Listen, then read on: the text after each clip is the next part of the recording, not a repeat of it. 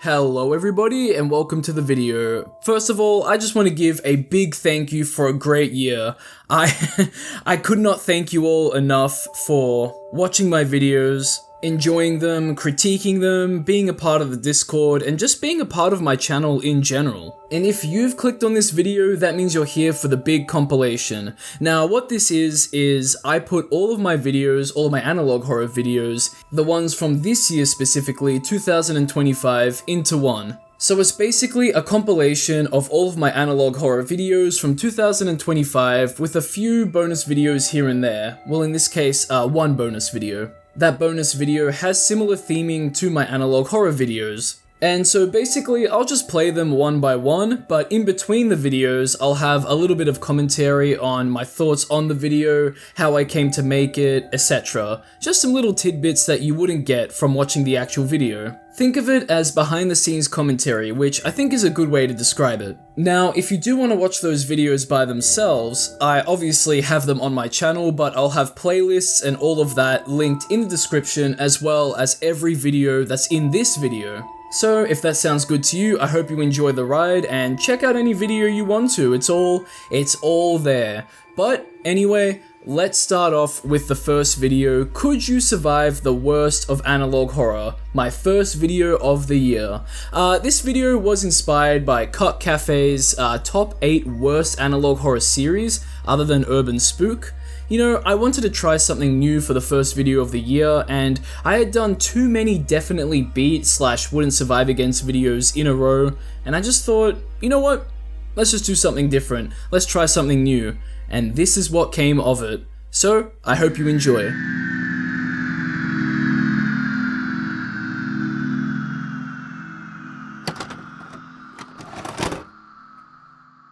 Happy New Year everyone, and I hope you're all doing well. So, I was looking around YouTube for some analog horror to talk about when I stumbled upon a video titled Top 8 Worst Analog Horror Series Other Than UrbanSPOOK by Cut Cafe. I've seen this video before, but revisiting it got me thinking, I should definitely cover UrbanSPOOK's series, and could you actually survive the worst of analog horror?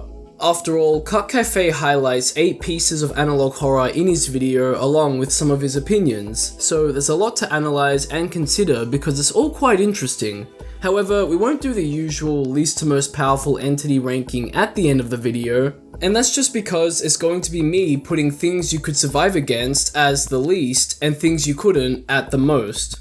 So if you end up enjoying this video, why not consider subscribing so you don't miss out on more of these? Check out my second channel, Soda Jump, where a friend and I get goofy playing video games and doing some IRL things linked in the description. And of course, I'll have the links to what I discuss in the description for you to check out if they spark your interest. If they're not deleted, that is. Also, it should be obvious, but don't go sending any hate to the creators and their works highlighted in this video. That includes Cut Cafe and his video. And I feel like it's worth pointing out, but some of these videos were made by kids, so let's not go crazy here.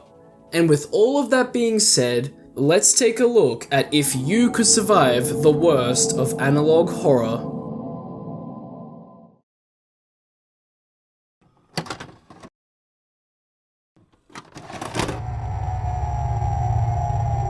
So first up, we should take a look at what was covered first in Cut Cafe's video and go from there. I think that order makes sense to me, and that means we're looking at Super Mario 64 1997 Trilogy. And it doesn't exist anymore. I can't find these videos anywhere, as when I try to search for it, other videos come up, especially from this one guy called Sunflower. You know what? Judging by the looks of him, he looks like he makes some incredible content. You should definitely subscribe to him. But anyway, lucky for us, Cat Cafe has summarized the series in his video with footage of the videos playing in the background. Praise be! In each of these 3 Mario 64 videos, things play out pretty normally until Mario wrongs another character in some way. He beats Koopa the Quick in the first video, and Koopa does the only rational thing and ends his life? Mario takes the penguin mom's baby off of a cliff and she gets pretty angry about it, and in the third video, Mario beats Bowser in the Dark World and Bowser screams like crazy. The biggest criticism of this series is that it goes nowhere and the build-ups to the disturbing parts of them are pretty weak. From the small amount I've seen and heard be described, I believe that, especially since the scares are so quick and most of them are at the end of the video. In my opinion, the second video with the penguin seems to be the best one in terms of pacing, scares, and build-up. Hey, they could have been better, and you know, I'm just gonna take a swing here and say a child probably, most likely, definitely made this. It just has that look and feel to it. You know what I mean? It's hard to describe, but you just know when you're seeing a video that was made by a kid or a young teen. You'd be able to definitely tell if they were in the video, but that's not the case here. Either way, I think you could definitely survive these situations here. Not only because it's a video game and you could simply just turn it off and that's that, but because we can get more creative here. We could put ourselves in the shoes of Mario, and it's obvious that we would win, but what if we were Mario's victims? In Koopa the Quick situation, if you lose a race, it's best to take it in grace. Obviously, right? Use it as a learning experience and build yourself up to be better than you were previously. Koopa's reaction to losing was, to say it lightly, very extreme and unwarranted. If we were Mother Penguin, we would just need to take better care of our child before anything bad happens to them and sends us into a maternal rage. How hard is it to keep track of a baby penguin in a place like this? Every time we enter Cool Mountain, the baby is missing, and then there's just another baby penguin with no mother. Whatever, man. Anyway, if you were Bowser, it's obvious, right? You wouldn't beat Mario. Mario always beats Bowser when they properly fight each other. Although Mario does lose to Bowser here and there, but it's never anything serious since Mario always just gets his strength back and beats him, so. However, in Mario 64's case, if you were Bowser, you'd have a 1-up as Mario would need to beat you 3 times to finish things. So at least you'd have 3 attempts to try and get things right. And even if you don't, Bowser always comes back. So depending on who you are, you could survive Mario. Next up, we have the Nickelodeon hijacking incident. Now, just like with the Mario trilogy, I can't seem to find the original, but there is a re-upload, so I can link that in the description. The big controversy within this video is the use of real people, with one of them being dead, Steven Hillenburg. If that name's familiar to you, that's because you'll know him as the creator of the SpongeBob SquarePants cartoon, and that's what's landed it as one of the worst analog horrors. Using real people in analog horror can be a morally contentious issue to say the least, depending on how it's done. This, however, cranks it up to the max. At first, the video shows the Nickelodeon hack, and it's very hellish in appearance and sound. Remember that for what's to come.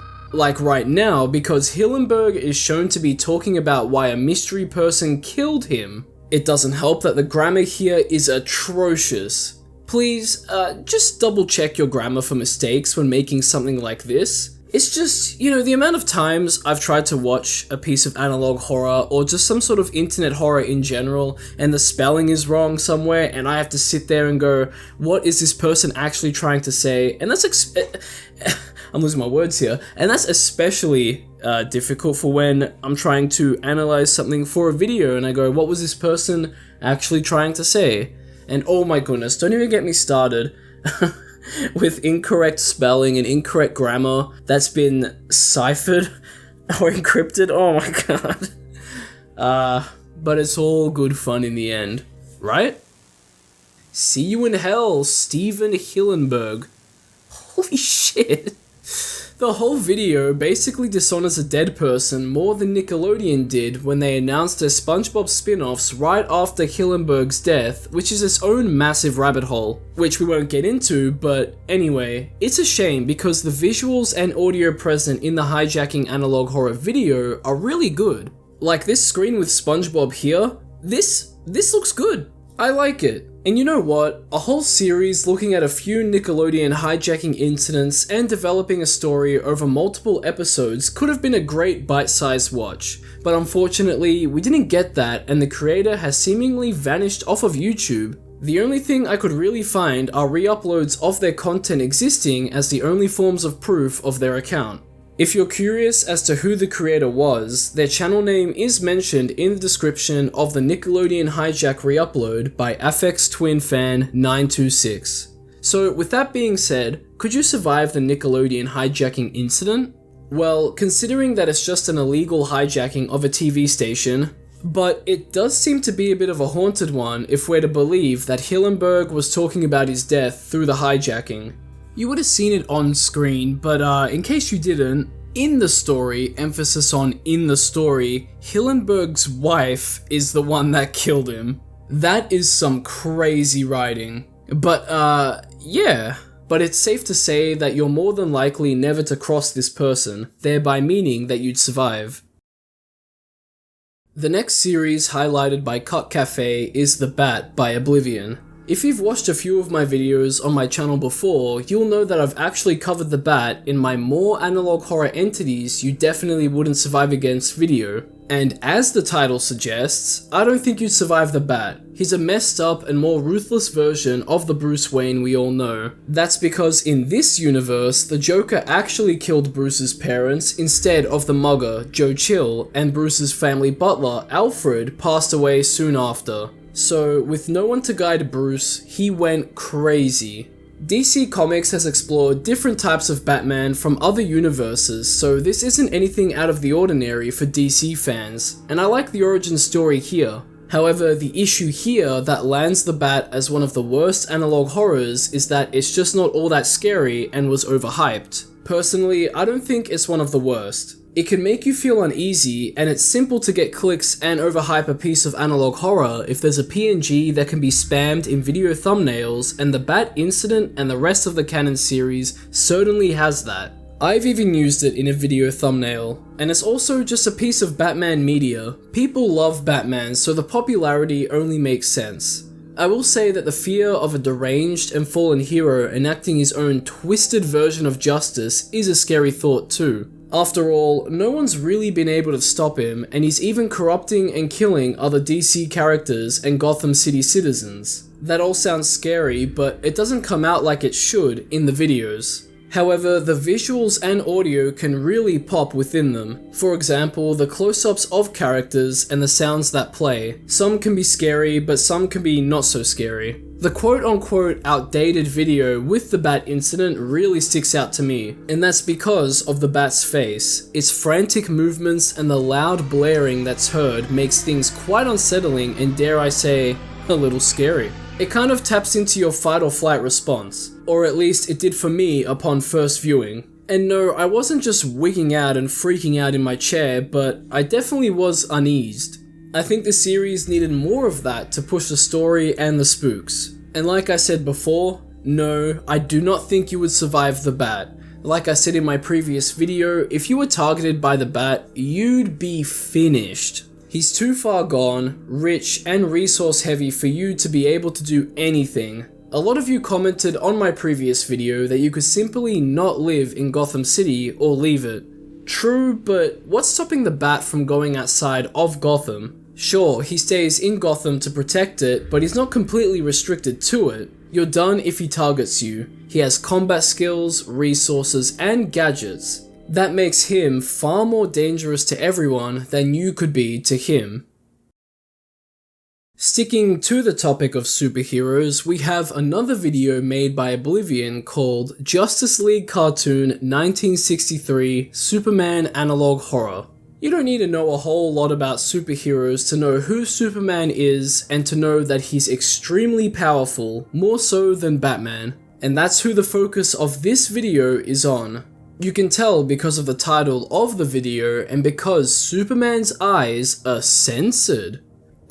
I feel like it's supposed to be ominous, scary, and allude to things not being quite right. It definitely does with the latter, but it isn't ominous or scary, and that's the issue with the video. The build up to the meat and potatoes of it is just too long and doesn't lead to much. The majority of the video is just an episode of what I assume to be the original Superman animated cartoons produced by Fleischer Studios, but obviously a censor has been put over Superman's eyes. The episode we're watching is cut short by an emergency announcement from the president, JFK. And this video kind of dishonors JFK's life in my opinion. Only in a minor way, as you see, in this broadcast, it's made apparent that the superheroes that swore to protect us have turned against us instead. Vigilantism is banned in the US again, merchandise and fictional works of superheroes are still allowed except for anything related to Superman.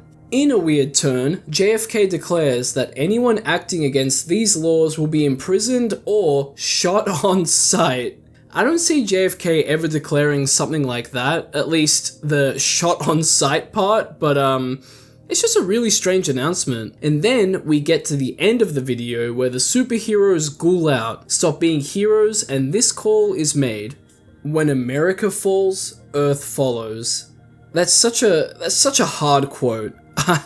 So metal, man. I love it. And that begs the question, could you survive? No. Nuh-uh. No way. Superman and the other members of the Justice League would eviscerate you. This isn't some Suicide Squad kill the Justice League bullshit, and I don't care if the brainwashed heroes they kill are probably clones. There's just no question about it. They're some of the most powerful creatures on the Earth, and if they felt like you shouldn't exist, they'd have all the power within them to make that happen.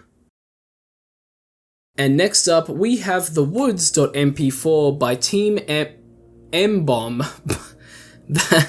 that channel name's very close to sounding like something else. And this video that we're looking at is a Bluey analog horror. You know, Bluey. An analog horror based on a children's IP can be something that works. You take the innocence and family-friendly nature of things and turn them upside down into something twisted. It doesn't really work here, and that's the big issue. A show like Bluey would be really hard to turn into an analog horror in my opinion. What makes a children's IP truly scary is the what ifs and the wondering the mind does when it sees or hears something that doesn't click and begs questioning. Like, for example, SpongeBob's skin theory. Why are so many characters wearing suits of other people? What are the implications of that? What about the magical school bus? How did Arnold come back from this? From my admittedly limited viewing of the Bluey show as a whole, there doesn't seem to be anything like that in the show. It's very squeaky clean, so there's nothing to really stem any horror from. You just gotta get lucky and hope that something sticks. The Woods.mp4 does not. The story here is about Bluey's older brother who passed away at some unspecified date. For those who don't know, Bluey is a 6-year-old girl and she has a younger sister called Bingo. I had to search that one up and just double check because I thought they were both boys. Anyway, this video is actually a sequel to M-Bomb's video, Bluey Older Sibling.mp4, and that's, I don't know, it's a video. Anyway, the more important thing is there's something going on in these videos about some show writer / Satanist who was killed and now inhabits Bluey's older brother, and that older brother is buried somewhere out in the woods, and there's maybe a monster, and the execution just doesn't really work as well as it should. It's like I'm watching a very mundane slideshow. That's fine, someone younger definitely made this, and you know, a good try overall. But it still begs the question, could you survive against this? As long as you're just a regular old person, then yes, but if you're part of a satanic cult, then hope that you don't get put into a children's cartoon. Why a satanic cult would put someone's soul into a show like this is beyond me. But if there is a monster, you're part of the show, and you're just a regular talking dog, it's game over. Your fate would be left up to the writers.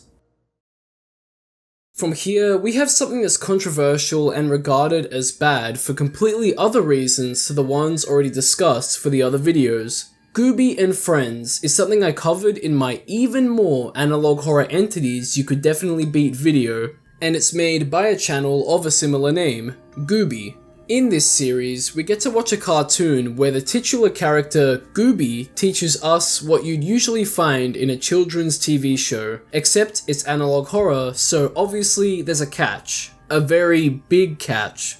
I'll be spoiling a few things here, but there's a lot of pausing you'll need to do on some still frames to solve what's happening to the children that view the show and to figure out who Gooby really is. Now, the biggest reason I've seen as to why people have an issue with Gooby and Friends, which Cut Cafe points out too, is some of the images used of Gooby. If you take a closer look at some of them, they look AI generated. It's not confirmed if they are, but people have their suspicions. No matter what your opinion is on AI generated images, a lot of people don't like them for numerous reasons. Taking work away from artists, creating slop, inching us ever closer to a dystopian inbred AI future, whatever it is, people have their issues. I mean, hey, I have my gripes with it, yet I've used an AI image in one of my videos, and my friend Harry made this AI image of us for our second channel Soda Jump, which we've used like once in a video, I think.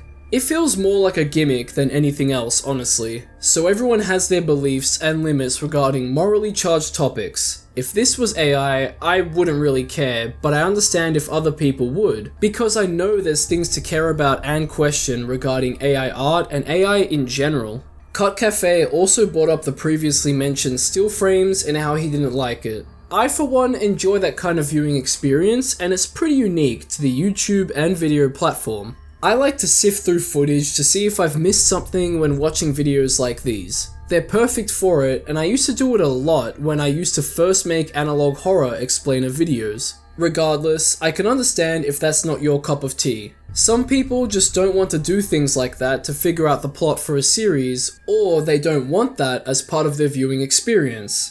Even so, I don't think that any of these are reason enough to label Gooby and Friends as the worst of analog horror. The 3D animations, visuals, and audio are incredibly made, and I enjoy the way the story is portrayed and its direction.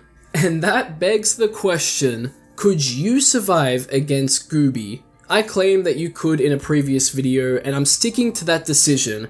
Keep your children safe and never leave them alone in a room with the man behind the Gooby mask. That's the thread here. He's Gooby, or at least it's safe to assume that he's playing the role of Gooby. Is he the creator of the show? Who knows, but he's corrupted the youth by taking them away from their families to do unspeakable things to them. And we can see that corruption and pain seeping into the show. Practice your Second Amendment rights if you need to, and as I've said in other videos, if you don't have any Second Amendment rights, adopt some, and hope that the police catch on to things too. If you're a child in this situation, hope that your parents are smart enough to be monitoring what you watch and that they protect you from this monster. Stick to them as well in public places. It is so important, I cannot stress this enough, so important for kids to stick to their parents when they're in public spaces. The few times I had wandered off as a kid and my parents lost me and panicked was, well, it wasn't too much, but something terrible could have definitely happened. If you want to go off somewhere, at least tell your parents so they can go with you, or in other cases, just let them know so that they can watch you or just be aware of where you are. I'm no parent, but here I am giving parental advice. But I feel like this sort of stuff is just common sense. Next up, we have Tom Through the Window by Da Homies. This is yet another series that I covered in a previous video of mine. More analog horror you could definitely beat. The biggest thing this video and the series has going for it is this still found in the Tom Wins video. This is supposed to be Tom from the Tom and Jerry TV show. In the show, Tom and Jerry are constantly playing a cat and mouse chase with each other, with Jerry always coming out on top. Well, for the most part, but if Tom won and actually killed Jerry, then that would be the end. No more TV show. Spoilers for Tom Through the Window, by the way, but that's exactly what happened. We find out about all of this through the recounting of a neighbor of Mammy, the owner of Tom. Now, I don't think this series is one of the worst analog horror has to offer, but it's not great either. First of all, the grammar here should be a sin. Remember to always fix up your grammar. I know I'm not perfect with my grammar, but double check it even if you think it's right. The story here is pretty strange too. Episodes from the show are shown to us as part of our main character's recounting, but a lot of what we see is just slideshow style text on screen. There is a point where we see footage from heaven which makes you wonder if our recounter went up to heaven and saw this, or if they're just describing what they think heaven would look like when Tom threw a bag of kittens into a river, and Tom's up there in the episode too, so did Tom die and come back to life as an evil version of himself? Honestly, it's all up in the air. Things climax at Tom killing Jerry and Mammy with a knife, breaking into the home of our titular character, staring at them, and then going off into the wilderness. Great. And you know what? Sure, some of the grammar I can look past, but some of the dialogue in this, it's just, it kills any scares or horror that's trying to be made here. How can you take this part seriously with how it's typed? Our person here asks the police about Mammy, and it just sounds like a conversation between two robots. Things end with an EAS warning the public of a tall creature, Tom, roaming around attracted to static and alarms of all things. A cartoon character and static? I get it. TV static. But alarms? Is he like a zombie attracted to noise? Who knows? Static is mentioned in the first video as the static. He's coming. And then it's never brought up again.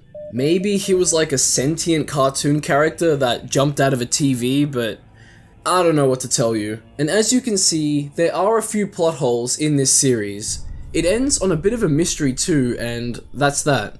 I think hiding the monster that Tom's become is great visually and for the horror, but the episodes shown where he looks like a normal cat don't really help with that. But there are certain parts that are changed that really do help. And yes, you could survive against Tom through the window. A manhunt against this thing shouldn't be too much of an issue either. After all, it should just be a strangely tall cat, right? If we assume that Tom's died before, then he can be taken out again.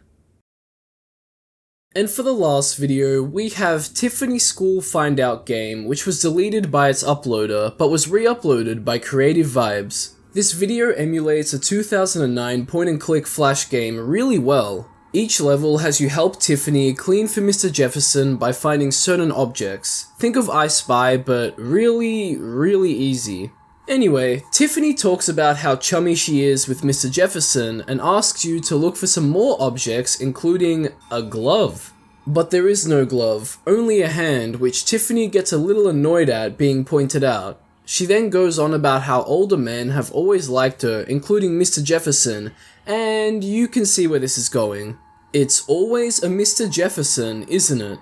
This concludes with gore that's explained with a pretty disturbing fact about Mr. Jefferson's relationship with Tiffany, and then you become a victim. This also reminds me a lot of those messed up Lacey games. You know, you have a seemingly mundane flash game, and then all of a sudden it turns into a horrific nightmare. Now, to call Tiffany School Find Out game one of the worst analog horror videos / series might be a bit of a stretch. Opinions are opinions, and I think it's not too bad. It takes you off guard by revealing a pretty disturbing story with heavy themes dressed up as a cutesy flash game.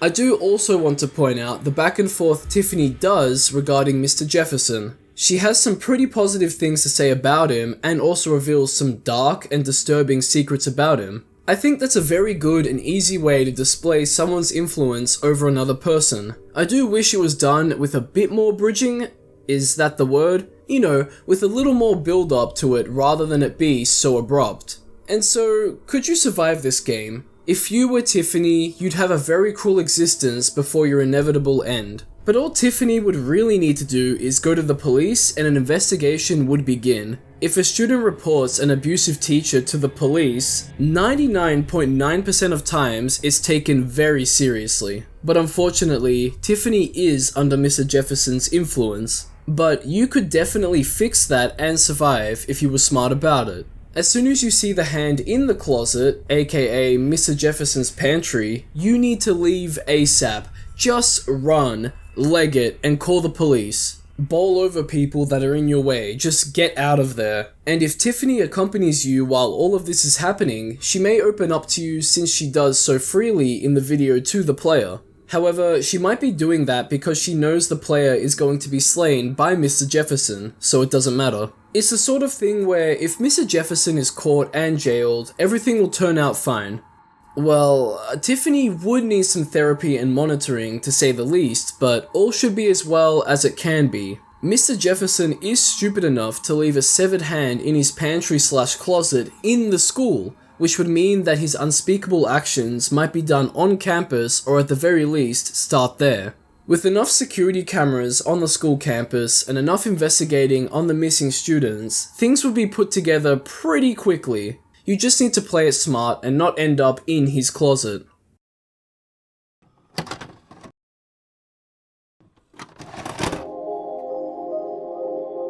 And that brings us to the end of the video. Thanks for watching. Usually I do a rating from least to most powerful, but like I said in the video intro, it really would just be anything you can beat at the bottom and anything you couldn't at the top. And gee, I wonder what would have been at the top. But anyway, expect the least to most powerful ranking to make a return in future videos. Shoutouts again to Cut Cafe and his video. It's pretty interesting to see an individual's and a large group's take on what the worst of a certain topic is. Honestly, I think I'd like to throw my hat into the ring and give my opinions on what I think is the worst analog horror 2 someday, so let me know if you want to see that, and as always, leave any suggestions you have for videos in the comments section. What are your thoughts on what was discussed? Let everyone know in the comments section too. Like, subscribe, and check out my second channel Soda Jump if you want to see more from me. And as always, we can't forget the shoutouts to my lovely patrons and YouTube members. And a big shout out to the highest tier Patreon members, Joel Matthew Colgrove and La Creatura. Thank you both for your continued contributions, and thank you to everyone else too. You guys are absolute legends. Stay tuned for more content like this. Everything talked about is in the description if you want to further look into them. Again, don't send any hate to the creators of the videos and Cut Cafe, and I'll catch ya in the next one.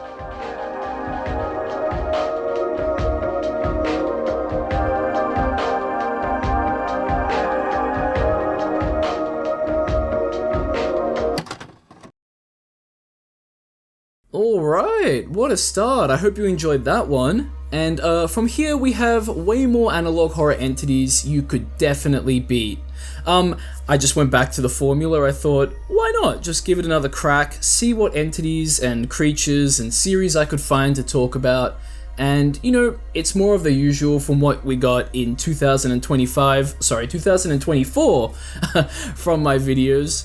If you can't tell, I just have dot points for this video. I don't want to make like a whole script. I feel like that's a bit disingenuous for if I'm just doing this kind of, I guess, behind the scenes commentary. So anyway, making these types of videos, you know, the ones you could definitely beat / wouldn't survive against, those types of videos, I think are pretty fun.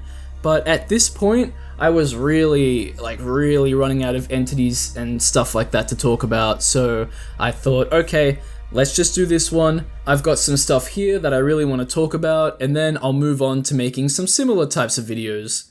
Anyway, enjoy.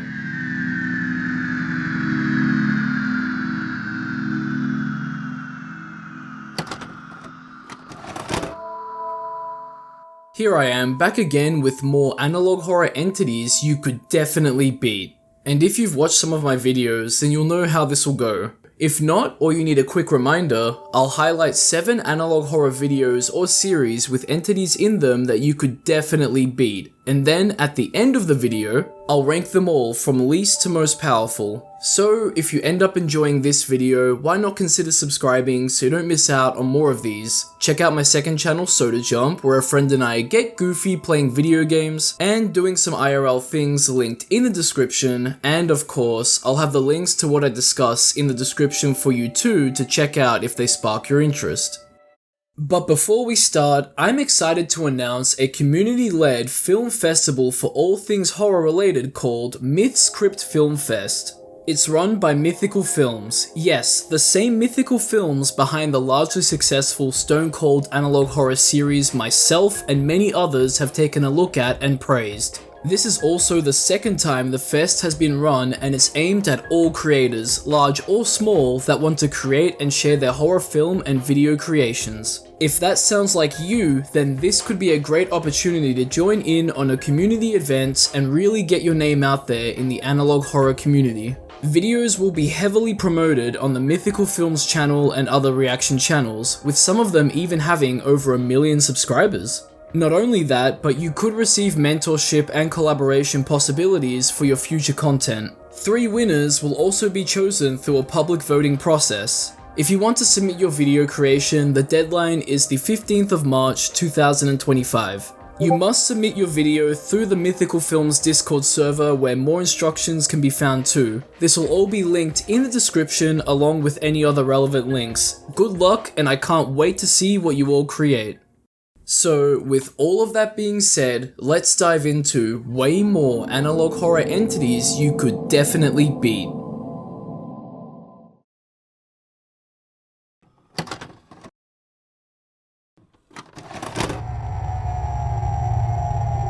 So to start things off, we're going to be looking at something fairly intense.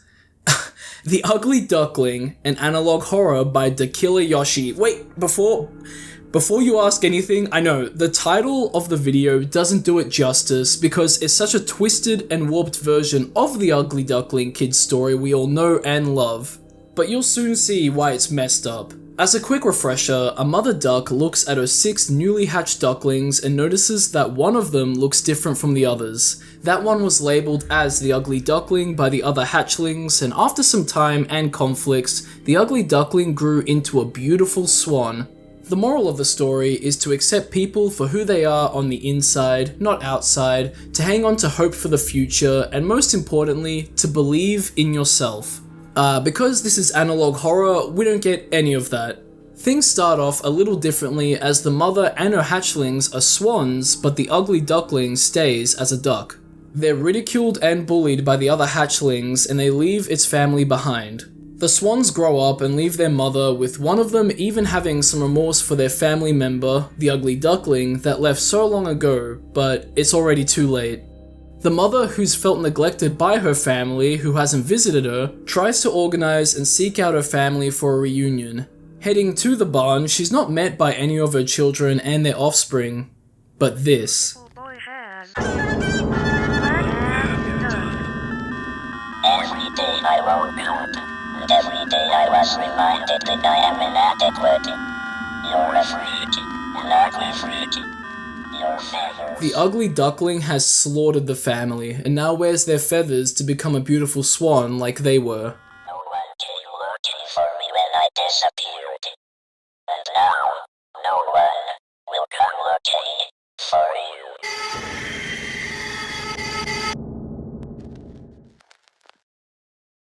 And now, their mother is no more.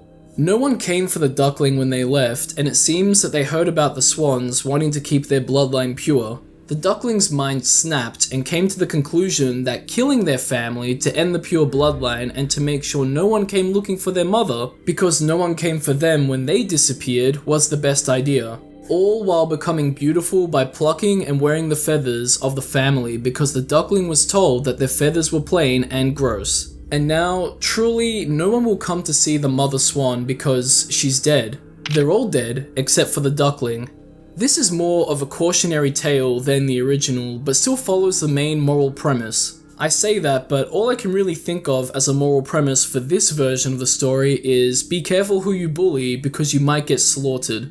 But you know what? You could definitely beat the Ugly Duckling, and this can be done from any point in the story. Treating the duckling as an equal for who they are on the inside from the very beginning would put a stop to things before they even happened. Family is something that shouldn't be taken for granted. Even at the point where the duckling left, a search for them should have gone underway. It would have been a tearful reunion, but all of the pain the duckling endured from their family could have been undone to an extent. Like a forgive but never forget kind of situation. Once it becomes a monster, there's no stopping it. If you're a swan, what do you even do against something like this? Sure, swans can be aggressive, and they are bigger than ducks, but this thing is in a league of its own. You need to be a much bigger creature to stop the duckling at this stage and beat it, or even something that just fights harder. And you know what? Going back to moral premises, this is all really just a harsher story about accepting people for who they are on the inside, not outside, to hang on to hope for the future, and most importantly, to believe in yourself. just in a very harsh and twisted way, since the duckling was not accepted for who they were, hope for the future was seemingly lost and then regained in a new purpose, and then the duckling believed in itself and toppled down its entire family. I did bring up before that the moral of the story seems to now be careful who you bully or else you might get murdered, but I think you could look at it as karma catching up to the swans, right? It all reminds me a lot of those children's stories, you know the ones. The type of stories where if you don't listen to your elders when they say this or ask you to do this, then something bad will happen to you. I remember being told as a kid that if I slept with my legs hanging over my bed, something paranormal was going to eat them throughout the night, and to also never cut my nails at night time because it's a bad omen. Have any of you been told stories like these before? I'm Greek, so are these just Greek village stories passed down from generation to generation, or have some of you heard of them as well? Let us all know in the comment section down below. For our next entry, I've been taking a look back at those video game anti-piracy screens that started to sprout up a few years ago. Honestly, I do want to dedicate a whole video about them, but for now, I wanted to highlight a few of them in this video, and some other videos very similar to them. They all fit the analog horror trope in one way or another, so let's start off with Ring Fit Adventure Rare Health Warning Message by Noplo. You're probably wondering why a video on Ring Fit Adventure, which was a game released in 2019 that's presented in a 16:9 ratio, is regarded as analog horror. Well, the hashtags used in the video's description state the video as analog horror, so that's all I need to talk about the video. And it does include an unnerving still, something that's very common in analog horror. Anyway, you could definitely beat this warning message, and I'll show you why. It sounds goofy, but bear with me here. We get some Ring Fit Adventure gameplay to start us off, which is quickly interrupted by a health warning message. The player gets their heartbeat checked and they're shown to be having a heart attack, and this heart attack screen gives me the chills. Normally. Seek immediate medical aid. Do not resume physical activity. You are having a heart attack. Stay relaxed and continue breathing normally. The visuals mixed with the woman's lifeless and robotic text-to-speech voice over the sour humming of the background music creates a scary and dreadful scenario. So the entity here is, well, you and your heart attack. For starters, seek medical assistance immediately. Call for an ambulance and get people to stay with you in case things escalate even more. Although, I'd say that the best way to beat a heart attack would be to try and prevent it from even happening. Pacing yourself with your physical activity with what you're capable of is a good start to not having a heart attack. Fitness and health are never a sprint but a marathon. Except if you're actually doing a sprint, but you understand what I'm saying. It takes a lot of time to build up physical strength and stamina. Your body changes and adapts over time. Check this out, right? Here's a photo of me before I started working out, and here's a photo of me currently. Truly a femboy twink death. I already feel like I know what image I'm gonna use, and it's gonna be that fucked up image of me flaring my traps, isn't it? I play a lot of basketball and volleyball too, and I want to be able to use my knees past the age of 40, so I want to lose some body fat. It all takes time, and everyone has their journey, making it such a fun process. I cannot stress it enough, but it is just so much fun, and it makes physical activity such a great way to reduce the risk of heart attacks and maintain a healthy weight, especially if you're doing it alongside friends, other people, or you're making friends while doing it. And who knows, you could meet someone special. What you eat on an everyday basis also really helps too, which is your diet. Moderation is key if you love things like sugary snacks and alcohol. Eating nutritional foods is very important too. And holy moly, I could go on and on about food, but a nice and simple thing to remember is calories in and calories out, and go from there at your own discretion. I do really love talking about this kind of stuff, and sleep is very important as well. Getting enough sleep has an abundance of positive benefits like letting the body recover from the tolls of the previous day and reducing stress. Stress is something that's extremely important to manage too, as it can lead to heart attacks as well. Enjoying hobbies, learning to control stress and anger, and doing things that relax you can really help with that, among other things. All up, if you do some sort of tough physical activity and you're not physically fit, at a healthy weight, or your diet's not up to scratch, and you don't get enough sleep, you're stressed, possibly even at an older age too, well, you'll have a higher risk of having a heart attack. Obviously, factors vary from person to person, but I say that's a good baseline to follow. Either way, don't let any of that discourage you. It sounds like a lot, but anyone can shape their body into something fit, strong, or decrease their risk of a heart attack. Sometimes it really is just about taking one step at a time.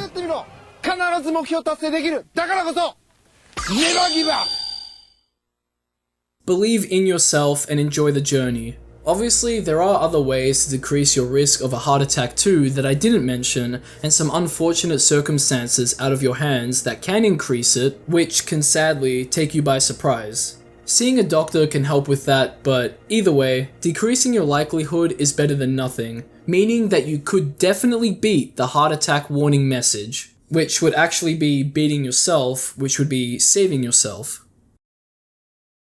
I'm pretty passionate when it comes to health and health-related issues, but I think I should move on to here. The first of the anti-piracy videos, we have Anti-Piracy Minecraft/VHS Horror by Valox. Or maybe it's pronounced as Valox. Either way, this is a really great video that plays like a usual video game anti-piracy video, but then evolves beyond that into something more psychological with usual thriller themes that delves into the real world. Things start out perfectly normal, but something disturbs the player, but the curiosity of what it was fades away and they continue to mine before being met by an anti-piracy screen. We get the usual please buy our game spiel before something bypasses it, and this is where things go downhill. An entity of sorts bypasses the please buy our game screen and allows the player to continue playing. Despite how strange and creepy this all is, the player continues to play a little more, even interacting with the entity, but that creepiness gets to them and they try to quit the game, which they're not able to.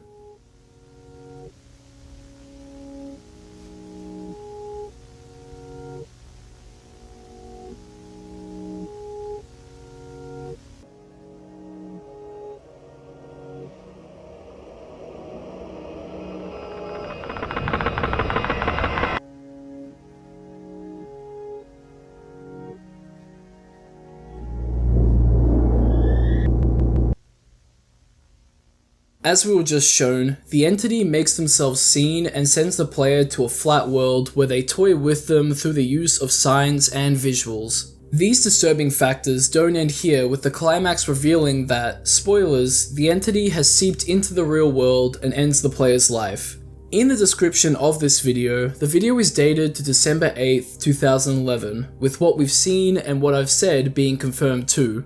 So this is some sort of extremely advanced anti-piracy measure implemented by Mojang, or possibly even another party that lets the player continue playing past the anti-piracy screen. This is done to toy with them and distract them so that the entity can manifest in the real world and kill the player for their illegalities. But don't you worry, you definitely could beat it. First of all, the easiest and best way to beat it would be to never meet the entity, meaning that you would have just bought a legit copy of Minecraft or never played it illegally in the first place. But let's say that you are met with this screen. What can you do? Immediately quit the game to sever the link between the game and the real world. Don't try to kill the entity as you're playing in its world, and it most likely won't work. It's also good to point out that this is a single player world, so someone else forcing you past the anti-piracy screen and stating that it can see you from your window is, well, quite frankly, a big enough reason to stop playing Minecraft and get yourself ready, because you don't want to be in this situation. Don't get to this stage. Alt F4 is a great way to force quit out of something, and so is using Task Manager, or even turning off your computer from the power supply.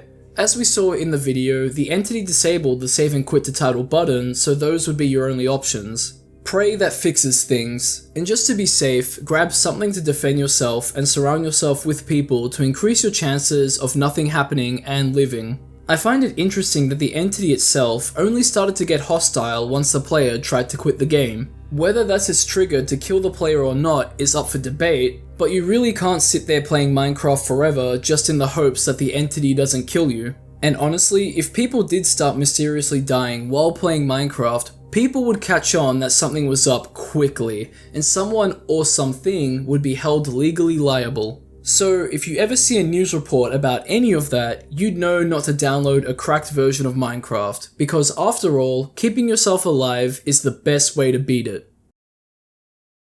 Next up, I wanted to look at something small that I found really dreamlike and disturbing. Prunzel encounter footage, Undertale analog horror by Flash Club. This video is inspired by a story posted by the Tumblr user TammyCat. In this post, TammyCat recounts a dream they had, which goes as follows. Quote, I got to the snowy area and it was mostly the same, but Papyrus was replaced with this new character, Prunzel. Prunzel's sprite was a high-contrast black and white photorealistic eyeball, roughly twice as big as Papyrus, and looking directly at the viewer. Whenever Prunzel spoke, the music completely cut out, and instead of text, it was an ominous red glow emanating from the text box. End quote. That's why I wanted to include it in this video. The premise is just creepy and so mysterious. As we can see, Sans points out that it won't hesitate to look into you, and then Prunzel rocks up with this red text in its text box. Sans begins to look a little messed up and asks Prunzel if he can see us beyond the screen, and we can safely assume that it can. Whatever Prunzel is seems to corrupt Undertale in some way, as Sans looks completely messed up by the end of the video. But if you don't know what Undertale is, it's about a human that falls into a hole. This hole leads to a land where monsters that are segregated from the surface by humans are. And if you were to meet Prunzel, you could definitely beat it. It's a bit of an odd entity, but just like the previous Minecraft anti-piracy entity, we should be able to apply the same, if not similar logic. Firstly, disconnecting any sort of facecam should be a top priority. Prunzel may be supernatural in nature, so it might not matter, but any sort of attempt to create safety is a good idea. If it can't see you because of that, then that's good. I didn't think it was too applicable in the Minecraft anti-piracy video, but checking your computer for viruses or suspicious files would be a great idea too. If it came to the original poster in their dreams, then it might do the same to you after it's seen you, or vice versa. If you were to see Prunzel or have any sort of dream manipulation done by Prunzel, it should be taken seriously since we don't know what it wants or what it could do. Seek medical or psychiatric help if symptoms occur. Destroy some of your computer or console hardware if you need to as well. They don't need to be a hub for Prunzel, and that would most likely mean your hard drive. After all, whatever it is, don't take your chances and hope that it doesn't manifest itself in the real world. However, a giant eyeball shouldn't be a match for a large number of people with weapons, or even one person with a gun. Keeping to the themes of creepy entities found in technology that seep into the real world and create consequences for us all, we have one more of these. Most popular video, Baby First Anti-Piracy Screen by Bold is Basics Video Maker's Scary Videos. At the beginning of the video, we get an episode of a TV show of some sorts. I've never heard of Baby First, but from what I can see, it's some sort of American channel that produces children's shows. So that's what we're seeing on screen, and then it's gone. We get our anti-piracy screen, and it's fairly simple at first, giving us 5 chances to turn off our TV and get off the channel. As the video continues, we slowly lose our chances, and everything gets more and more disturbing. The channel's flower mascot continues to get angrier and angrier to the point of threatening the viewer with some sort of action being taken by us. Who is us? Well, the viewer doesn't heed any more warnings, and we get text on screen that states, "Why didn't you listen? This is the end, friend."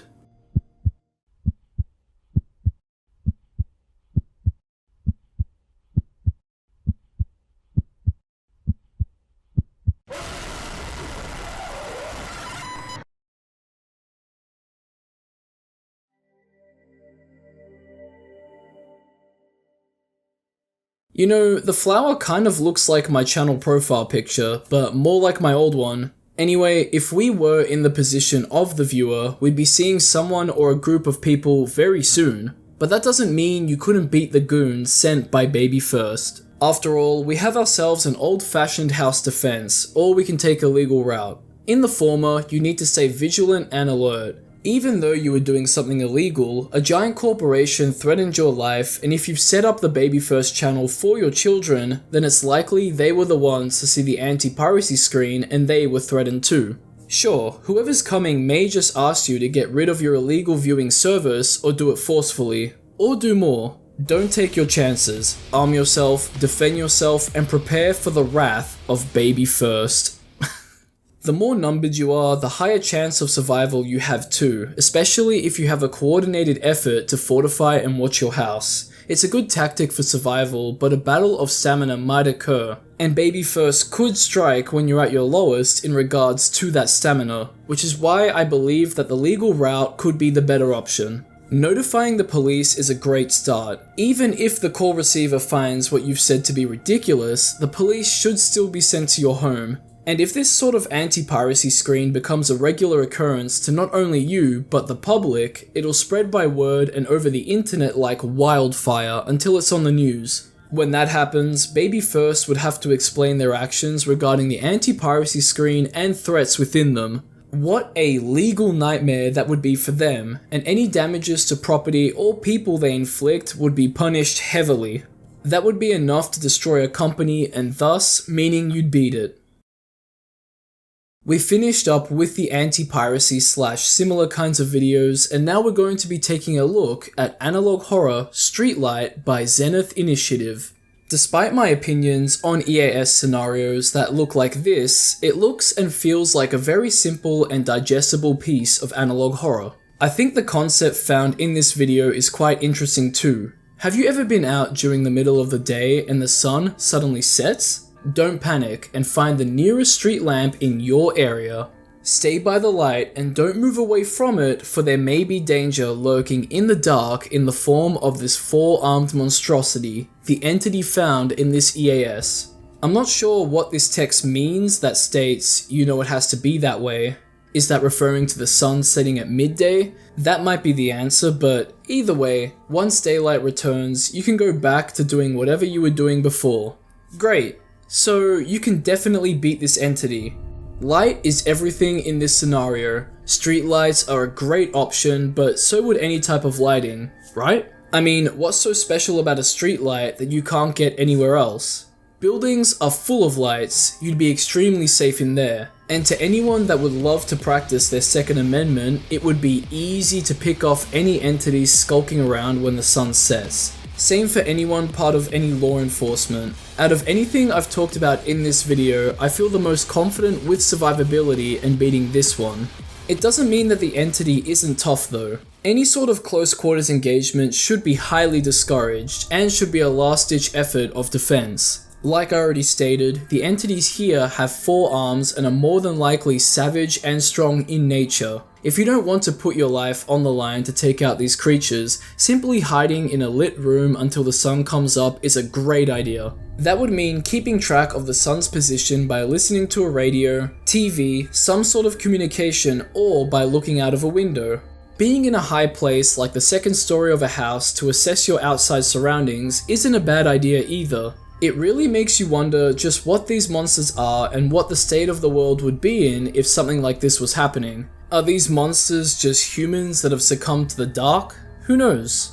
A scary thought I just had is, what if a power outage happened during the sun's setting? I mean, a lot of awful things no doubt, but what are the chances? And now finally, for our last entity, I wanted to do a double whammy and look at another one of Zenith Initiative's EAS scenario videos called Analog Horror. Have you seen this tree?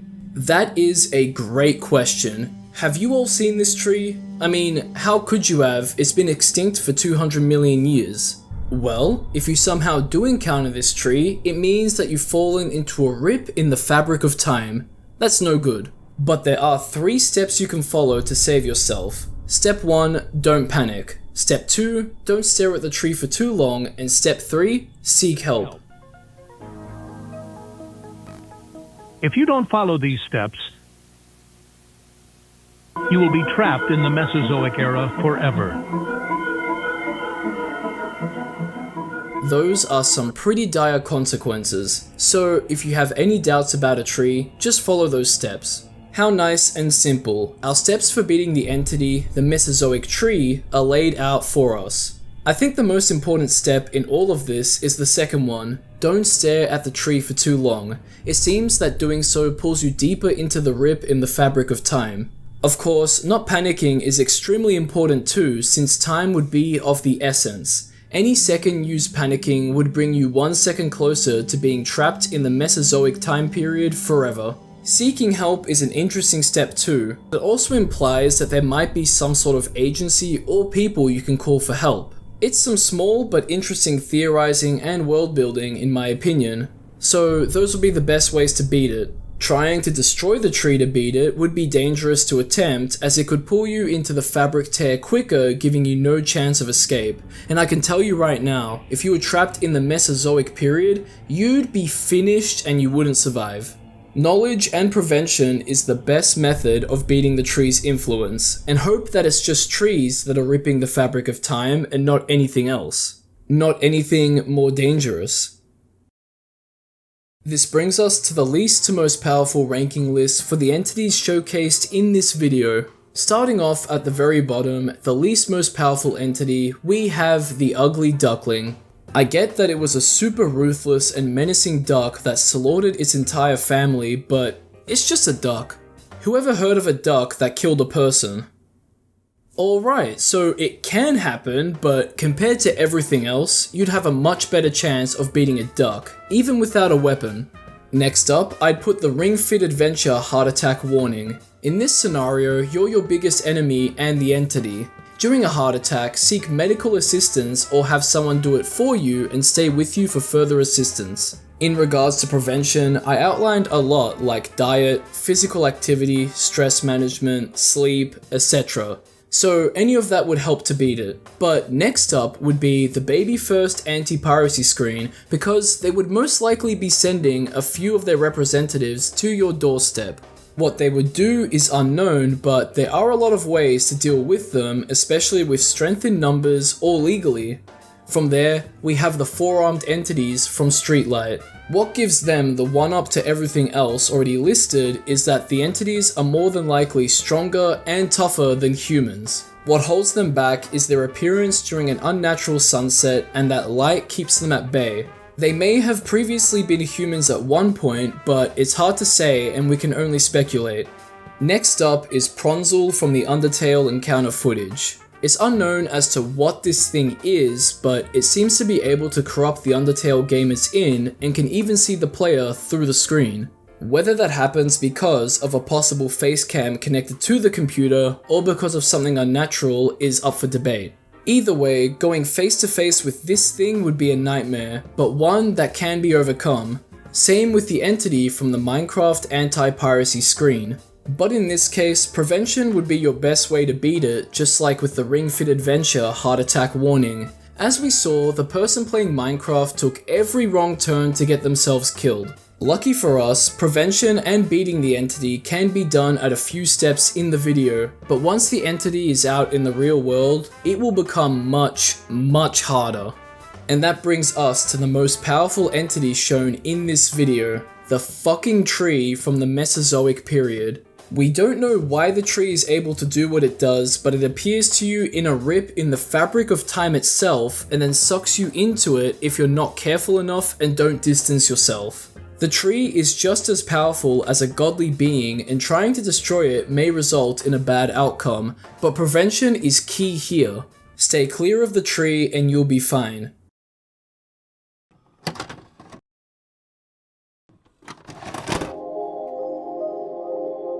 And there you go. That's been way more analog horror entities you could definitely beat.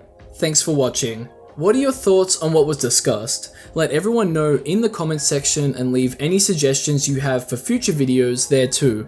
I really enjoy making these sorts of videos, so expect more of them in the future along with other internet horror videos. Like, subscribe, and check out my second channel Soda Jump if you want to see more from me And as always, we can't forget the shoutouts to my lovely patrons and YouTube members. And a big shout out to the highest tier Patreon members, Joel Matthew Colgrove and La Creatura. Thank you for your continued contributions, and thank you to everyone else too. You guys are absolute legends. Stay tuned for more content like this. Everything talked about is in the description if you want to further look into them, and I'll catch ya in the next one.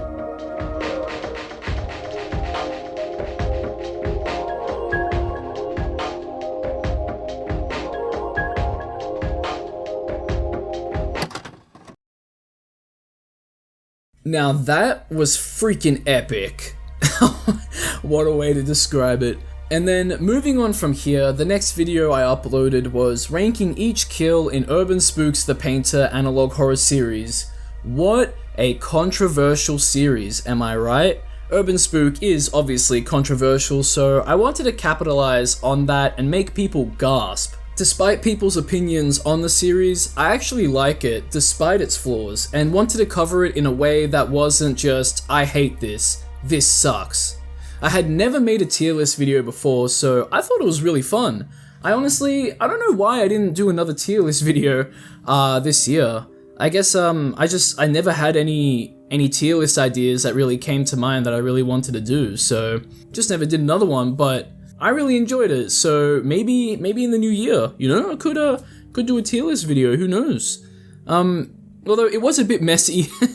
It was a bit messy to set up and keep track of, especially when, you know, obviously I recorded me putting every image into the tier list and whatnot, which wasn't too bad, but man, if you mess up the order or mess up a placement, oh my god, the having to fix it up, I think I did that a couple times. I had to re-record me putting everything into the tier list. That was a nightmare, and it was a nightmare to keep track of things, but I think I managed to do it, so next time I have all of that experience, and I think it'll be easier, and you know what, more fun to do, so anyway, enjoy the video.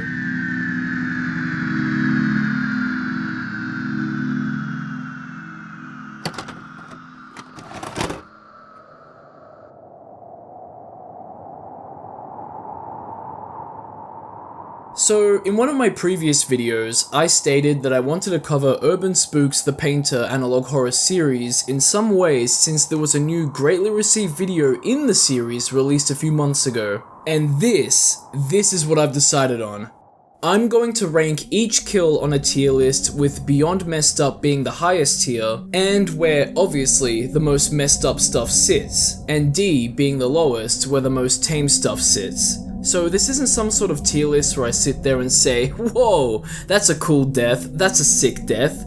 No. The higher they are, the more twisted, horrific, horrendous, gruesome, sickening, and disturbing each kill is. But if you've never heard of The Painter or seen anything about it, you're probably thinking, what the hell is this guy talking about? Well, in this series, a killer dubbed as The Painter brutalizes her victims and then paints a portrait of their bodies. A lot of the times, the victims look like they're still alive, but sometimes they're not. However, she isn't alone in this, and has a partner in crime who helps her commit these unspeakable acts. Throughout the series presented to us in tapes, we see what the police have documented regarding their findings and paintings, which a lot of them are just left around for people to find, usually police. The final moments of the victims are depicted in these paintings, and what's described to us is meant to be extremely upsetting to say the least, which has led a lot of people to criticize the series for being nothing more than shock value. I, for one, disagree, and will be discussing my opinions and, dare I say, defending the series near the end of the video after the tier list is created. The series creates some very uneasy and chilling horror / analog horror, and like I've already said, we'll be ranking all of the deaths on a tier list from best to worst. And if you see any censoring in this video, it's because the video was age restricted or restricted in some way, and I was trying to amend that. Also, I've never made a tier list video before, so if you end up enjoying the video, why not consider subscribing so you don't miss out on more of these types of videos. Check out my second channel, Soda Jump, where a friend and I get goofy playing video games and doing some IRL things, linked in the description, and of course, I'll have the links to what I discuss in the description for you to check out if they spark your interest. After all, what we're about to see are some horrid actions instigated by these individuals who are devoid of care for others for their own twisted killings. I, for one, wouldn't want to be targeted and caught by them. I can't imagine what they do to me would be anything nice. But say I was, I'd like some compensation for my injuries. That's where this video's sponsor, Morgan & Morgan, America's largest injury law firm, can assist you if you become their client. After all, when you're seriously hurt, your injury could be worth millions. They achieved significant verdicts in the past couple of months for victims involved in life-altering car crashes. For example, $12 million in Florida, 34 times the highest insurance offer, and $26 million in Philadelphia. That's 40 times the highest insurance offer. Bam! And the best part about this is that it's absolutely free unless you win. And it only takes a few minutes to see if you have a case. Morgan & Morgan is for the people. They'll fight to get you the money you deserve, if you become their client. And if you ever got seriously injured, your case could be worth millions and you're only a few clicks away from potentially changing your life. It's so easy. You can start your claim now with Morgan & Morgan at www.forthepeople.com/sunflower, found in the description, or by scanning the QR code on screen with your phone's camera. And with all of that being said, let's dive into ranking each kill in UrbanSPOOK's The Painter analog horror series.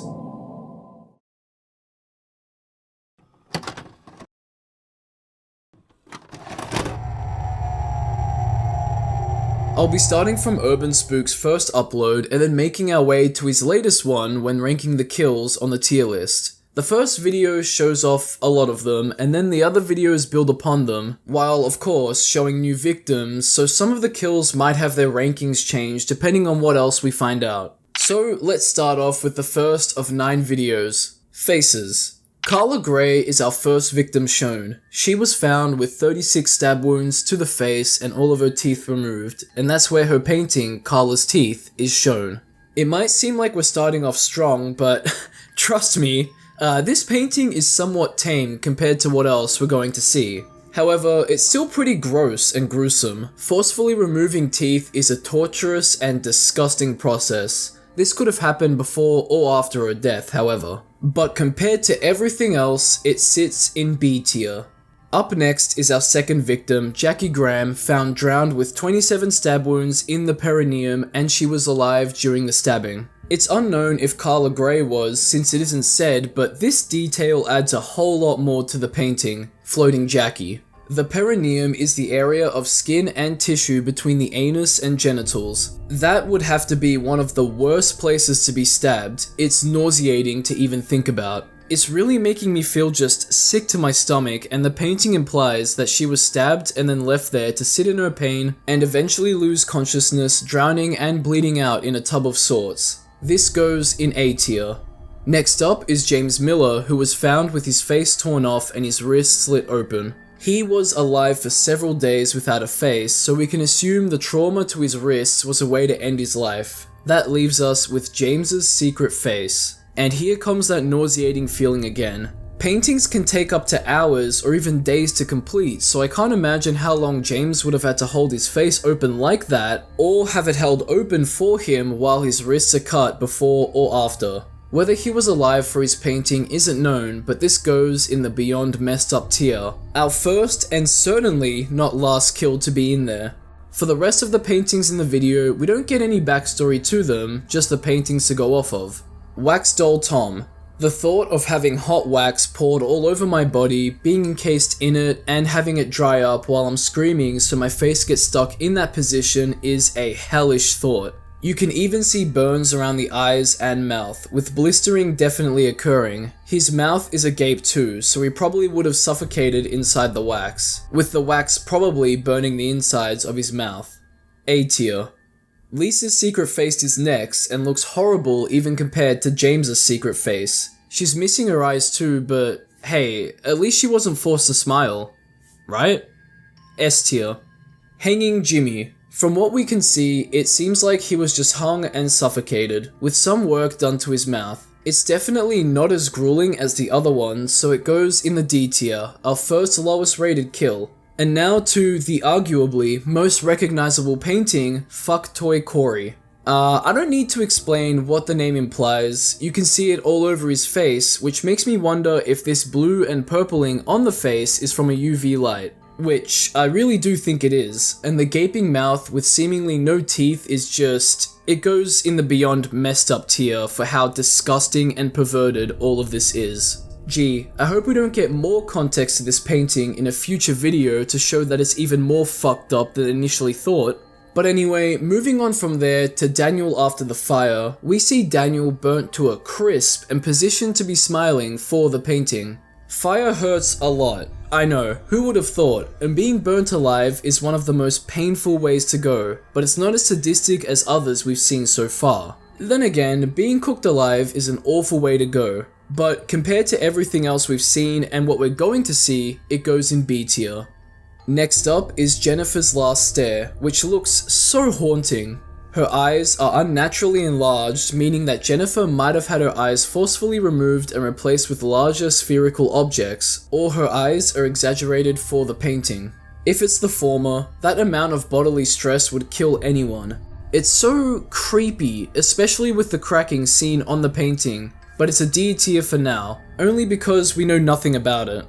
Now we have Scream Maggie Scream. It's hard to tell what happened to Maggie, but her face looks bleached white. She looks like she was maybe struggling for air and her eyes are missing. It's horrid, and her jaw seems to have unhinged. This tortured soul sits in B tier. As a bonus for this video, the police were sent 3 pictures of victims we've seen paintings of: James Miller, Jackie Graham, and Jimmy. The pictures show us that some creative liberties are taken when creating the paintings, which does add to the fear factor when viewing them. Despite that, the context behind them, whether that's told to us or shown in the paintings, are haunting. And that's what we've seen so far in the first of 9 videos. It's been a strong start, with things getting more fucked up as we continue thanks to the painter who we see a self-portrait of. You have been warned. The next video is The Lighthouse, where we get a summary of a police investigation in which an officer, his family, and other victims who had gone missing were found in an abandoned lighthouse, for the most part. That most part relates to the police officer Bill Collins' daughter. Collins had found the painting of the painter that we had seen at the end of the previous video in his home. Days later, he, his wife, and his 2 daughters would go missing. One of the daughters, who was just 2 months old, was found in the family home's attic. A painting was made of her called Long-Necked Angel. She was hung by the ceiling of the attic. Some creative liberties have been taken here, as we can see in the neck region, but the lifeless expression of the daughter is shocking to say the least. Her name was most likely Angel as well, considering that the painter has always included the names of her victims in each painting. There's also a whole new level of dread that's created when you know that Angel was a 2-month-old baby. Babies have very malleable heads too, which helps them exit the womb.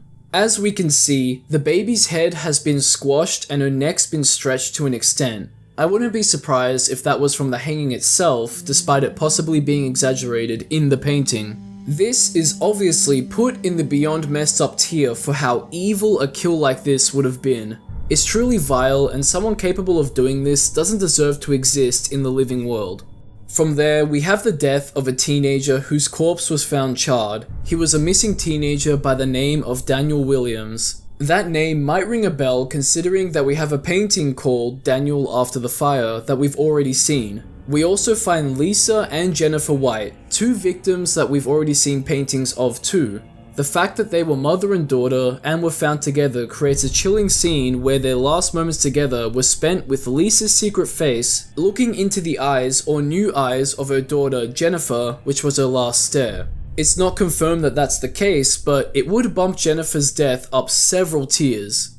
We actually have one more painting in this video found on the door to the lighthouse. It's not clear just who this is or who these are, but I've dubbed the painting as Meat Barrel. We might get more context to it in a future video, but for now, it's Meat Barrel. Why? Because it has no name, which might mean that the accomplice might be behind this painting.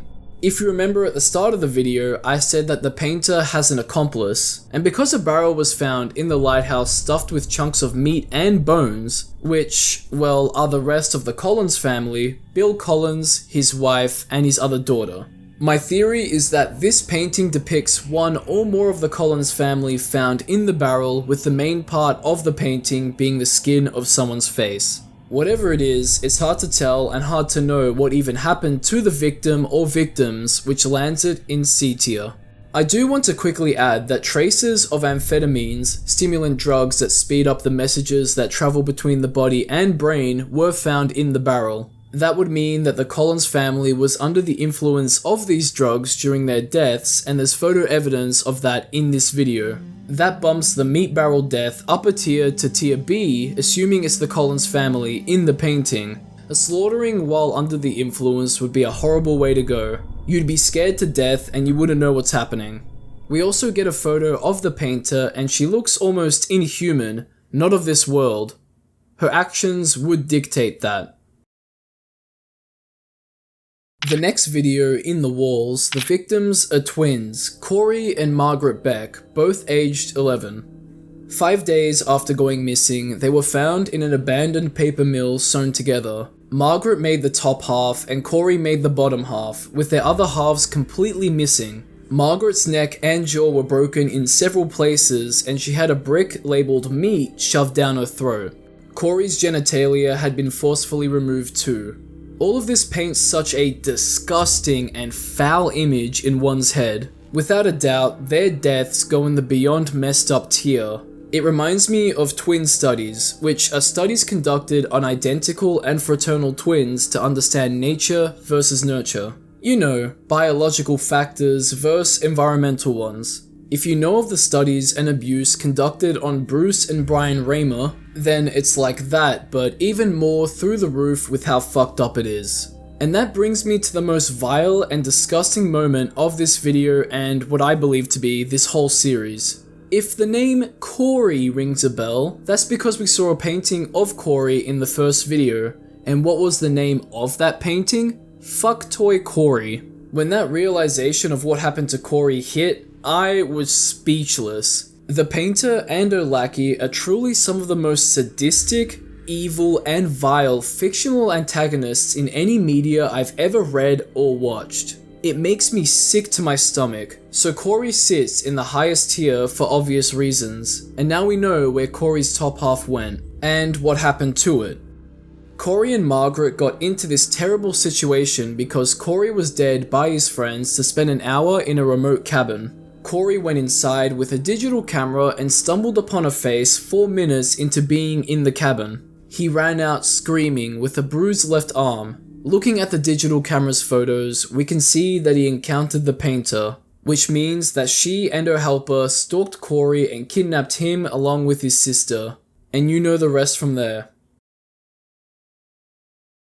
The next video, The Clue, starts out with acknowledgement of a private investigator helping police called Sean Kane. The last victim he found before going missing was Tom Harris, aka Wax Doll Tom. We get confirmation that Tom was indeed engulfed by hot wax that solidified over time. What's worse is that his eyelids were cut off along with his arms, and a mysterious third arm was found in the wax. Could it be Sean's? This all makes Tom's death so much worse now that we know he suffocated to death while blistered up in a mound of wax. But I'll still keep him in the A tier. Now, let's look at Sean because, like I said, he went missing and you know what that means. Police were notified that Sean's dog had been barking for 9 hours straight. When they went to investigate Sean's house, the police found Sean's dog laying down alive, but with all of its legs broken. Sean was nowhere to be found, but the police did find a painting in his room, The Man in the Pipes. The title itself is pretty explanatory. If the police want to find Sean, they'll know where to look. Considering that Sean probably bled and saw his dog get its legs broken before his death, it wouldn't have been pleasant. but compared to everything else we've seen, this goes in C tier, which is just really strange to say. Either way, he left a clue for the police in his house, the number 2 that he managed to smear onto a wall with his blood. His surveillance camera at his house was destroyed, but one photo remains from it, and it's this. This doesn't look like the painter at all, but a twisted accomplice laughing maniacally. He seems to be more involved now, with Sean hinting to the police that there are 2 murderers working together on the loose. In the next video, Witness, we're shown 3 victims: Tina Rosenberg, her boyfriend Jack Stryker, and her younger sister Flora Rosenberg. These 3 went on a trip for Tina's 20th birthday and got attacked in the woods. Inside the car, a painting was found. Flower-faced Flora. Judging by the painting, it sounds like Flora's face was made to resemble a flower, and the painting depicts the horrid process all while she was alive. Kind of like that one Mortal Kombat Kung Lao Lotus Flower fatality, but on someone's face. The blooming of a flower, a beautiful process and miracle of nature and life itself, has been turned into something beyond disgusting. Her teeth look chipped and disfigured, and so do other parts of her face, so blunt trauma looks to have been used to give her that flower face as well.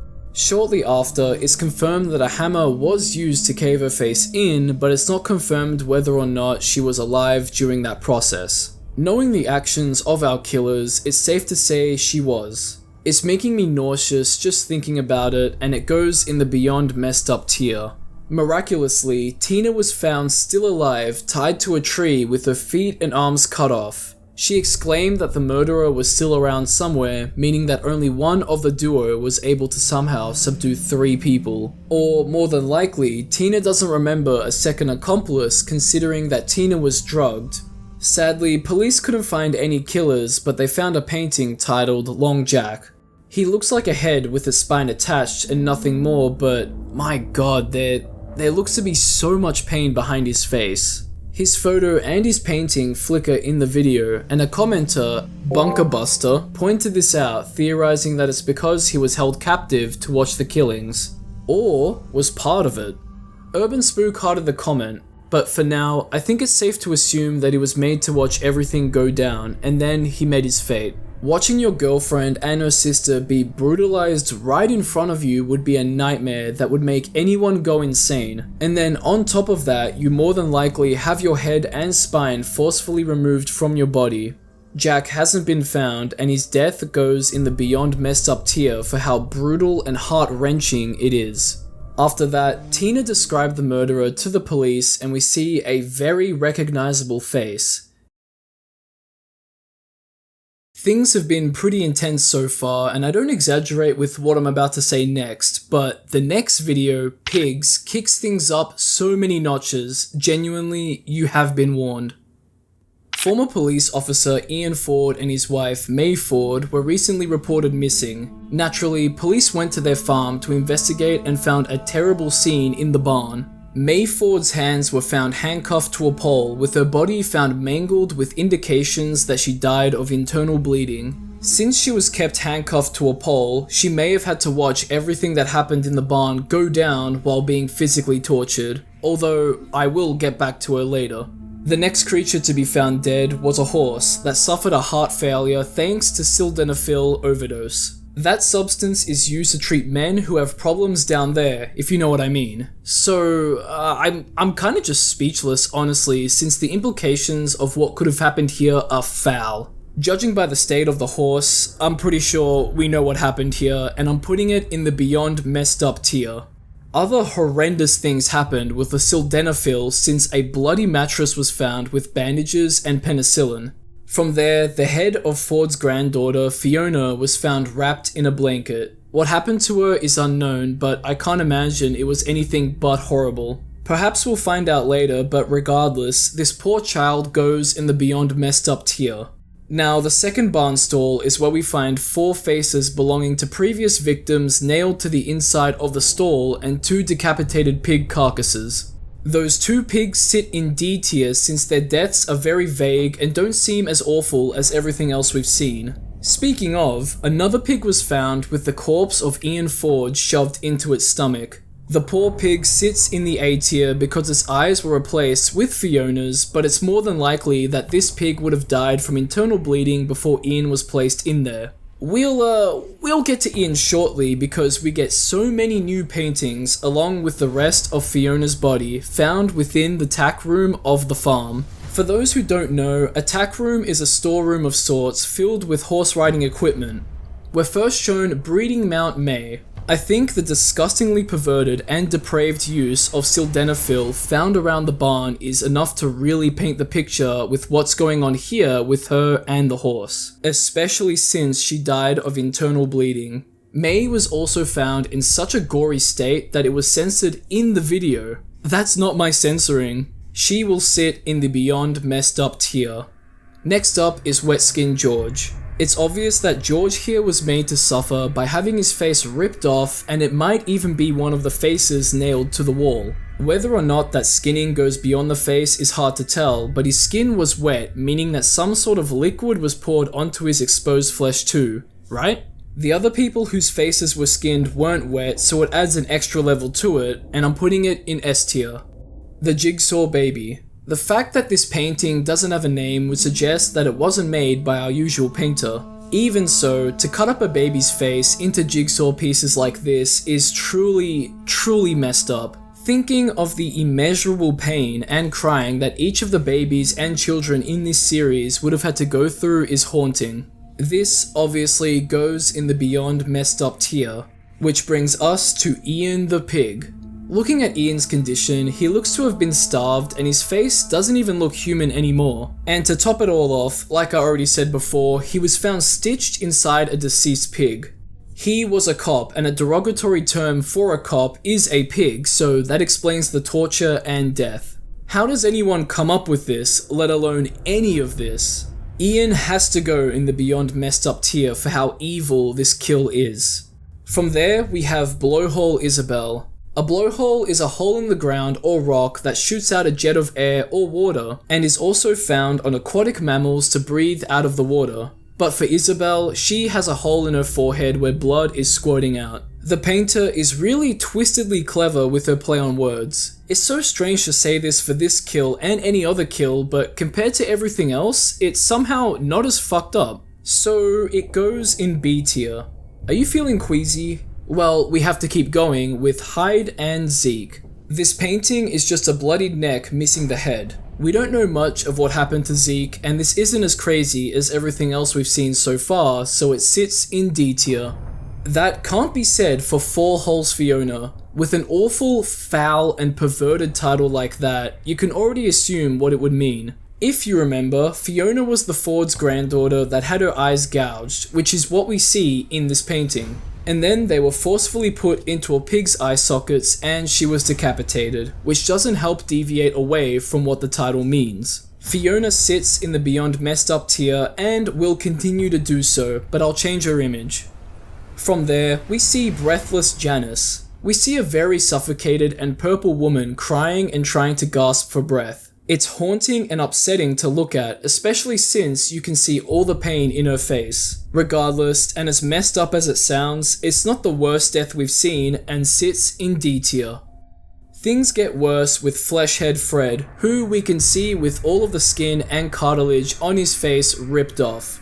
I can't imagine just how torturous and just how terrible that process would have been. To stay alive during that whole process would have to be hell itself, and he was positioned and portrayed to be maniacally laughing as if the whole process was fun and exciting. And to top it all off, his face might be stapled to the barn wall too. He goes in the beyond messed up tier.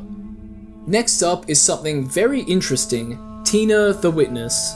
If you remember from the previous video, Witness, Tina Rosenberg was found alive with her limbs cut off after her boyfriend Jack Stryker and sister Flora Rosenberg were tortured and murdered in the woods. And we finally get to see her painting and the torture behind her eyes. She isn't confirmed to be dead, but if she was, she'd be in the beyond messed up tier for sure.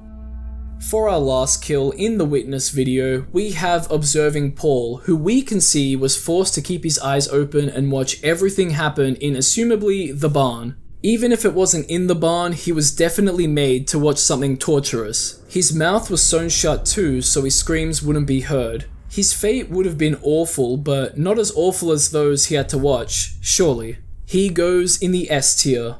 After that, we're urged to call the number on screen if we recognize anyone in the video, and then we find out that there was a tape found in the mud outside of the barn. It was heavily damaged, but this was what was recovered from the tape.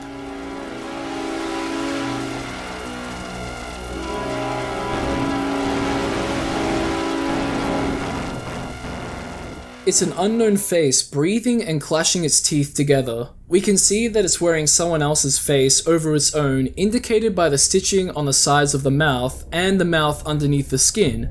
Weirdly, it looks a bit like Jack, Tina's boyfriend. However, there's Morse code heard throughout the video at certain times, highlighted by the commenter MattyBear312. This Morse code spells out, "I am Bill Collins." This is Bill Collins, the same Bill Collins that was reported missing along with his wife and daughter in the lighthouse video. That gives so much more context as to why his family car was found on the beach near the lighthouse, because he drove his family there. Perhaps the painter chose him by leaving a self-portrait at his house, and he might be who's depicted in the dubbed meat barrel painting taking his own face off to wear someone else's. Maybe his wife's? This could be her face too, but we don't have enough information. Maybe we will once we get to the last video. To get there, we'll need to take a look at the next video, Family. In this video, we learn of the horrendous face of a family made up of Paul, Janice, and Zeke after another victim, Isabel Jackson, called the police mid-attack and sent them to the family's home. If you remember, all of these names were present in the previous video, Pigs, so we might be moving a few kills higher or lower on the tier list seeing as these 4 people weren't at the barn, and we'll see that their deaths have very different circumstances to what was assumed. Right off the bat, we can say that neither of these 4 were at the barn and their paintings were just found there. The family, Janice, Paul, and their son, Zeke, were expecting a new daughter in a few months, meaning that Janice was pregnant with their second child. A pair of bloody scissors were found outside their house, which can't be good, especially since what awaited the police in the house was so horrific that one of the officers requested work leave the next day. Paul and Janice were found mangled, with Janice having her daughter cut out of her womb and Janice was strangled to death with her own umbilical cord. Paul was found with his mouth sewn shut. Having to watch your family be tortured to death in this way would be an unimaginable terror that hopefully none of us ever have to experience. Death for this family would have been a sweet release compared to what happened to them during the torture. Paul and Janice now sit in the beyond messed up tier. We find out that the family's unborn daughter was cut up into several pieces and scattered around the house, which makes me sick to think about. And if you remember, there's a painting called The Jigsaw Baby, and this is our baby. With this extra context to who the baby was and what happened to it, it will stay in the beyond messed up tier. To add to this tragedy and somehow make things even worse, Paul had his unborn daughter's head shoved down his throat and he suffocated on it presumably before his mouth was sewn shut. I have no words, which is also what I'm going to say for the son of this family, Zeke. We've seen his painting, hide and seek, and now we find out what happened to him. It's a really messed up play on words. His head was cut off, shoved into the house's pipes, and another painting of Zeke was made that had its title scribbled out except for the word pipes. With all of that context, Zeke will be moved to the highest tier, beyond messed up. So now we get to Isabel Jackson, who was found dead along with her husband, Bruce Jackson. Bruce was found stabbed in the chest 7 times and beheaded. Where his head should be was a painting, Infinite More Bruce. Bruce's death doesn't tell us much other than the pain and agony he would have gone through. Compared to everything else we've seen, Bruce sits in the C tier, but his wife, Isabel? Well, she locked herself inside her bathroom, her killers broke in, fractured her skull in multiple places, and a hole was drilled directly through her frontal lobe. We see that hole in her painting, Blowhole Isabel, in the Pigs video, and it has a bit of a hidden meaning. A note was found in her frontal lobe which asks, "I live where I can't breathe and I eat without teeth." What am I? One answer is a fetus, but that doesn't apply here, so we can look at marine life like whales. A whale lives in the ocean where it can't breathe, and it eats small marine life without the need of teeth, for the most part. And so, it's a fat joke. Isabel was compared to a whale and given a blowhole. The most chilling part of all of this was a recorded 911 call to police where Isabel screams for help. Stay calm. Everyone is in the bathroom.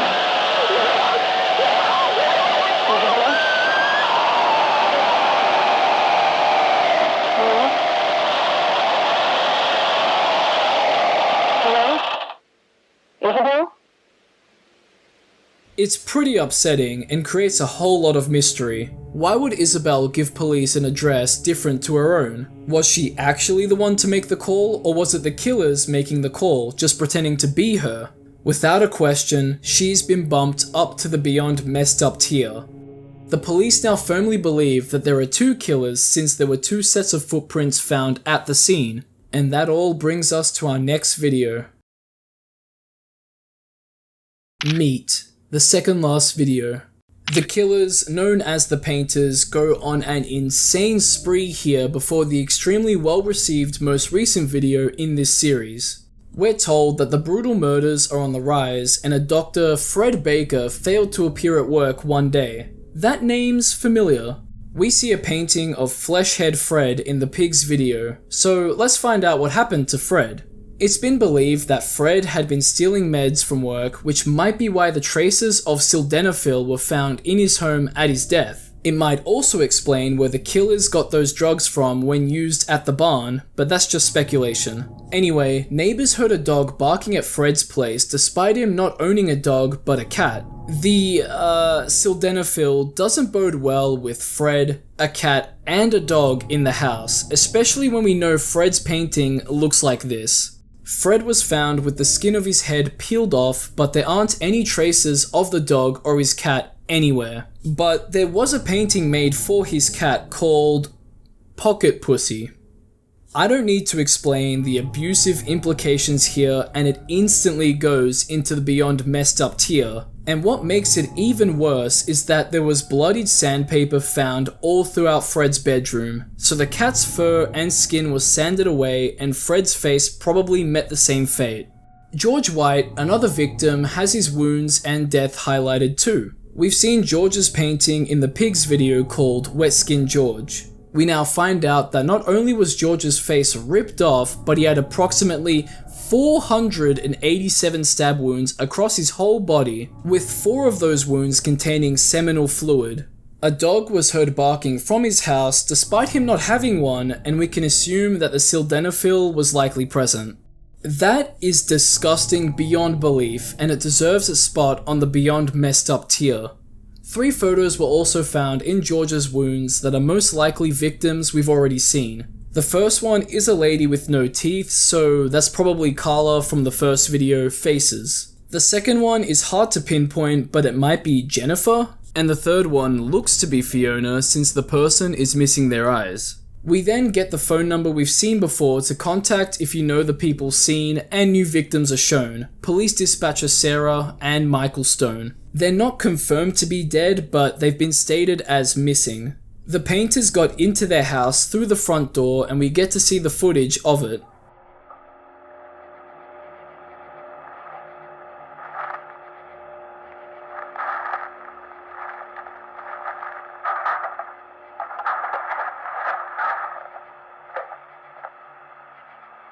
At first, I thought these two were just savage and twisted humans, but the more we see of them, the more they look ghoulish and depraved of humanity, supernatural even.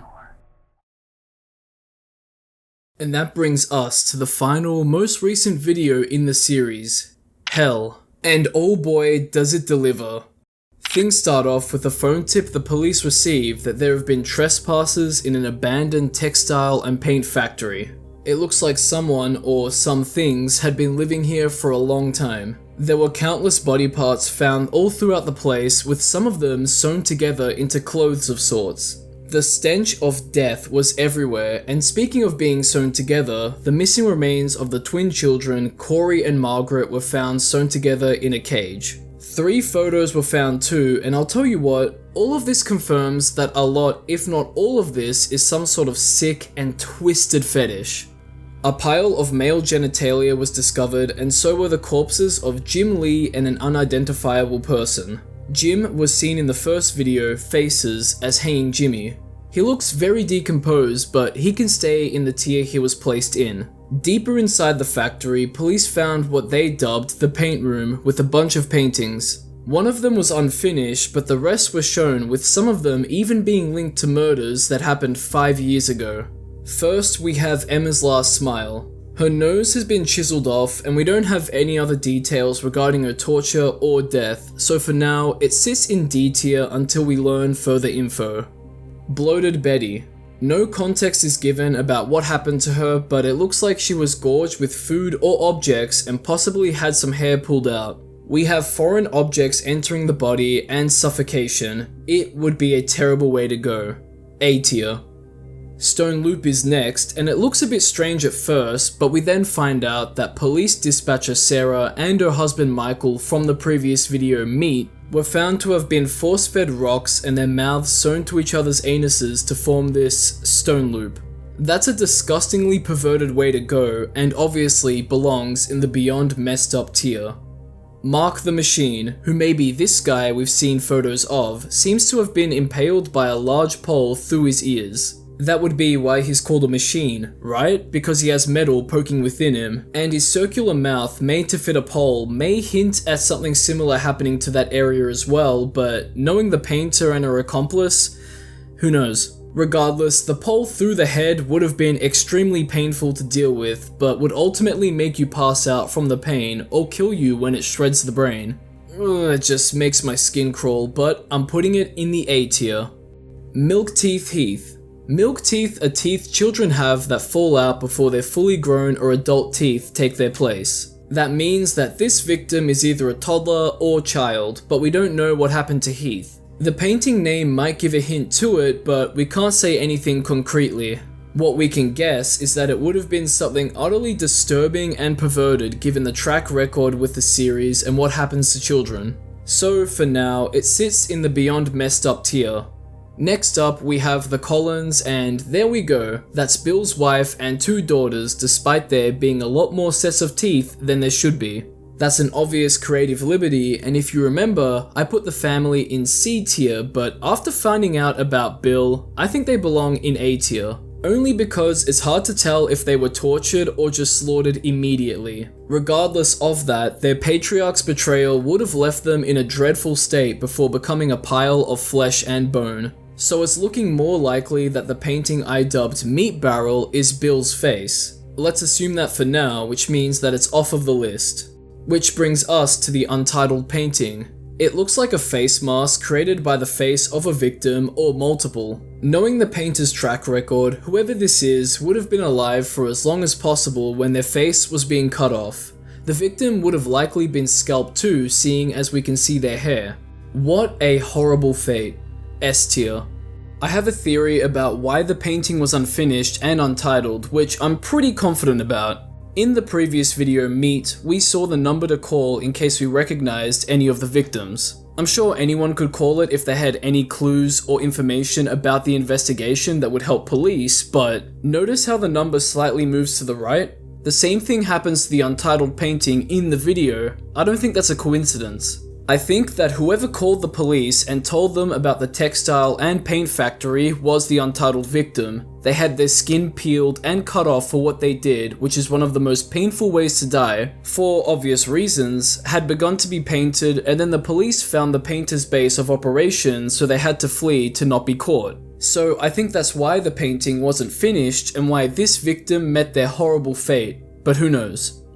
Speaking of horrible, the Jones family. What happened to them was horrific. They were found connected together by a chain that dragged through their bodies, with each 4 members of the family found in different states of decomposition. That implies that the family were chained weeks or even months apart, meaning that they were kept captive for so long, and who knows what would have happened to them during that time.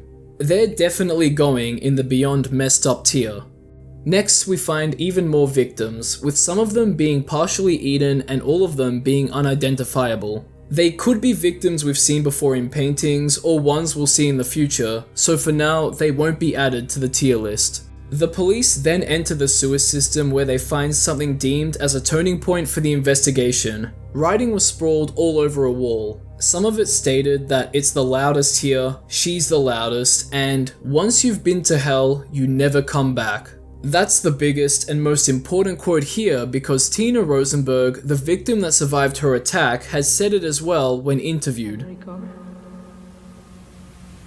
I'll never be the same. Those people took me to hell, and once you've been in hell, you never come back. Only after making the connection were the authorities prompted to conduct a wellness check on Tina, who was living with her mother at the time. Officer Nathan Cole was the one to check up on her since he was in the area, and what he found was...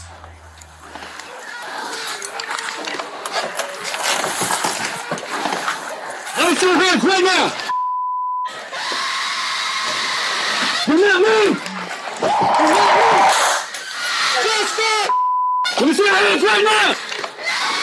Let me see your hands!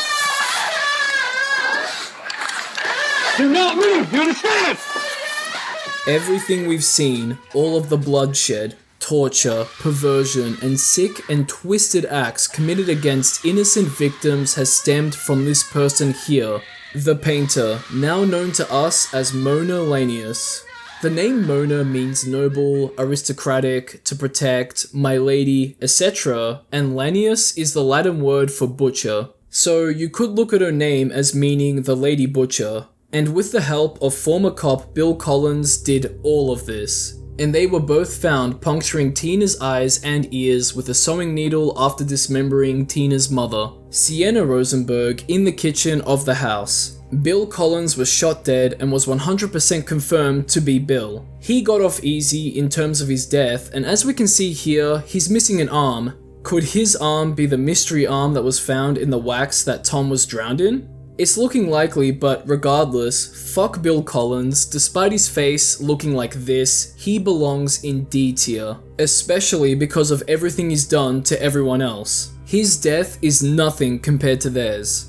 It's also more than likely that the last thing Tina's mother saw before she died was her killers and her daughter screaming. That's an obvious, beyond messed up tier inclusion. And from here, we await Mona's trial after she confessed to over 100 murders. I just want to say, what an incredible payoff. Shoutouts to Officer Nathan Cole. And as much as this looks to be the end for Mona, I highly doubt that. I guess we'll just have to wait for future installments in the series to find out.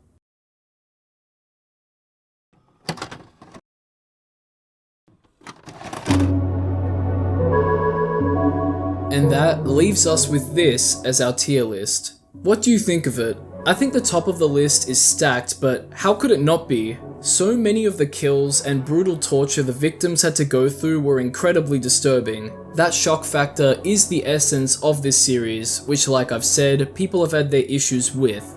Sometimes pieces of media aren't made for you. In saying that, sometimes things aren't made very well. And what do we have here? Well, I think The Painter is a great piece of horror that's more focused on the gruesome parts of it rather than the story until recently.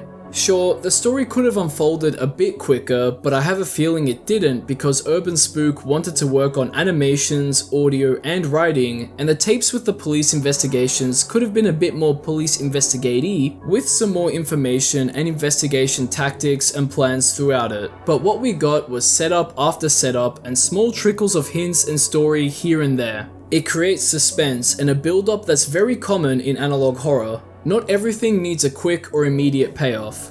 A bit of hindsight would have helped with people's opinions on the series a year or so ago, but I thought this series was a good watch from the get-go. It's a piece of horror media made to send a shiver down your spine and leave a long-lasting impression on the audience, especially with all of the disturbing ways people are slaughtered, and as we've seen, some of them have even been children or babies. Just thinking about it all makes me feel sick to my stomach, and I'm not crazy about the younger victims, but it adds that little bit of extra horror. It's dreadful to think about a younger relative or someone younger being in these kinds of situations. Strangely enough, it all taps into that morbid curiosity of watching something horrific and not being able to look away despite how messed up it is. I guess because in reality, we're not impacted by any of this, and neither are our friends or relatives. So there's a lot more to it than the surface level take of shock value for the sake of shock value argument. However, if you really want to think deeply about it, the series is a look into the human psyche in the deep, dark, animalistic, depraved, barbaric, insane, sick, and twisted thoughts and actions that we're all capable of. Atrocities and crimes against humanity are a consistent stain on our history, and what's to say a person or a group hasn't done something like this already or will? After all, it's pretty normal to have thoughts about hurting someone, whether it's morally good or bad. It's a strange and curious part of the human psyche, and most people don't act upon it or think much of it. It's an uncomfortable truth, and I often thought of the concept of the id when watching through The Painter. Sigmund Freud created the psychological concept of the ego, the superego, and the id. The ego is the part of you that mediates between your deepest desires, the id, and your moral conscience, the superego. The superego takes societal norms, judgments, and morals to judge behavior and feel guilty for breaking those standards to strive for perfectionism. That leaves us with the id, the unconscious part of the mind that stores primitive impulses, desires, and needs driven by pleasure and gratification without taking social norms or reality into consideration. The Painter is a full-on embodiment of the id, the deep and twisted part of humanity. You didn't need the Hell video to figure that one out, and I don't think that'll change despite her giving herself up. She even influenced the former police officer, Bill Collins, to join her, and he ended up looking as vile as her thoughts and actions. And whether or not there are some hellish or supernatural influences at play is up for debate, but that's where things sit, for now. Wait a minute, what the hell is this? A big critique against UrbanSPOOK himself are his responses to people's opinions and criticisms of his work and merchandise. I don't want to talk too much about this, considering that his work is the subject of this video and more what I care about. I can understand the frustration that comes with people dismantling and voicing their dislike of your work, but I don't know if responding like this is the best response. Obviously, it feels good in the moment, and I'm sure it did. It reminds me a lot of the snarky remarks and insults that I'd hear people throw at each other over Xbox Live, so I guess I'm just desensitive to it, and I don't think it's as bad as it could be.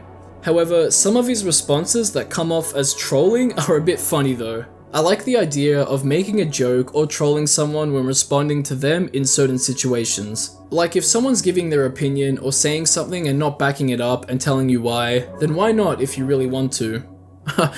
Within reason, of course. It's all fun and games until someone takes it too far, but joking around with your audience or critics is something that I think is really valuable. It makes a creator look good by showing everyone they can roll with the punches, and it helps ease any tension, among other things. Now, the merch? Wearing a t-shirt with a fictional sadistic killer on it is one thing, and then wearing a t-shirt with a fictional victim on it is another thing, because you can just wear it for its cool or gory design, I guess, but then something like this with Corey on it? It's a very bold move, to say the least, especially when we know what happened to him. I'd be questioning the morals of a person wearing a fucktoy Corey shirt in public, or even something like Breeding Mount May. It really paints a picture of a certain streamer.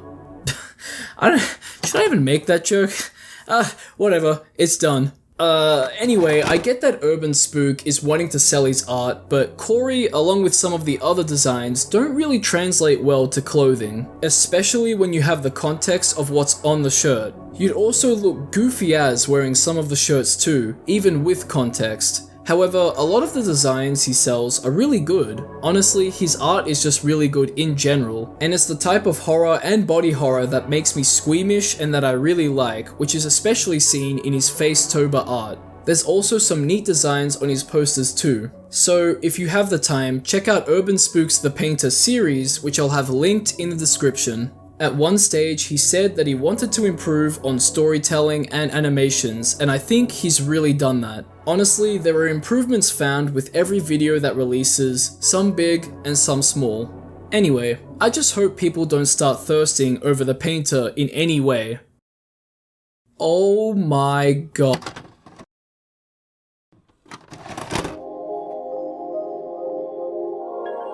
This has been ranking each kill in UrbanSPOOK's The Painter analog horror series. Thank you all for watching, and do you agree with my list or disagree? Let me know in the comments section, and if you have any suggestions for future content, let me know down there too. I hope we can see more from UrbanSPOOK sometime soon because his series, The Painter, has really picked up a lot of steam and intrigue thanks to the recent video. Like, subscribe, and check out my second channel Soda Jump if you want to see more from me. A big thanks again to Morgan & Morgan for sponsoring this video. They've been a fantastic sponsor over a few videos now, and if you want to start your claim, use my link in the description or by scanning the QR code on screen. Here's another reminder about the community-led film festival for all things horror related called Myths Crypt Film Fest 2. It's run by Mythical Films, yes, the same Mythical Films behind the largely successful Stone Cold analog horror series myself and many others have taken a look at and praised. And it's aimed at all creators, large or small, that want to create and share their horror film and video creations. 3 winners will also be chosen through a public voting process. If you want to submit your video creation, the deadline is the 15th of March 2025. That's pretty soon, and you must submit your video through the Mythical Films Discord server where more instructions can be found. This will all be linked in the description along with any other relevant links. Good luck, and I can't wait to see what you all create. And as always, we can't forget the shoutouts to my lovely patrons and YouTube members, and a big shout out to the highest tier Patreon members, Joel Matthew Colgrove and La Creatura. Thank you both for your continued contributions, and thank you to everyone else as well. You guys are absolute legends. Stay tuned for more content like this. Everything talked about is in the description if you want to further look into them, and I'll catch ya in the next one.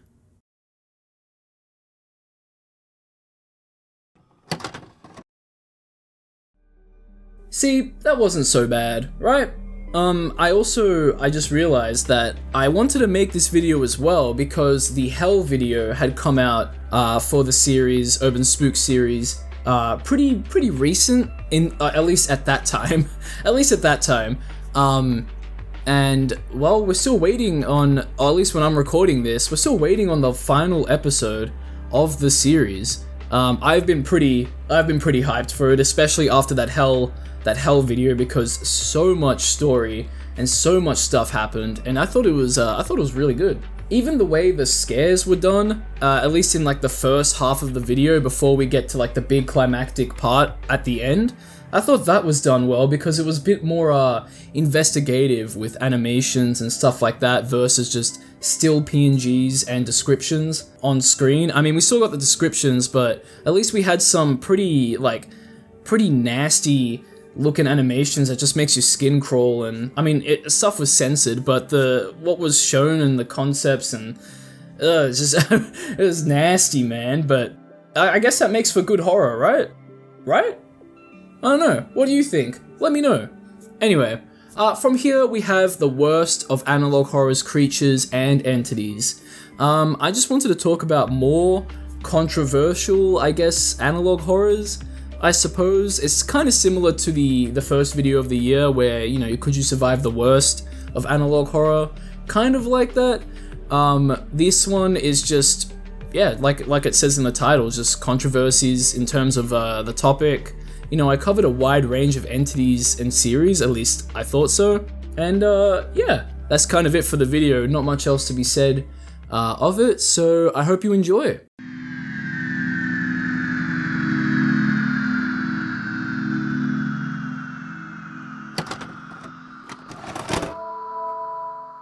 Having made a video on the worst of analog horror, I thought that I should make a video on the worst of analog horror's entities. Seeing as I talk about entities a lot, I think it's on brand for the channel. I'd consider an entity as one of the worst if it's simple, boring, just not creative in the execution of its appearance, supernatural powers, or it's just not as interesting as it could be. However, I do know that a lot of people don't like a series or its entity due to certain controversies the series or its creator has had. So we'll be looking at some of the controversial entities first and then going from there to the other ones. Some of what you'll see are the ones I'd consider to be the worst, and some are what a large audience believes are because I wanted to get a mix of creatures in there. I'll be really focusing on the entity side of things versus if you could survive against them like I usually do. But of course, at the end of the video, I'll do my usual rating of them from least to most powerful. And obviously, I'll be keeping things respectable in my discussions, so I hope you do the same since I'll be linking everything I talk about in the description like I always do. So you can check them out if you want to further formulate any opinions you have or support the creators of the videos we look at. Let me know your opinions on what's discussed in the comments section too.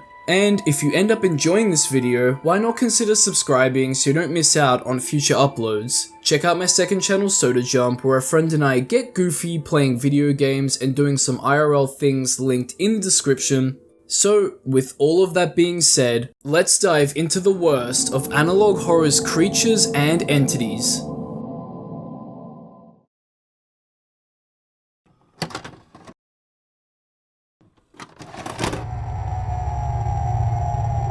Let's start things off with Steven Hillenburg's wife from the Nickelodeon hijacking incident.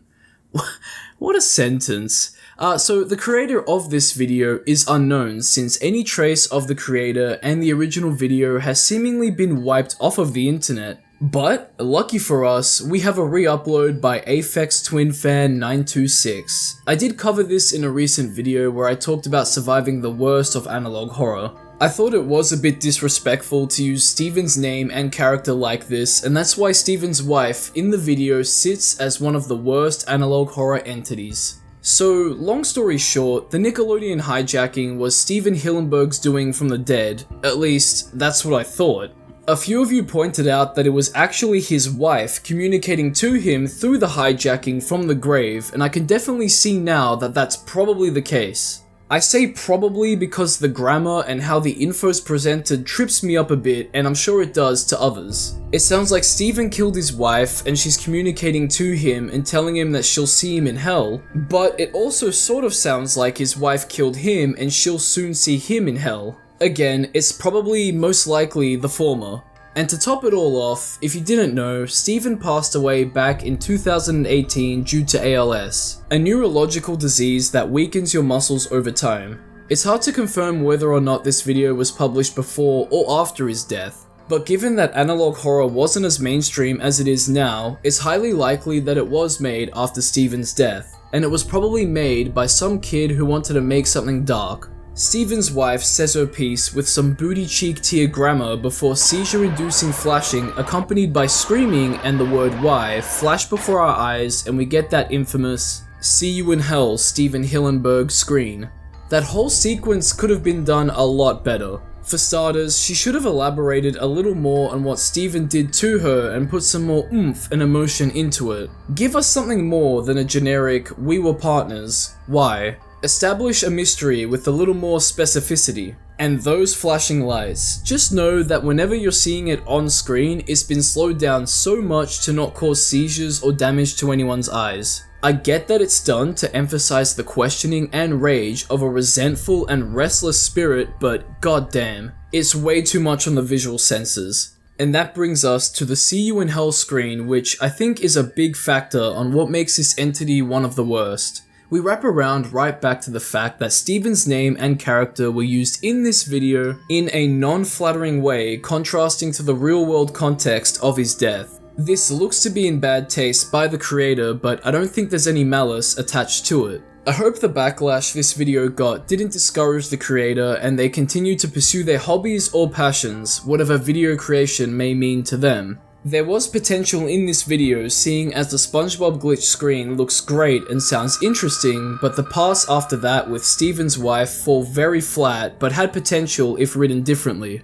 So it's obvious that the creator does have talent, and some changes in the story could have gone a long way, like Steven's wife mourning for him, or some ill-intent Nickelodeon head being the one to initiate the hijacking, which in turn would have created a villain for us to side against, etc.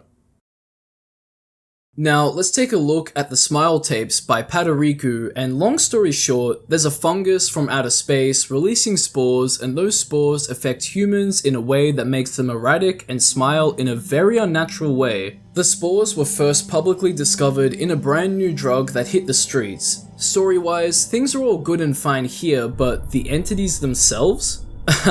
I would personally include these entities as one of the worst in analog horror just because of their design. Like I've already said, there's nothing wrong with the story here, and they help to push the story very well, but man, they just, look at them, they look so goofy. When I first saw snippets of the Smile tapes and then eventually watched it, I just couldn't take the entities' faces seriously and thus couldn't take them seriously as a whole. The faces created are just too much of an attempt to be scary and fall into that trope of analog horror faces, but without any of the build-up and payoff associated with it. But then again, that trope has gone under scrutiny because of things like this. They look too funny in my opinion, I can't take them seriously, and I don't think I'm alone in saying that. It's 100% the giant grin, and it kills the fear factor for me. I mean, imagine this. You have a fungus that shoots out deadly and infectious spores that physically and mentally damage its host. And before they wither away in a horrid and painful state, one of them throws what you believe to be a bag of flour, but is actually spores, at you, and they look at you like this. It's just a shame, because someone who's been taken over by a fungus, who would also be acting rampant and insane, would be a scary sight to behold, but the way it's presented just doesn't hit like it should.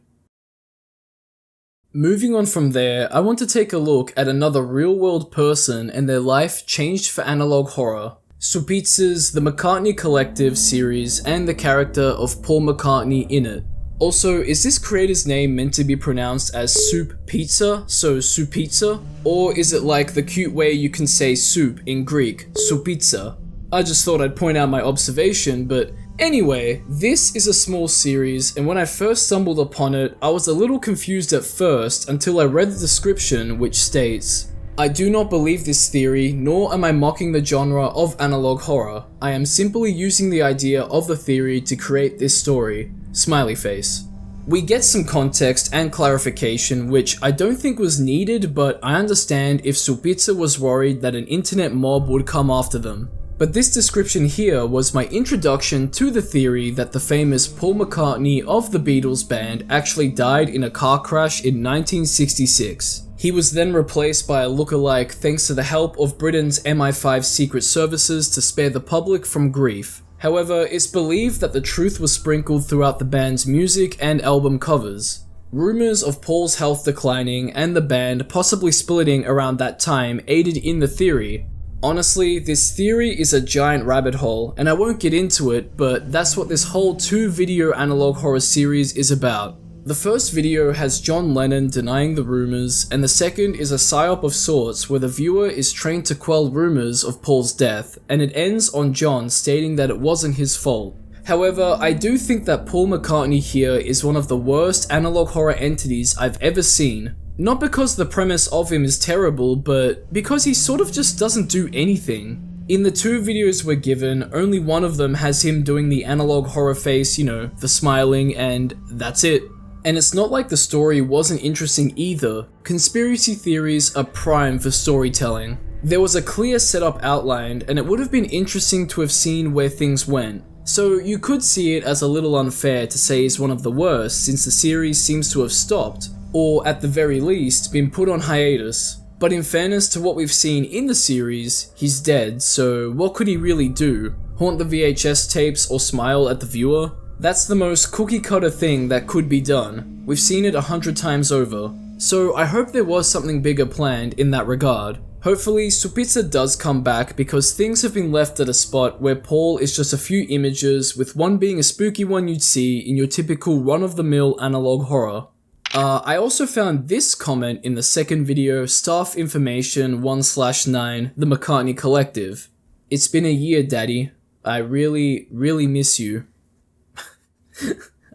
Okay.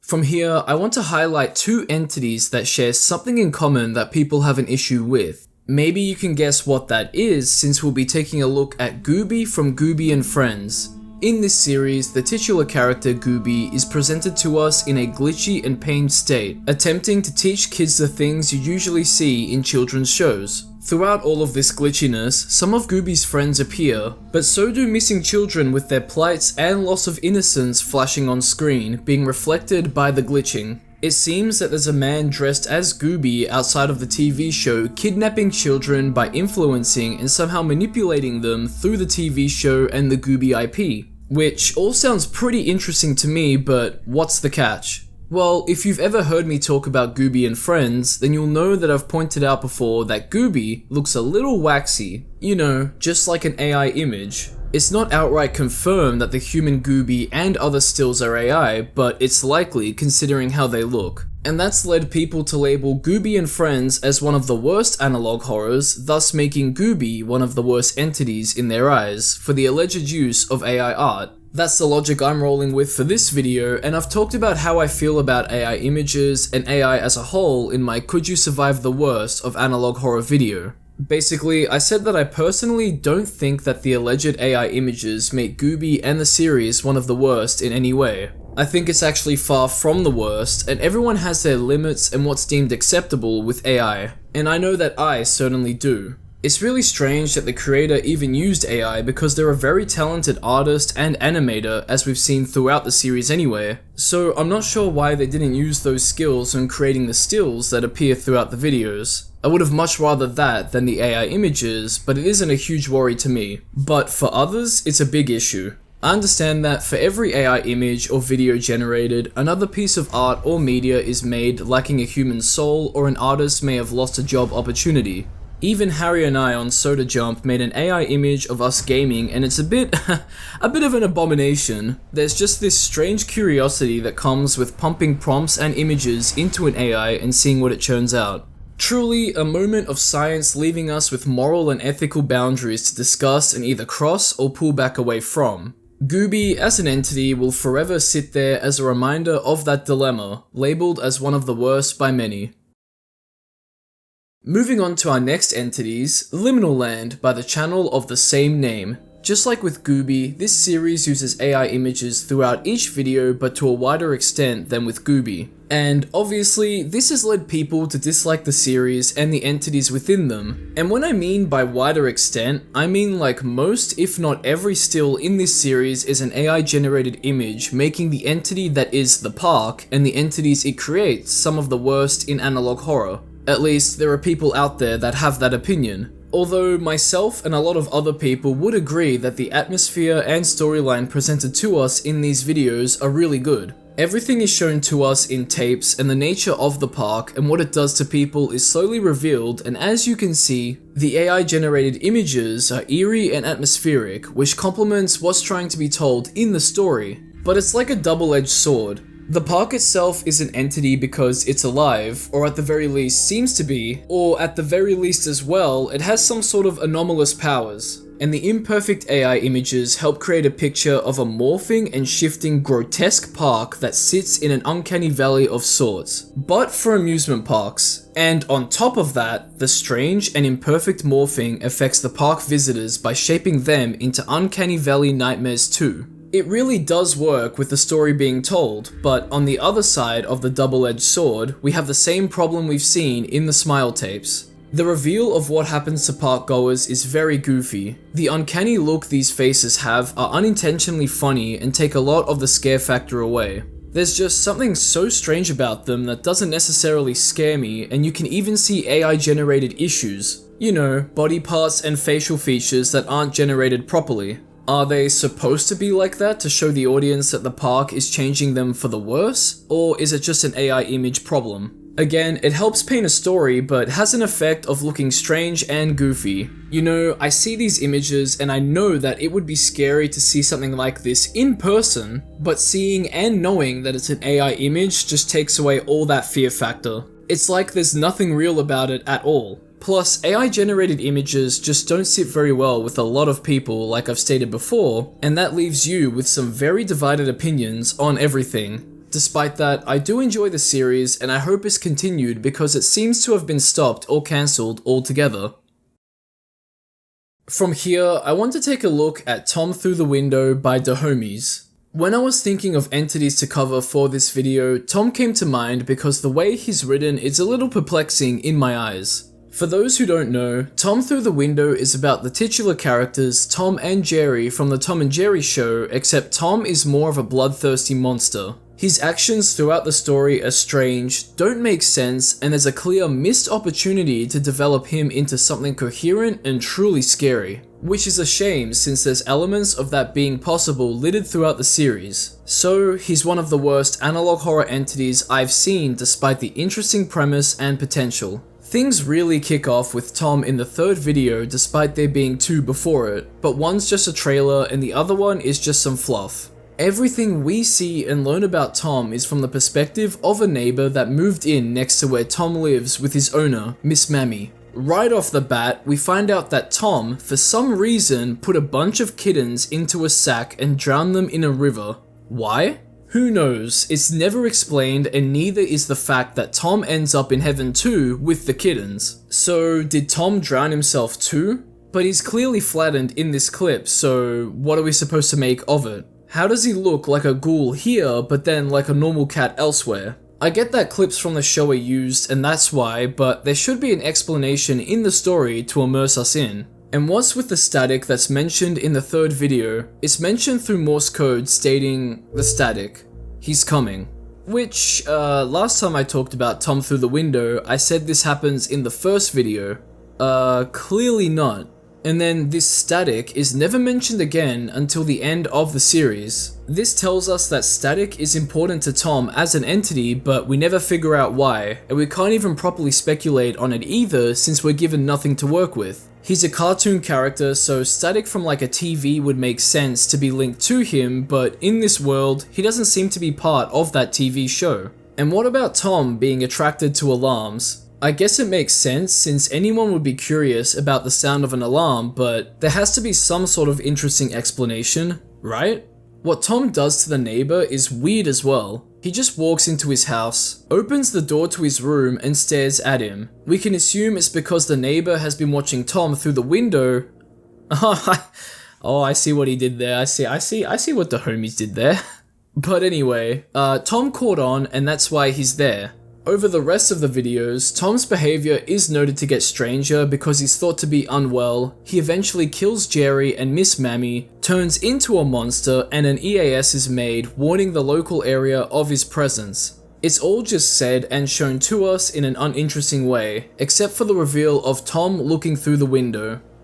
Now that took me by surprise in a very good way. Some more build-up and scares like that could have gone a long way as only Tom's eyes are shown and we're left to imagine what kind of horror he's become hiding in the shadows. But there should have been more of that. I think that's what the series needed from its entity, Tom. Some more horror and thriller aspects integrated into his design and reasons to be interested in what's happened to him and why.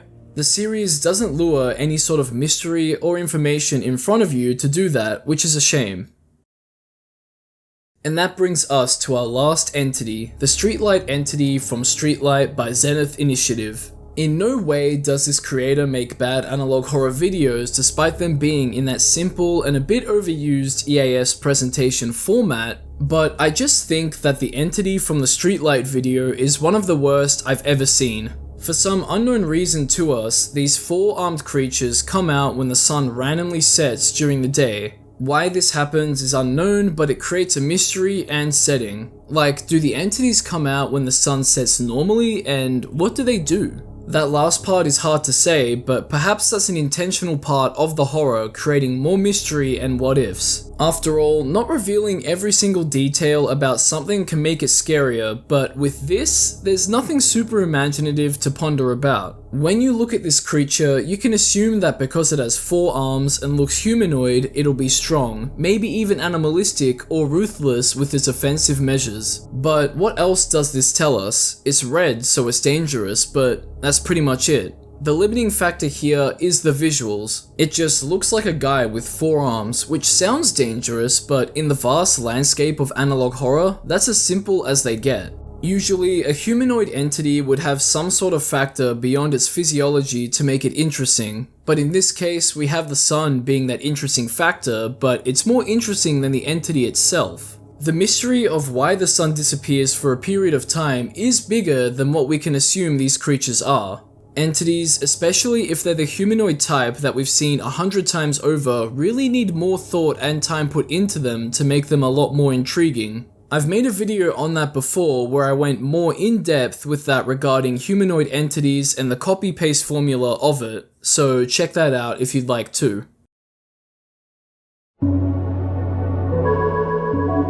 Just for the record, I hope that everything I've said doesn't come off as something with malice or bad intent. I've said what I said as a form of constructive feedback and criticism as a viewer of the analog horror genre. I gave my opinions on some of the entities, but also shared opinions and critiques from a larger group of people that I've seen online. So hopefully we see more from these creators, because wouldn't we all want to see their creations change and improve with time? I for one think that would be great.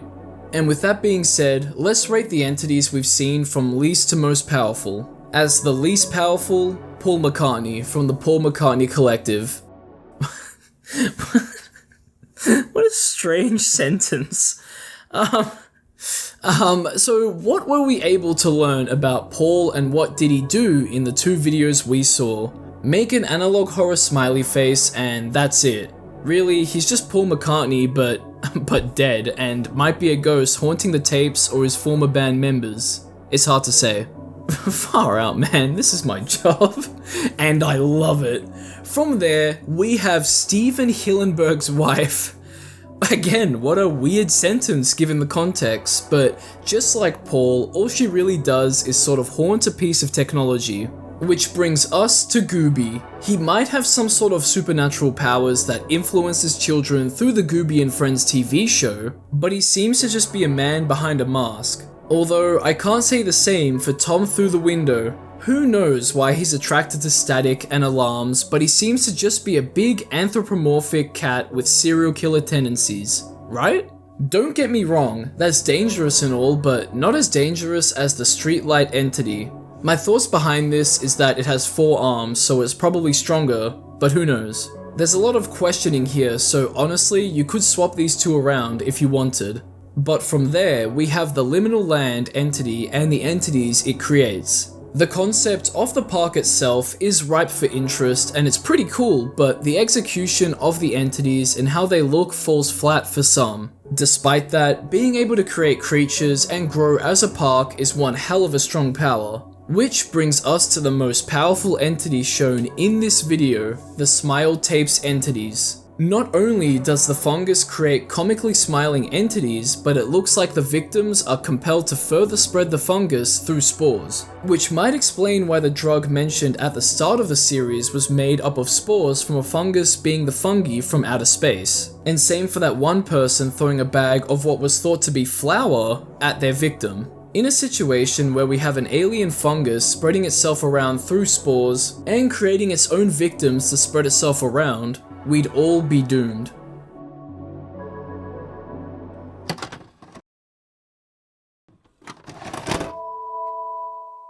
If you've made it this far into the video, thanks for watching. It means a lot to me. Do you agree with my opinions or the opinions of others that I've presented? Let me know in the comments section, and if you have any suggestions for future content, let me know down there too. It seems that some of these creators have gone on to create other videos, which is nice. It's always good to see that criticism or insults haven't beaten them down, because that's not the point of this video or other videos that critique pieces of media. It's always just interesting to break down a video, show, or series and analyze what works and what doesn't. But anyway, like, subscribe, and check out my second channel Soda Jump if you want to see more from me. And as always, we can't forget the shout out to my lovely patrons and YouTube members. And a big shout out to the highest tier Patreon members, Joel Matthew Colgrove and La Creatura. Thank you both for your continued contributions, and thank you to everyone else too. You guys are absolute legends. Stay tuned for more content like this. Everything talked about is in the description if you want to further look into them, and I'll catch ya in the next one.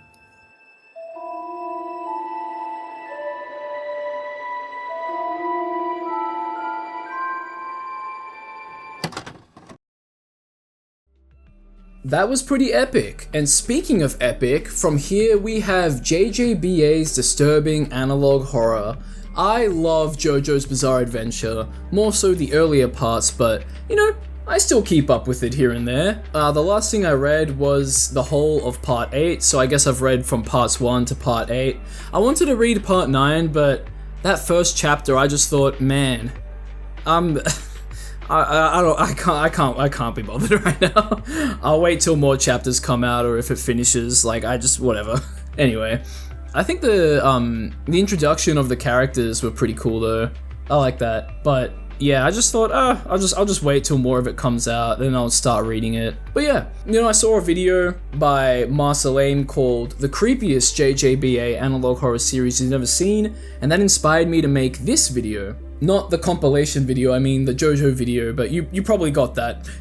Anyway, I covered something different to what they had covered, and I'll have their video linked in the description in the videos that inspired mine section if you want to check it out too. I said JoJo's in the video as well to reference JoJo's Bizarre Adventure and not JoJo in the video, and I got called a new gen or some shit but like that by a few people. And you know what? I'll be honest, I thought people just called it JoJo's now, and I just thought, okay, well if everyone's calling it JoJo's, then I guess I'll just jump on that, I suppose. Now I know I should have stuck with my guns, but whatever.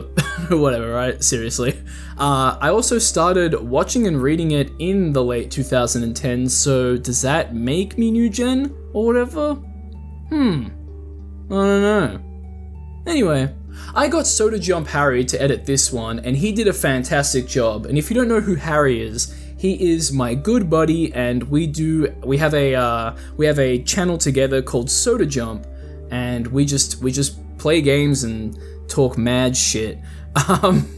Well, we haven't really uploaded that in a while. Maybe there'll be a new upload by the time this video's out. Not really sure. If there is, I'll make sure to leave it in the description. Maybe. Who knows, man? Anyway, it's been a bit hard to record stuff and edit stuff. Life for the both of us gets pretty busy with work, so it's kind of hard to just go, okay, let's do second job now. But you know, I still see him a bunch, and it's still fun to hang out with him. We don't need YouTube to hang out, but yeah. Anyway, I hope you enjoy this video.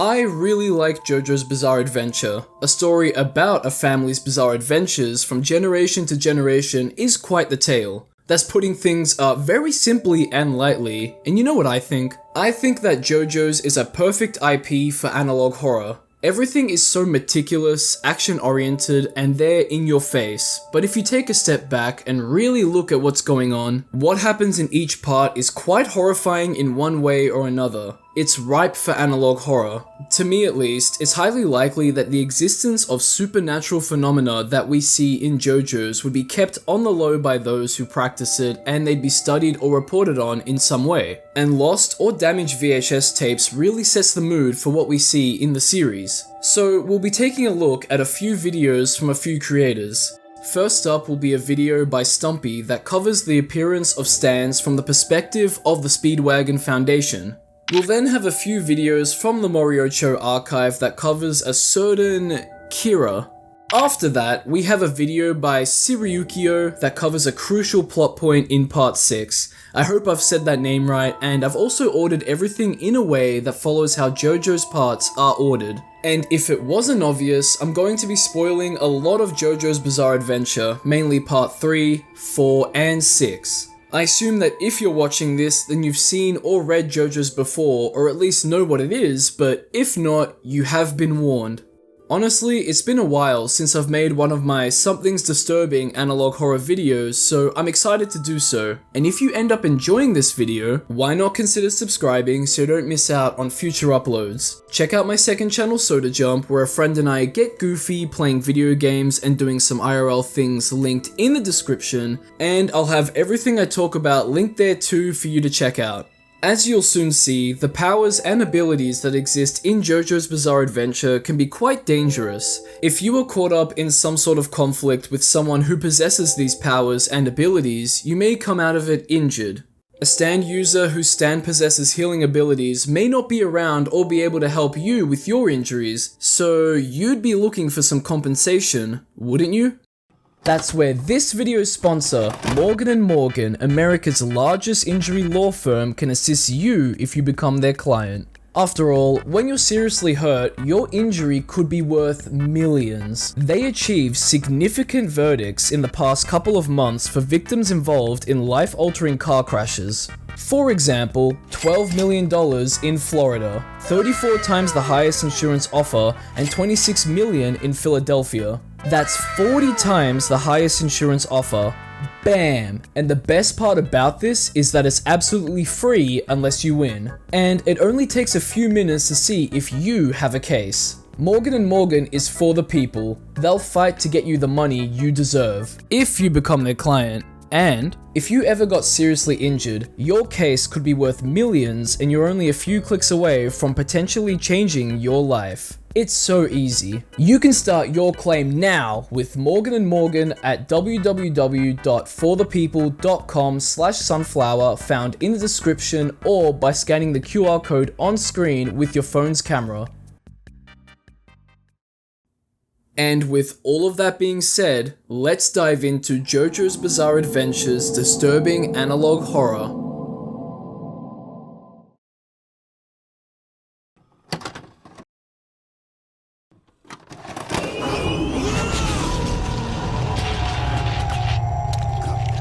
Let's start off with a video by the YouTuber Stumpy called Speedwagon Foundation Informative Tape Lost Video 4/18/1999 JJBA Analog Horror. The video is based on a post by a Tumblr and Twitter user called Bright Goat. I thought I'd mention that because the description asked to credit them. Anyway, like I said at the start of the video, I wanted to start here because we'll be going through things in a chronological order, just like JoJo's Bizarre Adventure. So this is the perfect starting point since we get an introduction to stands, which, if I think about it, makes me sound like a part skipper. I promise you, I am not a part skipper. There is just no analog horror on Pillarman or Hamon or any of that. Not even on vampires either, so this is the only place we can really start. Regardless, stands are not presented to us in the usual epic manner like you'd expect from the series. They're presented really well to us as a PSA warning of the anomalous experiences you may have if you or someone around you has acquired a stand. Hearing a voice similar to your own, objects moving on their own, seeing ghostly apparitions, having newfound physical strength, unexplainable physical phenomena, and distortions in time. That is what you may experience, and even children aren't safe, warping the common imaginary friend and other antisocial behaviors into something to be feared. Really, everything that's presented here is to be feared, despite being signs of manifestations of life energy, the user's soul, and long gone are the colorful, vibrant, and epic nature of stands. This is a clear warning, but the Speedwagon Foundation has a solution to minimize threats and dangers. If you acquire a stand, isolate yourself and wait for the relevant authorities to arrive. Anyone involved needs to keep a track of time in case related anomalies appear, which need to be reported at all costs. It seems that time is a really big worry, which, if you've read or watched JoJo's, then you know why. For example, we have Dio, who wanted to use his stand's time-stopping ability and strength that came from being a stand user to rule the world. And Jotaro Kujo, Part 3's JoJo, wanted to stop him with his own stand's time-stop ability and the aftermath that ensues. So it makes sense that they'd want to snuff out time-related stands quickly, because who knows what the user of a stand with that amount of power would do with it. We're also told that if a stand attempts to communicate with you, to ignore it. It may try to emulate your own voice or a loved one's, but giving in can result in a total manifestation and loss of control. That's something myself and maybe even you as a JoJo's fan don't really think about. You know, the fear and horror that can come with obtaining a strange alien virus that awakens a power within you which isn't explored much or at all throughout JoJo's bizarre adventure. If you were in this position, would you understand what's going on? Would you even know what's happening? Or why? If you did know why, would you even be able to comprehend your new abilities coming from outer space, especially when it talks to you? Well, that's if it talks to you, and throughout the series, we see that most Stan users just adjust to their newfound abilities pretty quickly, and in the video, the Speedwagon Foundation even acknowledges the possibility. After all, obtaining a stand is not for the weak, as the process kills anyone whose bodies can't survive the virus. But if you remember, Jotaro got himself sent to jail because he thought his stand was an evil spirit and he didn't want to hurt anyone. Clearly, he had no idea what was going on, and we see that on full display. There's not exactly a loss of control that's seen, but his stand did save his life when he tried to off himself to prove his stand's power. Obviously, he knew his stand would save him. One stand that comes to mind when thinking of losing control, however, is Fugo's. Panacotta Fugo's stand, Purple Haze, indiscriminately affects friend or foe due to the purple gas we see come out of its bulbs on its fists. So you can understand the Speedwagon Foundation's concerns, especially when it comes to what's dubbed as stand fever, which the video points out. Jotaro's mother, Holly Kujo, was sick with a bad fever of sorts when her stand was manifesting and her body couldn't take the strain. She would have died if it wasn't stopped when Jotaro defeated Dio, so it's clear that the Speedwagon Foundation has done their research and collected a lot of information. And then we see the devastation that the fever can bring to a host that doesn't act to stop it fast enough, and it's brutal. Blood and guts explode everywhere, and x-rays of this victim's body are hard to analyze, but I don't think it looks good. It kind of makes me think of what could have happened to Koichi Hirose, the friend and Jobro of Part 4's JoJo, Josuke Higashikata. When he was pierced with one of those stand-giving arrows, he almost died during the process of obtaining a stand. So his situation is sort of similar to Holly's, but his afflictions didn't last for days on end. It sort of just happened within minutes and then he got over it. Anyway, back to the video, things end with a friendly reminder that vampires like Dio, Pillaman, superhuman beings, and abnormal humans, like someone with 2 or more souls, should not be given or have a stand for any reason, and, well, we all know why.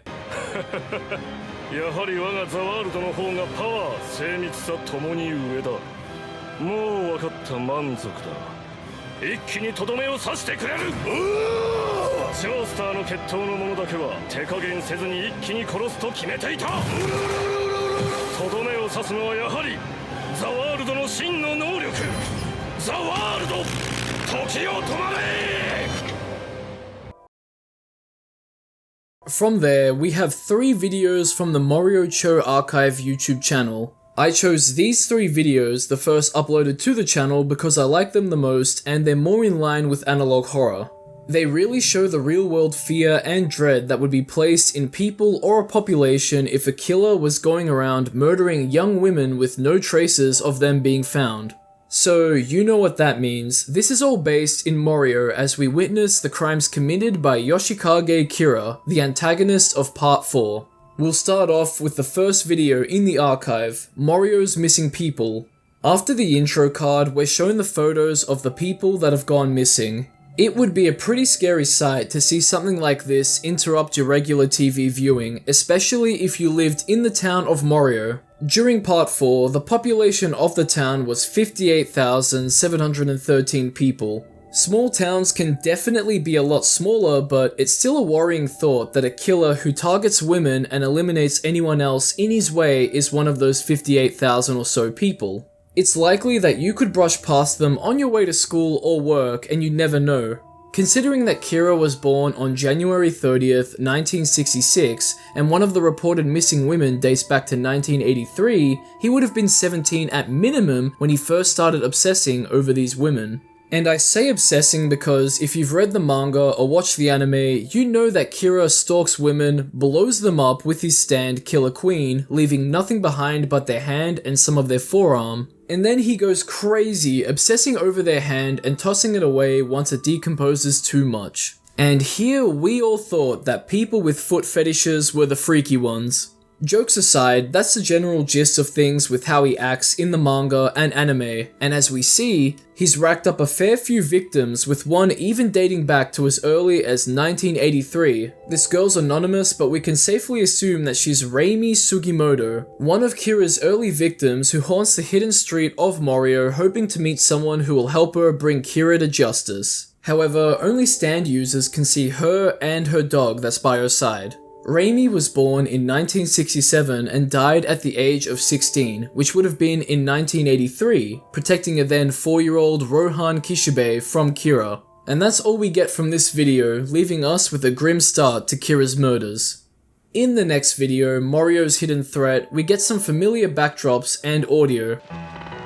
森王町へ口にある日本の M 県内にある町です。小さくて平和な町です。人口の大部分は普通の生活を送る普通の人間で構成されています。人口のほとんどを中流階級から中流階級に属し、一部の住宅は地元以外の富裕層の別荘として使用されています。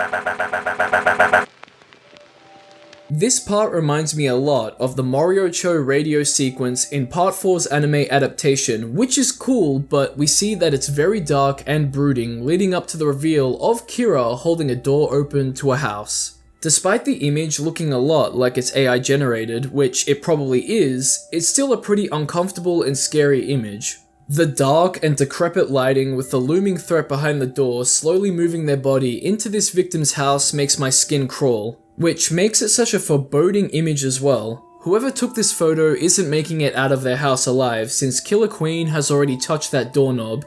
Their doorknob. If the victim tries to leave by grabbing the doorknob and opening the door, Killer Queen will blow them up on the spot.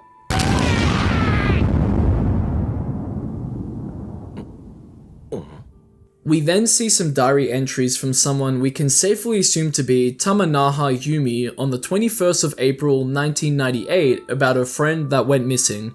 We know why, but Yumi doesn't. She aims to find out why, never expecting a serial killer with supernatural powers of all things, and the result of her snooping around is obvious to all of us.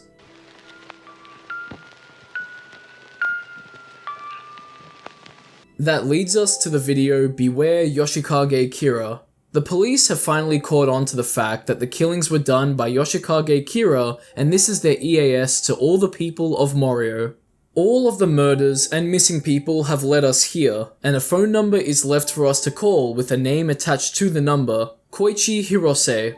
We all know Koichi, and I even referenced him in the Speedwagon Foundation video we previously looked at. As well as being Josuke's Jobro, he's also Okuyasu's homeboy and highly praised by Rohan and Jotaro. However, I think it's very strange and out of character personally that he would release his full name to everyone, but it seems that he's helping the local law enforcement in some way. It's a little strange that his number is blanked out too. Could that be Kira's doing? Or is it a way to convey to us that there's no use in calling the number? Kira may be unstoppable at this point, which begs the question, where's Josuke in all of this? And what about Jotaro? What will become of Morio without them, or if they can't kill Kira? Kira yearns for a quiet and peaceful life while still being able to murder and steal the hands of women, so he'll probably just continue to do so for the rest of his life until his time comes. And that can be either by the hands of someone else stopping him, or from something like old age. And with his father watching over him, who knows what else could happen if things don't go the way of how the manga and anime conclude. From here, I want to ask you a question. What would you do if time accelerated progressively faster and faster to the heat death of the universe resulting in a new Big Bang? I know, it's a bit of a loaded question, but would you spend your last moments with your family or friends? What would you try to achieve in the little time you have left? Would you panic, or would you eventually find peace in this situation which you cannot stop or affect in any way? Ask yourselves that as we take a look at Skiriyukio's video, Time is Accelerating. If you've read or watched JoJo's Part 6, then you know where this is going. Enrico Pucci, Dio's secret and most devout follower, enacted what Dio was trying to achieve before Jotaro stopped him, which was heaven. A reality where everyone knows their fate and course of life because they would have already lived their lives in the previous universe before it loops and everything repeats itself, according to fate. Fate is a very important part of JoJo's, and it theoretically would have made everyone happy and at peace knowing how their lives would have gone. So they could come to terms with any unfortunate circumstances or negative life events way before they happen. Do you think people would be able to do anything to change their fate, or is their only course of action to accept things for what they are?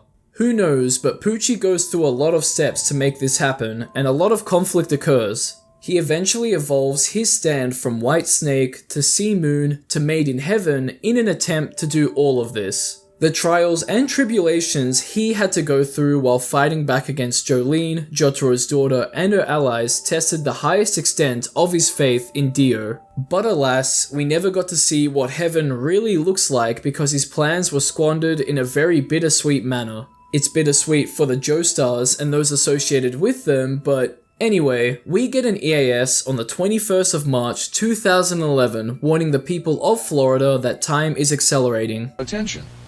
There seems to be a gravitational alteration that is causing an acceleration of time on non-living objects. Citizens are asked to remain calm, to stay at home, not to go out for any reason, and to avoid contact with any object as much as possible.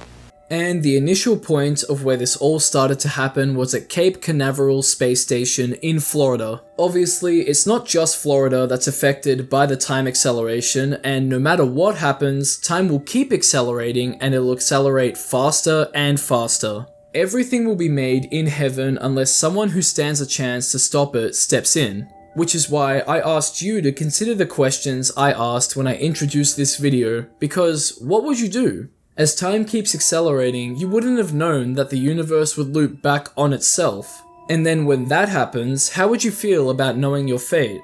Would it truly bring happiness and peace to you? Would you try to sway your fate? Would that even do anything, or would it just lead you to your determined fate? Would the thought even cross your mind in this new looped universe? That's what this video begs you to ask yourself as you sit there staring down Made in Heaven with time continuing to accelerate.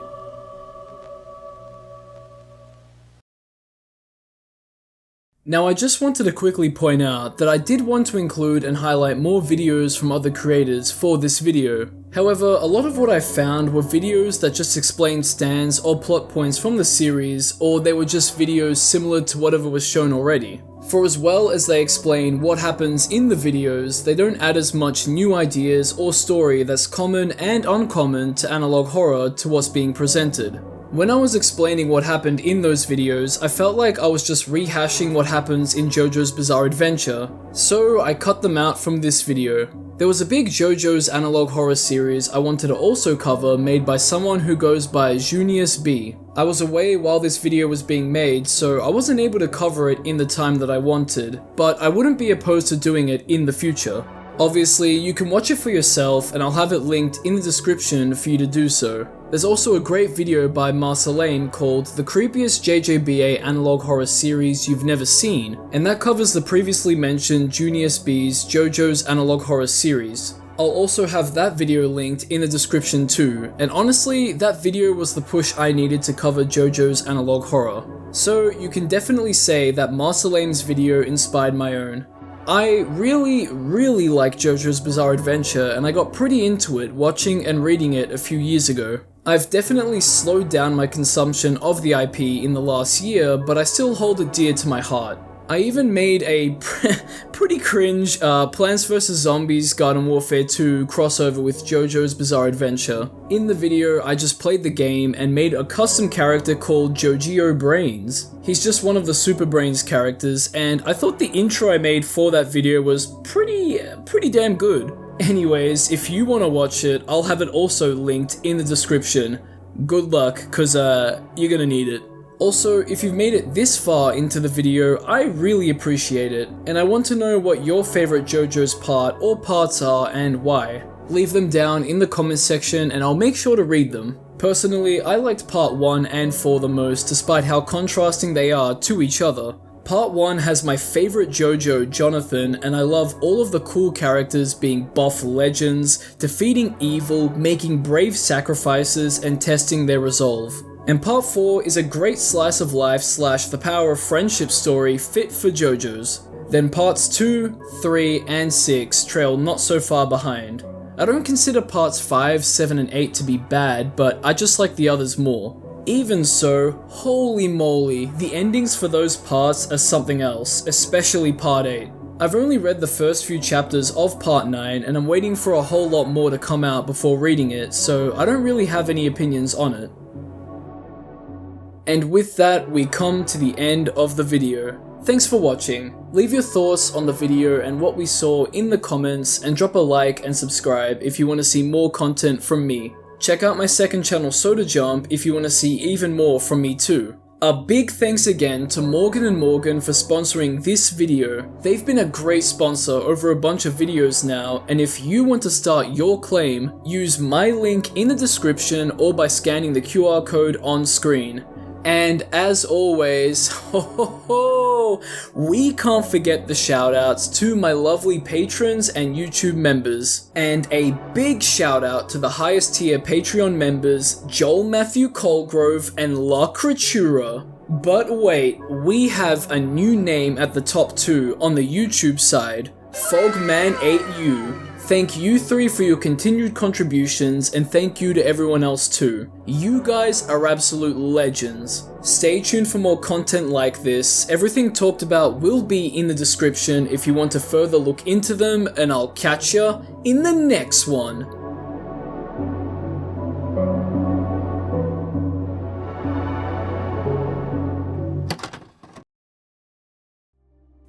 Alright, that was cool. Right?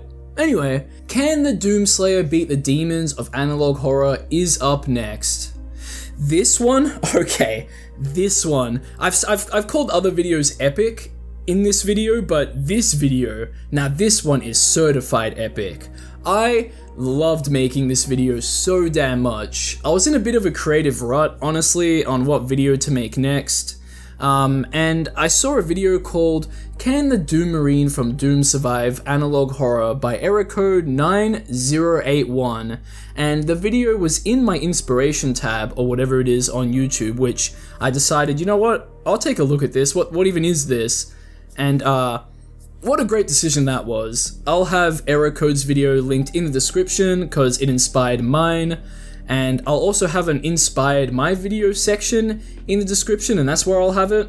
I should have said that for the Marcel Aim video as well, but you know where that is now. Anyway, I was on holidays in Vietnam during that time, and I discussed it with a friend if I should do this, like, you know, make this kind of video, and I talked it out with him, and then, you know what, once I got back home, the answer was obvious. I mean, I got it while I was with him, the answer was yes. Off I go, started working on it, you know, the day after I got home, and regretted nothing. I really enjoyed making the glory kills as well, even if some of them are, they were a bit goofy, but, I mean, you'll if you haven't watched the video, you'll definitely see, you'll see just how goofy they can be, but I think they have, like, a charm to them. I don't know. Anyway. Maybe I'll make more of them, more of these types of Doomslayer versus Demons of Analog Horror, or I was thinking the Trevorverse. I guess those guys are kind of like demons. Maybe I could do that as like a spin-off of the Demons of Analog Horror, but I'm sure there are more Demons of Analog Horror I could look at as well. I was heavily reliant on Dr. Nowhere for his kind of demons, but yeah, it's good to branch out. Anyway, I hope you really enjoyed this video.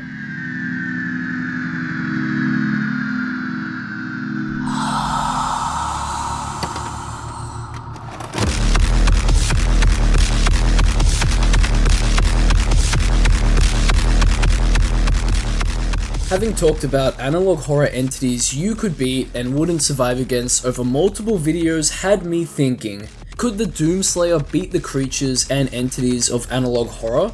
But more specifically, the demons of Dr. Nowhere. As you may or may not know, Doomslayer is the demon-slaying protagonist of the Doom series, but I think we all know him best as Doom Guy.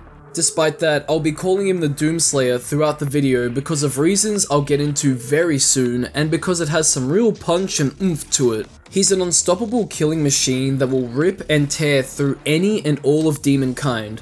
So what is Dr. Nowhere and what are his monsters? Dr. Nowhere is a YouTube channel created by Silas Orion. In his videos and Instagram posts, oddities, entities, and creatures of the demonic kind are the main focus. Arguably, the most famous one of them all, the Boiled One, also known as Fen228, is a cognitive demon. The rest of the monsters that can be found on the channel and Instagram possess similar demonic appearances and powers. Those sound like they'd be tough to beat, so we'll be going through the heavy hitters of Dr. Nowhere's creations to see if the Doomslayer can truly beat them. Like and subscribe if you end up enjoying the video, and everything I talk about will be linked in the description for you to check out as well. I'll also have my second channel, Soda Jump, linked there too. And with all of that being said, let's dive into can the Doomslayer beat the demons of Dr. Nowhere? Is marked, but the signal will not hold for long. For it is he that they fear, not man, or his armies. They fear the mark of the beast.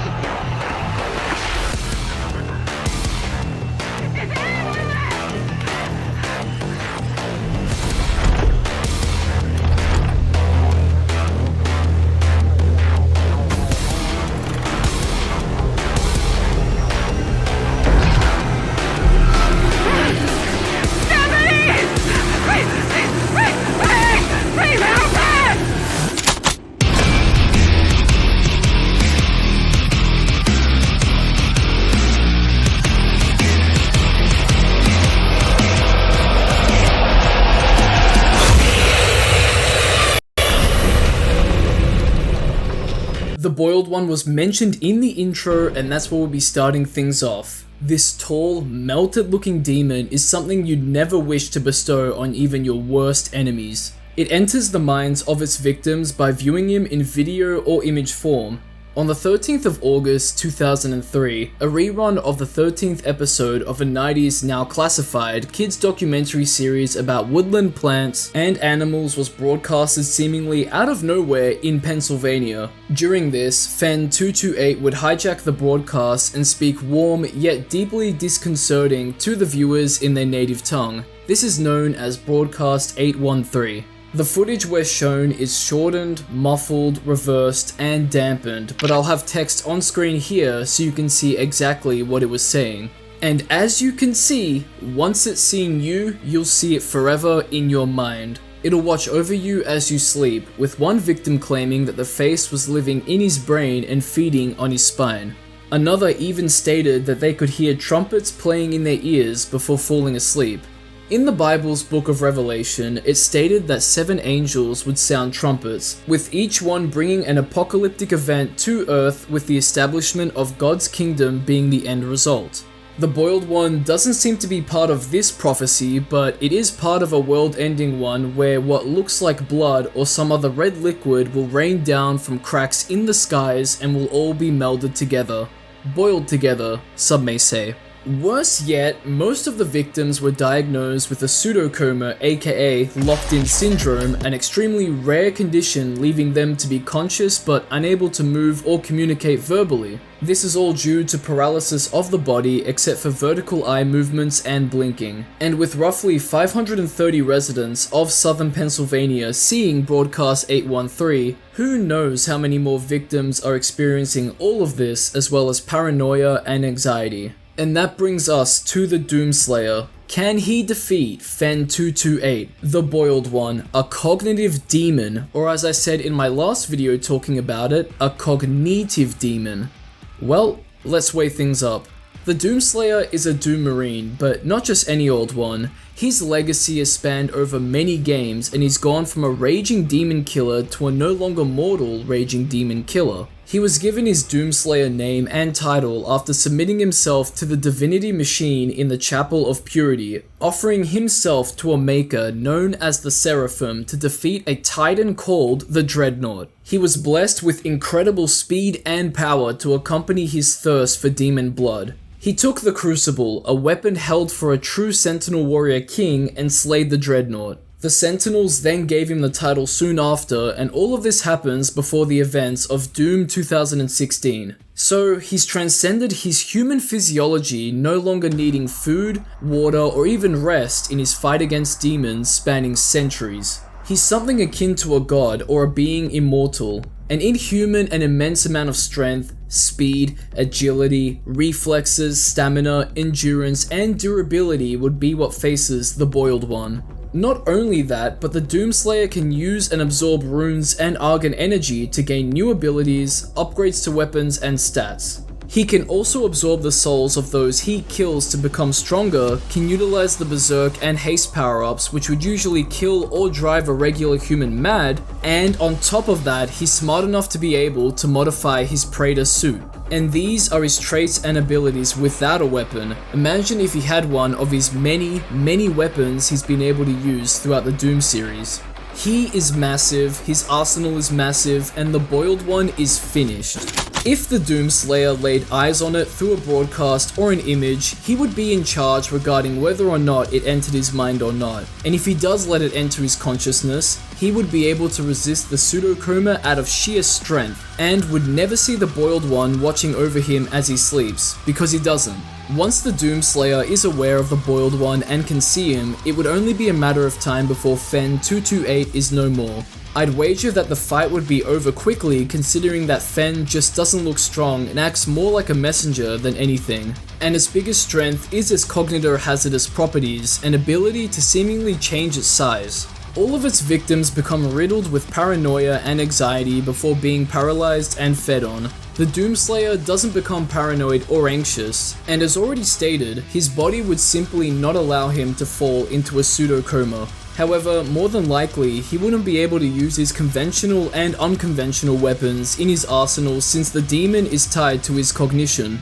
He would be strong enough to attack anything invading his mind, and that also means that he would have to use his bare hands, putting a whole new meaning on the saying, right to bare arms. Because he can and will rip and tear through any demon with them. The Boiled One wouldn't stand a chance, and neither would the sky tearing open. If demons or anything else poured out of it jeopardizing humanity and the earth, you already know that the Demon Slayer would launch himself right at it.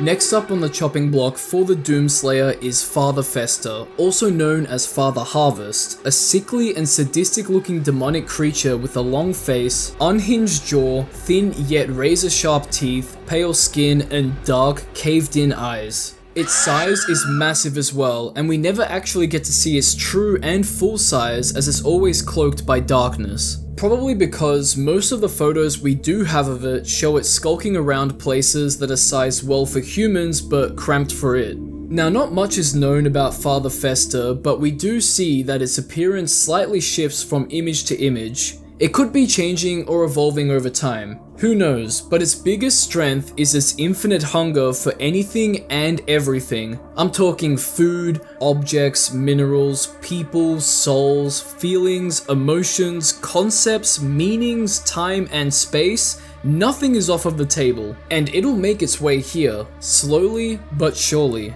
A universe-level threat sounds like quite the adversary for the Doomslayer. It may not demonstrate the sheer amount of strength and power of a titan or godly being from the Doom series, but the fact that it can eat anything and is always hungry is a feat of strength and power on its own, just in a different way. This means that Doomslayer would have to not only worry about being shredded and eaten physically, but mentally and conceptually. Even things around both of them would face that fate. The issue I see with the latter two is how could we even fathom that as mere humans and mortals? How do you even devour a concept, let alone something mental? We can safely assume that the Doomslayer would have to navigate carefully while attacking the Father, as it would be ingesting the environment around the both of them, possibly causing anomalies if common laws of the universe were eaten or damaged.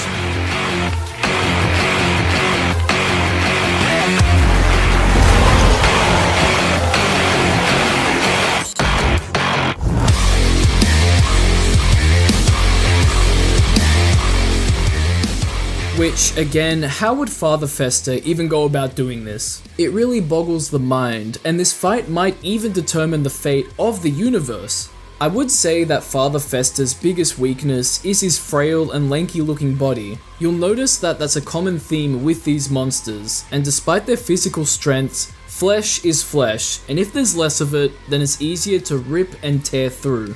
An interesting coincidence that I found in the Doom universe is that there's a being called the Father, an ancient and divine being that is supposedly responsible for all of creation, and Father Festa here can eat all of creation. The Doomslayer would need everything in his arsenal to stand a chance. It is insane to think that there's something that could stand in Doomslayer's way, but something that has the ability to eat anything would be the one to do so. And that leaves us with the question, can the Doomslayer beat this demonic entity, Father Festa, aka Father Harvest? The scales don't seem to be tipped in the favor of the Slayer. On one hand, Father Festa can eat anything, so the fight could be over very quickly, but Doomslayer can't lose. Can he? It feels like it would be impossible for him to do so. I've thought a lot about this for this video, and I believe that with enough close quarters combat to keep pressure on Father Festa, and enough adaptation when it devours a concept like time and space, or laws of physics like combustion that makes bullets fire, the Doomslayer can and will beat it, especially if it's affected by its own gluttony. I mean, it could just straight up die if it ate something that's so closely tied to its existence, right? Or at the very least, handicap itself.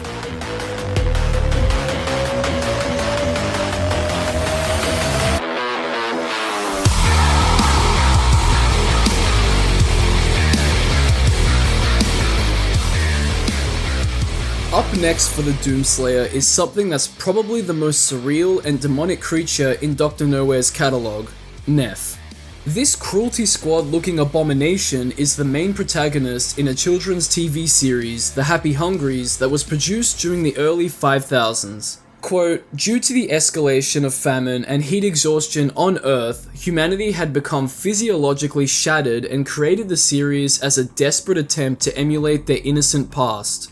Neph is a flayed being, anchored to a dark void via his own nerves. Interestingly, these nerves appear to be developing their own personality and consciousness. Despite the fact that Neph is always smiling, his nerves often upset him. End quote. How this emulation of humanity's innocence is achieved through what we're seeing is it's just beyond me, especially when we see what Neph is and does. I can't even comprehend it. Can you comprehend it? Perhaps that's the point. To emulate our innocent past, we're shown our defiled future, and we're the innocent past looking at that defiled future. This is a flayed, demon-like creature that needs to be put down, and I know the Doomslayer can. It doesn't matter that it's the protagonist of a children's show. Look at it, it needs to be put out of its misery. Now, the biggest thing that the Doomslayer would need to consider is the personality and consciousness that Neph's nerves are developing, but also upsetting him, and the severe psychological and neurological disturbances that manifest as, quote, an immediate physical brain expansion, and any sort of metaphysical explorations of the show are highly discouraged. That would also extend to Neph, obviously. How can you not be tempted to try to understand what this is and it all means? Firstly, a brain expansion shouldn't be an issue for Doomslayer, as he would be able to resist these effects. He's just too physically strong and durable. If mind and body shattering side effects humans face from taking the Berserk or Haste power-ups only enhance Doomslayer, then what's to say that maybe the brain expansion won't do the same, or that he would resist it? He would be a-okay when ripping and tearing through Neph as well, probably putting him out of his misery, as mentioned before. And secondly, Doomslayer would have to deal with the conscious nerves of Neph, which, if they're like Neph, are also chained up in the void. Neph being chained up really makes him an easy target for Doomslayer. But what if he wasn't flayed and chained up? Well, I have a feeling he'd look like how a lot of people would look in the early 5000s. Famished, and the fact that he's even alive has to be some sort of miracle of science, or deal with the devil. Something that shouldn't have been created that can and will be put down by Doomslayer.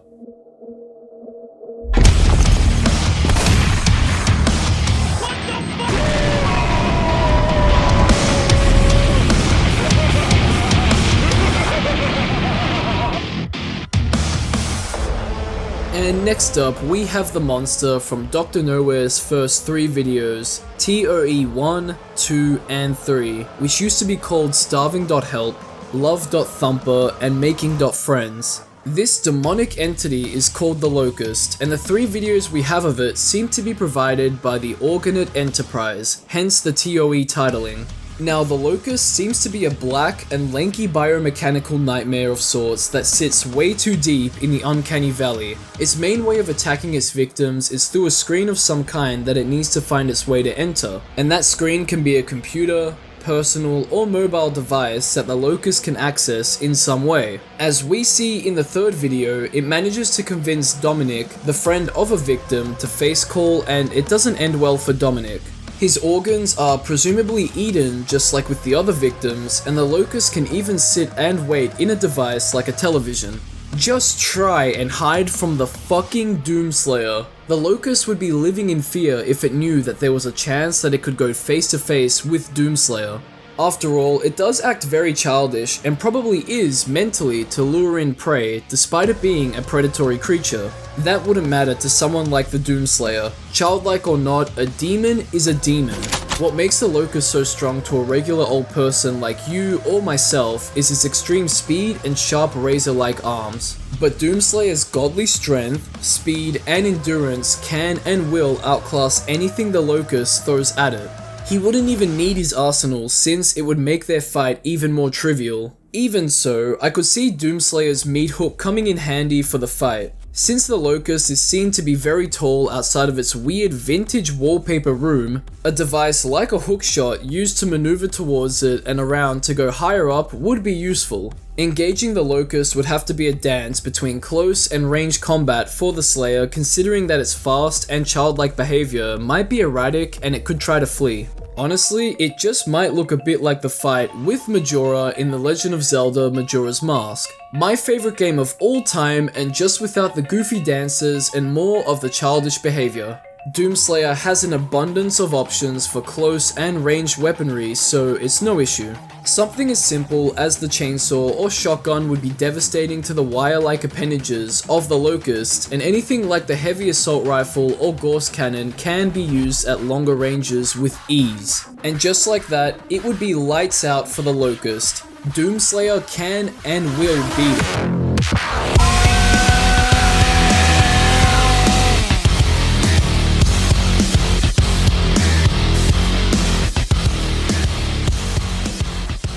Now, I want to shift towards the video, The Oddity Compendium Installment 1. This video covers 3 types of strange beings. I want to look at the second monster found in the video, the corpses of the Headless Macrocosm. The Headless Macrocosm is believed to be a form of anti-reality that the universe uses to dump away the useless or harmful to existential fabric. People have been sent there after falling asleep during strange circumstances, and a couple thousand reside there now. Anyone sent to the anti-reality will be forgotten in reality.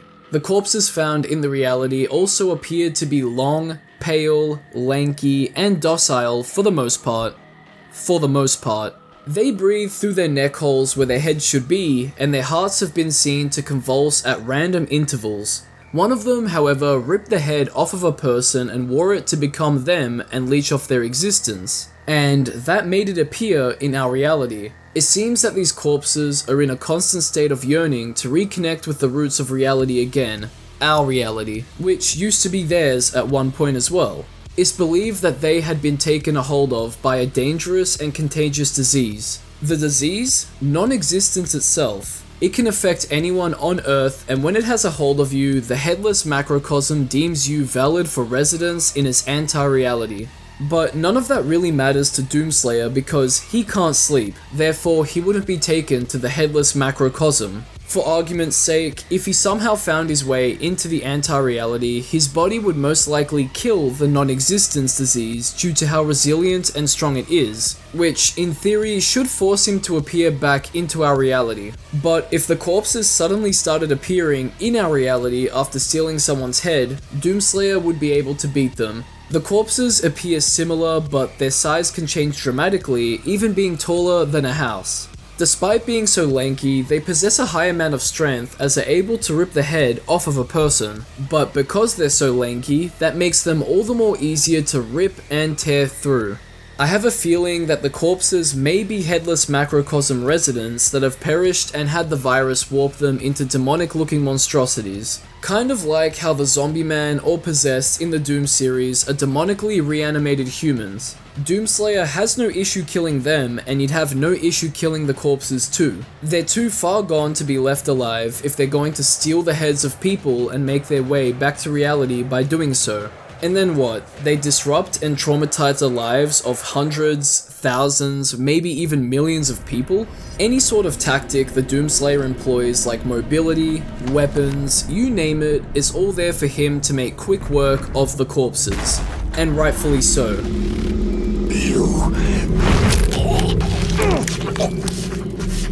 My soul remains guarded.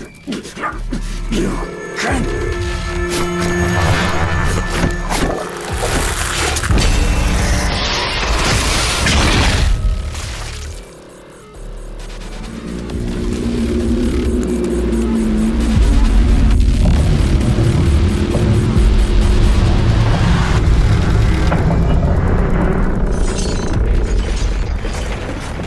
If you made it this far into the video, thanks for doing so. It means a whole bunch to me, and just quickly, I have a few honorable mentions before we wrap things up. I wanted to include these in the main bulk of the video, but while scripting, figured that they were a bit too simple or there wasn't enough to talk about. First up, the flesh beds found in the Oddity Compendium Installment 1 video.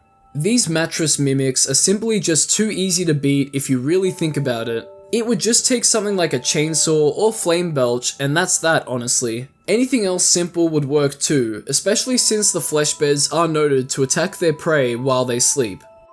Enclair was an interesting entity I wanted to look at too. A person encountering Enclair will experience an overwhelming wave of guilt, forcing them to relive every transgression they have ever committed. Enclair will present the person with a choice to repent or defy. Repenting grants you an acceptance and seeking of remorse for your past actions, and defying will be met with anger by the Enclair. Its radiant glow will become more and more intense until the light is strong enough to incinerate you instantly. I didn't include it because, come on, we all know that the Doomslayer would repent if he needed to, giving no reason for Enclair to attack him, and if he did defy it because he has no remorse for what he's done for the greater good, it wouldn't survive. Finally, we have Philbus. This thing's just a weird guy with a chair-like lower body. Philbus is associated with Philbism, a practice of consuming a chair to honor Philbus. Anyone viewing media on Philbus or Philbism will be compelled to practice Philbism, however, they'll remain adamant in their denial of both Philbus and Philbism. This guy's just a little goof, a little gaff, and the Doomslayer wouldn't fall for it. He would rip and tear the indoctrination and reign of Philbus and Philbism to the ground if it stood in his way. Screw Philbus and Philbism, and I for one think... hang on.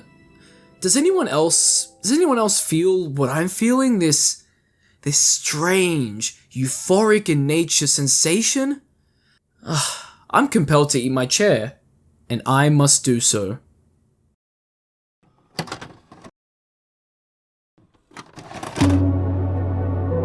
Well, with all of that being said, what have we learnt today? No matter how big and powerful the adversary is, the Doomslayer can and will find a way to beat it. Thanks for watching the video all the way to the end. Leave your thoughts on the video and what was discussed in the comments section. Do you think that the Doomslayer would actually lose to any of these demons? Let everyone know. Leave a like, subscribe, and check out my second channel Soda Jump if you want to see more from me too. Thanks to all of you that suggested taking a look at Dr. Nowhere's monsters for a video. I slotted Doomslayer in there too because I thought it would add an interesting and creative spin to the video. And you know what? I think I was right. So I hope you all enjoyed that, and perhaps I'll look to make more videos like this in the future. And as always, we can't forget the shoutouts to my lovely patrons and YouTube members, and a big shout out to the highest tier Patreon members, Joel Matthew Colgrove and La Creatura, and a big shout out to the highest tier YouTube member too, Fogman8U. Thank you for your continued contributions, and thank you to everyone else too. You guys are absolute legends. Stay tuned for more content like this. Everything talked about will be in the description if you want to further look into them, and I'll catch ya in the next one.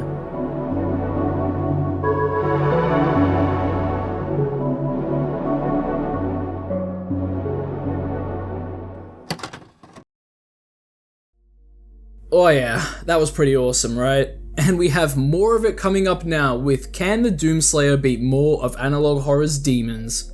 This video is more of what the first video had, the first Doomslayer vs Analog Horror one, so if you like that one, then you're gonna love this one. Not much else to say, still kept the formula going, but I tried to set the video up as if it was like a sequel to the previous Doomslayer one, more or less within the intro, and kind of how the video was structured with the entities that Doomslayer faced.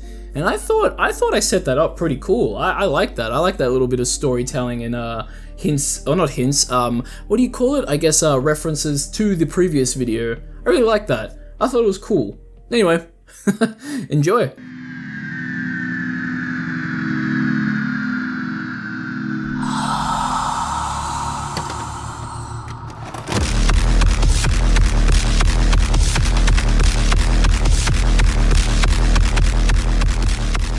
The Doomslayer isn't finished yet. There are more demons of Analog Horror that need to be vanquished. In my previous video, we took a look at the demonic entities created by Dr. Nowhere on YouTube and Instagram. If you want to watch that video before this one, I'll have a card pop up on the top right and it'll be linked in the description.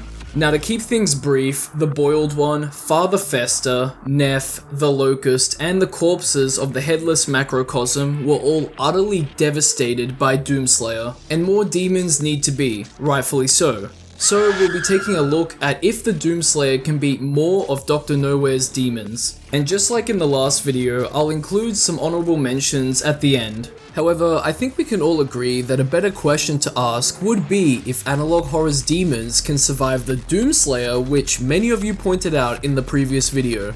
And you know, come to think of it, I didn't see anyone post a comment stating that he would actually lose. Because if you think that and post it in the comments, you're brave to say the least. And if you end up enjoying the video, a like and subscribe would be much appreciated, and everything I talk about will be linked in the description for you to check out too. I'll also have my second channel, Soda Jump, linked there as well. And with all of that being said, let's see if the Doomslayer can beat more of Analog Horror's demons. The Slayer is the spear that stabs at the heart of our attackers, and those that would seek to harm us should feel warned. For there is only one dominant life form in this universe, and it carries a steel-barreled sword of vengeance. All hail the coming of the Destroyer. The Slayer's time is now.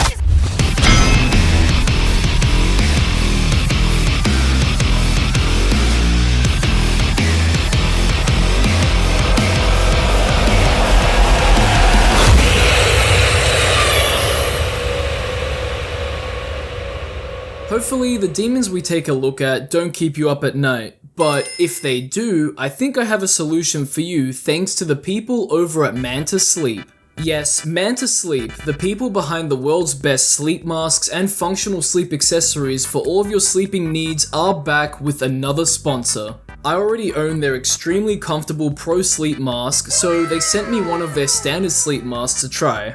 And I'll tell you what, for one of their cheaper options, this mask was incredible for my sleep. No matter how much my body hurt from the tolls of the day, or how much my mind was being toyed with by demons of incomprehensible origins, the standard Manta Sleep mask had my back thanks to its 100% blackout effect and zero mask pressure on my eyes and head. But if you're looking for something a bit more specific, they have a slew of products ranging from the previously mentioned Pro Sleep mask and a silk mask for extra comfort and a different feel, a cooling and steaming sleep mask for your soothing or moisturizing needs, sleep accessories to enhance your sleep, and more. So if you're interested in their sleep masks and accessories, use my link in the description to visit their website to shop and start your next steps to a better sleep. Thanks again to Manta Sleep for sponsoring this video. Now let's move on to our first demon. What's that noise? I'm sorry, a code null? How are we already seeing a code null? It's the start of the video. Alright, basically, code null means that we're dealing with a demonic entity that can destroy the fabric of reality. After the events of the previous video, the UAC created a code, code null, which is to be sounded when another reality or universe threat, like Father Fester, rears its ugly head. And that brings us to the Eater of Reality. Eater of Reality has a similar appearance to Father Fester, and all we know about it is its name. Every other demon the Doomslayer has had to tackle in the previous video had information on it, but not this one, which is a bit of a theme throughout this video. As we can see by the one found footage shot we have of it, it's another giant but frail-bodied demonic entity with a large face and unhinged jaw ready to devour anything and everything. However, this one seems to exhibit some sort of malice, some absolutely sick, twisted, and sadistic enjoyment or vile curiosity from what it does. And we can see that in its smile. The person who took the photo would have been face to face with that jagged smile as they watched everything around them be consumed until there was nothing but the void and the Eater of Reality left. And at that point, their life would come to an end. You can't outrun something that can devour the fabric of reality. How would you even go about destroying it too? We just wouldn't be able to. But I think we all know of someone who can. I explained his powers, abilities, and arsenal in the previous video, but in summary, he has a godly amount of strength, endurance, vitality, and durability. He can withstand demonic technology and use it to make him stronger, upgrade his suit, and has a vast arsenal of weapons. But despite his large arsenal, he is his strongest weapon. Now, what was applied to Father Fester can be similarly applied here. Doomslayer would need to juggle dealing damage to the Eater of Reality while avoiding any reality-shattering effects it would be creating. Its body does seem to be frail as well, so ripping and tearing is made a lot easier. Despite that, its smile is sticking with me. This thing is going to try and toy with its prey and act erratic. But that's where the Doomslayer can get the upper hand because he's no one's prey. He's more than prepared for a battle like this and can take the Eater of Reality by surprise. However fast and snappy its movements may be, it would make for a cool ass fight jumping between ranged and close combat. It may not be able to eat concepts and laws of physics like Father Fester, but a dynamically changing arena to fight a boss in with stages to the fight would be pretty sweet. Any sort of ranged weapon the Doomslayer can get his hands on will do the job, especially if he can get in close and absolutely shred the Eater of Reality.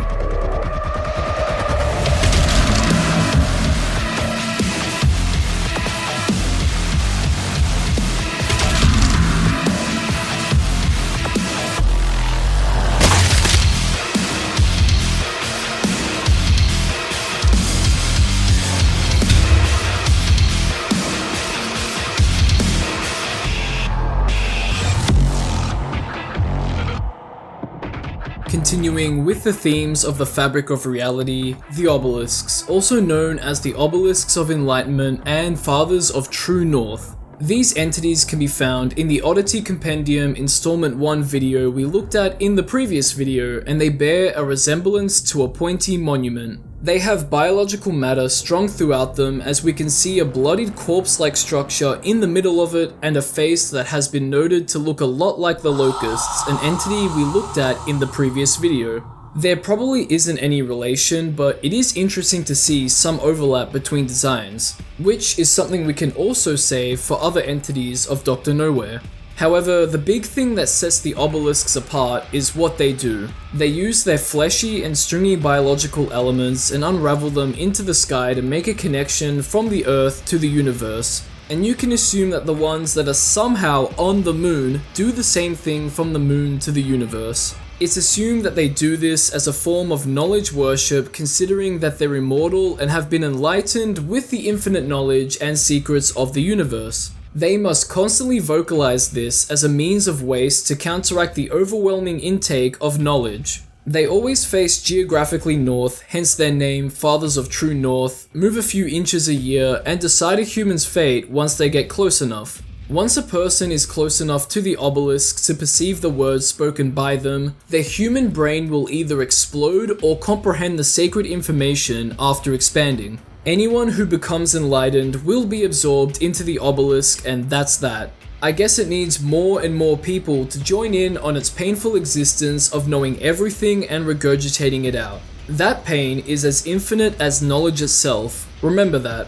Obelisks are theorized to be tears in the fabric of reality opened by giants who are unsatisfied by Earth's lack of knowledge. And would you look at that, the pyramids were built in honor of them. Despite all of this, the Doomslayer can and will beat them. Perhaps he needs to because of their nature. They're peaceful, but they take in humans in an effort to bear infinite knowledge. They sacrifice human life for their own reasons, just like how the demons from hell take Earth and kill humans for hell and their own kind. So for the Doomslayer to take out the obelisks, he really could just shoot at them from a distance and hit their flesh, but that's too easy. I know you want to know if he could withstand their vocalizations. With the amount of godly endurance and durability Doomslayer possesses, he would survive the brain expansion and become enlightened. Right? But why would he do that? After all, something tells me he could also as easily reject the knowledge and survive. All he cares about is killing demonkind, and maybe some hobbies, so I doubt his brain would need to contain information unrelated to that task. Once rejected, he'd probably also be rejected by the obelisk, and at that point, that might mean a fight would ensue. If an obelisk were to attack him with its tendrils or hide them away in fear, Doomslayer would have a field day with the being. They can barely move, so they're basically sitting ducks for however the Doomslayer wants to slaughter them. Any ripping and tearing you can think of, he can do it. Granted, the obelisks look like they're made of some sort of stone or at least durable material despite them being fleshy, so the task would be painful, grueling, and long for the obelisk. There would also be so many chunks of meat and flesh to tear through. It would make for one hell of a gory sight. Any bigger weapons that can blast through flesh would make things quicker as well, and so would explosives. Even if the obelisk tries to assimilate Doomslayer into it, his sheer willpower and strength he used to break out of solid metal chains in Doom 2016 is enough to tell you everything. The beast does he not seek enhanced power? Gifts to aid him in his noble conquest, perhaps in return for my...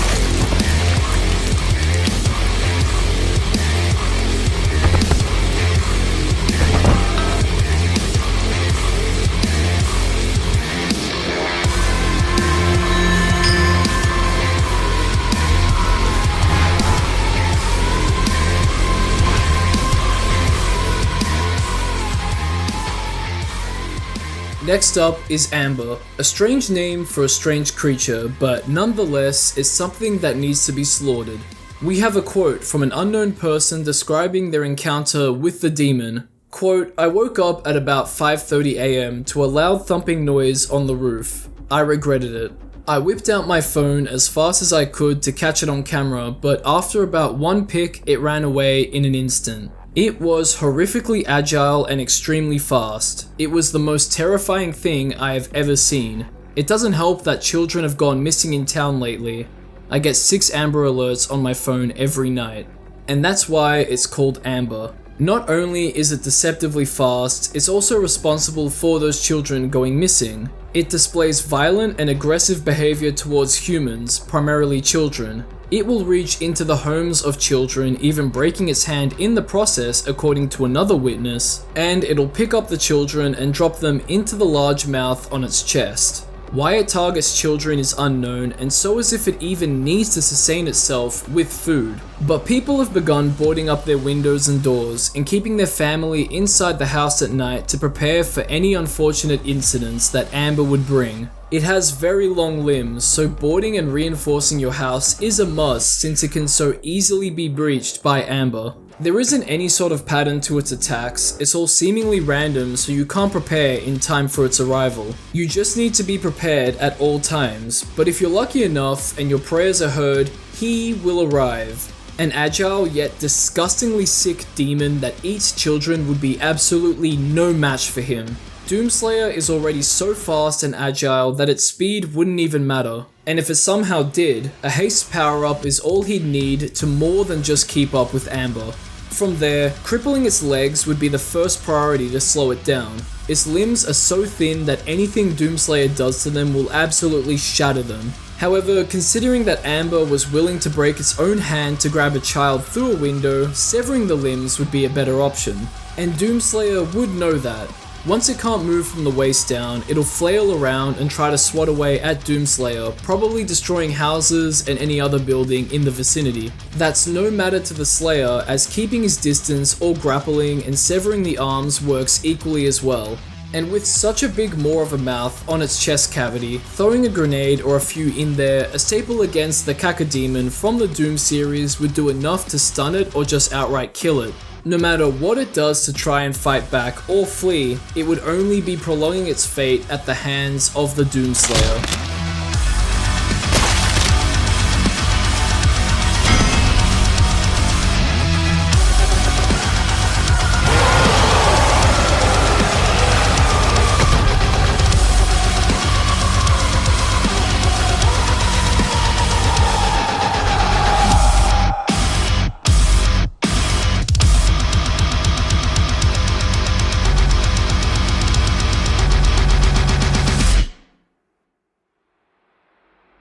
Sticking to agility, we have the next demon, the Fast Death. This nightmarish pale entity with spindly arms, insect-like legs, and hollow eyes and mouth is extremely agile, even more so than Amber. It's unknown just how swift your death will be, but if it spots you, you may not even be able to comprehend what you've seen before it closes the gap with you and puts an end to your life. Little else is known about the creature, however, the insect legs reminded me of a little theory about humans, survival instinct. Well, that's not a theory, but I mean what I'm talking about regarding survival instinct. Before our nice, lucky, and comfortable lives, and of course, I'm not speaking for everyone, and I'm speaking in a more general sense, and I do understand that people's lives can vary completely from one another, but compared to our ancestors, things are completely different. And speaking of, our ancestors had to deal with the environment and animals of the world very differently to how we do now. And by ancestors, I'm talking like cavemen, alright? And their survival instincts were key to helping them live on from generation to generation. Fight, flight, and freeze were some of those instinctual behaviors. You know, when faced with a predator, would they fight, run away, or freeze to analyze the situation better, or to not make the first move? Clearly, these instincts are still hard baked into us despite how different our lives are now to back then. That's why we jump when something suddenly appears from out of nowhere. The best examples of that are bugs and small creatures. When they jump, fly, or crawl at a fast pace, your survival instincts will kick in and you'll jump when taken by surprise, and then your reactions from there are your own. I bring up all of this because that's what we'll have to deal with as humans when faced with the Fast Death. We rarely ever have to deal with legitimate threats that are fast and put our lives at risk. Ones that might stalk us or skulk around before attacking. Can you even think of a time you were hunted by another animal? Surely it would be more likely that another human would hunt you than a different animal. But in this scenario, it's another animal, an entity, a demon that exhibits behavior that taps into our survival instincts that we rarely ever have to properly utilize. For us, it's a hard task, but for the Doomslayer, it's nothing. He can turn the Fast Death's biggest strength into its biggest weakness, and that's its speed. Something that scurries fast at its prey won't know what hit it when approaching Doomslayer. The closer it gets, the easier it would be for Doomslayer to rip and tear through it. Any sort of close-range weapon or his hands would do the trick, and something like the haste power-up can be used again to keep up with the demon in case it turns out to be a bit faster than thought, or if it runs away. It's actually quite a simple battle for Doomslayer, more so than I initially thought at first. but his godly traits, heightened reaction time, and instincts transcend ours, humanity's, and I thought that was interesting. And just like that, another one is taken out like it was nothing.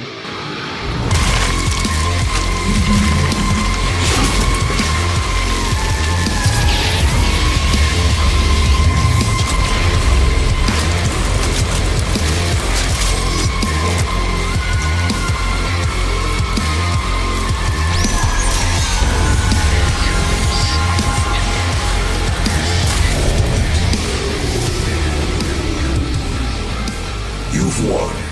It's over. You stopped the invasion and closed the portal.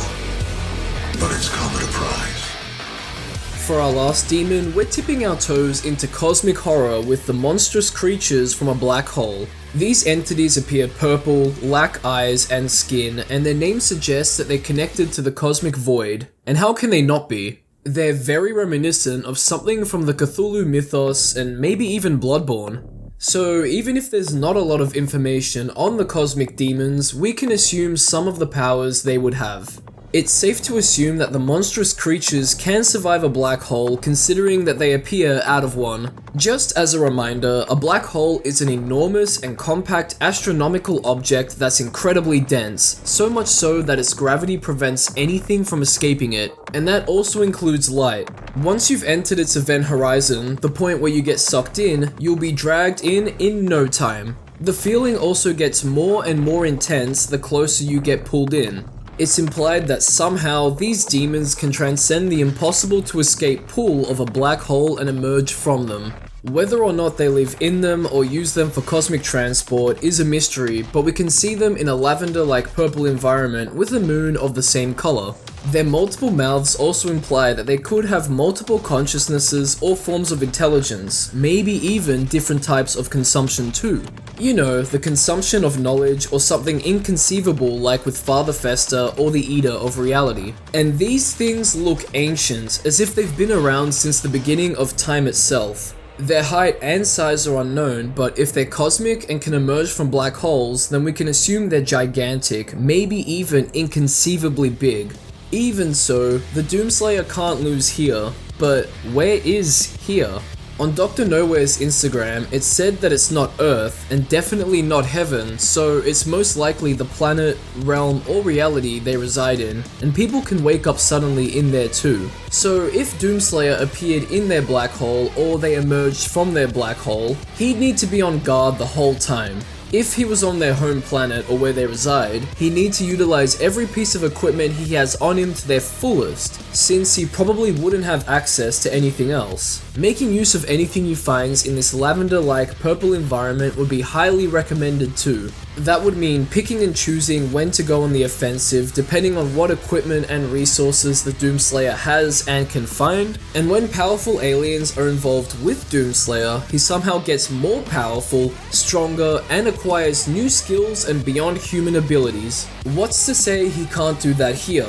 He's just an unstoppable force to be reckoned with, and he's absolutely juiced and strengthed beyond any human capabilities, and he only wants to destroy demon kind, and anything that threatens humanity.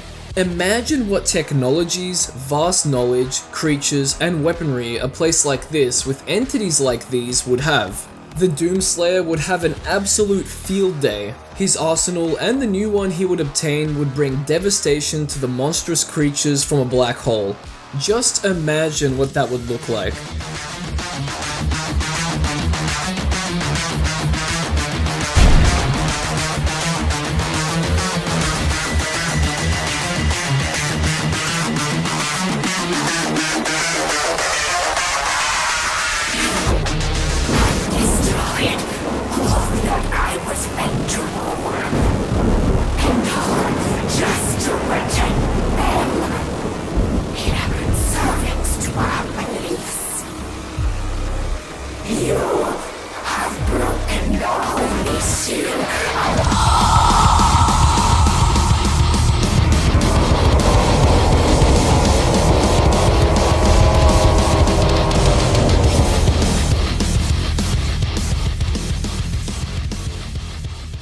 And that brings us to the honorable mentions, demons that I wanted to include in the bulk of the video but didn't for multiple reasons. Also, if you've made it this far into the video, I just wanted to thank you. It means a lot to me that you'd watch this far in, so I hope you've enjoyed the videos so far. And now, let's take a look at the first honorable mention, the follower. This insane looking demon is seen in the now unlisted Dr. Nowhere video. Has this ever happened to you? All the lights. In this video, an infomercial begins to play asking if you've ever gotten ready for bed, doing your usual night routine, and you can feel a presence in the dark as you turn off all of the lights. Just as the infomercial presents the viewer with the solution, the video is hijacked as the follower tells us that there is nothing that follows you after you turn off all the lights in the house. Great! Despite it looking a lot like the boiled one, it doesn't seem to be, but it does commit a hijacking of sorts. And obviously, Doomslayer doesn't sleep, so why would the follower even target him? And if he did target him, well, you know how that would go. Next up is severe gargulophobia. I thought this was interesting because it's a monster that tickles people to death, hence the name. Gargulophobia is the fear of being tickled by anything. It makes for an interesting concept, and obviously, Doomslayer just wouldn't get tickled to death, let alone tickled in general. It would just be an easy slaughtering for him. And finally, we have Angel Meat. Design-wise, this thing looks so metal and so awesome, and I love the flayed and fallen angel look. Unfortunately, I couldn't do anything with the lack of information on it. It's just a cool looking creature and fits the whole demons and angels of Doom. Well, makers would be the closest thing to angels in the series, so I could twist Angel Meat into a maker or a fallen version of them, and then I could assume what abilities it would have, but then I'd be really grasping at straws.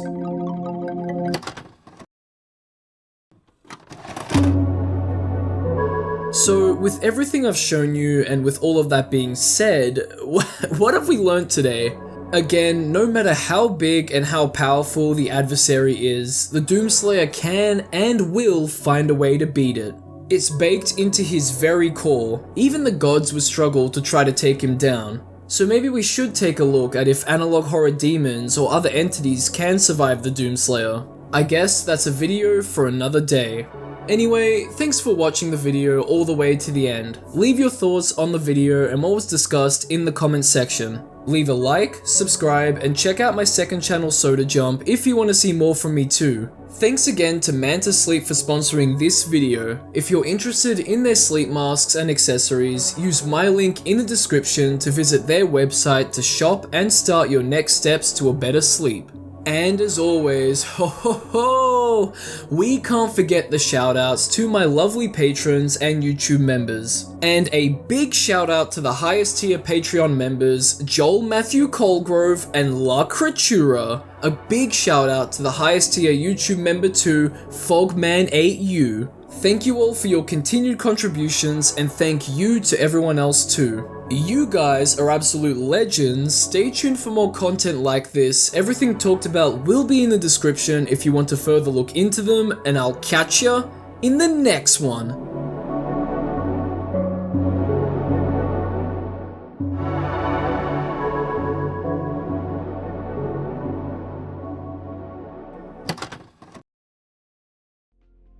Alright, that was pretty cool, yeah?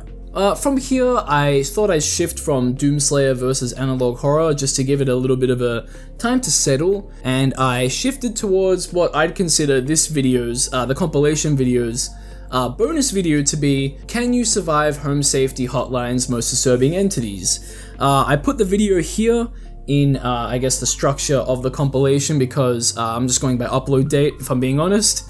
And I included it because I think it still taps into, I guess, how analog horror, how that looks, and I guess how some stuff is kind of structured. It's not a one for one, but I think it's kind of similar in a way. Anyway, just a trust me bro kind of situation, it's whatever. This video was edited by Harry again. What a legend, and I really enjoyed it. I thought I'd take a chance with the game, obviously Home Safety Hotline, and if you don't know what it is, it's a game where you need to identify a creature or monster of the normal or fey variety to supply a distress caller with the proper tools and advise them to rid them of the creature or get them just away from it safely. Not doing so may end up in their demise or cause them a minor inconvenience. This can also get you quote-unquote fired if you mess up enough. I think it's a pretty cool game. The video didn't perform as well as I would have liked, but it was enjoyed by those who watched it, so that made me really happy. Sometimes when a video underperforms and you really wanted it to do well, you just have to take the positives away from it. Beating yourself up about it isn't the way to go, but I do think you need to take some criticism and see what works and see what didn't and apply it to the next video. So other than that, I was super happy with it. It's not exactly, like I said, it's not exactly analog horror, but here it is as a bonus, and I hope you enjoy it.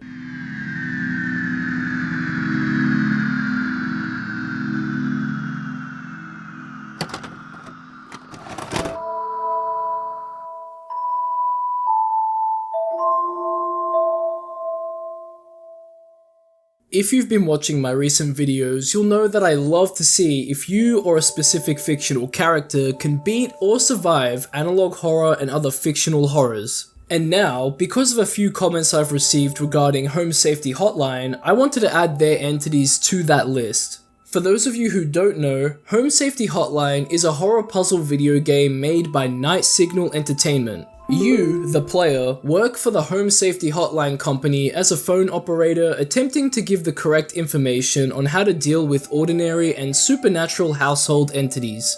And of course, the supernatural kind have some very dangerous and disturbing entities, some of which the Home Safety Hotline team can't properly help with.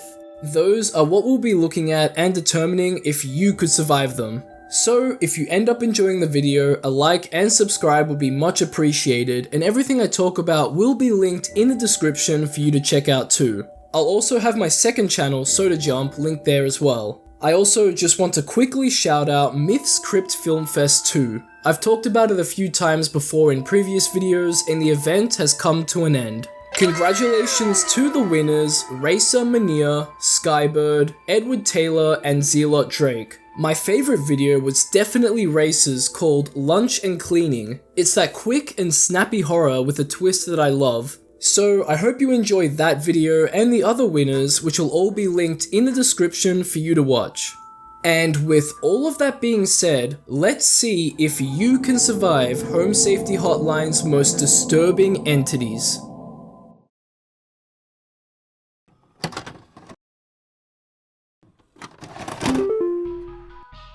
Let's start off by looking at pukas because those things are just absolutely messed up and disturbing. This shapeless creature of Celtic legend takes the form and likeness of a loved household pet in order to replace them. You'll know that you have a puka in your household if the pet you've known and loved for years begins acting strange. In this example picture, you can see this person's dog standing on its hind legs staring down at its victim. Pukas do this because they thrive by scaring and unnerving the homeowner of the pet they've replaced, and pray that you don't find the state that your pet's been left in before it was replaced. A gory and decaying sight is what will greet you as you grovel at the corpse of the loyal and loving animal you once called one of your bestest of friends. But if you did find them, that would be all the motivation you need to get rid of this mischievous entity. There are two main routes we can take here in surviving a puka. A very clear passive and not so passive route. The passive route involves ignoring the puka since, as said before, they thrive on attention by scaring you, the owner of the house and pet it slaughtered. If you have the resolve to do so, any strange behavior the puka exhibits to get your attention will need to be met by silence and a lack of eyesight and acknowledgement from you. But what if you are feeling a little vengeful, perhaps maybe even a little trigger happy to get revenge for your lovable pet? Physically, a puka may be as strong as the animal is taken shape of. In its true form, it may be even weaker due to it being a shapeshifter and, honestly, not exactly having a true form if it hasn't shifted into anything. It might be a bit, or even very difficult to attack something with the form of a loved pet, but any sort of physical trauma, whether that be blunt, sharp, or with some sort of gun, would definitely be possible, and you could send this puka 6 feet under. Especially since it aims to hold your attention, so it might not see your attack coming if it's so occupied in doing that. I mentioned a gun just before, but you really could just pull a gun on it, shoot, and that would be it. It's highly likely, and speaking of guns, Recently, in Vietnam, I shot an RPD, and I'll tell you what, guns are no joke. I know, controversial, but shooting one for the first time and it being fully automatic really put into perspective just how powerful these things are, and how mind-warping, mind-shattering defending yourself, taking the life of another person, and going to war must be. But I also understand the need to sacrifice mental and physical health just to defend someone you love or something you love. And guns are extremely loud as well. Like, extremely loud. As an Australian, I am so far removed from anything gun-related, so it was very eye-opening. It became very apparent that a lot of thought needs to go into anything about guns. And I only point all of this out because in my videos, I always have a go-to like, just pull a gun out on this thing. You know, if you want to beat it or if you want to survive against it, and let's just say it would take a lot of bravery and mental fortitude to pull a gun on something, shoot at it, kill it, and then live with the memory and any physical or mental anguishes. I'm not trying to preach anything, it was just very eye-opening. The same could be said about something like a knife, but there's just something about the power of a gun. Anyway, fucking eviscerate— no, I can't I can't transition like that. What I did want to point out was some people think that the puka attaches itself to you and it might act as a guardian, especially if you've traveled a vast distance. However, if they're provoked to enact mischievous acts against their will, they'll seek out the blood of their victims. Perhaps that's the version we see in Home Safety Hotline. From here, I wanted to look at the memory wisp because what it does to you is something a lot of people fear: being forgotten.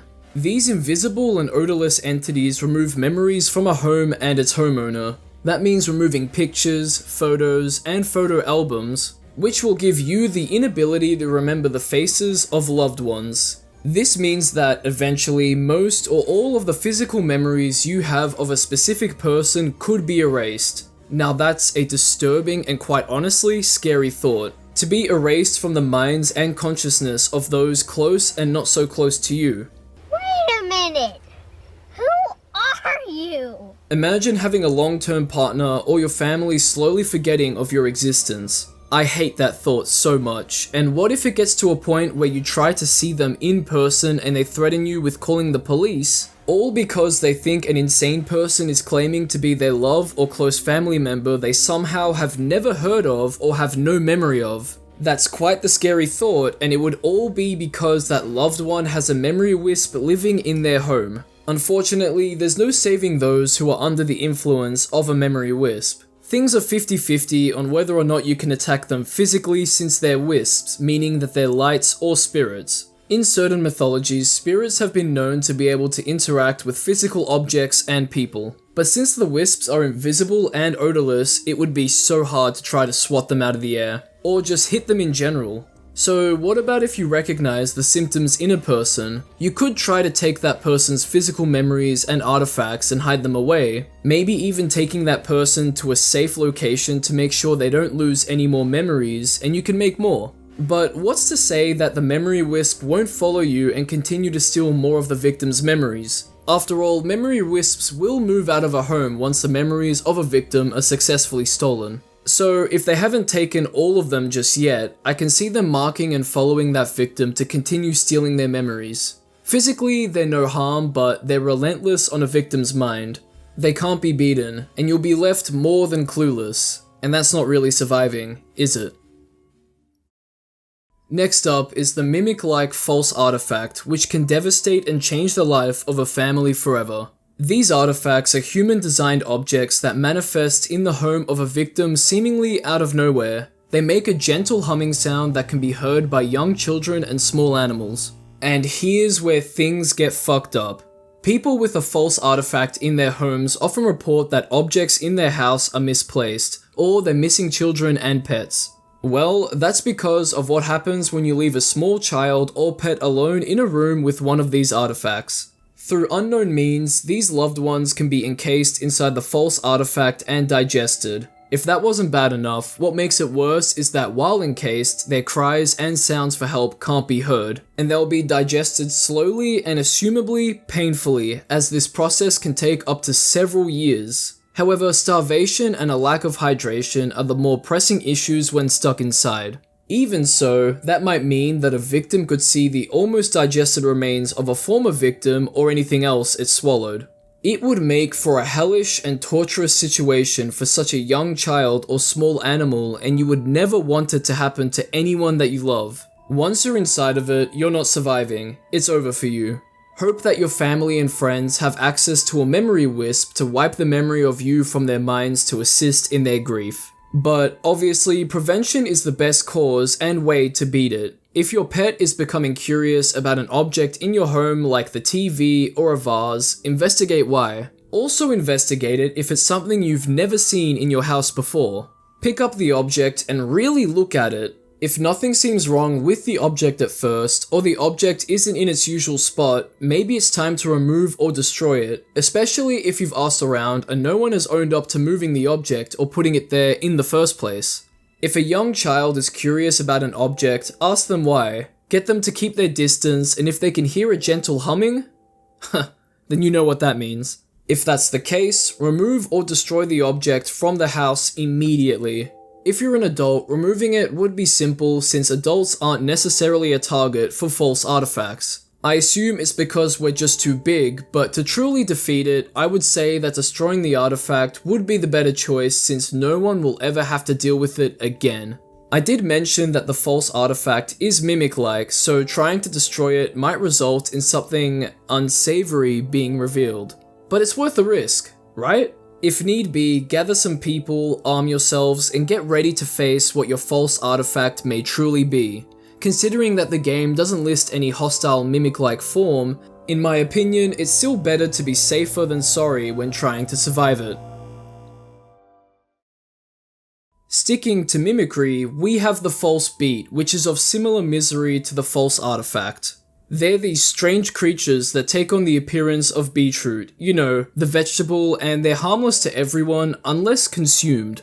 Appearing to be beetroot isn't an accident, these creatures want to be eaten. Once they've been consumed by a victim who is now their host, nothing can be done. The false beet will take root in the stomach and feed off its nutrients for the human's lifetime. That's already enough to absolutely limit a victim's energy levels and bodily functions for the rest of their lives unless they maybe gorge themselves every day, but it somehow only gets worse from here. We can assume that if too many false beats are consumed, then the host will eventually die out or die faster since there would be more parasitic beats feeding on their nutrients. And unfortunately, removing the false beats from the host kills them no matter what, so you'd be stuck with them for the rest of your life. However, I do think there might be a way to circumvent having to give them the nutrients of the food you're digesting. People who can't properly digest food because of a condition they have can receive nutrients directly into their bloodstreams through an IV catheter. This is known as parenteral nutrition, or PN for short. If you're absorbing nutrients directly into your bloodstream, it would be avoiding the stomach and thus the false beats. Perhaps that's just a necessary band-aid for the problem at hand, and who knows, it might actually kill the false beats in the end. Since they wouldn't be getting any nutrients, they might just die out. But Home Safety Hotline doesn't give us any indication of that being the case. Even so, surviving against the false beat is as easy as avoiding it. They can be differentiated with beetroot upon a close glance, and wearing gloves or washing your hands after dealing with them is a great idea.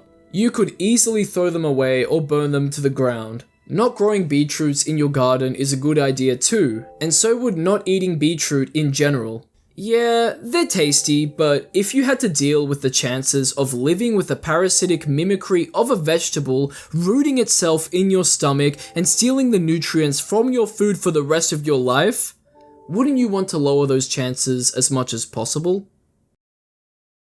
From there, we have something a bit more confrontational and physically dangerous to a homeowner, the boggart. They're 6 to 7 feet tall humanoid beings with false faces and are the result of a provoked hob that's gone under metamorphosis. These creatures will bring disasters such as flooding, fires, and electrical outages to the home they reside in, and they often watch their household targets while they sleep. They're extremely disturbing and extremely dangerous, and heaven forbid you spot them and their false faces while they're hiding. They'll become aggressive and violent in those instances. So there's a few routes we can take here in surviving against a boggart. The confrontational one is surround up the homies, arm yourselves, and utterly devastate the boggart. However, it's a spirit, so that might not work, but it can interact physically and violently with its environment and you, so who knows?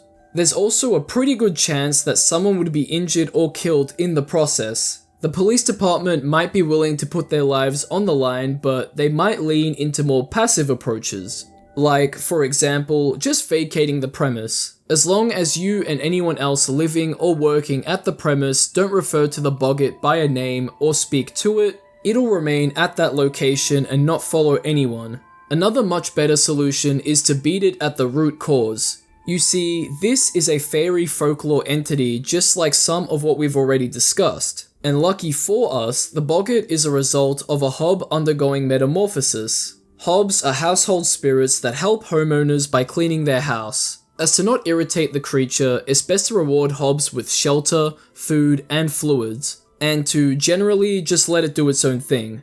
Irritation leads to the previously mentioned metamorphosis, and you don't want that.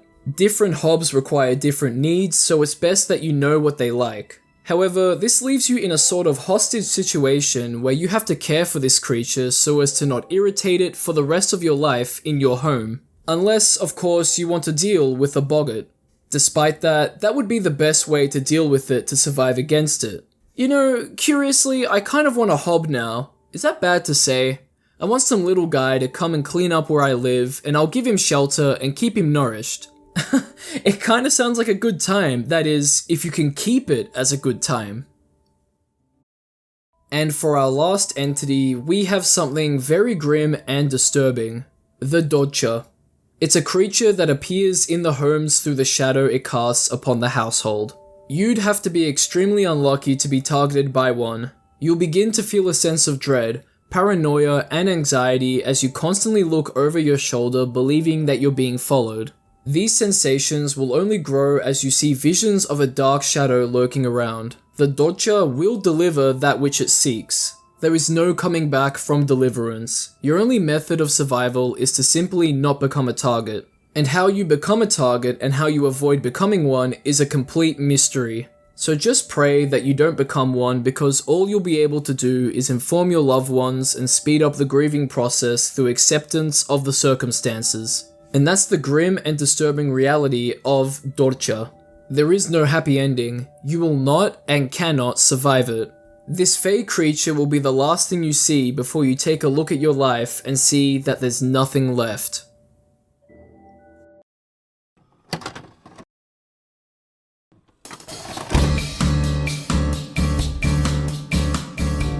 And on that grim note, we've come to the end of the video.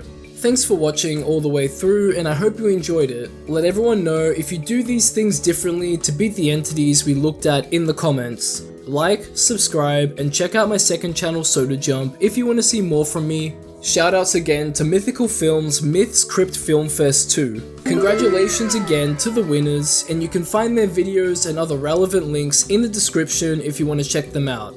And as always, we can't forget the shoutouts to my lovely patrons and YouTube members, and a big shout out to the highest tier Patreon members, Joel Matthew Colgrove and La Creatura. A big shout out to the highest tier YouTube member too, Fogman8U. Thank you for your continued contributions, and thank you to everyone else too. You guys are absolute legends. Stay tuned for more content like this. Everything talked about will be in the description if you want to further look into them, and I'll catch ya in the next one.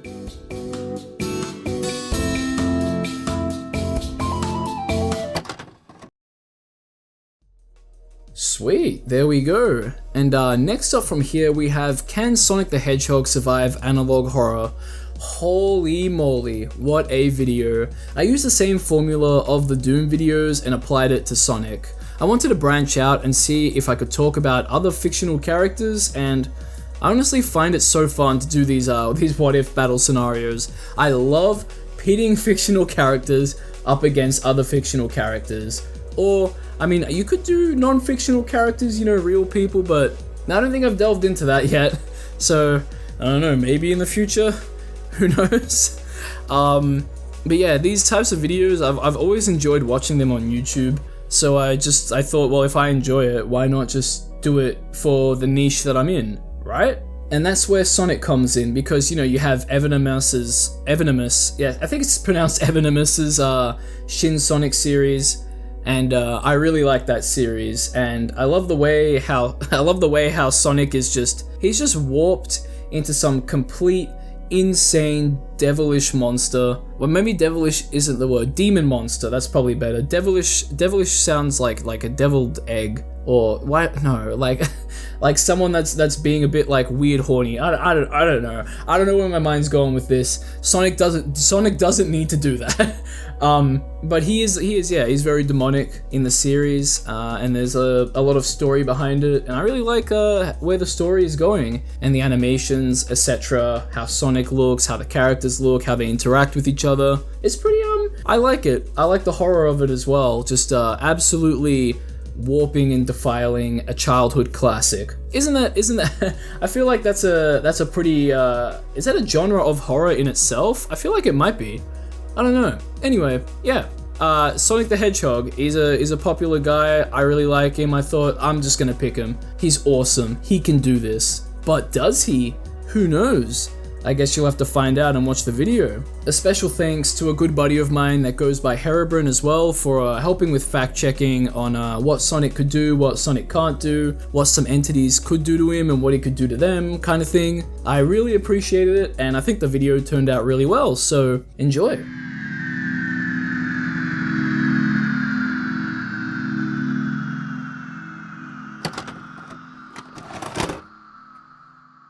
I've been loving talking about and dissecting if you, the viewer, can survive and defeat analog horror and its entities, and now I'm slowly dipping my toes into if fictional characters could as well. There's a few big units that I want to cover, but there's someone dear to me that I wanted to take a look at first, and that's the blue blur Sonic the Hedgehog.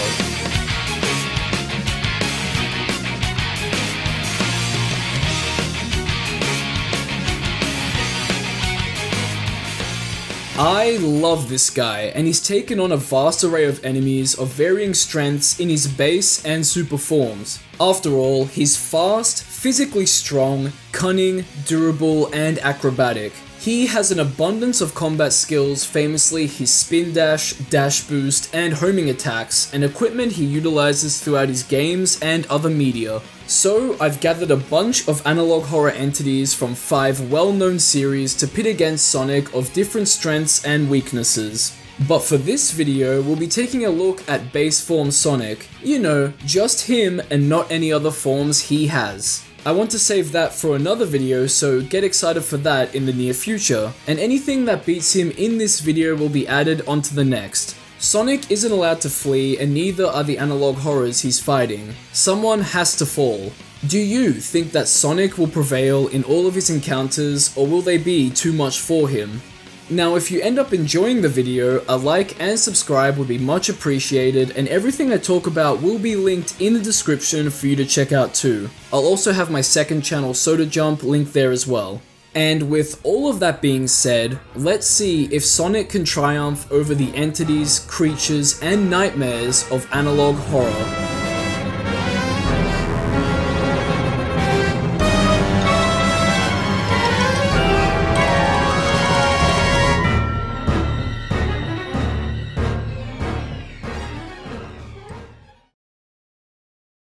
Fighting analog horror entities can be hard work, even for someone like Sonic, but what if there was a way to just shut them out and get a good night's sleep? Luckily for us, Manta Sleep is back again with a sponsor for this video. They create the world's best sleep masks and functional sleep accessories for all of your sleeping needs. I own their standard sleep and pro sleep masks, and I love them. No matter how much my body hurts from physical exercise and sports, or when my mind is racing with video ideas and the events of the day, I'm always able to get a good night's sleep while wearing their masks. It's thanks to how soft and comfortable they are with zero mask pressure on my eyes and head, and 100% blackout effects so no light can interrupt my sleep. Their earplugs block out so much noise and make everything so nice and quiet too. I can finally sleep with everything going on outside.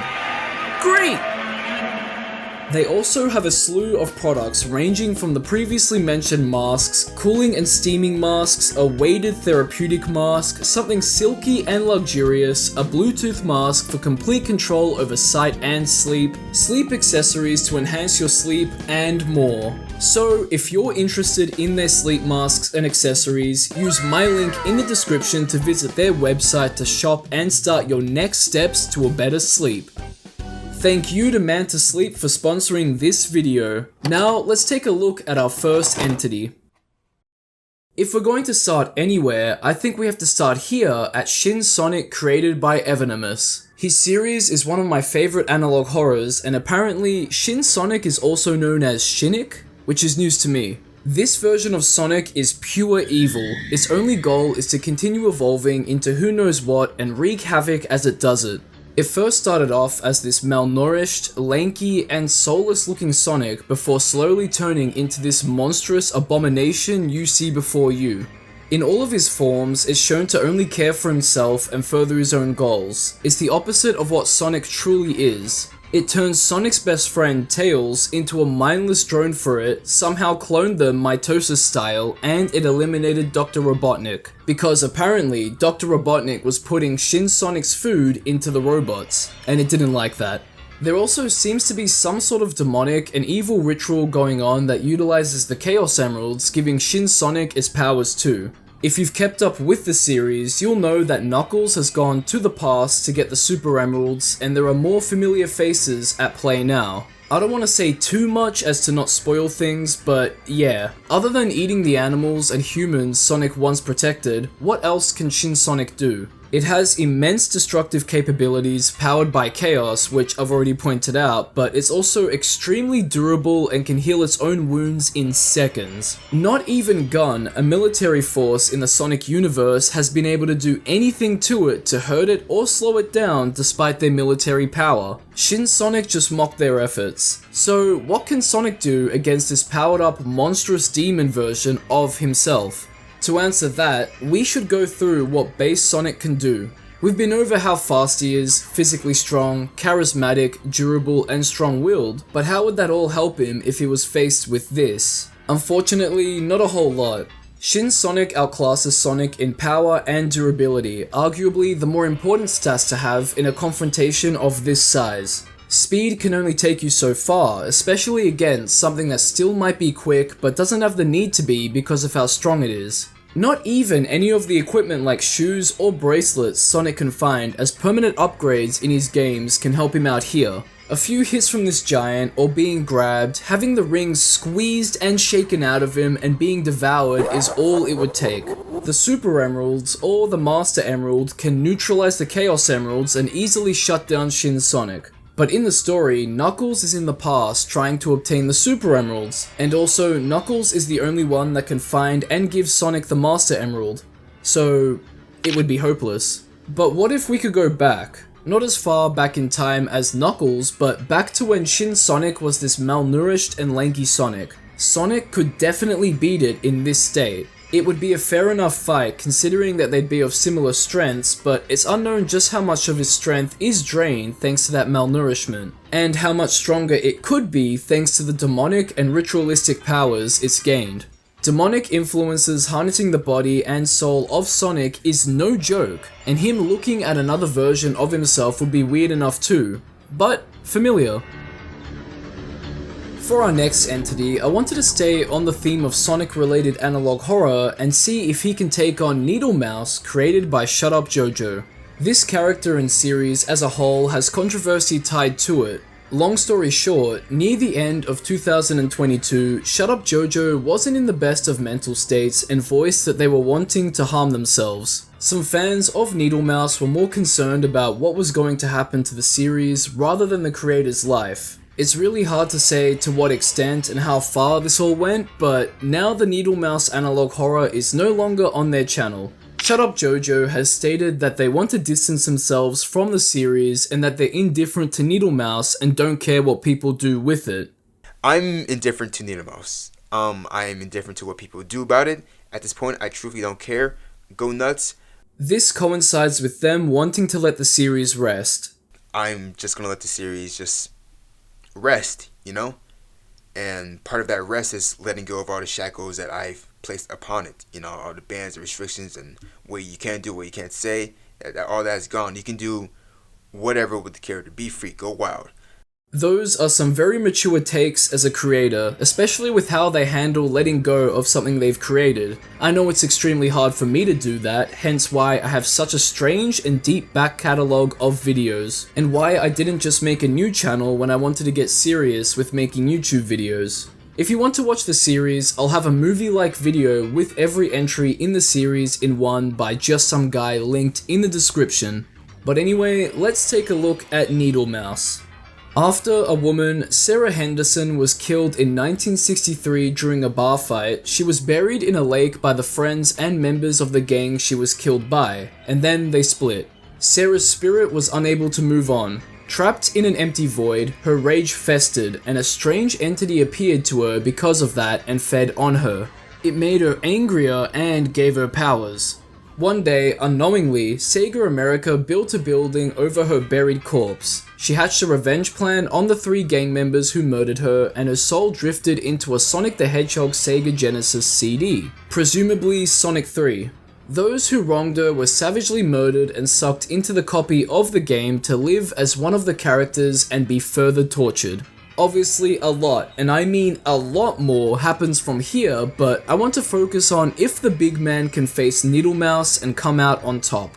As written on the Needlemouse Sonic Oddities wiki page, Needlemouse has all of Sonic's skills, can manipulate video games, shapeshift, has soul transferring abilities that's used on victims, can warp reality, physically manifest, manipulate sentience, induce nightmares, and to top it all off, she has a ghost physiology, making her immortal. That doesn't sound great for Sonic, and might mean that the only way for him to truly beat Needlemouse would be to get Sarah to move on into the afterlife. Honestly, she sounds a lot like Sonic.exe or even Infinite from Sonic Frontiers, with how conventional rules don't really apply to these 3. However, Sonic.exe is purely evil and has no room for redemption, and Infinite has his issues regarding power and ego, but Needlemouse? I guess it would be anger and revenge. The entity manipulating Sarah, which is named Atem, is the main problem at hand.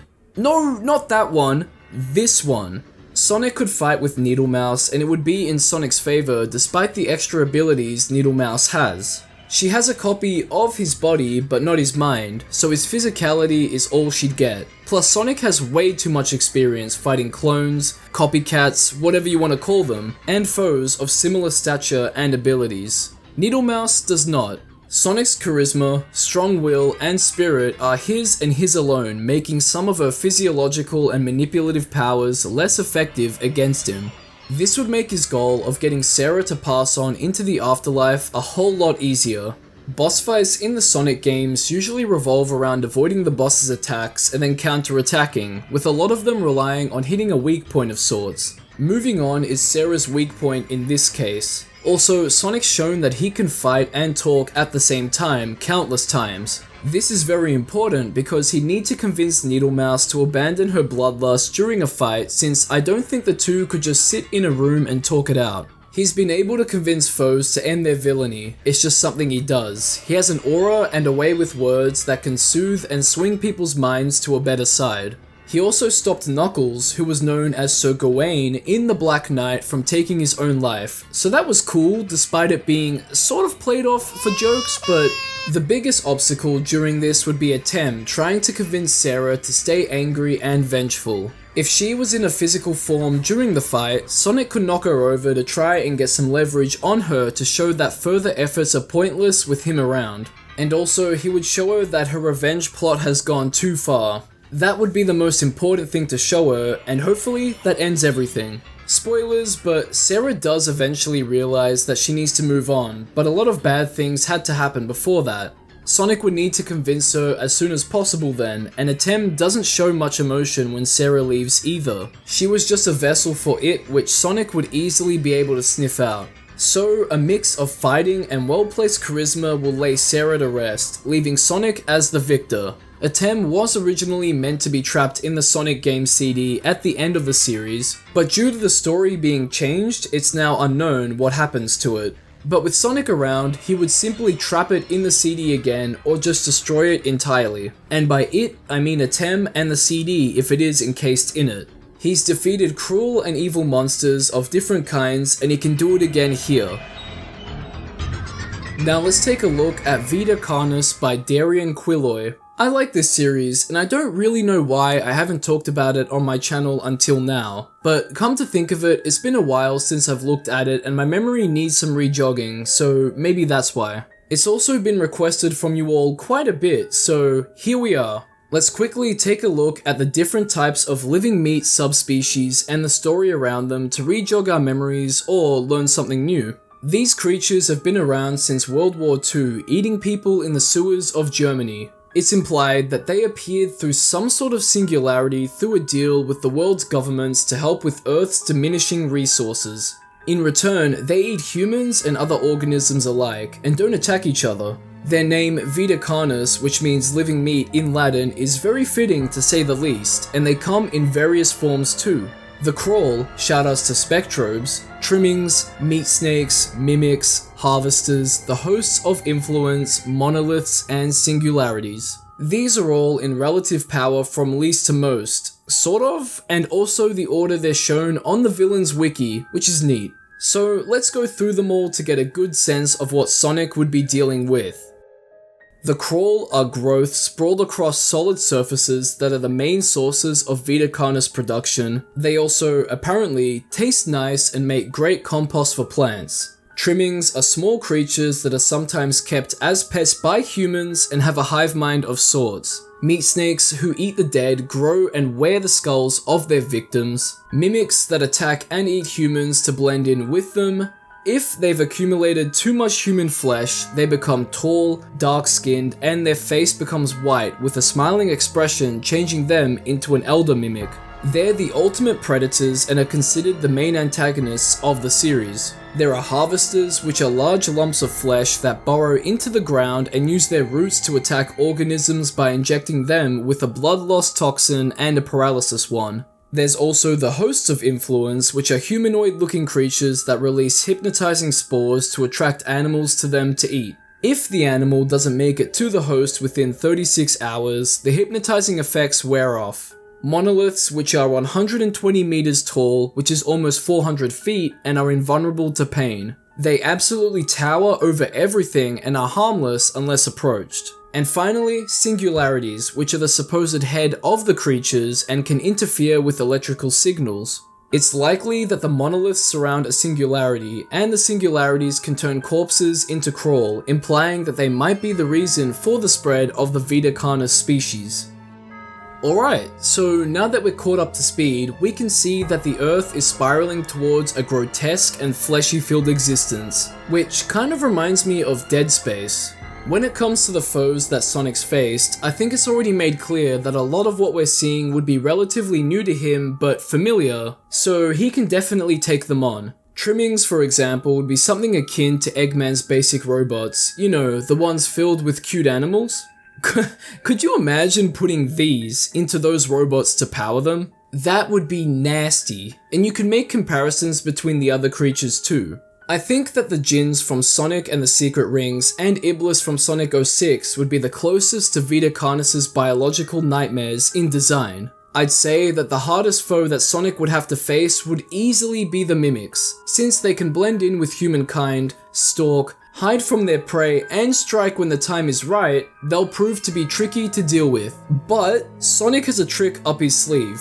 In earlier Sonic media, he had a spidey sense of sorts. Whenever danger was near, he would sneeze. With how sneaky mimics and harvesters can be, this would be Sonic's biggest strength against them, and so would his supersonic speed. Nothing in Vita Carnus has been noted to be extremely fast, or at the very most, as fast as Sonic. His extreme speed and strength would be more than enough to take out the majority of the Vita Carnus species. A powerful homing attack, dash boost, or spin dash should be more than enough to absolutely shred through flesh with his speed, strength, and quills. It would make for a gory mess, something Sonic definitely isn't used to, but man, would it be super cool. Stomping on them at high speeds to squish them and sliding into them to cleanly blow the bottom half of their bodies would be highly effective too. Sonic's thrown punches and kicks in a few games as well, notably in Sonic Frontiers, so those would be great tools to create space or stun his foes in this situation to be able to deal proper damage. Then again, he really could just pommel the meat off of a Vita Carnus creature, just absolutely bludgeon through it, knocking off chunks of meat. The more flesh that gets shredded off, the better. Whether those chunks of meat will be used to reform into something else down the line is a completely different story, but what Sonic would have trouble with are the hosts of the influence, monoliths, and the singularities. Hosts have hypnotic spore powers that would test Sonic's willpower. I believe that he would be able to resist the spores, but to what extent? How long until his willpower wanes? It's hard to say, and I'm sure Sonic wouldn't want to test it out either, so his speed would be very important in getting out of spore clouds and just avoiding them entirely. However, his speed can be used against him if he's hypnotized, since he'd make his way to the host very fast. But that can all be avoided if Sonic simply uses a gas mask of sorts and destroys the host. The same can't be said for the monoliths and singularities. A fight against a monolith would take Sonic a very long time to chip down to beat. He may have the speed, but he need a lot of strength to take this thing down. Something akin to the strength shown by Super Sonic against Frontier's Titans, and ultimately, that's what he need to beat it. With no Chaos Emeralds around for Sonic, he wouldn't be able to do any serious damage to it, it's just too big. The singularities are an interesting topic too. There are 7 of them with different personalities of various aggressions and degrees. To get to them and attempt to destroy them, you'd have to get past cultists and other Vita Carnus creatures, which Sonic would be able to do if he could find where they are. The only things that could stop him are monoliths standing in his way, but he can just get around them. Hopefully. I think it's safe to say that destroying the singularities would eradicate the Earth of Vita Carnus, but the task would be grueling for Sonic, so much so that it might not be possible to truly beat the fleshy virus, only hold it back without his super form. I mean, how much can one Hedgehog truly do without the power of friendship? Oh, and the emeralds. A lot, but to this extent, I don't think Sonic would be able to dash boost past a whole world of Vita Carnus. And now we move on to the boiled one, aka Fen288, created by Dr. Nowhere. I feel like I bring this guy up every few videos, but how can I not? Its concept, abilities, and design are a standout. I say all of this because I wanted to truly test Sonic to see if he could resist his influence over him. Other entities have tested Sonic's resolve, but this will be the ultimate test because if he's overpowered mentally, then he's going to be paralyzed in a pseudo-coma for the rest of his life, haunted by the boiled one, as per the rest of its victims. Fen288 tells of the prophecy that'll bring ruin to the world accompanied by the sound of trumpets. Tears in the sky streaming out blood and maybe even demons sounds a bit like the Day of Disaster, an event described in Sonic 06 after the death of Sonic where Iblis, the Flames of Disaster, awoke from being sealed within Elise and laid waste to the world. Except instead of blood and trumpets, it was fire and Iblis incarnations. So if the skies tore open, he'd have no problem. What he would have a problem with is the boiled one. If Sonic were to come into contact with the demon, there are precautions that can help with preventing the mind's takeover like equipment or Bible prayers. But Sonic's biggest strength would be his lawful good nature and spirit. The boiled one trying to enter the mind of Sonic would only be met by a carefree, cheeky attitude with a resolve that's hard to break through. Sonic has seen a myriad of horrors before, a lot of which he faced in his supersonic form, but as already stated, he doesn't have that here. Even so, Fen isn't exactly physically imposing or strong either, showing no physical capabilities other than changing its height. If it can mess with your mind and paralyze you, why would it need to touch you anyway? I argued in my Doomslayer video that the Slayer would be strong enough to torment and even beat up the Boiled One. I want to go out on a limb and apply a similar thought process. Sonic's spirit would be too strong for the Boiled One to penetrate and paralyze. He wouldn't even need to take the recommended precautions. However, not to the fault of Sonic, but he doesn't seem to have an insatiable hunger to destroy demonkind or godly powers that fuels any efforts. But in a one-on-one fight? Come on, it's a no-brainer. There's nothing in the Boiled One phenomenon video that states that it can't be pummeled into the ground. Just because it's a cognito hazard, it doesn't mean it can't be touched, right? It could very much be physically touched, but it's just invisible unless you're afflicted by it or you see it in a video or camera lens. Or it could actually just have a physical form, but it just sends out illusions, maybe even copies of itself. Even if it has no physical manifestation, Sonic defeated Chaos, a literal water spirit, and spirits are supposed to be spectral. So either way, Sonic wouldn't even have to use anything complex in his moveset to take out Fen. It would easily be beaten and ground into a puddle of guts and blood.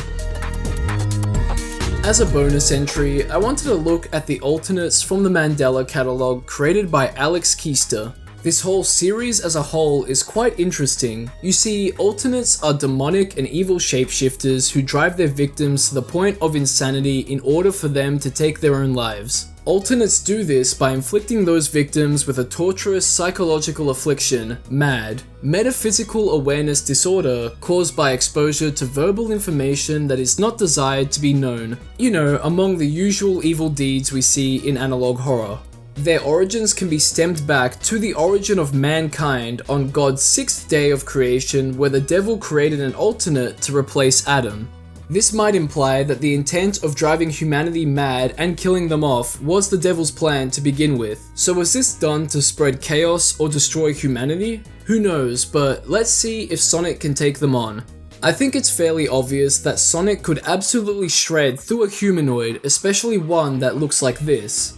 Yeah, they're demons, but the talk about Fen should have shown you that even demons can be felled by Sonic. The same will happen here, especially since Sonic would be able to surpass the effects of MAD. It's no secret that Sonic is extremely caring to his friends, and the alternates would use that to their advantage, and any other weaknesses they might think Sonic would have. But those are not weaknesses, they're blessings from his good nature and heart of gold. The torturous thoughts of losing his friends to these demons wouldn't get through to him because he knows that they can take care of themselves. And they've proven that to him many times before. Whether they've done that by themselves or realized they could thanks to Sonic's words and actions in the past, it wouldn't matter. Sonic would also be able to tell if his friends' voices are being mimicked by the alternates, especially thanks to that Spidey sense sneeze of his. Nothing can stop Sonic against a threat like this. Speaking of that Spidey sense sneezing, it would come into play here just like with the Vita Carnus, stopping any alternate from getting the jump on him. Some can levitate, which isn't too much of an issue, but other powers like teleportation, inhuman intellect, and invulnerability shown by different alternates could be an issue.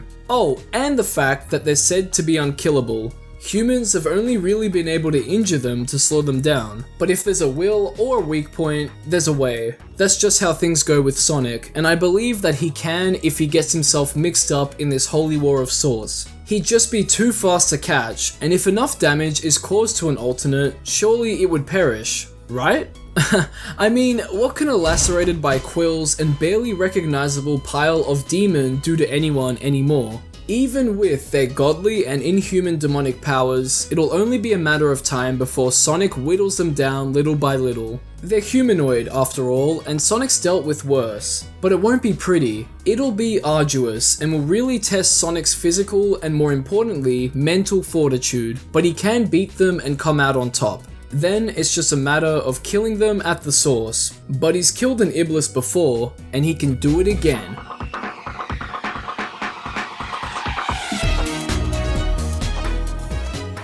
So, all in all, Sonic was able to defeat Needle Mouse, most of Vita Carnus, the Boiled One, and the Alternates, leaving Shin Sonic and the heavy hitters of Vita Carnus as victors against him. He would need the help of his friends to stand up to those, or better yet, the power held by his super form, Super Sonic. Super Sonic will have his fight with them and other entities in the very near future, so prepare yourselves for that video. I hope you enjoyed the video and thanks for watching. Do you have opinions on the video or think that things could be done differently? Let us know in the comments section. Like, subscribe, and check out my second channel Soda Jump if you want to see more from me. Thanks again to Mantis Sleep for sponsoring this video. If you're interested in their sleep masks and accessories, use my link in the description to visit their website to shop and start your next steps to a better sleep.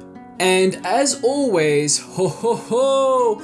We can't forget the shout out to my lovely patrons and YouTube members. And a big shout out to the highest tier Patreon members, Joel Matthew Colgrove and La Creatura. A big shout out to the highest tier YouTube member too, Fogman8U. Thank you three for your continued contributions, and thank you to everyone else too. You guys are all absolute legends. Stay tuned for more content like this. Everything talked about will be in the description if you want to further look into them, and I'll catch ya in the next one.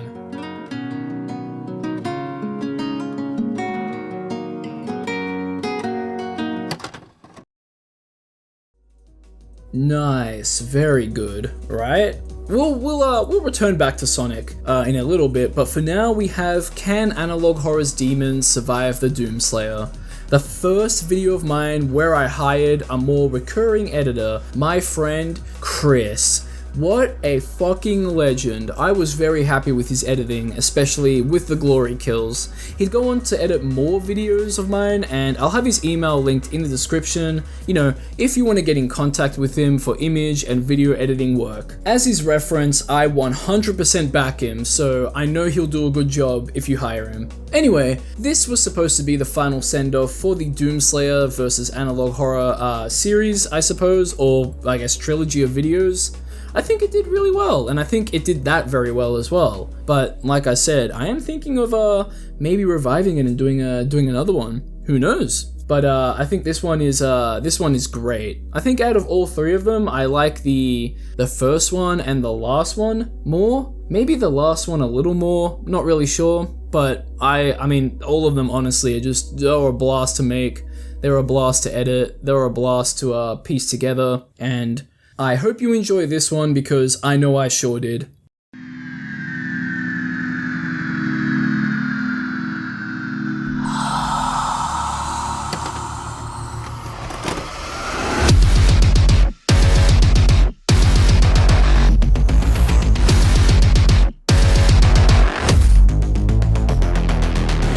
Stated in my previous Doom vs Analog Horror videos that I should have been asking if Analog Horror can survive the Doomslayer, not the other way around. And it's finally here. We can see if Analog Horror's demons even stand a chance at surviving the Doomslayer.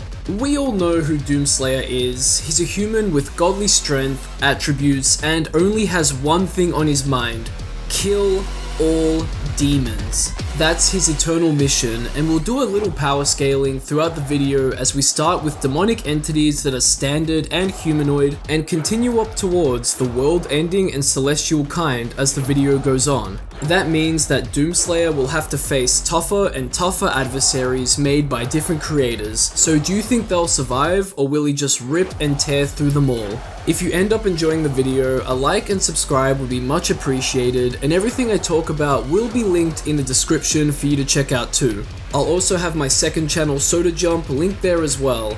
And with all of that being said, let's see if Analog Horror's demons can survive the Doomslayer.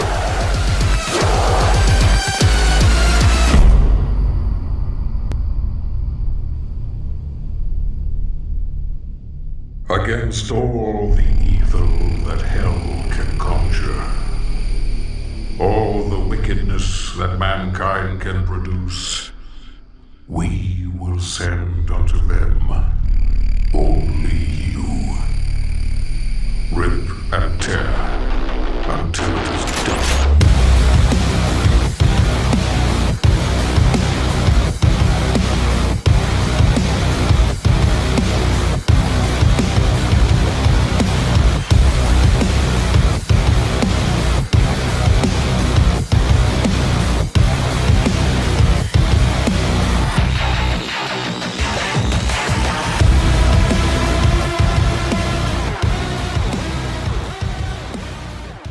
these demonic entities are going to be wishing they had some way to sleep soundly, knowing that the Doomslayer is out for them. But if you need help getting a good night's sleep, Manta Sleep, the sponsors of this video, have your back. They create the world's best sleep masks and functional sleep accessories for all of your sleeping needs. I own their standard sleep mask, Pro Sleep Mask, and now I'm the proud owner of their Sound Sleep Mask, and it took my sleep to the next level. The usual ultra comfy eye masks and 100% blackout effects so no light can get through them that you'd expect from Manta sleep masks are here, but with an added easy to connect to Bluetooth option so you can connect a device and listen to whatever you want to fall asleep to. This mask is incredible and I love to listen to calm and relaxing music while using it, and you can too.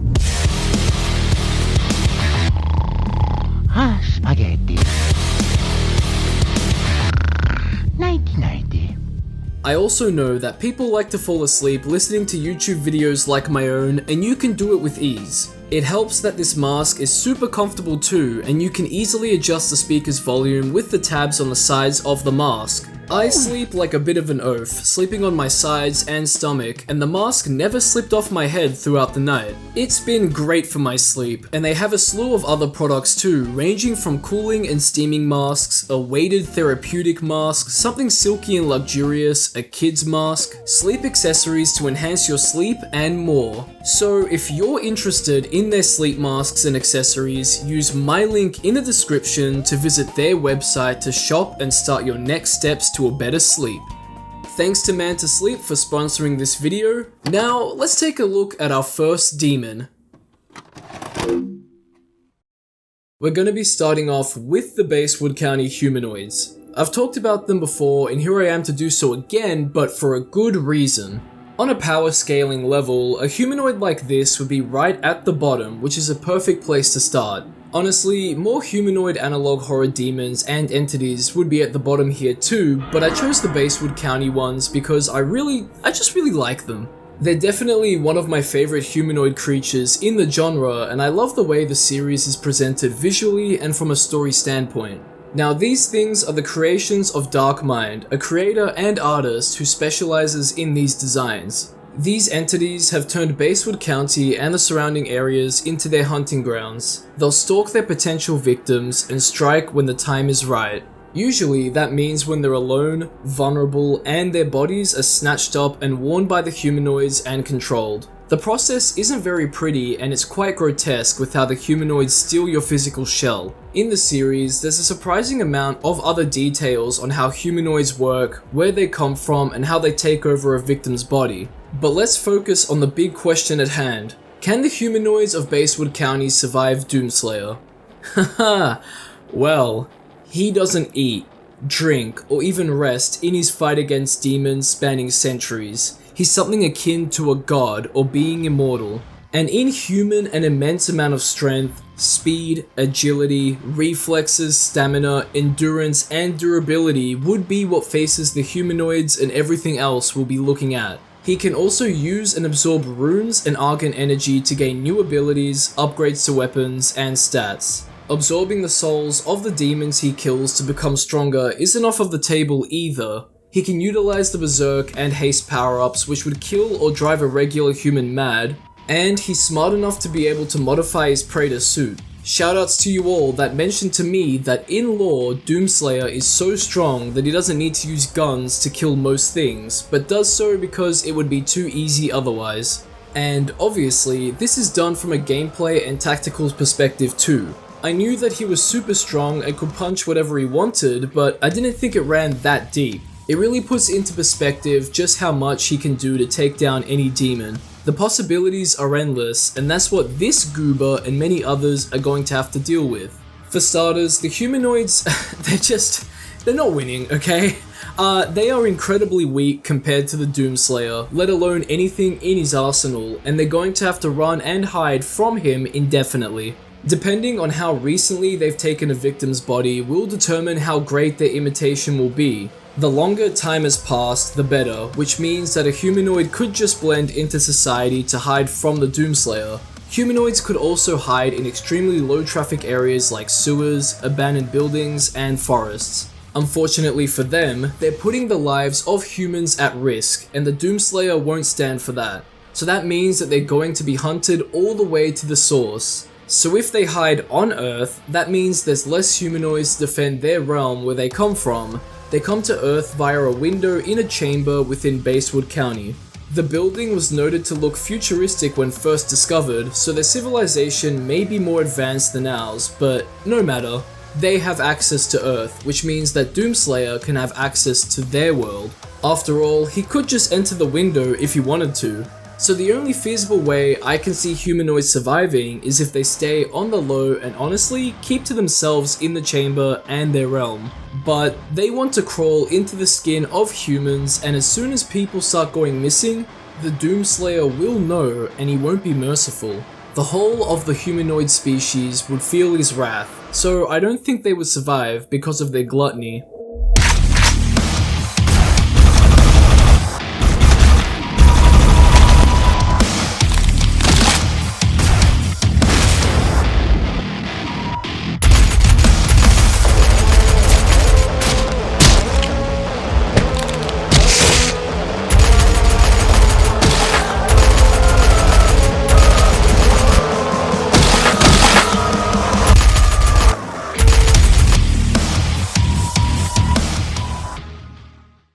Let's move up a little on the power scale and look at a monstrous creature, but not too monstrous yet.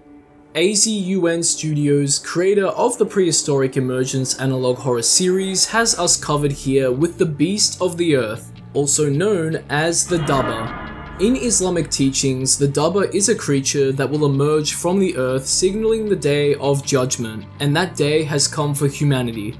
I really like this series, the dinosaurs within it, and it's one of my favorites in analog horror. I think that's mainly because I've always liked cool monsters and dinosaurs as a kid, and I guess that enjoyment has trickled into my adulthood and content in one way or another. But let's really take a look at this demon, the Dubba. First of all, we learn that the Dubba watches humans. For what purpose? Probably to study their behavior and learn something for a nefarious intent. Its appearance also evolves over time, which could indicate that it evolved into an apex predator or an ultimate life form of sorts when it was deep underground. But since emergence, it needs to evolve again to adapt and become the ultimate predator. That's just a theory, but I think it's plausible. The creature is smart after all, being able to recognize what a camera is. As of making this video, we don't have any footage of the Dubba's combat capabilities, but it's safe to say that it's as strong and capable as a T-Rex, but has the intellect and evolution capabilities of something we've never seen before. This makes it a master of adaptation and the second to the top of the food chain in an earthly environment. I say second because, haha, well, the Doomslayer is at the top. The Dubba's capabilities are nothing compared to what the Slayer can do and wield, and he doesn't even need to wield anything. Any hand-to-hand combat against the Dubba would result in a swift death for it. Any resistance it displays will only make its death slower and painful. It can try to hide, but how effective would a T-Rex be at hiding anyway? If it jumped back into the emergence hole it appeared from, then sure, that would be a better way for it to try to escape. But the Doomslayer, like a boogeyman, would be there waiting for it, and he wouldn't be opposed to following it into where it came from. He's jumped from various heights and survived, so of course he can do it again. Any stalking the Dubba would do against the Doomslayer can have the same logic applied to it as well. And this fate isn't reserved to the Dubba either. All threats to humanity that have emerged will suffer the same fate. It makes me wonder how he'd fare against the water creatures of prehistoric emergence. He can swim just fine and doesn't need to go up for air, but it's just a matter of keeping up with the aquatic life. However, he'd definitely catch them off guard when they attack him, to say the least. It's an interesting thought, but anyway, no matter what the Dubba does, it wouldn't be able to survive.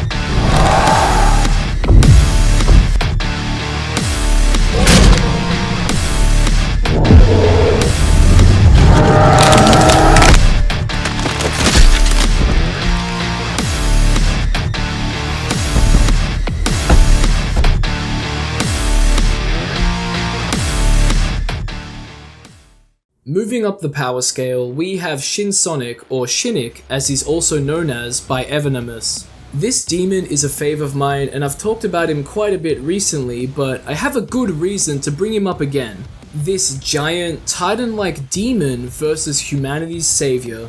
Hell yeah. Shin Sonic is a killing and devouring machine in its most recent form, which is what we'll be taking a look at.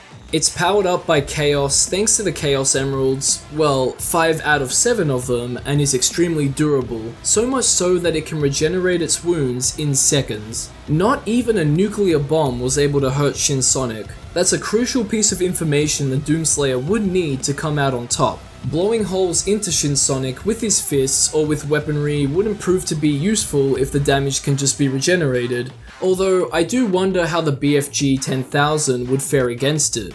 Now, I see a few violent routes the Doomslayer could take. Spoilers, but it seems that Shin Sonic was created to end the world and maybe bring about a new world along with the help of a demonic ritual and the Chaos Emeralds that power it. The first thing I thought of that Shin Sonic might have to deal with is the BFG 10,000, the biggest weapon mankind has ever created. I really do think that a few shots with it would be able to absolutely devastate it. Any chance of Shin Sonic regenerating after being hit with a few shots from the weapon is little to none. This thing makes a nuclear bomb look like a fucking joke, and it's powerful enough to crack the surface of planets. We see that happen to Mars in Doom Eternal, and the same would happen here. However, Doomslayer would be pointing the weapon and shooting it at Earth, which would destroy continents and kill millions, if not billions. That's the opposite of protecting humanity, and he might not even have access to the weapon either. So it's fair to say that the BFG 10,000 isn't an option, so Shin Sonic would be safe from that. What I do think Shin Sonic would need to stop is Doomslayer taking back the Chaos Emeralds and destroying the idol that houses them. The Slayer would need to find where the idol is and fight his way there through any resistance. That resistance would be Shin Sonic and any other cultists that get in his way. The cultists wouldn't be an issue as they'd be as feeble as the possessed or zombies from the Doom series. They're nothing in the face of the Doomslayer. As long as Shin Sonic doesn't get in the way either, destroying the idol and taking back the Chaos Emeralds would be a piece of cake. But if it did get in the way of the Doomslayer, the Slayer would have to try to slow it down since, you know, Shin Sonic can regenerate its wounds. Punching or shooting through it will only result in a pointless back and forth, but to what extent is unknown. I mean, how far can only 5 of the 7 Chaos Emeralds take Shin Sonic? I think there would be a threshold that the Doomslayer could push past. With enough pressure, surely it would run out of chaos energy it's trying to regenerate and it wouldn't be able to heal its wounds. The ripping and tearing that would be witnessed by the world would be glorious as this demon is taken out. But that is if the Slayer could get past Shin Sonic's quills, which combined with its comatose state would be its best way to survive. In that state, it has a defensive mechanism where it fires out quills at any threats that get too close. I can see that being a thorn in the side of the Doomslayer. Humans and other weaponry being taken out by them is understandable, but he is a weapon that far surpasses them. A barrage of thorns might be an effective way to hold back Doomslayer only if he doesn't use anything to shield himself. So it doesn't seem likely that Shin Sonic would survive despite its best efforts. Shin Sonic isn't even at its strongest form in this video since there'll be more to come from Evanimus' series. So I think it would warrant another look at sometime in the future against Doomslayer, Sonic, or something else entirely.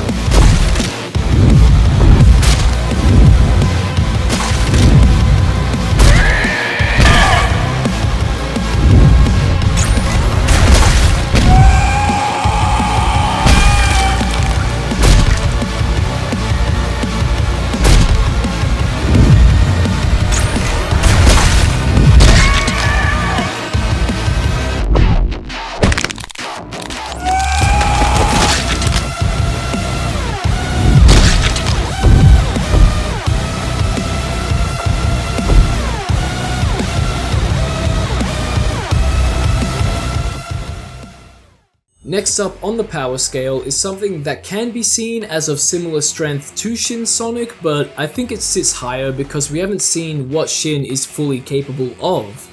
This threat doesn't rely on a ritual to destroy the world, and it's way more durable and crafty with how it destroys the human race. And that's the Medusa virus of Stone Cold, created by Mythical Films. The concept and implementation of the Demonize in the series and the ever-evolving virus behind it makes the Medusa virus a hell of a beast. To bring us up all to speed on what the Medusa virus is, I'll give a quick rundown of how it spreads and what it does. How it spreads is hinted at in the name. The mythological Gorgon, Medusa, would petrify humans into stone with her stare. Eye contact is the game here, and once you're infected by someone with the previously mentioned Demonize, you only have a very limited time to act and surgically remove your eyes before the infection spreads throughout the body.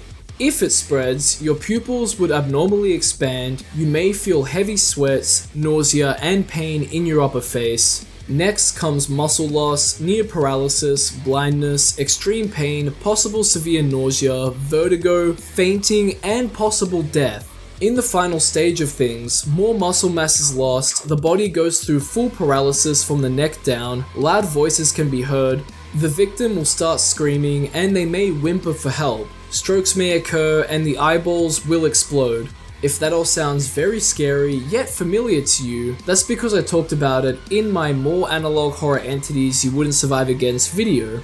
The virus also has a gaseous form to infect victims, can infect crops, and can infect birds to make them squawk so loud and high-pitched that it'll drive people out of their homes to investigate. Now, you're probably wondering how a virus like this could survive a human. Wouldn't a human be trying to survive it? Well, not in the Doomslayer's case, of course. The Slayer isn't above killing creatures that were once human, which means that he'd have no issue killing any infected. They're not allies of humanity anymore, and they create more infected, so they have to go. Doomslayer doesn't need to eat, so the crops are no issue, and he could simply shoot the birds out of the sky or tinker his suit to dampen their squawking. It would be easy for him to survive on an Earth like this, but we have to ask ourselves if he could get infected through someone's Demonize. It's implied that the virus attacks the amygdala of the brain through this eye transfer, and I don't think it would penetrate the Doomslayer's brain and body. I mean, come on, this guy getting infected by some sort of mortal affliction like this? Sure, it's extremely dangerous and powerful, but he's just too durable, and the same can be said for his neuroimmune system. Those godly-like powers take him very far, and how could they not? He doesn't eat, sleep, or drink water, his body just sustains itself. So if it can do all of that, how would he even get sick? His body would kill any viral threats in a heartbeat. This would give Doomslayer the reins to kill or destroy anything infected, but how do you truly kill off a virus like this? You couldn't possibly, right? That's just what viruses do. They adapt and evolve to spread and survive, which we see done rapidly in Stone Cold. You know, by infecting crops and birds, implying some sort of intelligence the virus has, used to weaken and whittle down humans to infect them. So it would be a long fight for the Slayer, ripping and tearing through infected to protect any remaining humans. But the virus will find a way to survive, and Doomslayer will push back its advancements in a continuous back and forth. But the Slayer will be there to fight back, eternally. And so we've looked at analog horror on our earthly plane, but for our last one, I want to look up to the stars and planets to see if they can survive the Doomslayer. Which brings us to Celestial Entropy by Black Dragonfish. This fascinating and surreal series is one I haven't looked at in a while, and this is a great excuse to do so. So if you didn't know, the entities in Celestial Entropy are the planets, moons, and other celestial bodies and wonders we know of in space, and they drive our main protagonist crazy. I mean, how could making contact with celestial beings not drive you mad? Just look at the amazing visuals of the videos. What can you even interpret? Us mere mortals are just these beings' playthings, but the Doomslayer isn't. Could they survive him? But what even are they? It's hard to say, but they would be equated to deities or gods. After all, their bodies and masses span so much space in the infinite vacuum of outer space. There are godly beings present in the Doom universe in the forms of the Makers, an advanced alien race from the realm of Urdak that are corrupted by the use of Argon energy, Darvoth, the original Dark Lord and a primeval created by the Father, who's an ancient and divine being that's meant to have created all of existence. All of these, except for the Father since there's been no confirmation, are humanoid in form. Killing a Maker and Darvoth was achieved by the Slayer, but a whole planet or unfathomably large deity? It seems that they would be able to survive. But what about the BFG 10,000? Yeah, enough hits using that could eventually punch a hole through a planet or kill it before that happens. I understand that the BFG 10,000 isn't the answer to everything, but come on, it's such a great answer. However, I have a feeling that a planet creature like this could move or do some damage to any giant cannon shooting at it, and that would destroy the BFG 10,000. Honestly, things would be a stalemate, meaning that the Celestials would survive. In the world of Doom, only a primeval can kill a primeval.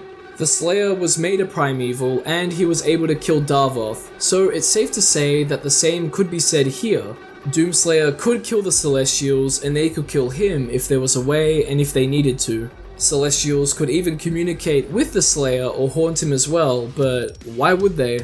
They could exist without interacting with each other. The Celestials don't come off as stupid either. They come off as ancient and cryptic to us mortals, and they would know that Doomslayer is the protector of humanity and Earth. So why would they invoke him when they know they can just continue existing with no threats if they spook and drive a few people mad here and there? They don't have to go overboard or anywhere near that.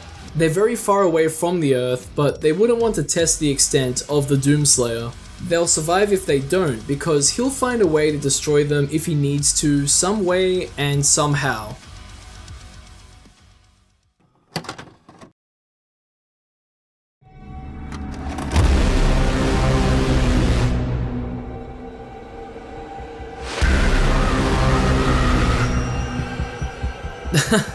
Well, there we have it, and what did we learn today?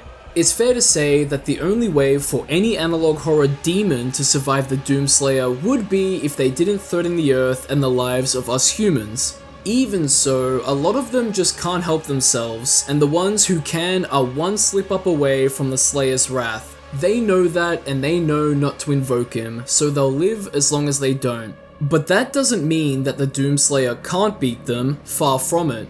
So, thank you all for watching, and let me know if the Slayer could do things differently or if he would, dare I say, lose. Like, subscribe, and check out my second channel Soda Jump, linked in the description if you want to see more from me. Thanks again to Manta Sleep for sponsoring this video. If you're interested in their sleep masks and accessories, use my link in the description to visit their website to shop and start your next steps to a better sleep. And as always, we can't forget the shout out to my lovely patrons and YouTube members, and a big shout out to the highest tier Patreon members, Joel, Matthew Colgrove, and La Creatura. Thank you both for your continued contributions, and thank you to everyone else too. You guys are absolute legends. Stay tuned for more content like this. Everything talked about will be in the description if you want to further look into them, and I'll catch ya in the next one. You remain unbroken, for your fight is eternal.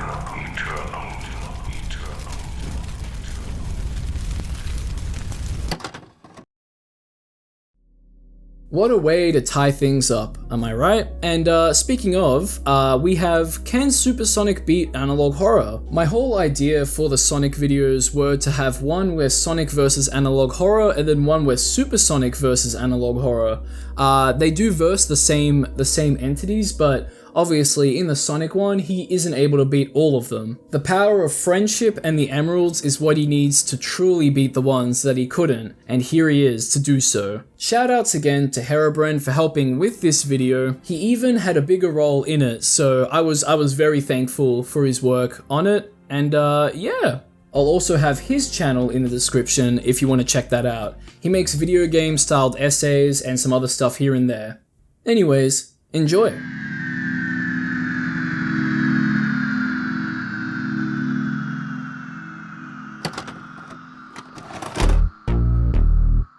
It's here. We now get to see if Supersonic can beat and utterly destroy analog horror's scariest and most powerful entities. In my previous Sonic video, we saw if base Sonic could do the same. If you haven't watched that video, I'd highly recommend doing so by clicking the card in the top right or link in the description. But basically, Sonic went up against Shin Sonic, Needle Mouse, Vita Carnus, the Boiled One, and the alternates of the Mandela catalog. He came out on top against Needle Mouse, most of Vita Carnus, the Boiled One, and the alternates. Thank you all so much for watching that previous video, enjoying it, and leaving your thoughts on it. I wanted to quickly point out the Infinite from Frontiers comment I made. Wait, let me explain. He's from Sonic Forces. I knew that. And Forces looks a lot like Frontiers on a script, and when you're in the zone editing everything together, it just slips by. Don't shoot me, please. You won't? Okay. So we're cool, Sonic the Hedgehog community and fandom? Wow, thank you. Anyway, so not only will Super Sonic be pitted up against Shin Sonic and the few remaining creatures of Vita Carnus, but more entities from other analog horror videos and series. The same rules apply from the previous video here too, so he's not allowed to run away from anything, you know, as if he would in his super form anyway. In this form, he's much faster, agile, stronger, invulnerable, only needing rings to stay in his super form. He can fly, survive in space, has enhanced chaos powers, and even entered a Supersonic 2 form thanks to the events of Sonic Frontiers, among other things. Can he be felled, or will he triumph over everything? There's only one way to find out. So if you end up enjoying the video, a like and subscribe would be much appreciated, and everything I talk about will be linked in the description for you to check out too. I'll also have my second channel, Soda Jump, linked there as well. And with all of that being said, let's see if Supersonic can take on the entities, creatures, and nightmares of analog horror.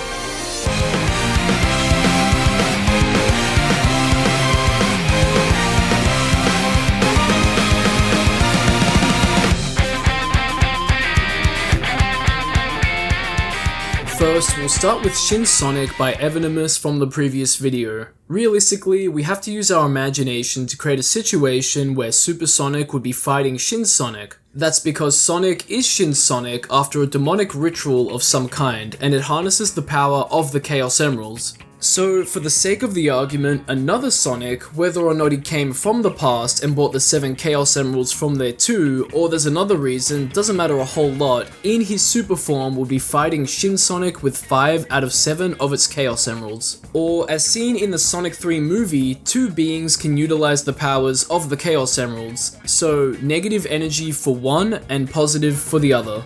Even though the movies are their own separate universe, we still see something similar in Sonic 06 between the 3 hedgehogs, but that's all positive energy, I think? 5 of the 7 emeralds are trapped in this ritualistic statue which seems to be inside of Shin Sonic, so I don't know how it all would work, but no matter how it's done, this would make for such a cool and epic fight despite Shin Sonic not being at full power. Now what stopped Sonic in the previous video was Shin Sonic's regeneration capabilities seen when wounded. That power was just too much for him to push through, but that's not the case for Super Sonic. It's 7 Chaos Emeralds versus 5. That should be enough to explain everything, but I want to go more in depth. Since Shin Sonic is assumed to be using the powers of Chaos in the Emeralds to regenerate his wounds, that and other reasons should be why it needs to go into its comatose state to restore the power of the Emeralds. It can also shoot the quills off of its body at threats that get too close. The fight would basically become a question of what happens when an unstoppable force meets an immovable object, and that victory goes to Super Sonic, the unstoppable force. As long as Sonic has rings, he can stay in his super form, which is presumably for gameplay purposes, but you could make the argument that rings power and fuel the super form. So as long as he collects rings, which shouldn't be an issue in his super form, he can continue to whittle down Shin Sonic and its Chaos Emeralds until their powers are completely drained. He probably doesn't even need to worry about rings if he just rocks up to the fight with hundreds of them. But anyway, once the emeralds are completely drained of their powers, or at the very least their negative powers, there's nothing that can stop Super Sonic from beating Shin Sonic into a giant and bloody pulp. He can just absolutely pummel the meat off of its bones with punches and kicks, shred it off with homing attacks over and over again, and can slice Shin Sonic cleanly to bits with projectiles. I mean, what can Shin Sonic do to stop any of that? It wouldn't be as fast as Super Sonic, definitely not as strong or durable, so its regenerative powers wouldn't keep up with the onslaught it would be experiencing. Its comatose state wouldn't even be of help either, since Super Sonic would be much faster than any quills that's launched at it. Next up, I wanted to look at the last entities that Sonic couldn't beat in the previous videos, and those were the monoliths and singularities of Vita Carnis by Darien Quilloy. As a reminder, monoliths are 120 meters tall, which is almost 400 feet, and are invulnerable to pain. So they're towering in height and are harmless unless approached. Singularities are the supposed head of the creatures and can interfere with electrical signals. It's likely that the monoliths surround a singularity, and the singularities can turn corpses into crawl, implying that they might be the reason for the spread of the Vita Carnis species. So they're basically the biggest and baddest of Vita Carnis, and it seems that taking out the singularities and monoliths would bring an end to the Vita Carnis infestation, right? Well, more the singularities, and it just makes sense as they're thought to be where the Vita Carnis come from. Just like Shin Sonic, monoliths would be shredded to bits. Whatever they do to people that get too close to them wouldn't be quick or strong enough to graze the wind in Sonic's steps. There's not much that needs to be said really. Singularities on the other hand, I didn't establish it in the last video because I wanted to save it for this one, but the 7 singularities have a fascination with electronic devices like radios, TV, and music. All of these have one thing in common, and that's frequencies. If the singularities find a way to manipulate technology and frequencies to create more Vita Carnis, then the Earth will be plunged into a techno-flesh hellscape with a never-ending abundance of flesh vibrating into existence and merging with machinery. The certainty of steel will come for us all sooner or later, and the singularities may eventually be able to warp humans into Vita Carnis hybrids too. We can only wait and see, literally and figuratively. We're just spectators to the story and the fate of the Earth, but Super Sonic wouldn't be. He wouldn't allow it to happen. No amount of flesh can stand in his way, and no godly-like beings either, because that's what these singularities are. It's hard to say if they are gods, but Super Sonic has beaten godly beings before. The singularities aren't special in that regard, and they don't seem to look physically strong either. Their only strengths seem to be the possibilities they could achieve with the power of technology, their personalities and communication with one another, and their strength of being able to create Vita Carnis. However, their name implies an infinite value, whether that means an infinite source of Vita Carnis or infinite durability as a black hole. Or infinite from Sonic Frontiers. I'm sorry, I couldn't help myself. Either way, it won't matter. Sonic will find a way with the power of chaos, and he'll find a way to break the singularities that shackle down the Earth. And, of course, he'll have fun doing it. Whether that means just smashing them to bits or getting creative, it doesn't matter. From here, I wanted to look at something new that was recommended to me, and that's Angel Engine created by the Unearthly Hub on TikTok. The concept for this series is great, and the execution is, quite interesting to say the least. On the brink of extinction, humanity prays for salvation, and the heavens send down an angel. As a thanks to the angel for coming down to help, he's forcibly plugged into an energy device called the Angel Engine to harness its infinite and divine power, which can restore the integrity of the dying Earth at the cost of the angel suffering for an eternity. The cost of the certainty of steel comes at a direct and blasphemous spit in the face of God. Despite that, the angel still wants the best for humanity and warns them of the Antichrist that will plunge them into a war with themselves. After all, the Antichrist is supposed to oppose and falsely substitute Jesus Christ before the second coming, and humanity definitely needs that second coming, so his time isn't a coincidence. This makes him our main antagonist that Super Sonic would need to face, and he would also need to rescue the angel trapped in the engine. After all, Sonic's kind nature would compel him to do so, would it not? Now, one big thing we need to know is that the angel we see here is the one from the Angel Engine, but from the far future, here to warn everyone in the present. and the present is where it's stuck in the angel engine. As we can see, the Antichrist has taken the form of the angel stuck in the engine. Whether or not the angel is actually the second coming of Christ is up for debate, but if he was, then what a cool person for Sonic to ally with and save, and it's not entirely out of the realm of possibilities in the series. Sonic and Jesus Christ, or an angel sent from heaven saving the world. The first step here is to know where the angel is located. Lucky for him, the location, the second Tower of Babel in the Negev Desert of Israel, has been shown on the news, so it's general knowledge at this point. The fact that it's called the second Tower of Babel is astonishing, considering that the first one failed because God stopped everyone from being able to communicate with each other by creating different languages, and then he scattered everyone around the world. 2,000 people work at the tower, and none of them would be able to stop Supersonic from barging through and smashing his way to the angel. His kind nature would also compel him to stop the inhuman experimentation on test subjects, thus saving them. As we can see, this person barely resembles a human anymore, and in a fun ARG style, there's a website tied to this series that you can go onto and sign up to become a test subject on. And in terms of the story, you'd eventually become one of these guys.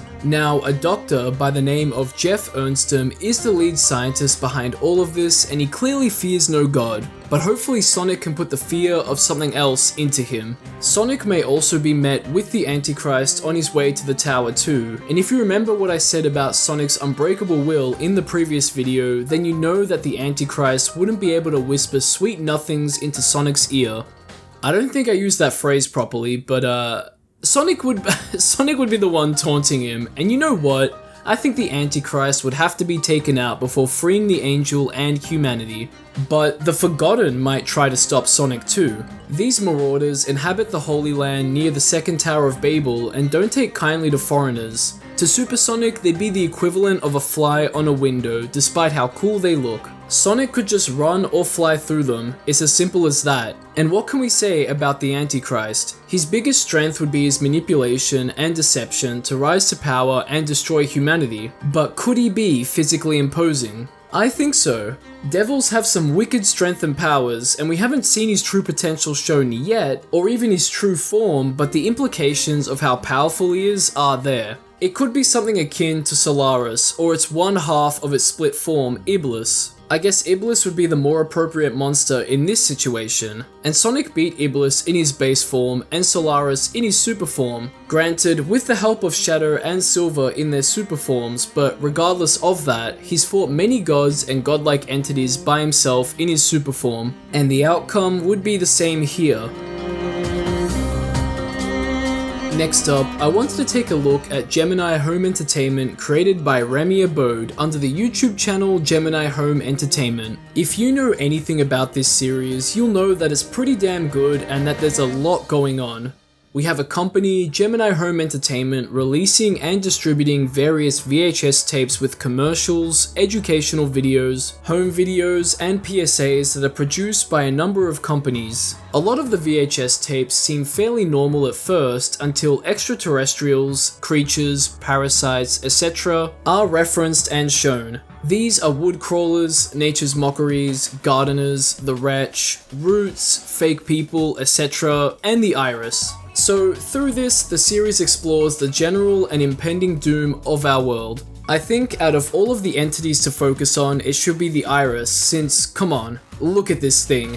This is a worthy opponent for Supersonic. A world-ending threat makes any other entity found in Gemini Home Entertainment look more than just feeble. Because, let's be real, these things would get absolutely smoked by Supersonic. No need to be creative here either. A simple spin dash, homing attack, dash boost, a punch, a kick, a stomp, you name it, whatever it is, these things would be gibbed out of existence. Now the iris on the other hand, that's where things get tricky. This dark orange, giant, sentient planet that looks like an eyeball is bigger than Neptune but smaller than Saturn. However, it's possible that it can change size. The iris has moons orbiting it too, which it's mutated. And that's what it does, since we see that Neptune has been mutated as well. Nobody knows exactly what happened to Neptune, but the iris used Neptune to transfer its inhabitants. Perhaps Neptune will orbit the iris someday, which might also be the fate for the Earth. The iris is also noted to have giant organs, a consciousness, and can communicate via radio signals. So we have a giant and living planet attempting to mutate Earth into an environment curated for its putrid creations. And for Supersonic to be able to take it out, we have to look at what he did to the end from Sonic Forces. I'm joking. Okay, last joke. I'm joking. From Sonic Frontiers. Haha. Anyway, I make this comparison because the End and the Iris are pretty similar. As a quick refresher, the End wandered the universe looking to wipe all life from it. The Ancients were victims of this, and the End followed them to Earth, but it was trapped in cyberspace after the battle. The Chaos Emeralds were brought to the Earth by the Ancients to be with the Master Emerald, and Sonic will need those Chaos Emeralds. In his super form, he was able to easily smash through the End, destroying it. Even though he may have had help from Sage to get an initial boost of speed, he was still able to add to that momentum himself to smash through the End. This makes the Iris nothing Sonic hasn't faced before. It's another conscious, thinking, and sentient celestial being underestimating who it's up against. When Sonic shot through the End in both endings of the game, he went straight through the center of it, which makes sense considering that that's where the core of the being would be. In the Iris's case, Sonic would need to know where its heart is located. Since it's a celestial body, it's safe to say that it's the core of the being, but you never know. Regardless, that's what Sonic needs to break through, and with no one to throw him, he needs to get creative and find a way to launch himself for more speed. Slingshotting himself using the Earth's gravity is a viable option, which is called a gravity assist maneuver, and Sonic can gain a lot of speed with that. But if he wants to keep it simple, springs, and I'm talking big ones, or even some sort of platform to launch himself off of or out of, just like in the ending with Supersonic 2. Speaking of, since Supersonic 2 has only ever appeared once, I'll make an exception for this entity and say that Supersonic can indeed go too, despite it being a power gifted to him by the Cocos to beat the End. And ultimately, either super form can do the trick. The Iris is weaker than the End in some aspects. It doesn't hunger to destroy all life in the universe for one, merely just transforming every planet into its own. It might be fleshy considering that it has organs, which means that it might have tissues, fat, muscle, and skin. And, you know, flesh is weaker than condensed rock and the certainty of steel, is it not? But it may be much, much bigger than the End.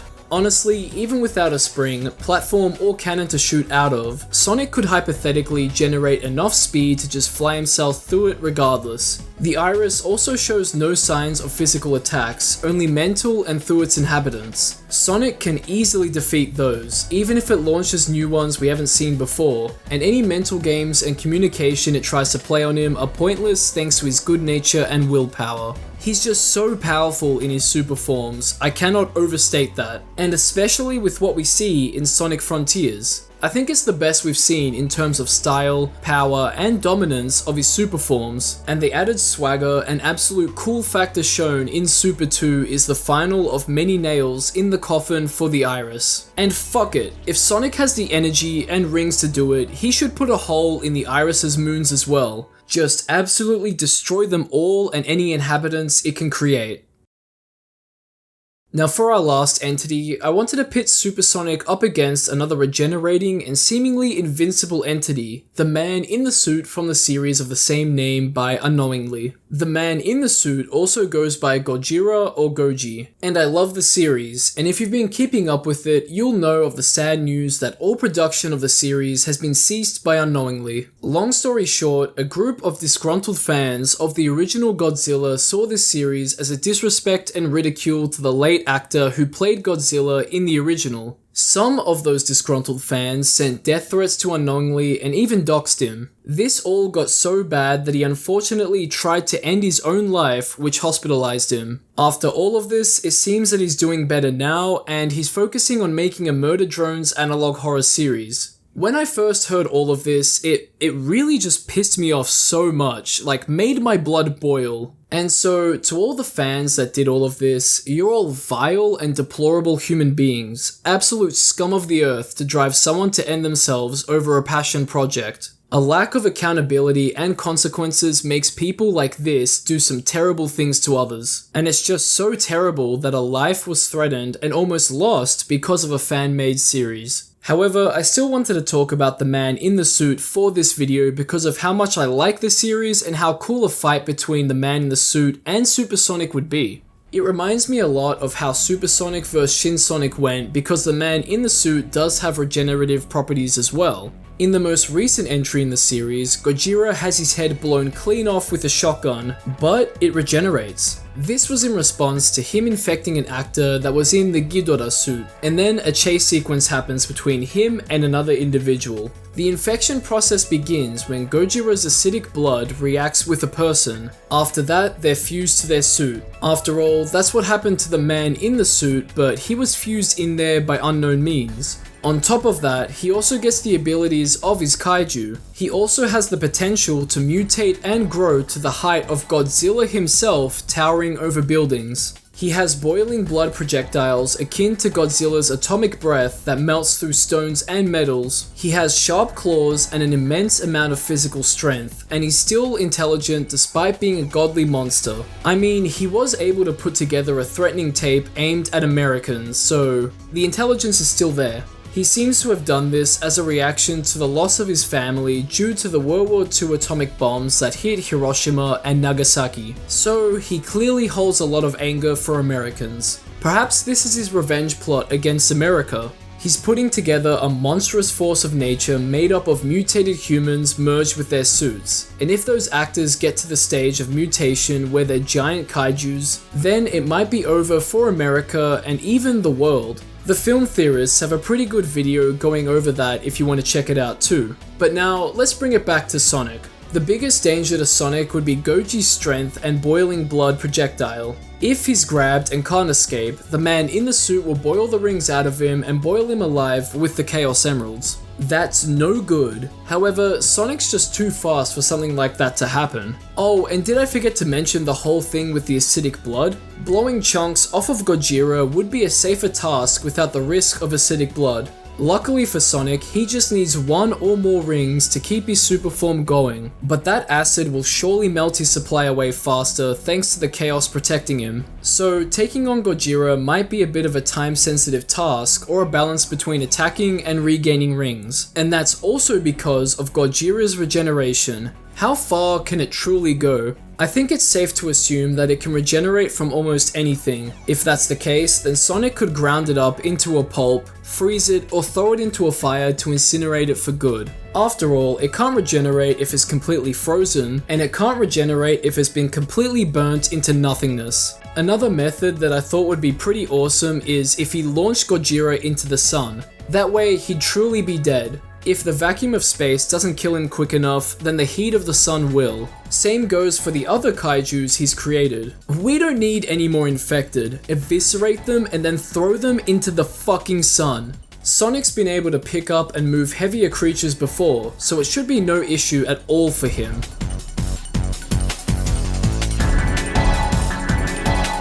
Well, there we go. Supersonic has come out on top against all of these entities, and are you even surprised? When writing things up for this video, I thought he might lose to the Iris because it's super strong, but if there's a weakness, there's a way with Sonic. And that's the main takeaway. He's the blue blur that will stop at nothing to save everyone and his friends. What a legend, and I hope you enjoyed the video, and thanks for watching. Do you have any opinions on the video or think that things could be done differently? Let me know in the comments section, and let me know if you'd like to see other Sonic forms appear in these videos too, or other fictional characters.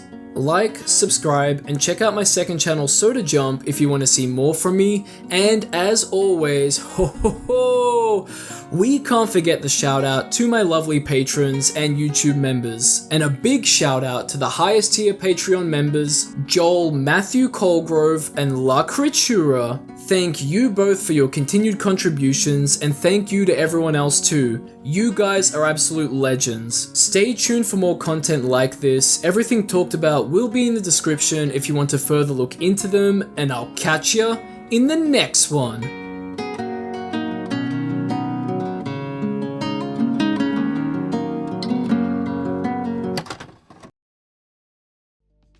What a conclusion, am I right? I might revisit Sonic in a, maybe in his other forms, like his Werehog form, or his, oh man, what's it called? I keep forgetting the form, Hypersonic. That's my favorite, Sonic form. Maybe I could revisit, with Hypersonic. Who knows? I feel like another form of Sonic, in this type of video format would do really well.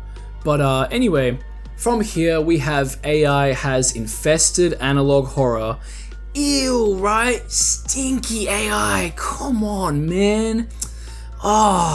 Anyway, this video was inspired by the rise of concerns of AI generation, or that is not the right term, generative AI. I had someone comment about that, saying, please, it's not AI generation. I thought I could just say generative AI in a way that just has the word after AI. That's just not it. Anyway, it's just not a real term. Anyway, at the time, I thought it would be interesting to to talk about this stuff. I still do, but I'll be honest, I think I did it way too much. I felt like for so many videos over months, I was just talking about generative AI. And look, I'll be honest, it doesn't take up my thinking space as much as I make it seem like. I am, obviously, like everyone else, I have my opinion on it, but I think I over-talked about it on my channel. Definitely over-talked about it. I don't think it's completely bad, but it's not completely good either. I don't need to get into it. More of that talk about it's found in the videos and other videos on those topics. Most of the other ones aren't analog horror videos, but I mean, you can find them on my channel. They're there. You can tell which ones they are anyway. They're the ones that just aren't analog horror and have eyeballs in the thumbnails or some lady yelling at someone. Anyway, despite all of that, I still hope you enjoy the video.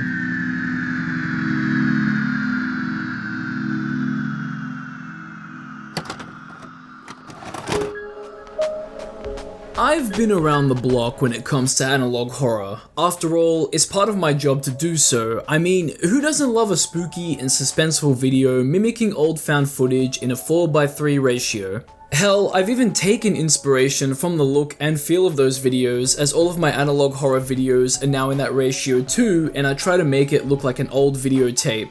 It really adds to the atmosphere of the videos in my opinion. But anyway, I think we've all noticed new trends and practices emerging thanks to the development of AI, and out of all places, they've made their way into analog horror. So I wanted to present the possible detriments that AI has had on the genre, or maybe even, dare I say, the positives it's had. Who knows? I'll keep that ambiguous and explain my points and what I want to bring up throughout the video. However, I do think it's a lot more complicated than just entirely bad or entirely good. Where do you draw the line in the sand regarding AI's ethics and plagiarism issues? What is so off-putting about a product with no soul? To answer that, I'll be comparing and highlighting a number of analog horror videos and series made by various creators that are confirmed to be made with AI and not, to really display and describe what I'm talking about, as well as discussing the genre as a whole and other influences. So, like and subscribe if you enjoy the video. Everything I talk about will be linked in the description, and I'll also have my second channel, Soda Jump, linked there as well. Now, with all of that being said, let's dive into it.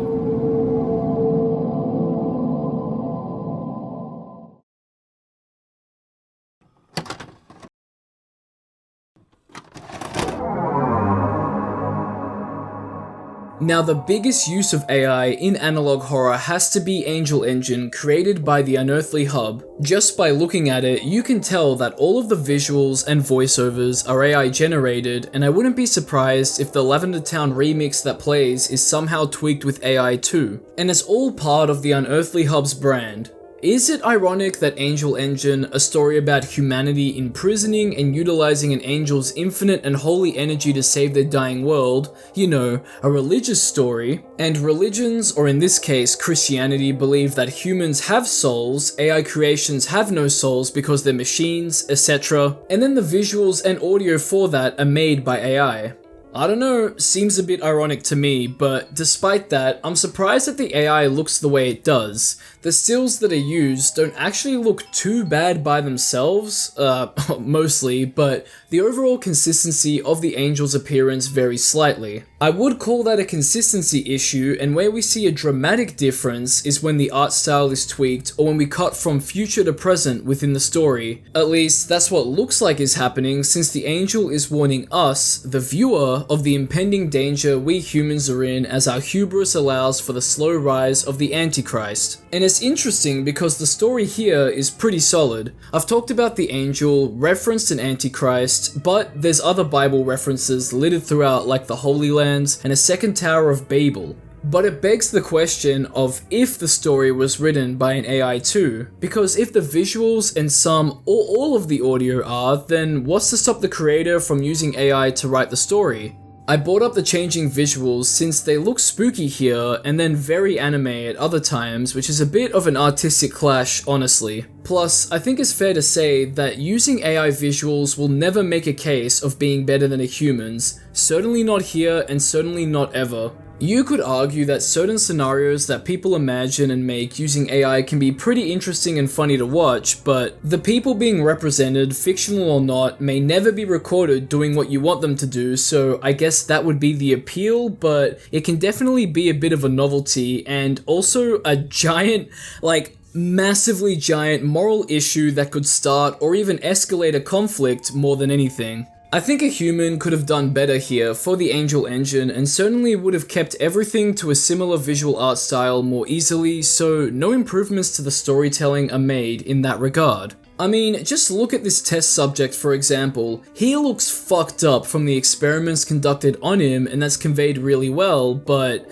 as the video zooms out, the shot does that weird AI thing where it doesn't know how to keep everything in shot consistent with how it looked in the previous frames, so it tries its best and the results always vary. It doesn't really look all that consistent and takes me out of the story and world being developed. A lot of it just really kills my immersion, reminding me that everything I'm seeing is AI and soulless. And I don't really think you want people thinking that in a creative setting. Why would someone want to support something so empty feeling and that's so effortless to make? It's hard not to feel like this is some sort of gimmick driven by a trend.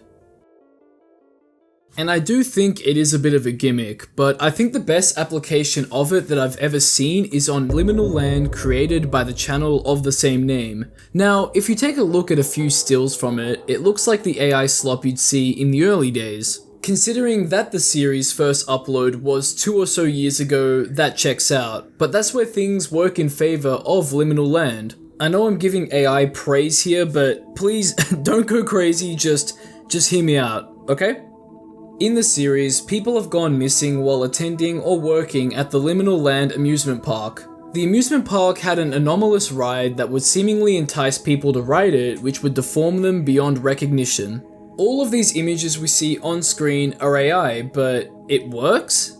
This anomalous nature of the ride seems to be seeping into the whole park too, creating a narrative of a park that's alive, malicious, and the mystery runs deeper than you could ever imagine. And that's where the AI generated images for this series play into that. Look at an image like this, or like this. Like I've already said, to the naked eye, it looks like AI generated slop. But with the context of the story, we have an amusement park ride warped beyond conventional recognition, morphing the visitors that are enticed to ride or play at the park. What they feel, their joys, fears, feelings, and emotions are incomprehensible to our eyes and what the photo has captured. A lot of the park can be hard to make out too, showing us how volatile and almost alien-like the park is behaving and becoming, truly living up to its name of being liminal in the internet sort of sense. The natural is warped, and what's created is something unnatural, inhuman, and alien. I mean, after all, AI is inhuman itself, artificial and robotic. It can only mimic the natural that's come before it, the artistic practice that's been honed, passed down and evolved over centuries created by us, by humans. People have developed it to mimic what we can do and continues to be developed and improved to mimic as efficiently as possible. Just like how a collective of humans created the Liminal Land Park at first and now it's been pulled and stretched in all types of ways by something inhuman. Or maybe it was always inhuman to begin with. that effect is being had on the recipients of the park attractions too. Surprisingly, it just works with the story and illustrations complementing one another in that regard. I mean, you could even argue that who better to create the unnatural than something unnatural? However, is it moral? Debatable. Very debatable, considering that an AI had to use images and photos created or captured by humans to spit out these images. But then, what about if someone consents for their work to be used, or doesn't? Plus, the only human input that goes into generating these images is a descriptive prompt. But the blood, sweat, and tears that go into making an art piece are lost. And arguably, what you put on your canvas, whether that's an actual canvas, a sculpture, miniature, screen, etc., is what's lost. The creation process and that satisfaction that you get from it is utterly gone. I'd argue that it's replaced with some sort of twisted gratification, instant gratification in most cases. I mean, as an example, look at my epic Dead Space inspired Death Guard. That doesn't look like it took 5 seconds to put together, does it? The amount of satisfaction I had when I varnished it and it was all finished was immense. It took me like 2 weeks on and off to do it, and I feel so accomplished. But I wouldn't feel accomplished if I just had it done within 5 seconds, now would I? It also reminds me a lot of video game cheats. I remember as a kid having an R4 for my DS and turning on cheats for games like Pokemon, and then when I played the games, I had no satisfaction or want to play them anymore. Why? Because there was nothing to build up to. All I would have are boring Pokemon battles and I would just be flying through everything. All of that learning, growth, and fun that's had when building up something is just eliminated. And the same can be definitely said here. But how did we get here? To answer that, we have to look back to the beginning of 2009. We have what is well believed to be the birth of the analog horror genre thanks to the release of a small video called No Through Road. Created by Stephen Chamberlain, the video follows 4 17-year-old boys from Hertfordshire whose bodies were found at Broomhill Farm in the car they were driving. The residence was long thought to have been abandoned, but it seems that people's thoughts have been wrong. What we see in the video is their unedited footage found on their digital camcorder. What an awesome blast from the past, and that was found in their car. The footage shows the boys stuck in a time loop of sorts, constantly passing the same road signs and then being pursued by a masked assailant with a hatchet. This video's incredible and I highly recommend watching it. There's so much planning, soul, effort, and execution that's gone into this video. It's oozing with love, personality, and charm. You can just feel it. It just has that charm that you get from early YouTube videos. There was also a small series developed from it that ran from 2011 to 2012 too, which is a pretty good watch. The analog horror tropes we all love are here too, and it really nails that found footage look and feel. And honestly, you could go back to 1999 with the Blair Witch Project, an independent American psychological film written, directed, and edited by Daniel Myrick and Eduardo Sanchez to see the stepping stones and some inspirations for analog horror, especially in regards to that found footage. The next big step we really saw in the analog horror genre was 6 years later, in October of 2015, thanks to Chris Straub's Local 58. This is what really cemented the name and genre of analog horror because of the surreal, sci-fi, and psychological found footage videos of Local 58, and they were tied to a slogan: analog horror at 476 megahertz. A large, almost cult-like following spawned for the series, and it inspired countless, and I mean countless other works, which all trickles down a rabbit hole of original and inspired works to the point of where we are today. And there's a lot of history, so much so that it could get its own video at some point. Now that begs the question, can the Doomslayer beat the No, I'm only joking. What it really begs the question on is how we got to AI-generated artworks, and why they've been implemented into this genre. Well, obviously, developments in technology, right?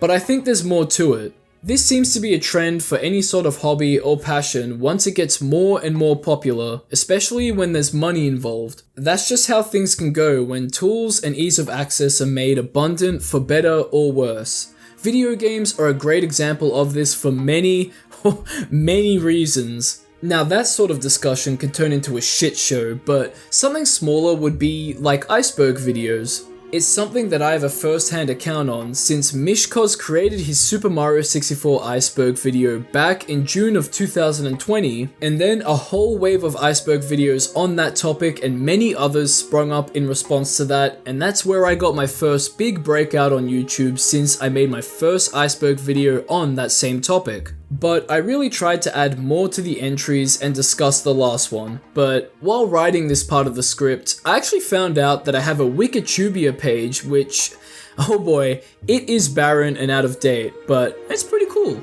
I didn't even think I'd have one, and you know what? Feel free to edit it in any way you want. I think it'll be pretty funny. I'll try to keep track of it and take screenshots when I can, and then I'll show them off in a YouTube post and or video. So go crazy, have fun, enjoy. But anyway, as more and more iceberg videos emerged, the genre of video continued to grow until it slowed down to where it is now. That's fine, trends and video styles go in and out of popularity, and part of that happens thanks to saturation. There's only so many times the same video can be made numerous times before people begin to lose interest due to perhaps a lack of quality control or the same info being retold to them. It's YouTube after all. Anyone can make a video about anything as long as it doesn't violate the terms of service. Resources to make videos are abundant too, whether they're cheap or expensive, so it makes sense that the same thing happens within the analog horror genre. And it is a subgenre, so it stems from other genres, and what happens in those genres can sometimes trickle down to the other ones beneath it. It only makes sense, right? And as things get stale, people anticipate the next big thing or jump on it as soon as they can. I mean, just look at my channel and uploads for proof of that. You either go with the flow or you try to do something that really breaks the mold. And of course, with how accessible analog horror is to make and view, just like with all things, eventually other mainstream stuff will trickle into them. Let me move back to the statement of this being a trend and gimmick, since the overarching discussion of that can be linked back to the morals in one way or another. What I mean by that is this all just something people are going to goof around and tinker with for a decade and then leave it behind? The YouTuber Doodly has a great video I'll have linked in the description about the history of motion capture and how it didn't replace the jobs of animators, simply being a trend and now a tool for animators and artists to use alongside their work. There were also a lot of comparisons to AI in that video, naturally, because of how so much of the same is happening with it. Just like with AI, motion capture was mocked and pushed back against when first introduced to the film industry. I honestly had no idea because back then I was a kid becoming the king of games at school, social media wasn't really a big thing, and motion capture is still around, so I didn't think there was an issue, but it's not really used in movies, and we probably won't ever get a full motion capture movie again like The Polar Express or Monster House. Great movies, but at a glance, I think you can see why. Speaking of those movies, does anybody else have memories of sitting with family and watching Polar Express year after year on TV during the night before Christmas? Wow, they are such warm memories.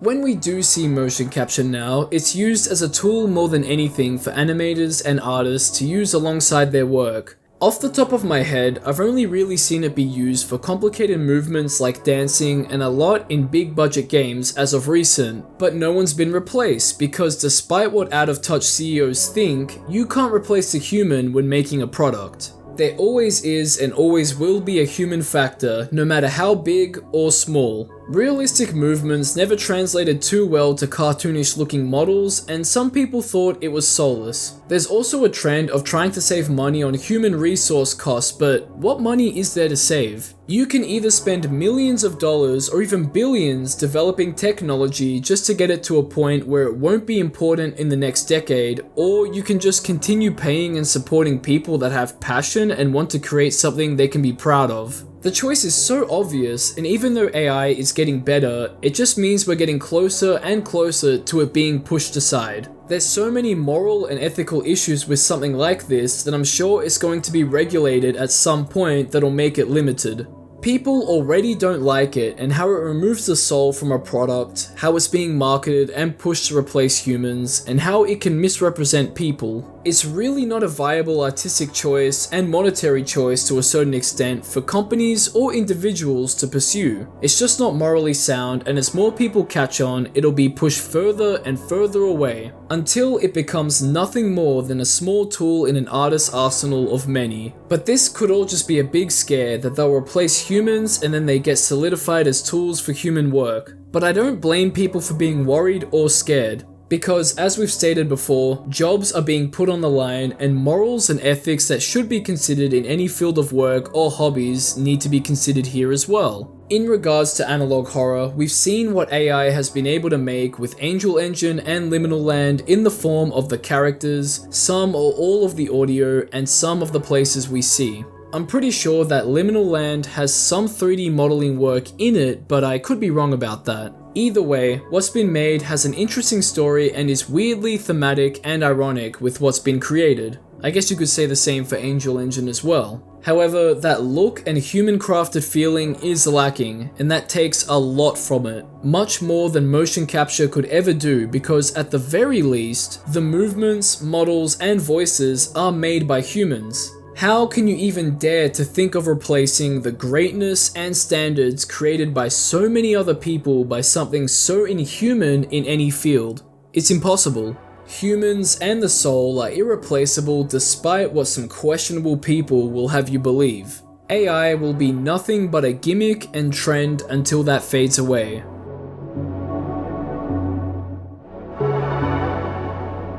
At least I and many others think so. AI can only take itself so far after all. There are moral and ethical issues among other things that hold it back from being great or even exceeding something a human could ever make. And that's just the not so black and white reality of it. Do you feel the same? Do you feel differently? Let everyone know in the comments section because, oh boy, AI really does spark some debates and yelling matches. I can't even point out something made by AI without people getting upset, so I wonder what this video's reception and comments are gonna be like. Anyway, like, subscribe, and check out my second channel Soda Jump if you want to see more from me, and as always, we can't forget the shoutouts to my lovely patrons and YouTube members, and a big shout out to the highest tier Patreon members, Joel Matthew Colgrove and La Creatura. Thank you both for your continued contributions, and thank you to everyone else too. You guys are absolute legends. Stay tuned for more content like this. Everything talked about will be in the description if you want to further look into them, and I'll catch ya in the next one.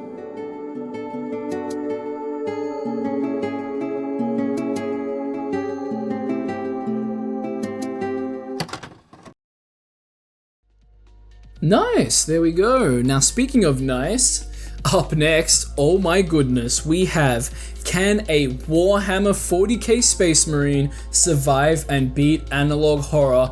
Yes! More fictional characters versus analog horror, and of course, shoutouts to Chris for editing this one as well. What a fucking legend. I got really into Warhammer 40k around this time, and I've just been it's been a steady slope of just more and more Warhammer occupying my headspace. And I mean, how can it not, man? It sounds like I've spiraled.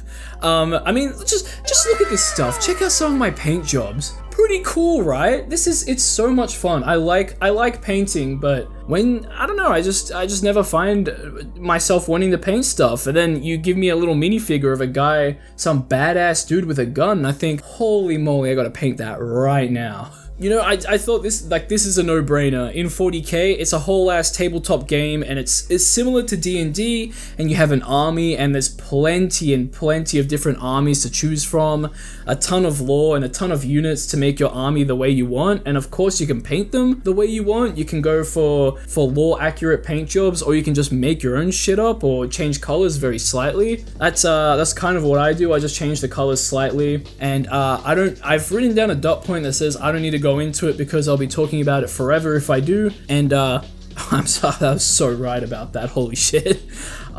Anyway, shout outs to the Gaming Nexus in Mount Gambier and the guy working there that introduced me to 40k. That was very cool. That was awesome. He explained it so well.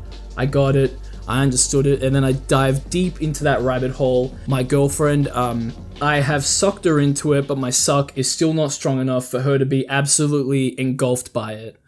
I don't know if that was the right terms to use. Anyway, whatever. Enjoy.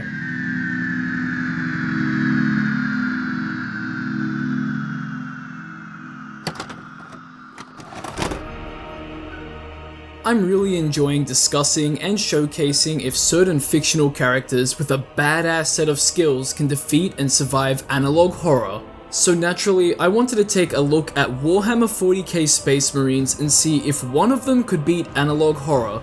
A whole squad of them would tear through nearly anything, so restricting it to one seems like a better idea.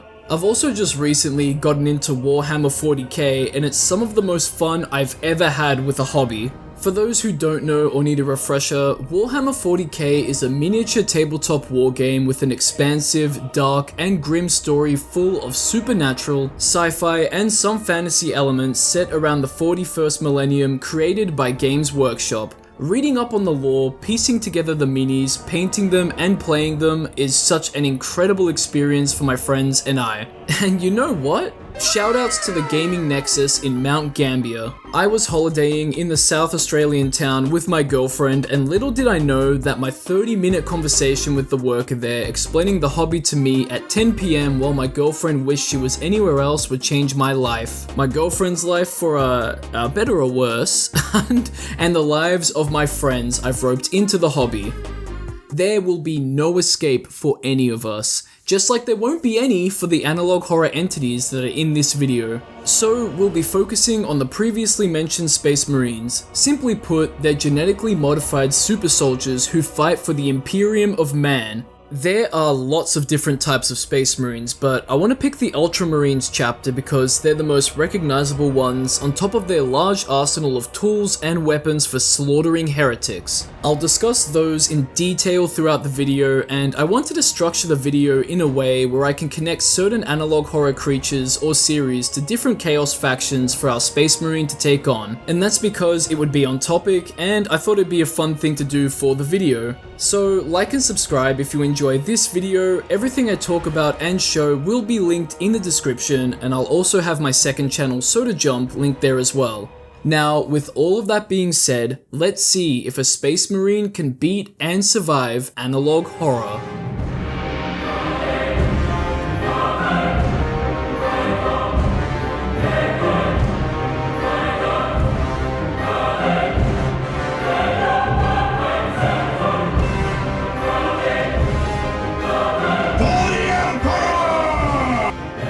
First off, I just want to say that I'm not going to go too in depth with explaining the analog horror heretics for this video, since I've talked about them countless times in previous ones. And honestly, I think it would just bloat this video. So with that being said, I want to start off with the Boiled One, aka Fen 218, created by Dr. Nowhere, a Chaos Demon in this case. But what kind of Chaos Demon? Considering that it's red, I'd say it's an exalted lesser demon of Khorne, and I'll explain why. Khorne is the Chaos God of rage, war, hatred, wrath, blood, martial, honor, strength, and murder. Followers of Khorne are blood-crazed slaughterers. They kill for the sake of spilling blood to strengthen Khorne. But that doesn't sound like the Boiled One now, does it? He intercepts TV signals and photographs to psychologically attack its victims. If it wins that fight, the victim will be found in a pseudo-coma the next day, forever seeing the Boiled One in their cognition and dreams. This is all to possibly feed on the victim, haunt them, and prophesy the end of the living plane on Earth, where the skies open up and pour blood to all of its victims. What a terrible thing to prophesize, and knowing of the impending doom might sway some people to join in on the chaos. Khorne loves blood too, and that's why I think the Boiled One would be an exalted lesser demon. It's not physically strong or on the level of a greater demon, but it has special abilities and a clear objective under Khorne's rule that's different to a lesser demon with a lack of will. Only Khorne would have the power to bestow a demon with that kind of power and responsibility, so that's my thought process on all of that. However, the torturous feeding on their spines and putting victims into a pseudo-coma isn't exactly spilling blood quickly and efficiently for Khorne, but ignore that conflict, ignore the contrast. Because you know what? Someone's gotta spread the word of Khorne and the blood shower that will be. But can it get through to the Ultramarine and put him into a pseudo-coma? Space Marines of the Imperium have been well documented becoming heretics and joining a god of Chaos's army. A suppression and elimination of human weaknesses are what soon-to-be Space Marines go through, and only the toughest survive, yet they're not immune to the influence of the Chaos gods. After all, that's how legions of Chaos Marines came to be, so it's not entirely out of the picture. So at a minimum, the chances of our Marines succumbing is low, but it's still a chance. There are countermeasures us humans can take when exposed to the Boiled One and its heretical words, like wearing earplugs, reading Bible verses, etc.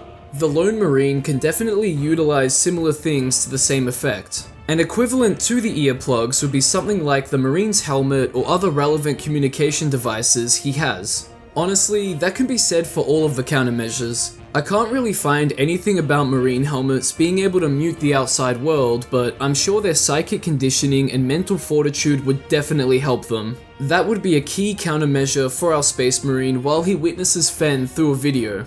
If our lone Ultramarine was in contact with his brothers and communicates with them using Voxcasters and communication— No, not that Vox, please. Not that Vox. Then his brothers could assist in keeping the heretical voices at bay. But that's where the sacred texts, Codex Astartes, come into play and remind the Space Marine of his duty, brothers, and allegiance. As long as he can remember what's written, can say them to himself, or even write them down, it would be tremendously helpful at keeping heresy away. And now for the big question: can the Ultramarine beat the Boiled One? I've made arguments in previous videos that it can be physically interacted with if it enters your cognition due to it being able to interact with you while you're in a pseudo-coma. Someone claims to have their spine fed on after all. It touched him, so you can touch it, right? So I see our Ultramarine showing no mercy to the Boiled One and shredding it to bits, no matter how big it appears to him. Despite the low chance of turning to chaos, heresy, I think he can overcome any voices or visions the Boiled One would try to use to distract him, or even drive him mad. So the best course of action in taking care of Fen would be to blow and slice it into chunks and bits. I can imagine the Ultramarine running towards the Boiled One or the voices, shooting his bolter and swinging his chainsword at close range, fighting off the paralysis effects thanks to his transhuman body. Oh, and you can't forget him reciting the Codex Astartes to stay sane. I hope I made that sound cool because I think it would be a badass fight, and honestly, a pretty worthy battle against heresy. Now next up, I wanted to stay on topic with Khorne's followers and look at entities I'd consider to be berserkers, which are the Chaos Marines of Khorne. So that means Vita Carnis created by Darian Quilloy. Vita Carnis is living meat in Latin, and that's what these entities are. They seemingly came out of nowhere after a deal was made with humans, and they're set to take over the Earth. Invading the Earth to turn and sway over humans by promising them resources on their dwindling planet? Sounds like something a Chaos God would orchestrate to convert people part of the Imperium of Man over to their side. The Singularities, the supposed leaders and creators of the living meat, are interested in technology like radios that emit frequencies. In the context of 40k, Khorne is the only one that can create his demons that serve under him, so it doesn't really make sense for the Singularities to do so, but please bear with me, for the sake of the video, let's make an exception. In terms of the bigger picture in the 40k universe, it sounds like the Singularities are trying to infiltrate the Adeptus Mechanicus, a cult that adorn themselves with mechanical prosthetics and worship a machine god. If left unchecked, Earth will become consumed by Vita Carnis creatures. They'll assimilate with technology and use the frequencies in them to create monstrosities and maybe even human hybrids. With a techno-flesh hellscape on the rise, there's only one man that can stop it. The Ultramarine. he'll be faced with the horrors of Vita Carnis. These Vita Carnis vary in strengths and what they're capable of when attacking humans, but that doesn't translate very well to Space Marines. Their armor are as heretical resistant as they can be, making the Vita Carnis physically inferior to our lone Marine. They'd be on the same level as, say, a small Tyrannid, a galaxy-destroying virus of Xeno, and they can be stomped or taken out with a slew of weapons. The species should be dealt with through immolation, plasma, and blunt force trauma because they're piles of walking flesh. Sure, they can be cut through, but what are the chances that they reassemble or continue moving? Who would want to take that chance? The Ultramarine would be burning and brutalizing these things, and their fleshy strength would do nothing to him or his armor. Space Marines wear armor called power armor. It's made of thick ceramite plates that are light, extremely durable, needing something of a high caliber or power to break through, and heat and energy based weapon resistant. It's heavy, but it has direct methods that enhance a wearer's movement and strength. It would take tens or even hundreds of Vita Carnis to take down this lone Marine, or at the very least, overpower him. And even then, it's not like the Vita Carnis are found everywhere. Civilizations still exist on Earth like nothing's going on, and the Space Marine would easily survive in this world. But him beating them is another question. Monoliths that surround and presumably protect singularities would be quite the feat to destroy, seeing as they're hundreds of feet tall. But as long as the Space Marine doesn't get too close to them, he'll have nothing to worry about. And then, in a situation where he's able to locate and find the singularities, what on earth would they be able to do to him? As far as he's concerned, these are exalted demons that help birth new demons, and they need to be destroyed, and that's what he'll do. His trusty bolter should be more than enough to do the trick on these plasma globe looking creatures, which makes me think they can just be shattered and destroyed with enough force. It's in the name, but bolters shoot out explosive bolts, so what creature isn't immune to that? Like, I'm sure the singularities aren't as weak as the glass of, say, an electro ball, but I imagine they can be shattered and killed in that way. And any humans that have joined the side of Chaos that are protecting the singularities would, I think the result would be obvious as to what would happen to them. But really, I think the stars of the fight would have to be the creatures of Vita Carnis that have fighting or hunting capabilities. The setting up of traps and stalking of our Ultramarine would make for quite a tense situation, because wherever he goes, he'll be hunted. However, he will persist, and it will be a slaughter painted in flesh and blood. And now, I want to move on to something that would fit right in with the Slaanesh demons, or demonettes. The painter created by UrbanSPOOK.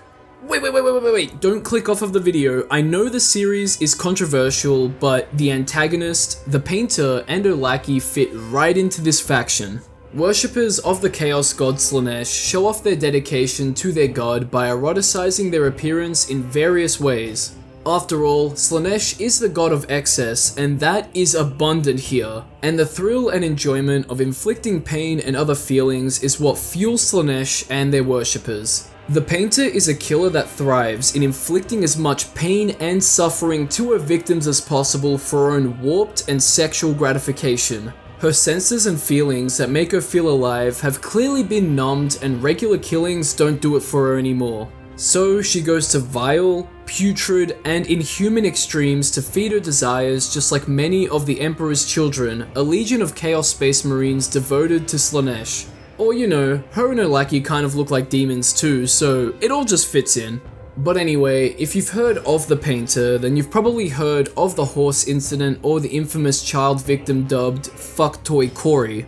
That's all I really need to say to paint part of a giant picture. Like, this series is not for the faint of heart. And speaking of the series, with the help of her goon, they also paint their victims during their final moments, or after they've committed those unspeakable acts to them. The painter is vile, and the torture she's inflicted on others, even on her lackey, and the immense sexual and sadistic gratification she gets would make her quite the Slaanesh worshipper. She may even take it further or stray from the image than most worshippers, as her methods are psychopathic and not luxurious looking. So what can the painter do against our lone armored unit? Well, she seems to be a woman of average height, thin, but still physically capable of creating chaos and torment for her victims with the help of her accomplice. Despite the help, she was still able to locate, torture, paint, and kill without the accomplice for a bit. So, guns, swords, and blunt weapons of the sharp, caliber, explosive bolts, fire, and plasma kind are at the Marine's use here. I mean, the same can be said for any other situation in this video, but just look at her, like, what is she gonna do? I mean, even grenades, health packs, if he needs them, and more are at his use. Like, it's basically a one-man army versus a woman. Like, after everything I've said, there's literally nothing the painter and her homeboy could do to our Space Marine. Knives, bullets, and their physical strengths combined wouldn't even graze him. He'd just absolutely pummel them into a pile of mush, slice them to bits, or bolt them to death. However he'd want to kill them, he could do it. He's not going to be sadistic in nature, but he's just going to get the job done. None of her persuasions to heresy would even faze him either, obviously. I mean, come on, look at this. You really think a Space Marine aligned with the Imperium of Man is going to switch his allegiance for this? This and her lifestyle would be quite the weak temptation from Slaanesh. It's an obvious win for the Marine, and honestly, there aren't really any other analog horror entities that fit as the Slaanesh worshipper, so we'll move on from there. But if you think of one, let me know in the comments section below. If I decide to do another Warhammer 40k video like this, then I'll include it. From here, we're gonna get real stinky and look at things that would be aligned with Nurgle's Plague Legions, and that would be the Medusa virus of the Stone Cold series created by Mythical Films. The absolute legend, Nurgle is the god of death, decay, disease, destruction, perseverance, survival, and rebirth. Nurgle likes to target humans who fear death, among other things. Nurgle bestows them with diseases, and then they go to the Plague Lord to ease the pain and despair from those diseases. It's kind of a lose-lose situation for the humans, but you know what?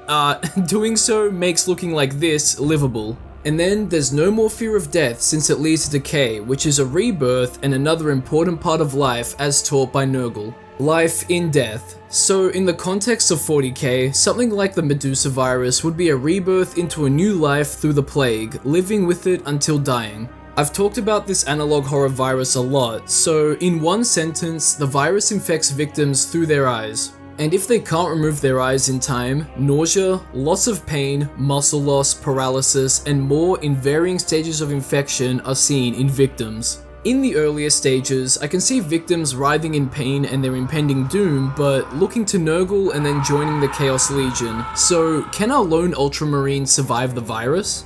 Due to a Space Marine's enhanced physiology and their gene seed, the genetic material needed to create them, they're pretty much immune to natural-born viruses and diseases. However, the Medusa virus doesn't seem all that natural, far from it, yet it still doesn't seem strong enough to infect the Ultramarine. Maybe if he held his stare with an infected for a really long time, it could happen? It could give the virus enough time to mutate to infect him, but the chances of it being that strong and intelligent are pretty slim. However, Nurgle's sicknesses are strong enough to infect Space Marines. Not even a built-in gas mask can save them because of the metaphysical nature of Nurgle's diseases and gases. So, say the Marine did contract something like the Medusa virus or an illness bestowed onto him by Nurgle, he'd be writhing in agony and ailments until he died or begged for Nurgle's blessings to join the Plague Legion. Heresy, I tell you, but in terms of the Medusa virus, yeah, it's an extremely low chance, and the infected pose no threat to our Ultramarine.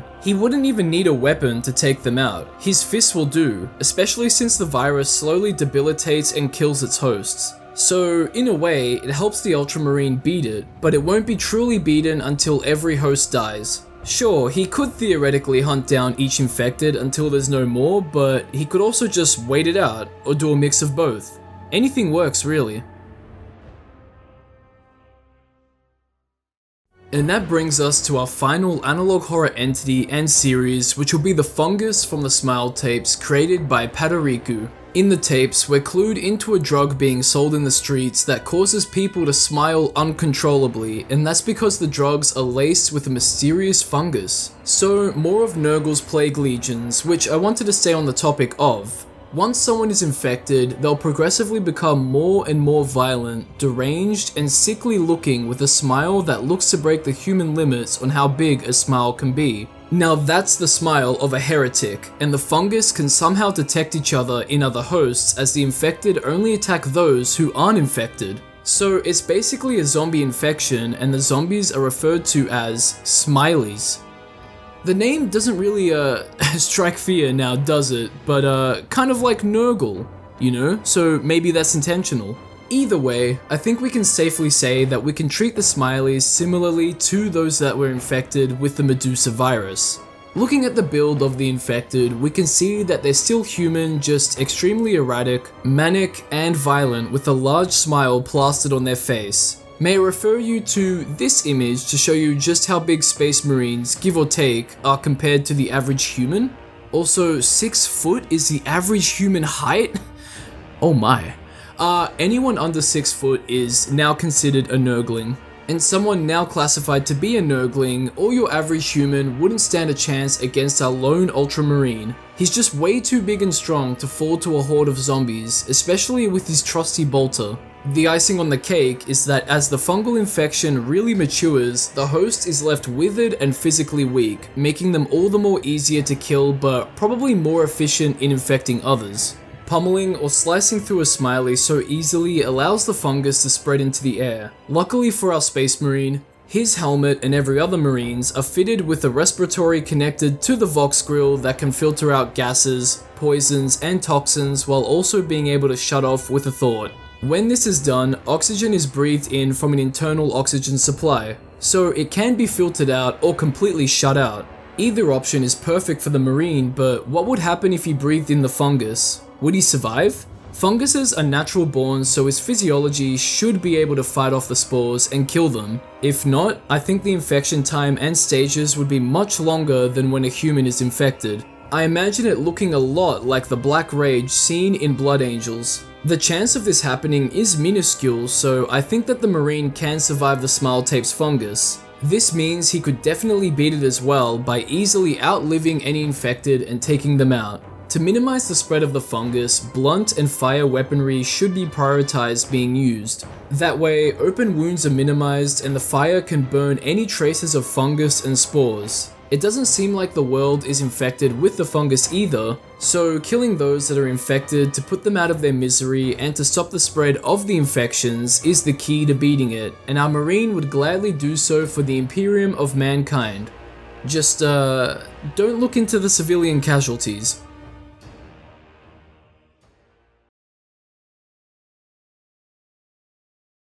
And there we go. We've seen how the Ultramarine can survive and beat the analog horror entities that he was put up against, and are you surprised? Do you think he should have lost or done things differently? Let everyone know in the comments section, and there's also a whole fantasy-focused version of the series called Age of Sigma if that tickles your fancy too. If you want to see another one of these where a Space Marine is pitted up against more horrors, let me know. And let me know if I got something wrong or could have added a bit more to the video too. I love learning about Warhammer, so I'd really appreciate it, and at this point I feel like I'm just peddling Warhammer. But also check out the creators of the videos highlighted in this video if you want to dive further into analog horror. They make fantastic stuff. Like, subscribe, and check out my second channel Soda Jump if you want to see more from me. And as always, we can't forget the shout out to my lovely patrons and YouTube members. And a big shout out to the highest tier Patreon members, Joel Matthew Colgrove and La Creatura. Thank you both for your continued contributions, and thank you to everyone else too. You guys are absolute legends. Stay tuned for more content like this. Everything talked about will be in the description if you want to further look into them. And I'll catch ya in the next one.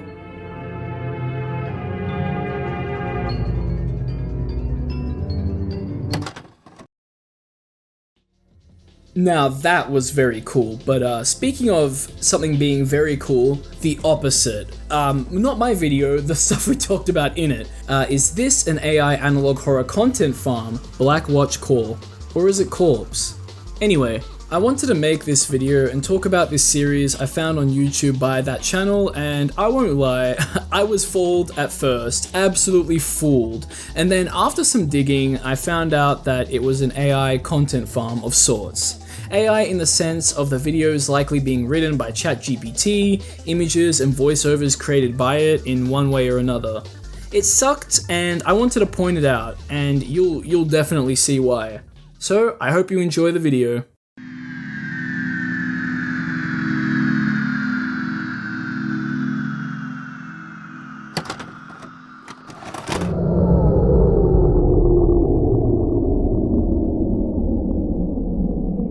Have things felt right lately with your friends, family, with where you frequently visit and what you interact with? Are certain people close to you in your life starting to act different but familiar?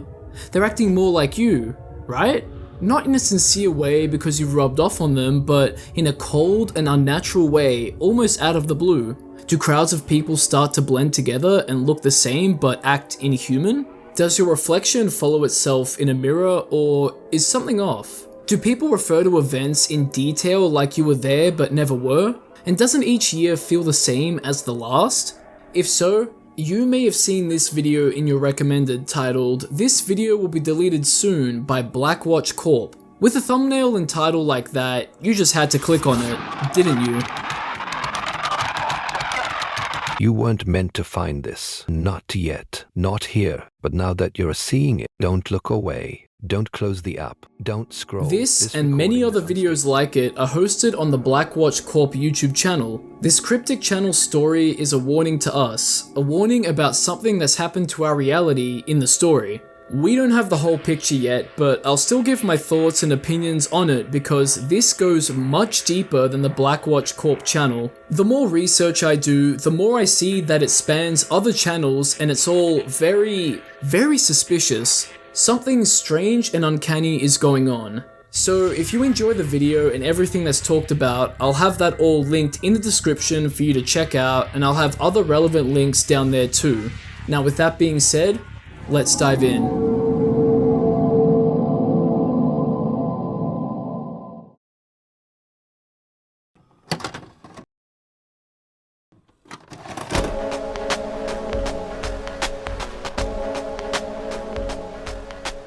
The video I've already shown you wasn't the channel's first, so let's go to where things began at the first upload. Your school is not safe anymore. Receiving this, it means you were chosen, not randomly. They've been watching your attendance, your movement, your compliance. You're being assigned to Echo Protocol by BlackWatch, a top-secret organization built for missions no one dares to complete. In this video, we're shown the groundwork for what'll be the already established messages and themes of the videos. We get our first reference to BlackWatchCorps here and something known as an Echo Protocol. BlackWatch is a top-secret organization built for missions no one dares to complete. That's all of the information we get on what the corporation is, but you'll soon see that they have a lot of knowledge on the reality of the world. And we, the viewers, are the recipients of this information, whether that's by chance or purposeful. Regarding Echo Protocol, it must be so dangerous and daring that no one volunteers themselves for it. BlackWatch forces it upon people. After all, if no one wants to participate in the mission, that would be the only way to do it. Having people stumble onto videos to slowly trickle the truth to them would keep them curious enough to stay safe and find out more of the truth. And if they don't want to, then they can continue being blissfully unaware of their reality, having the memory of those videos becoming a fleeting thought. But if you were told that your education is compromised and you're being monitored, wouldn't you want to try to escape it? And if you do, that will lead you into a giant rabbit hole full of videos with some that are relevant to certain people in certain circumstances. Which is odd, especially since there are multiples of the same video. So if you're not enrolled in a school, you probably wouldn't stumble upon the school video, but if you have a dog or close family or friends, you may see some other ones appear. The most important ones are definitely you are in the wrong year and this is not your universe. You are stuck. That's odd. The title repeats itself at you are. You've been operational for too long. You were meant to power down in 2021. That shutdown never happened. As we hear, back in 2020, something shattered and a convergence loop malfunctioned. This meant that those who didn't sync were left on standby, and the version of the world that we're seeing is just a simulation, Thread 07, of what the world was supposed to be from 2020 onwards. But, the thumbnail says 2019. What? With the cracks of the simulation beginning to show more and more, BlackWatch needs people for the Echo Protocol, so there's more reasons for them to enlist others who are willing. The fate of humanity is at stake in the story after all, and helping anyone wake up can save them from being pulled deeper into the simulation. 2025 is fake. And there it is again, why does the thumbnail state 2019? Why are there so many of these videos and repeat ones? And in this fake reality, there are many ways to break its influence and keep you from being lost within it forever. The biggest piece of info that BlackWatch shares in their videos is the fact that the simulation isn't run on code, but belief. If you believe it to be so, then it will be, but to what extent? The fact that we can recall actual events and memories weakens the hold the simulation has on us. Something interesting that always comes up in these videos too is the absorbing of info. Not only are there replacements for your family and friends, but they wish to study you and absorb your behaviors, but for what purpose? To replace you by either taking you out or by destroying your memory and keeping you complacent and unaware of what's really going on. Which begs the question, if us, the viewers, weren't synced up properly, then what would happen to us when we escape? What does the real world look like? What about our loved ones? Are they living in the real world or being used to fuel their replacements? With so many videos uploaded to the channel, it's good to question if there is an overarching story. Because after all, these entities are trying their best to act like people, but they give off small hints that they are not the people you know and love thanks to their slightly off behavior. Your pets will recognize this as well and sleep away from them or even bark at nothing. Belief is the biggest factor here. If you don't believe they're your family, then they can't slowly replace you and who you are. If we could step back here for a second, being stuck in a situation like this would be terrifying. You'd feel so alone in a world trying to replace you, and that world isn't even real. What really sucked me in was the first video we looked at. This video will be deleted soon. It gives us an explanation into why we've been feeling the way we have since 2020. Stress, burnout, and screen time. 3 factors that slowly rot and wither the human body, mind, and can be found in excess within our societies. And I know these feelings have been present for decades, even centuries, but it seems like there's a new wave of it, if that makes sense. How many times have you found yourself totally stressed and burnt out from the mundane like work or certain parts of your routine? What about how bad excessive screen time can be on your mind, body, and soul if you believe in a soul, especially with how the internet and social media is set up in our modern time? All of these tolls on the body are healthy to feel or experience, but within moderation and reason, but sometimes we just don't have a choice. Unfortunately, that's life. But hopefully you all have someone or people you love seeing and being with, or things you love doing to reduce stress. I won't get into screen time because that's a whole thing on its own, but don't rot your mind. In the context of what BlackWatch is telling us, the simulation is the reason for these and more. Some interesting things to be aware of too are your reflections in things like mirrors. Watch out for your dog too, if you have one, because if it sits and stares at you motionlessly and you say your full name aloud and it smiles back at you, then it's coding and sending signals. Wait, hang on. I thought pets like dogs were on our side. And I thought this was all about belief. Why is it sending code and signals? Strange inconsistencies aside, relying on technology that isn't online or printed information to keep your memories intact is highly recommended too. So despite how much would be against you, there's still unwritable pieces of simulation like time, past events written in a paper, etc. Even so, the stars in the sky have stayed the same. Does that mean that time is looping in the simulation, or are the constellations not important enough for it to change? And just like with your not-so-friendly dog, never confront the entities that are masquerading as your friends, family, the population, and even people you think aren't entities. For your own safety in the story, BlackWatch tells us that we can only rely on ourselves. Huh. That's funny. these videos are all the same. At the start of the video, I asked you a bunch of questions, and that's because those are related to the themes BlackWatch asks his viewers. Those themes are reading between the lines and questioning the truth, and that seems to be the direction that the story is going in as more and more videos keep popping up on the channel repeating already stated points, or addressing new ones that keep appearing. Kind of like my channel where I talk about the same or similar topics and entities over and over, but in different ways. There's only so many times you can talk about the boiled one. Put a finger down if you wanna fuck me. But I haven't found that threshold yet. Woo! But unlike my videos, the Doomslayer can't appear out of nowhere and beat analog horror. Speaking of, who is the antagonist here?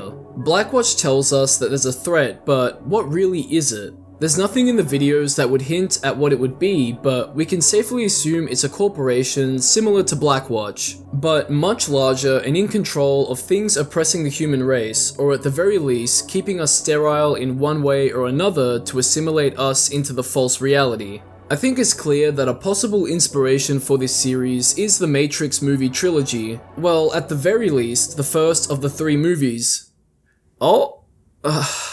I mean, I guess the reboot might have been an inspiration too, but I'll be focusing on the trilogy. Directed and written by the Wachowskis and produced by Joel Silver, the movies present us with a dystopian future where humanity is unknowingly trapped within a simulation of a late 90s world called The Matrix. Except it's extremely mundane and corporate feeling and not like this kind of 90s.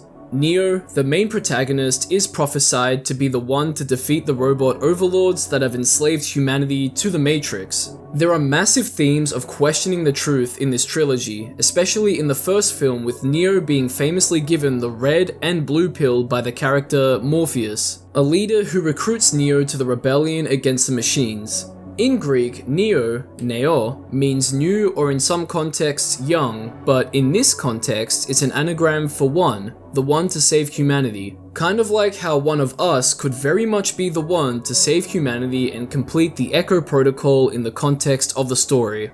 This means that BlackWatch is the equivalent to the rebellion, and the videos we see are like Morpheus and his role, which in Greek his name is inspired by the Greek god of dreams, Morpheus. Morpheus. Feelings of deja vu are explained in the Matrix as glitches or an alteration in the simulation, which is also the case in Thread 07 of BlackWatch's story.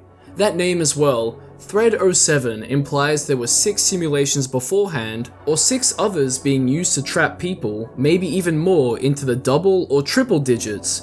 Plato, or as pronounced in Greek, Platon's allegory of the cave is an inspiration for the Matrix and can be seen as one for the theme scene in BlackWatch 2. To make a long story short, the Greek philosopher Plato wrote a teaching about the effect of education and the lack of it on our nature. Prisoners who've lived their entire lives only seeing the shadows projected on a wall in the cave they reside in mistake these for reality. One prisoner escapes and discovers the real world, finding it painful at first, but he comes to understand the truth. He goes back to the cave to share what he's learned to the other prisoners, but they all reject him and his knowledge and would rather live in the comfort of the illustrations they know. Those ideas are present in BlackWatch since the truth is painful, but understanding it only makes things better. The simulations created entities that continue their facade if you talk to them about the truth, but it can get uncanny very quickly. Honestly, you could also draw similarities to movies like The Truman Show and Inception with how everyone interacts with Truman in The Truman Show to continue the lie of his false reality, and how the dreamt up people in the dreams of those who've been trained in dream defensive training react to those who aren't the host to defend them in Inception. The questioning of reality and what's true has always been an interesting topic and is very applicable to form reality. I even dabbled into that in one of my videos I made about Super Mario 64 and its Freemasonry connection. Oh god. Is it a bit memey? Yeah, but I think it's an interesting topic to ponder. Like, what if, you know? And honestly, what happens around the world, what we see and what connections we make always make us question the world around us no matter what it is we're questioning, whether that's widely discussed or suppressed. Now, what is this? What is all of this? And that brings me onto the critique section of the video. Firstly, I want to say that the idea for the series is solid. You know, being stuck in a hostile simulation that only wants to erase your memories and personality until you become fully assimilated into its version of you, that's a scary thought. Imagine the isolation and anxiety you'd feel looking over your shoulder constantly and fearing going to sleep as you don't know what's going to happen to you or what's going to watch you at night. It's a scary concept and the execution is fine, I suppose. We have Blackwatch feeding us information day after day too on the situation at hand, which is cool, but there's not a lot pushing the story. I mean, we don't even have an antagonist solidified yet or named characters, just methods on what to do and what to avoid, which is also part of all the information that's just thrown at us. I'm pretty sure the voiceover and images used in the video are AI generated, even the subtitles, which don't get highlighted in sync with the audio at times, and some of the audio clips over itself, which I don't think is intentional. So clearly, something is going on behind the scenes that's declining the quality of the videos. I actually made a video recently going over AI in the analog horror genre, and I'll admit,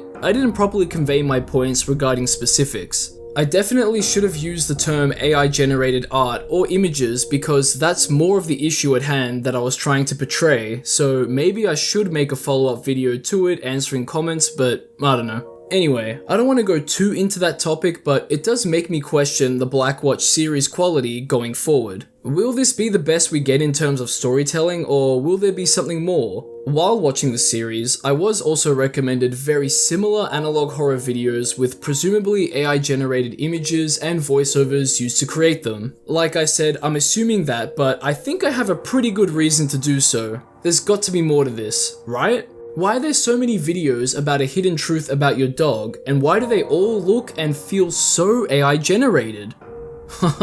Wait a minute. Why are there copy and paste channels with the same if not similar content? Every video is the same regarding all of the topics and the look and feel to them is all so similar. I know that content farm channels, AI or not, are a plague, but this could be an extremely weird offshoot of them. And this is where this video's been leading up to. Not intentionally at first, but the more research I did, the more I uncovered. This is definitely a topic to cover in the very near future, and honestly has ruined any interest I had in the Blackwatch story. It's all copy and pasted over countless channels, none of it's original. So all of that talk about inspirations from other pieces of media may still ring true to the original design of this kind of story, but I mean, how original can we get with a story like this that's already been done, but I still wanted to point it out. But now there's a more insidious and dark tone to it all. It violates and warps the messages and story it's trying to portray by being the corporation or machine it's warning us about. A mechanical entity asking you questions on reality that has no understanding of it. Nothing is sacred anymore, and you now know of this because you've watched the video this far in. Everyone else who quit out of the video doesn't. And this is only scratching the surface. There's more that I wish to uncover now that we know that there's a possible content farm here, perhaps even an analog horror gate situation. Why?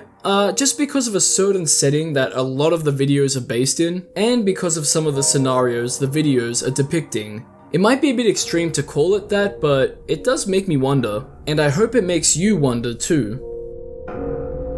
So, in my opinion, this is probably an AI analog horror content farm for which I can only imagine to be for monetary reasons. I'll have to do more research to see if I can truly call it Analog Horror Gate, but that's for a future video. It's all such a shame because a Matrix-inspired analog horror series like this could have been great, but the concept has been warped into a creativeless content farm endeavor, which, like I've already stated, is alleged because I can't 100% confirm that yet, but it looks very much like it in my opinion. This goes much deeper than what I've already pointed out in this video, and it's such a shame because it all goes against the inspirations that spawned it all. But that's all for a future video, so stay tuned for that. If you enjoyed the video and want to see more from me, a like and subscribe would be much appreciated. I'll have some of what's been talked about linked in the description if you want to see how I came to form my opinions. Just be responsible while doing it. Don't leave hateful comments on the channels we looked at, and keep yourself safe. Let me know of your opinions on all of this too in the comments section as well. And as always, we can't forget the shoutouts to my lovely patrons and YouTube members, and a big shout out to the highest tier Patreon members, Joel Matthew Colgrove and La Creatura. Thank you both for your continued contributions, and thank you to everyone else. You guys are absolute legends. Stay tuned for more content like this. Everything talked about will be in the description if you want to further look into them, and I'll catch ya in the next one.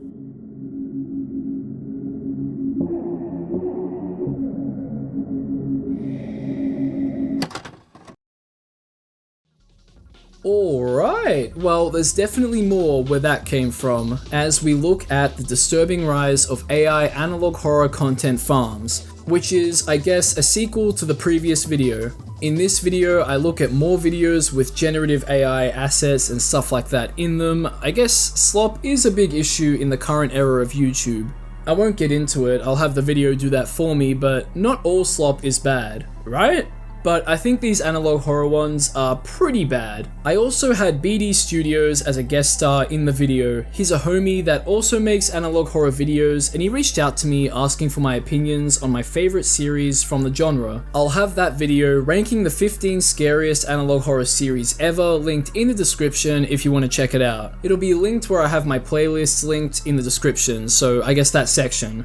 Anyway, he pointed out that we don't really do collabs in the analog horror space, or whatever you want to call it, and he wanted to do so, and I was down for it, and I'm down to do more of them with him. He's also a pretty cool guy, and we're homies now, so why not do more? Speaking of, I need to reach out to more people for future collabs too. Anyway, enjoy.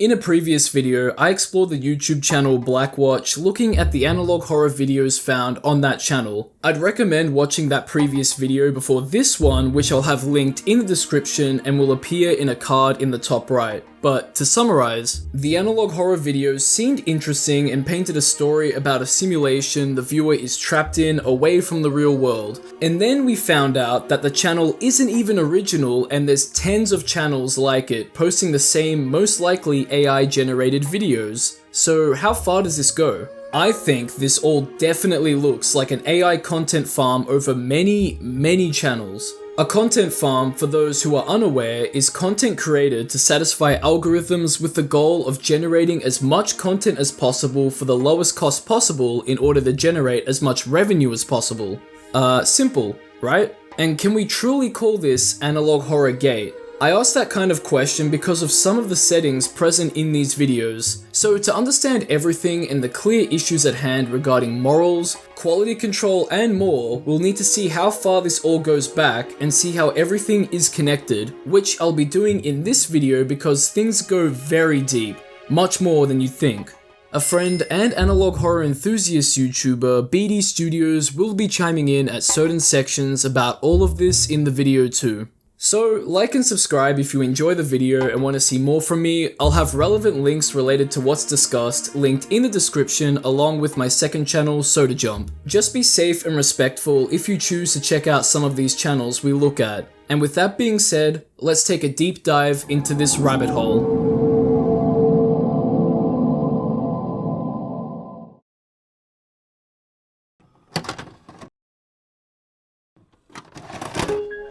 Now all of these videos are fairly newly uploaded to YouTube, going back to late March of 2025. The furthest back and only thing I could find in March was this video uploaded to the Dead Signal VHS channel called If You Hear Your Name, Run. I won't play you the video, I'll just save you from listening to the usual EAS scenario sounds and setup we've all seen 100 times. What I can say is important about this video, other than it being the first as far as I can tell, is the channel it was uploaded to, which people have noticed other channels copying from, and that would include BlackWatch. Also, as a bonus, there's this shot 35 seconds into the video, which is just a rip of the thumbnail 4+ used in his video about Dark Minds Basewood County analog horror series, which is a weird inclusion. And what's interesting about this video is that I believe that the use of AI in this series and in the copycats didn't fully start here. Other than the AI voiceover, everything else looks suspicious for the most part.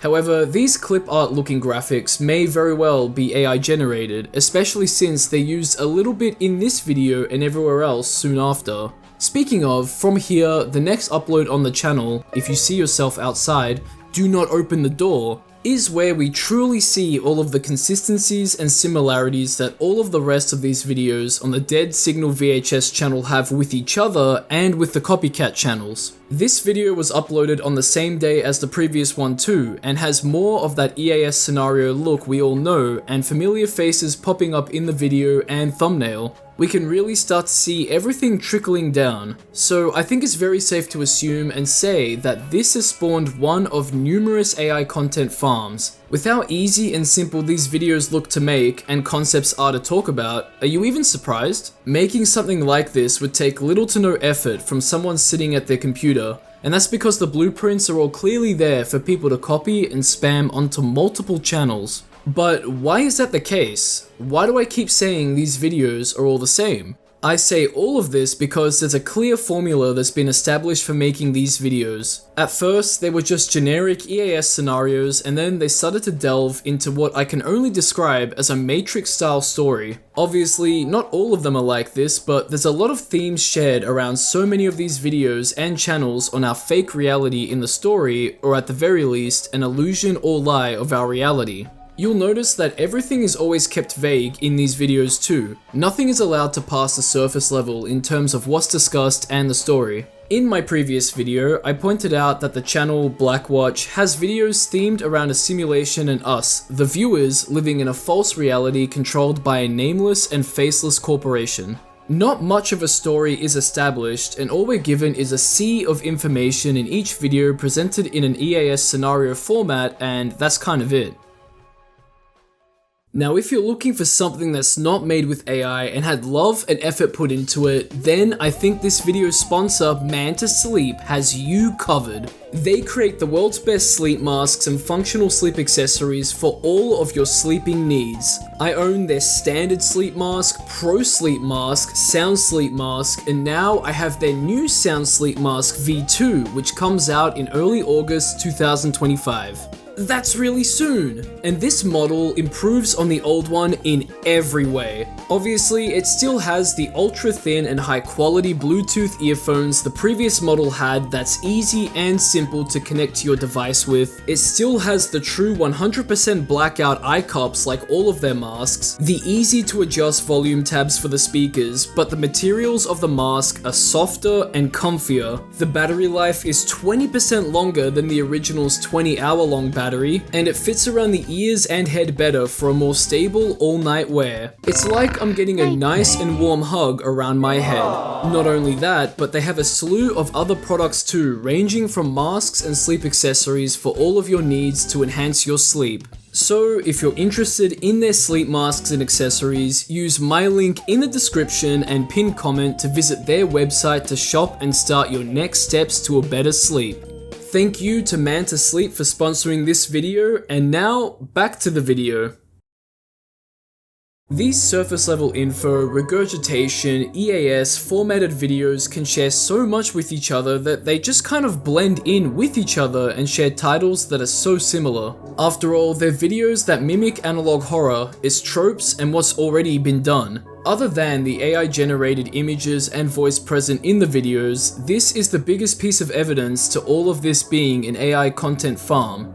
Let's start with the school-related videos. There are, and I don't say this lightly, an abundance of these, and they might be the most talked about topic. We can split these school videos into multiple categories since they cover a wide range of issues like teachers and students not actually being who they claim to be, and the whole school being part of a Matrix-style indoctrination program made to assimilate you, or even just replace you or kill you. Dead Signal VHS doesn't lean too hard into the Matrix narrative like BlackWatch does, and I want to quickly point out something I've already pointed out, and that's the ambiguity and vagueness of everything. It's all so surface level in nature, and the EAS format just blends them all together, no matter what channel you watch. First off, your classmates aren't who you think they are, neither are specific teachers. The common routine found in your school isn't right or safe, you were never enrolled, your school never existed, etc. yada yada yada. It's an interesting topic by itself, but when it's overdone like this and made sloppily with AI-generated images and voices, it loses any potential or magic it could have had. The same can be said for the other topics like your best friend, family, or other relationships with people you have. Yes, there are so many videos claiming that in these small and contained baby's first book tier stories, that your best friend, family, or whoever are not real or who you think they are. Again, we have a very interesting premise. What would you do if your best friend, a family member, or someone you know and like were replaced? What a scary thought. Would you notice their change in mannerisms and behaviors? The way they speak, move, write, sit, walk, etc.? If you start to notice these things, do you just ignore them or do you bring it up? Bringing it up might put your life in danger, but would you try to escape them? Think about how anxious and on edge you'd be trying to stay safe and away from the abnormal behavior the replacements for the people you once loved are exhibiting. And now look at how soulless and bland the video is. All of that fear is just wiped away, and close loved ones that are human aren't the only topics here. There are loads of other videos about common house pets like cats and dogs. Sometimes they're your friends and they can sniff out fake family members, monsters, and still trust you, but sometimes they're your worst enemy that'll haunt you and attempt to harm you in some way. Are they your ally or your enemy? I don't make the rules here, and shit, I don't think these videos make the rules either. Which leads us to the themes of being replaced. This is seen all throughout the BlackWatch channel, is littered throughout Dead Signal VHS and other channels too. A scary thought, but it's been absolutely neutered in these videos. I'll continue to say it, but there's no substance to it at all, just an explanation that the people around us we thought we could trust are trying to destroy our memories and personality, assimilating us. These videos also kind of play into the whole narrative of not trusting friends, family, and loved ones anymore. So in a way, there's some overlap between video topics here and there, and you could argue that helps to create a story. But if every video is so vague and surface level in what it's trying to tell you, there's bound to be overlap, intentional or not. There's also these wrong timeline videos too, which I used in my previous video's thumbnail. Now these are probably some of the dumbest videos you can find over these channels. The premise is fine, but it's done so poorly by so many of these channels. The biggest inconsistency and problem with these videos are the years. These videos mostly revolve around the fabric of reality or something ending in 2019, sometimes even 2018, 2017, or even 2020, being a fake one strung up in a simulation or repeating from the last real year. Or a video could explain why a certain year or time period wasn't real. None of why that's the case is properly explained or developed in future videos, which, you know, shouldn't be an issue if the video was a one-off, but these are clearly not one-offs.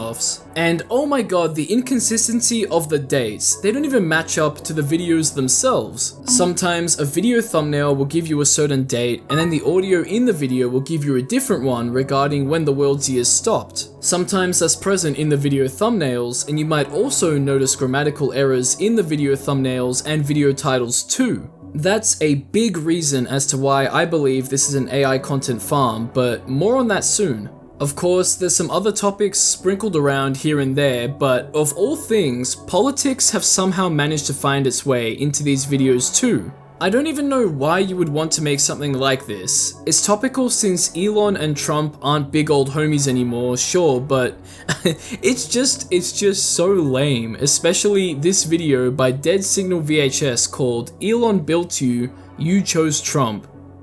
Who cares? Who even comes up with this?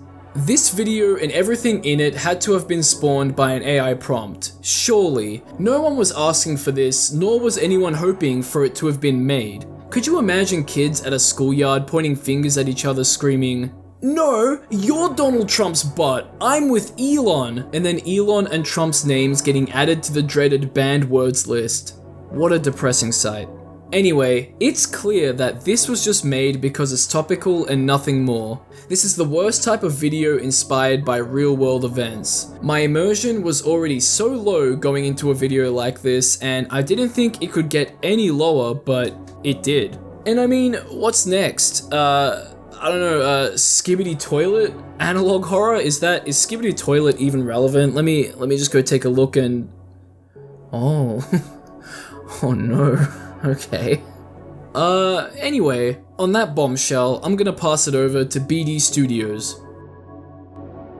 Hello, this is BD Studios, and Sunflower asked me if I had any opinions on this AI analog horror stuff. Now, looking at it and discussing it with Sunflower, something that came up to me, which was a big point for me, was the thumbnails. Now, as someone who spends a lot of time trying to make the best thumbnails possible and does a lot of research on what makes a good thumbnail, it really came down that they were just doing the same thing over and over and over again, which is obviously AI generated maximization to its finest. I mean, just look at the text. You got the basic white text over and over and over again with a spooky, scary, quote, scary word in red, right? Okay, don't look at this thumbnail, but looking at the channel, you can really see that it is probably most likely AI generated.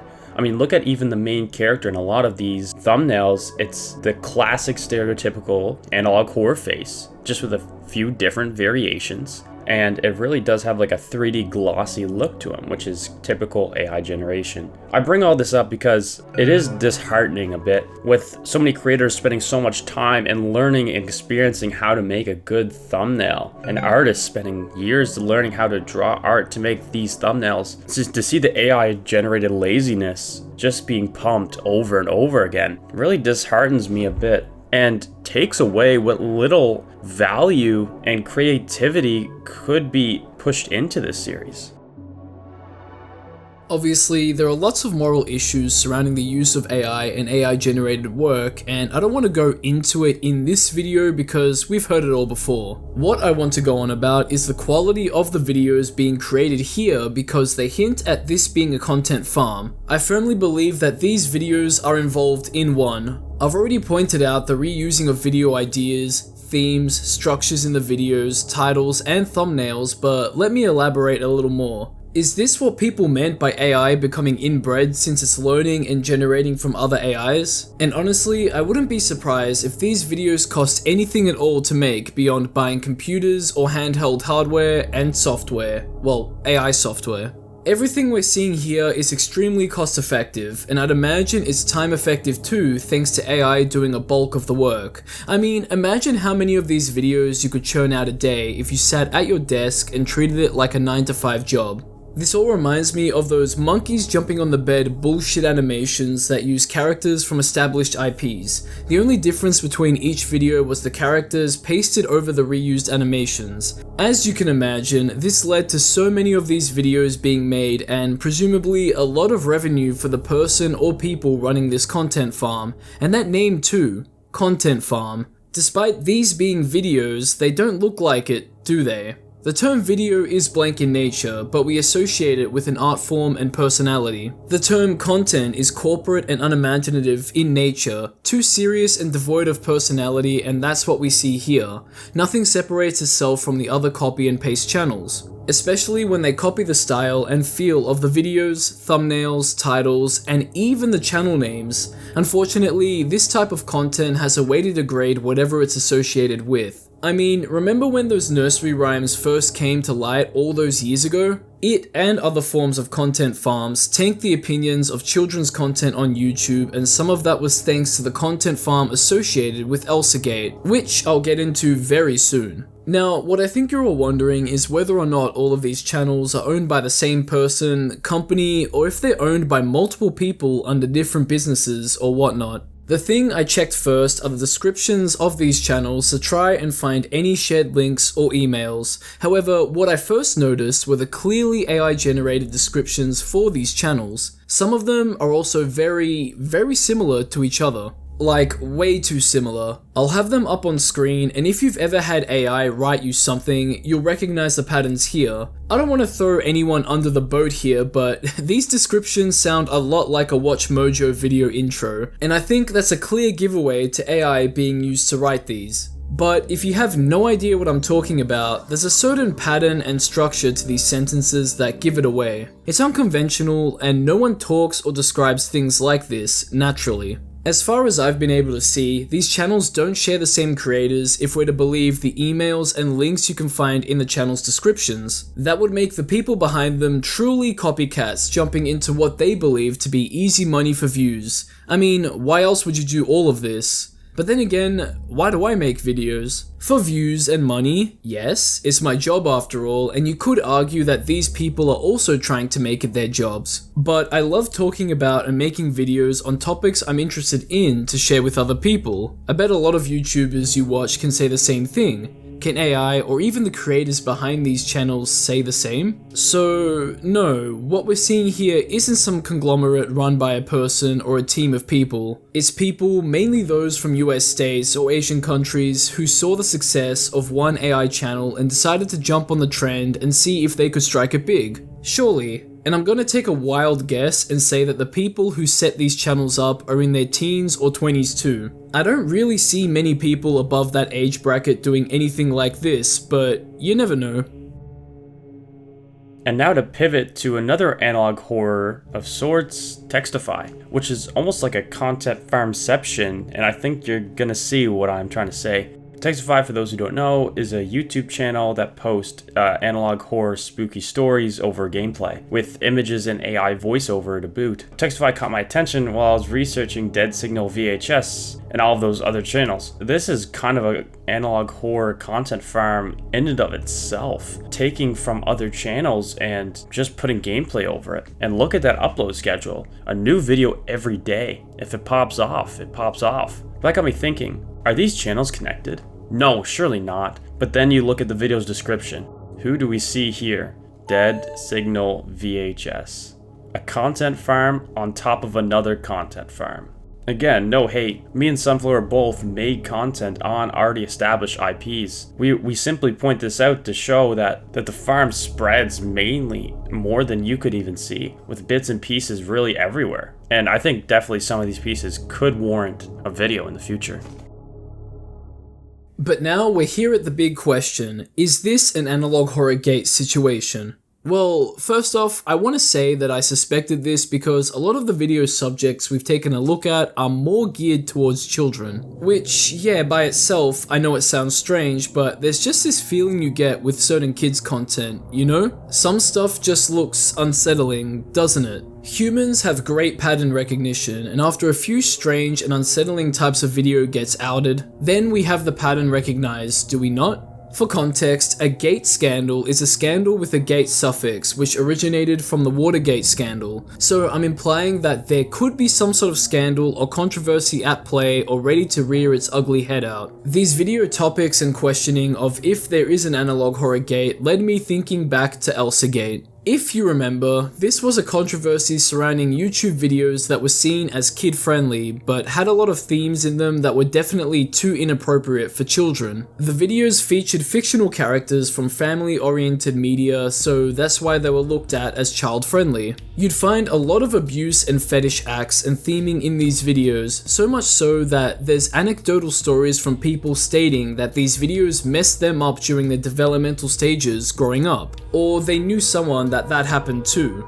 In a way, this is grooming, and it's unknown just how many children were affected. As public awareness grew for these videos, hundreds of channels and thousands of videos were deleted off of YouTube. Those videos were putrid, vile, and disgusting. The people behind them are morally bankrupt and foul vermin. All of this and more came back to me while I was researching these analog horror videos because I thought, surely not here of all places, right?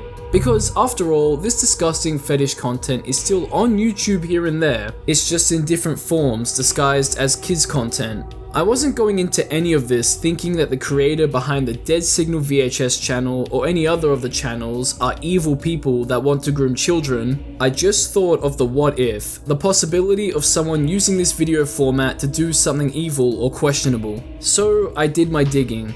What I wanted to look into first were if there are any strange imagery found throughout all of these videos. So far, so good. Nothing abnormal. I'm yet to see any suggestive or alarming imagery throughout any of these videos and thumbnails, and I even went to some of the comment sections of these videos to see if there was anything weird there.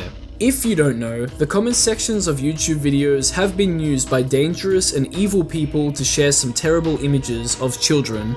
I saw none of that here either. No weird comments in that regard, which we should be all very happy about. And I know I am. And with this result, I kinda made it sound like there was a hidden, dark secret these videos were hiding, even though there isn't. At first, I thought there could have been, but the more I looked into things, the more I realized that there's no bad intentions here, unless you count this content farm as a bad intention.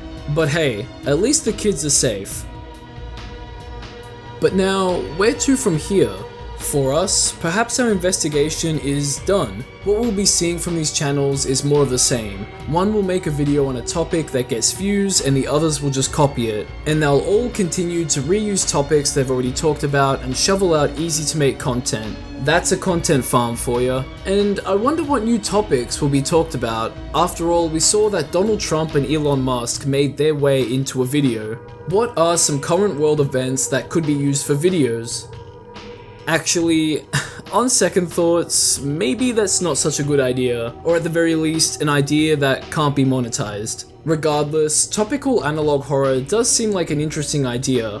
I covered one last year about Lunchly, because after all, there's nothing scarier than a moldy kid's food product now, is there? I feel like the comedy route is the way to go with topical analog horror, but it's not really horror, is it? Or at the very least, horror might not be the focus. There's nothing scary about something like this, now is there? And immersion is just shattered before the video even starts due to how ridiculous of a topic it is. In terms of the content farm itself, if you don't like it and see it as an issue, then not giving any of the videos views is your best option. As far as I've been able to see, this is probably one of the least egregious content farms I've ever seen before. Children's media is a huge market, but this AI analog horror content farm hasn't seemed to have truly cashed in on that yet, and I hope it doesn't. The content farm could be lazier too. I'm not going to say how because I don't want to give anyone any ideas, but I know of a lot of ways someone could do this. So that's why I think the farm isn't as bad as many others.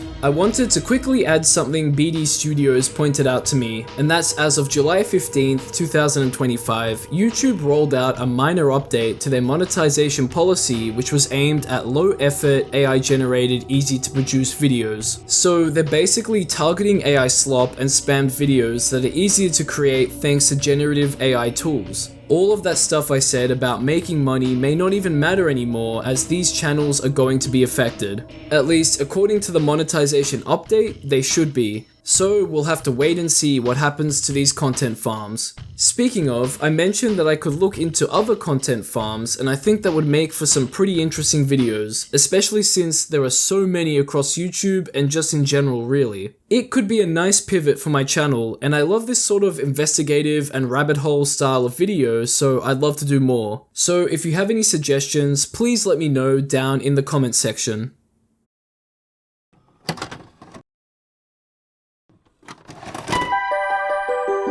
But that's been the video, so thanks for watching. What did you think of it? Were you surprised to find out there's an AI content farm for analog horror videos of all things? Let us all know in the comments section. Like and subscribe if you enjoyed the video or want to see more from me. I'll have some relevant links to what I talked about and my own links, including my second channel Soda Jump, linked there too. Thanks to BD Studios for joining me in this video. I'll have his channel linked in the description if you want to check out his videos covering analog horror. If I enjoy them, then so will you. That sounds like a threat, but I swear it's not a threat.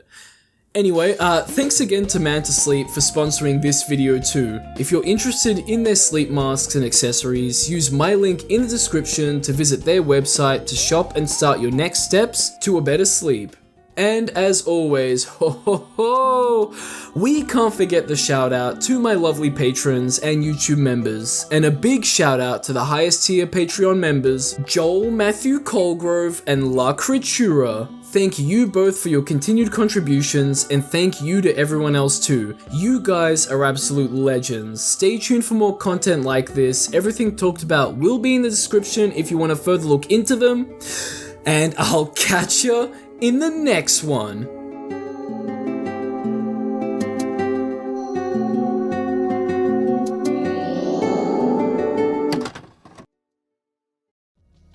Epic, right? Now next up we have What If Analog Horror, wait for it, wait for it, was real. Shoutouts to Chris the Legend for editing this one too. What a beast. I explored the what ifs in this video, but in a different way than I usually do. I thought it would be a cool idea, and if you can't tell, I've said it before, I like my what ifs. But yeah, there's nothing else to really say. That's just that's the gist of it, and I hope you enjoy.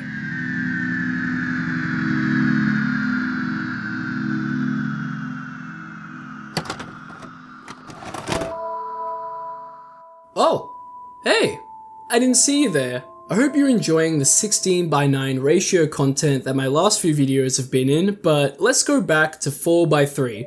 I've talked about analog horror a lot, and I mean a lot. I've talked about it in lots of different ways too, from explaining a series, to entities, to controversial things, could you survive, and beat analog horror, and now something a little different but the same. What if analog horror was real? How would you fare, let alone your friends, family, neighbors, town, city, state, country, and continent? What about the world's population and the Earth itself? That's what I want to ponder and explore in this video on the smaller and wider scales. I've handpicked a couple of analog horror entities that I find interesting and are my favorites to use for this. So, do you think you have what it takes to survive? Do you think us humans could collectively work together and survive the horrors that we face? Find out in this video. I also want to quickly say thank you to the YouTuber Fresman for the idea for this video. I recently went onto his podcast Demasked, and I'll have that video linked in the description along with his channel and any other relevant links to my channel and this video.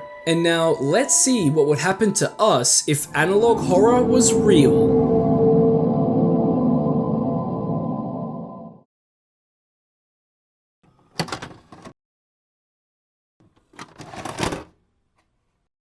I wanted to start at Gemini Home Entertainment by Remy Abode because I've always wondered how people, communities, and governments of the world would react to an Earth-destroying event like what we see in Gemini Home Entertainment. For those who don't know or need a refresher, the series is about a celestial body dubbed the Iris slowly infecting the Earth with its dangerous and parasitic mockery it calls life.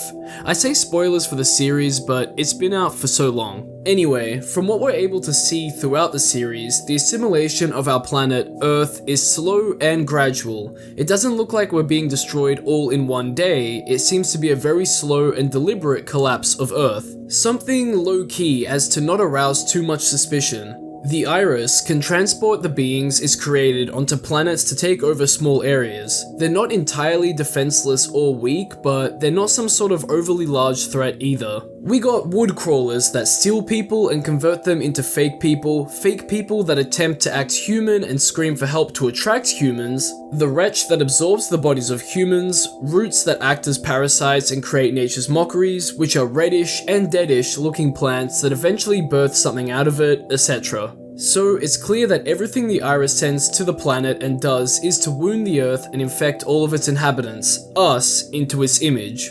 As said before, this is all very gradual to not arouse too much suspicion, or at least it's assumed because if there was a lot of suspicion, then you'd start to see reports of people mysteriously going missing and new forms of fauna appearing, maybe some new species of animals appearing too.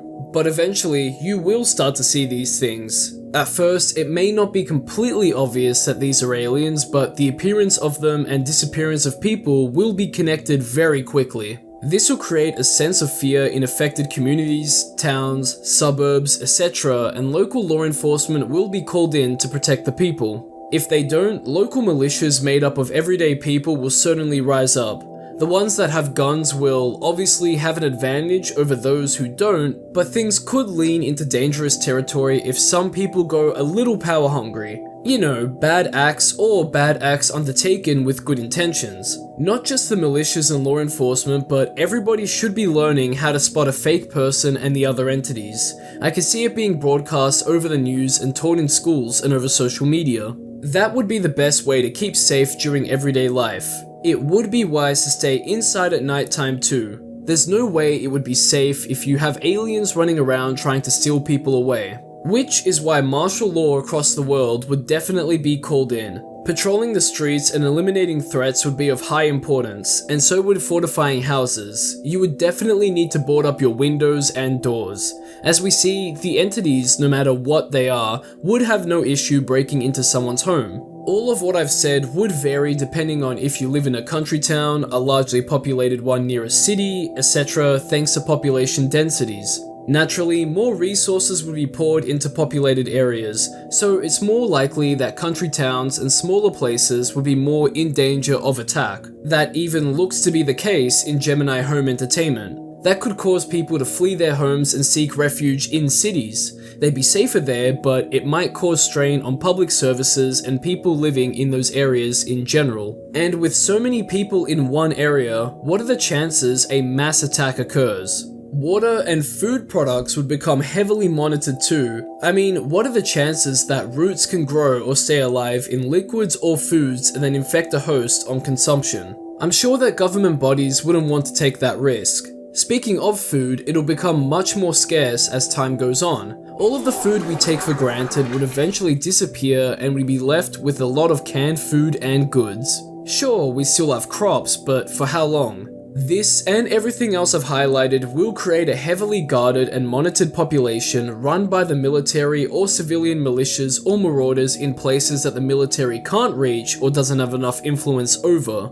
After all, who's going to sniff out infected people and try to protect others? Or at least in the best way that they can, or by questionable means. This will continue worldwide and put us into an apocalyptic setting of sorts that can only really be reversed once the Iris's entities are destroyed once and for all, which might mean destroying the Iris itself. There's only so much fending off of entities we can do with our resources before things get more and more apocalyptic. So if the world worked together to take out the Iris, could we? It may be hard to believe, but I don't have access to the files and information on crazy weapons that are being prototyped or are in production worldwide. But I'd imagine that if we can send rockets to space, then we can send weapons of mass destruction directly into the Iris with a bit of math to account for trajectory. It's just that simple. Duh. If the Iris is truly biological in nature, then something like a nuke hitting it would be devastating. But again, trajectory. Good luck with accounting for that, especially if the Iris were to move around. It is a big target, but outer space itself is infinitely bigger. We would also need to account for the risk in even firing off a nuke into space. What if the launch fails and an explosion goes off? You could mitigate risk by launching it in a barren area, but then that area would be off limits for a very long time unless special considerations are made. Even then, all of the equipment needed for another launch are irradiated, and what if the rocket hits something in our atmosphere like an entity being placed onto Earth or something else? It would spell disaster for that whole area. Although I do think a better question is, what will happen to Earth if it's taken over? Well, we have Neptune to look at as proof. As we can see, Neptune was wounded and mutated by the Iris.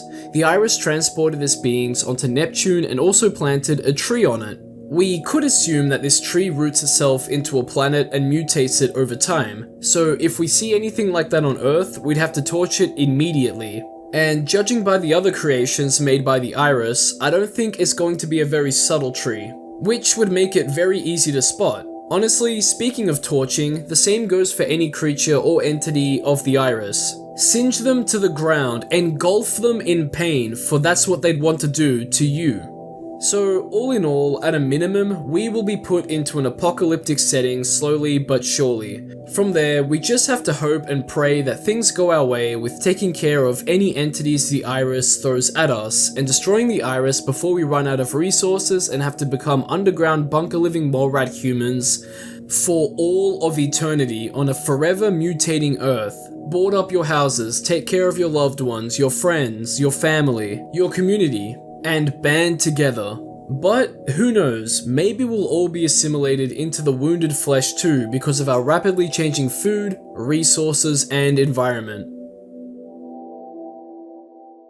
From here, let's reel it in and look at something that's a little more video game related because I think its influence on the world would be something that could never be taken back.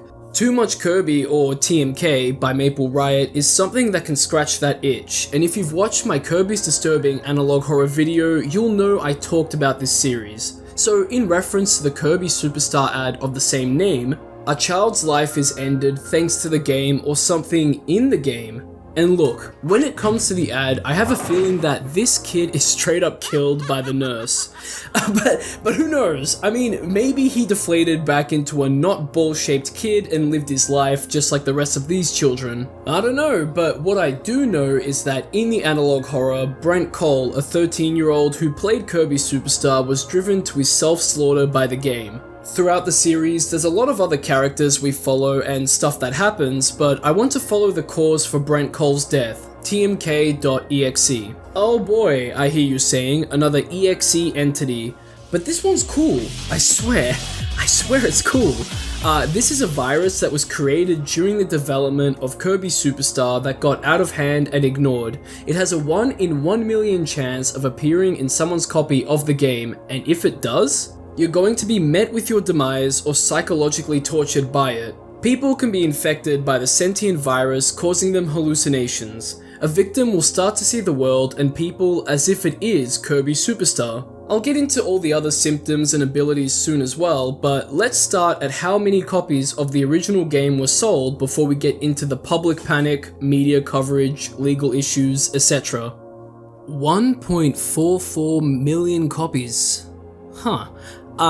Well, that's not as high as I thought it would be, but it would still have an effect on our world because that's at least one person, most likely a child, who owns the game and comes across TMK. Ever since the invention of the TV, children have been left alone in front of it to consume its goodies while parents go and do other things. When it comes to video games, especially in the rising era of home consoles, lots of people, whether that's family or friends, would flock to the TV and watch someone play games or participate in it.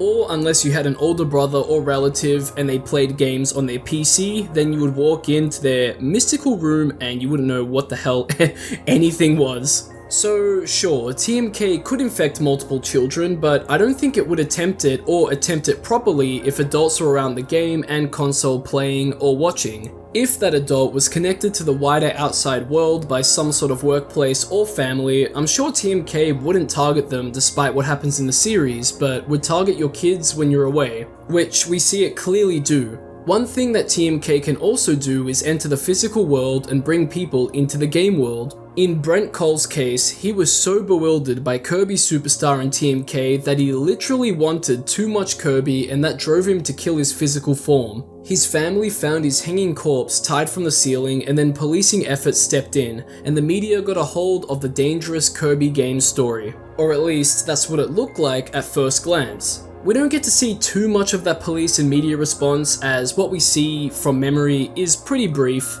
but holy moly, if this was real, the shit show and outrage would be enormous.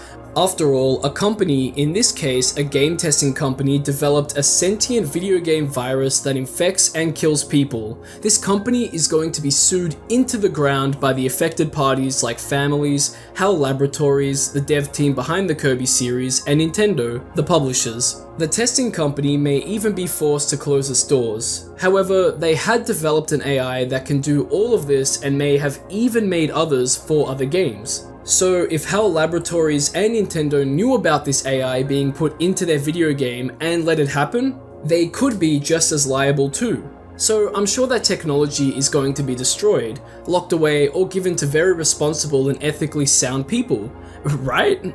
Probably not, and I'm sure governments and other companies would love to get their hands on it. Which means that this reveal of crazy complicated AI would change the world forever, and it would only be the year 1996. But a lot of fear for those machines would spawn too. After all, media like movies and books tell stories or preach philosophies condemning this kind of stuff and outright representing them as the downfall of society and humanity. I'd imagine that we see a lot of public pushback for this kind of stuff, and how many other people are going to be infected too, especially if TMK gets into the public. The game and TMK are going to become a cognitive hazard. Handling it is going to be dangerous work for anyone involved, possibly leading to more deaths and chaos. Specifically with handling TMK because, of course, if someone is handling a copy of Kirby Superstar and TMK isn't on it, that should be fine. And I think that we would see some corporate bodies and people doing some shady things behind the scenes and running a media campaign to assure people that everything is actually fine, and if you question it, you're the crazy conspiracy theorist. What? Bonzi, buddy? Oh, no, not again, not now. Not now. Isn't it strange that big companies were allowed to keep their stores open and smaller ones weren't doing cover? Hey! I said not now! Anyway, conspiracy theories that aren't conspiracy theories aside, the reporting of TMK would shake up the world in terms of AI advancements and video game development. After all, going inside of a video game has always been a movie or TV show plot point, but now it wouldn't. And imagine the political pushback. Oh my god, blaming video games for violence and demonic tragedies would be turned up to the max because of TMK and some sort of video game crash is going to occur. I'm running out of breath saying this, but do you see what I mean? It would be bonkers, and it's so interesting to think about. The idea of something so unbelievable shaking up the entire world is nuts. Even in a hypothetical, it really makes you think about how far we're going to go with developing technology. But I don't think it matters. Humans have always had a morbid curiosity with progress and developments in fields despite the negative consequences. After all, once you open Pandora's box, it can never be closed. Now, for the last what if, I wanted to look at the Boiled One. Yes, again, I am talking about the Boiled One, created by Dr. Nowhere, but can you even blame me? I mean, what a crazy state the world would be in if it was real and humans were going to have to eventually face the Rapture. If you're new around here, I talk about this red and fleshy clump of demon quite a bit because its abilities and appearance are quite unique. Oh, and I can't forget, it makes for great talking points in videos like these. Also, no matter who you are, new or old viewer, thanks for watching this far into the video. It's very appreciated, and I hope you're enjoying it so far. Anyway, to summarize, the Boiled One, also known as Fen 228, is a cognito-hazardous demon that aims to spread a world-ending prophecy. To do so, it inserts itself into the cognition of those who witness it. Once that's done, he'll prophesize the end times and keep his victims stuck in a pseudo-coma. Whether or not it feeds on them in this state is contentious, but he does torture them mentally. So, as you could imagine and probably tell, this would absolutely cause mass panic if word got out about it. And oh boy, it sure would. It'll only be a matter of time before Fen hijacks a broadcast that affects a highly populated area, and then the panic will ensue. When we view the video explaining the phenomenon, things are kept quite well under wraps, and methods to stave off Fen are given to us too. But all it takes is one whistleblower or one incident that spreads knowledge of it like wildfire, or like a virus of sorts. What starts off as a possible schoolyard rumor will turn into a full-blown reality. Once word gets out, it'll pretty much confirm the existence of God. The God. Angels, demons, the whole lot. This will create some extremely religious doomsday groups all around the world, with those preaching from both sides. This means that the side of the Boiled One and its prophecy, and the side of repentance and acceptance from God. Outrage could occur and things could get violent too. Martial law will eventually be called in, not just to calm down and control panicking populations, but to take command and find a solution to everything, or prepare for what's to come. We already have Russian priests blessing weapons of mass destruction, so imagine how much crazier it would get. As more and more people suffer pseudocomas, more strain will be felt on society as a whole as the workforce dwindles and healthcare industries and services skyrocket in demand. Other than martial law, the world's governments will also crack down on technology out of panic, which, if you haven't noticed, is intrinsically part of our lives. This would be a panic move by them to stop the spread of Fen as they find a proper solution to everything going on. As you could imagine, this would create absolute chaos and riots all over the world for so many reasons. Despite having some sort of tactic to protect ourselves, You know, the Bible passage, earplugs, etc. I don't think it's going to be enough. It's not going to work for everyone either, and oh my god, imagine the carnage people could create by simply broadcasting Fen themselves. This could be done as a malicious attack or by sending people old internet style pranks like the Scary Maze game or some sort of the Boiled One Rickroll. Could you imagine? Just before the pseudocoma kicks in, some insane cult member creates a Boiled One Rickroll and sends it to as many people as he can before he sleeps, and then Fen puts him into a pseudocoma. Or the cult member could spread its message over a speaker, radio, TV station, etc. There's a lot of bad and chaos that can be done, and I also think we'll see a doomsday cult in the form of an anti-technology one. As this is all happening, people will step up and claim that technology is the devil, like people already have, but they'll surround themselves with nature or stay away from society as a whole. Maybe in some sort of bunker? Who knows? Speaking of small groups of people, any town or small group of people living in remote areas or outside of suburbs and cities will be met with refugees from those places looking to get away from everything and stay safe. Going further into that, some people will choose to live in isolation away from societies, obviously. I can imagine that for a place like Australia where I live, that can only create a real-world Mad Max situation. Everything would become so segmented with so many communes spawning on either side and in different extremes. And if you are living in a remote area, somewhere isolated, knowledge of what's going on may reach you much slower than if you were in the thick of it.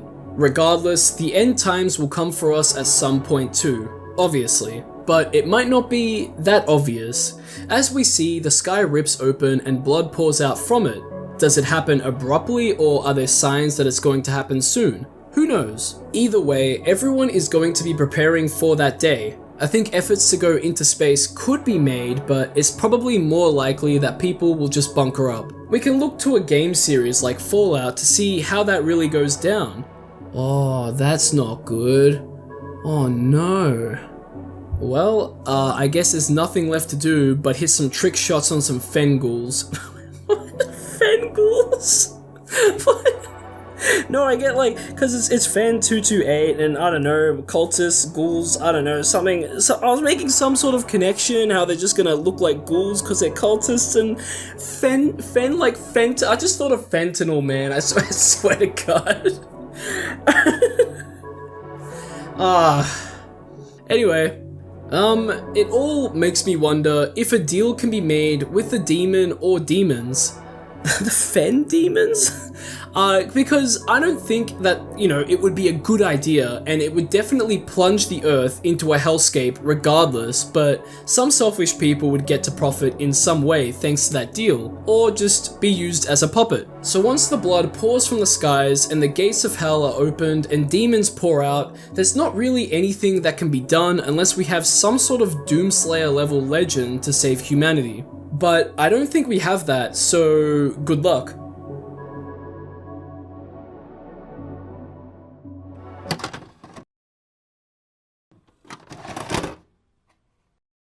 And that brings us to the end of the video. Thanks for watching, and what did you think of it? Do you think things would go differently? Let me know, and let me know if you want to see more of this type of video and what entities you want to see highlighted. I'd love to make more because I just love these fictional what ifs, especially in this world level scale and context. It's just really cool to ponder, and honestly, the what if is a bit scary. After all, an impossibly powerful or complex entity can and will cause havoc on Earth if it was real. It's all just food for thought. But anyway, like and subscribe if you enjoyed the video, and as always, we can't forget the shout out to my lovely patrons and YouTube members, and a big shout out to the highest tier Patreon members, Joel Matthew Colgrove, La Creatura, and Low Budget Detective 034. Thank you all for your continued contributions, and thank you to everyone else too.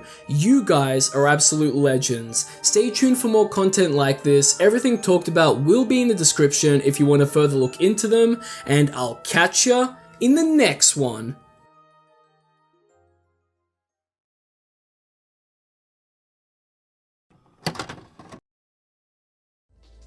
Now we're truly getting close to the end of the year with The Incredibles' disturbing analog horror. Here we go! I noticed video after video in the analog horror space either adapting the analog horror style for The Incredibles movie or people covering those analog horror videos. The Incredibles movie is an animated movie, in case you don't know, about a superhero family that's living on the low and they have to band together and be super to save themselves and their city. In the movie, superheroes are outlawed, so the ones that do have powers have to just be civilians, but they also have to what the hell am I saying? I'm stuttering here.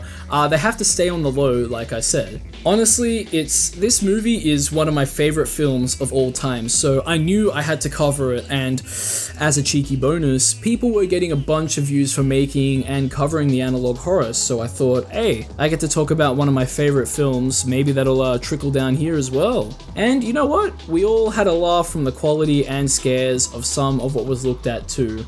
Because, I don't know, some stuff, man, I don't know what it is about analog horror. I think I do know what it is.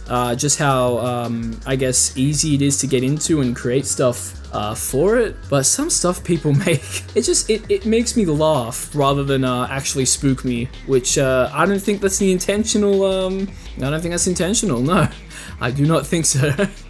Anyway, there's a lot of hidden and not so touched on Incredibles lore that's covered in these analog horror videos, so yeah, enjoy my coverage.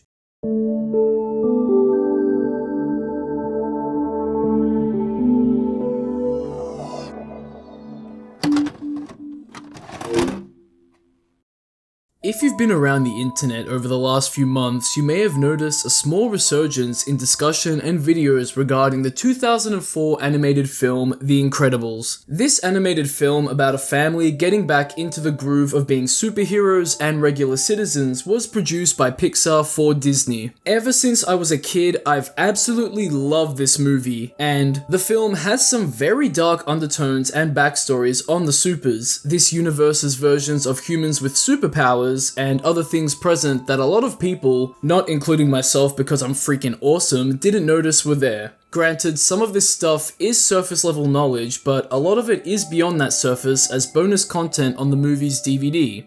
Oh yeah, there once was a time where DVDs held more than just the movie itself, and even sometimes games. But this extra content gave more to the lore and what we see throughout the film. A lot more backstory and context to the supers. I'll touch on it here and there in this video, but the main focus of it will be analog horror, because if you know anything about analog horror, it's a very easy to access and create genre, and anything current or popular eventually will become an analog horror. Whether or not it's of quality and actually looks good is up for debate, but we should have a new internet rule for it, or replace Rule 34 as, if it exists, there is analog horror of it. So that's exactly what we're going to look at to see if it truly manages to translate the themes well into analog horror, or if this is just another sloppy attempt at turning anything and everything into analog horror. So like, comment and subscribe, and let's dive into The Incredibles' disturbing analog horror.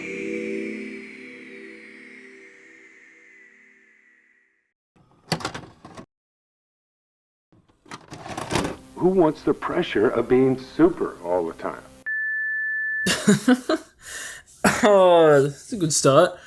Okay, well, anyway, so this video, titled The Incredibles Analog Horror, was made by Riley Lewis. As we see, we're presented with the interviews of Mr. Incredible and Elastigirl, Robert Bob Parr and Helen Parr. Everything here is shown in an analog horror style format that we've come to see a lot of. You know, we have the VHS static, the damaged looked quality of the colors on screen, the static sounding and muffled audio, etc. And it's not that bad. In terms of the scares, bam, we're shown it at around 19 seconds in. I thought the whole point of horror, or at the very least analog horror, was that the scare would build up and suspense would be created before a monstrous reveal or tease is shown. But it's just thrown at us in the form of a messed up looking Mr. Incredible and Elastigirl. It's a little cheap, despite the scare actually looking fairly decent. I like the look of the main parts of the image, the eyes and the smile. I know that the smile is a fairly used asset, but it all comes together quite well. But what's the purpose? We're then shown the scene from the movie where Mr. Incredible discovers Operation Kronos. I won't get too into what the operation is, but long story short, the main villain of the movie, Syndrome, built robots to kill off the supers, learn from their fights to make stronger robots, and orchestrate fights with them, battling the robots to look like the hero and save the day with his technology. Bob and Helen also have 3 kids, so of course he would have wanted to kill them off as well. So already we're getting into those dark themes, which is good. So naturally we get the scene showing the records on what robot has killed which super and vice versa. The scene looks a lot more eerie when it looks darker and grainier, which I really like, and the lack of audio as well really adds to this.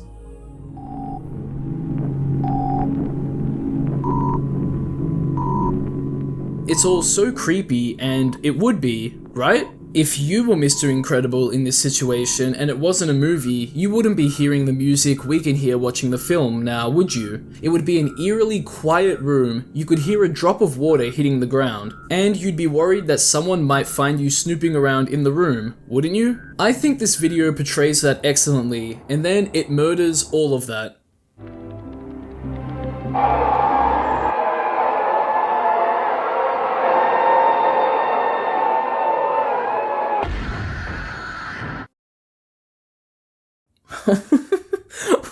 Why would you do that? I get that we're shown that Syndrome thinks that Mr. Incredible has been terminated by one of his Omni robots, or actually has been in the analog horror, who knows? But why the Five Nights at Freddy's style jump scare? Syndrome here has a very early creepypasta look with bloody eyes and crying hyper-realistic blood too. It's such a very abrupt ending to this and makes me wonder what the point was. What was trying to be conveyed? That Syndrome killed off Mr. Incredible? Then what was with the beginning and the faces? You think that should allude to something, right? I guess not, despite them, you know, these faces looking decent, at least in my opinion. I get it, it looks like a rip of Smile Dog, but I still think it looks fine. I think these could have been utilized more too, since they're just shown for what looks like a cheap scare. Just because analog horror has spooky faces, it doesn't mean you need to lean into that as a gimmick. Build up some suspense, like the Operation Kronos scene does. Maybe tie it into the story more, like perhaps they were sent into an insane frenzy right before death. I don't really think the video has enough time to establish anything like that, but I see the potential in what could have been reached if the video was given more time in the oven. Regardless, I still wanted to cover this video because it relates to Operation Kronos, and I think that the atmosphere for most of the video is done really well, it's just that the scares fall into the trap of quick and cheap horror. If you can even call those parts of the video horror due to how much we've seen of it before, I guess that's an issue in itself. I wonder what else Riley makes on his YouTube channel. Huh? William Afton? Next, we have something that goes all in on the NSA files. For those who don't know, the NSA is the National Supers Agency, a government division that employs superheroes in The Incredibles. The bonus content found on the movie CD gives us audio files of the supers that we see in the movie, killed off in the movie, or thanks to Operation Kronos. So naturally, we have a whole analog horror series about them by clowns on YouTube, except they're the NAS, not the NSA for some reason. There's a plan for 12 videos in this series, and as of making this video, 9 have been released, and a 10th seems to be around the corner. Hey! I saved your life! You didn't save my life, you ruined mine! Alright, so I was going to structure this part of the video like I would with the series that I cover, where I go from episode to episode explaining key details and things that are hidden or easily missable. And then we look at callbacks to other episodes and piece the story all together, but this is like, I don't know, I don't have it in me here. I'm not strong enough. Look, this is all seems like it's all some genuine attempt at making an analog horror series, but it falls a bit into the trap of using tropes just for the sake of it. I've noticed that one big trope that's used is the static image with audio. The first video in the series does this heavily, with it just being images of Gamma Jack and Hypershock and then their audio logs that play in the background. What the audio logs don't show are the other statistics about the supers, like their powers and personality, which Syndrome would have used to best them. For example, Gamma Jack attacks with radiation bursts, has high intellect, and is a bit of a ladies' man who prioritizes saving pretty women during a villain attack. He's also prone to tyrannical and megalomaniacal impulses and thinks supers are a superior race. I mean, there's bound to be a super who thinks like this, right? And I can see how a villain could use that to their advantage. You know, by using a woman as a trap, or by damaging Gamma Jack's ego, something like that. And then we have Hypershock, who can generate seismic waves, can fly, has super strength, enhanced endurance, but his seismic attacks don't affect non-solid material, and he has a bit of an anger issue and temper. You get a gist of most of that in both of their audio logs, but it's much clearer to see on the written file. That's all we get in the first video, which makes me wonder why the video was even made. Okay, that sounds a bit harsh, but what I mean to say is, was this meant to be a one-off where it was just showing audio files, but now it's actually a full series? Or was it a purposeful setup for a series, because all we're shown, like I said, are just the audio logs and then some analog horror inspired visuals, and that's that. It's not exactly intriguing as it could be, but let's follow this to video 2. Shortly after the interview with Mr. Incredible, video 2 follows the Incredibles movie scene where Mr. Incredible saves a man who hurled himself off of a building to, well, you know. In an ironic twist, the man is injured during his save, and he and other people claim to be victims of Mr. Incredible after being injured because of him when he stops a train from derailing. And yes, it is his fault that the train almost derailed, because he did throw a bomb onto the tracks, it exploded, and then he had to stop the train, but there was no ill intention with that since he was throwing a bomb away from Syndrome when he was younger to save his life. But you know, the history of the supers and the build-up to being banned from fighting crime, and other historical facts like the ceasing of the use of capes on their suits due to too many cape-related deaths are very interesting. In one case, a teenage super's life was cut short when her cape was responsible for throwing her into a plane turbine. That's dark, and reminds me of something else that happens in the film, but anyway, the video brings us to the court process and has one of the most unintentionally funny things I've ever seen in analog horror. Just watch this. Over. It is time for their secret identity to become their only identity. Time for them to attempt suicide.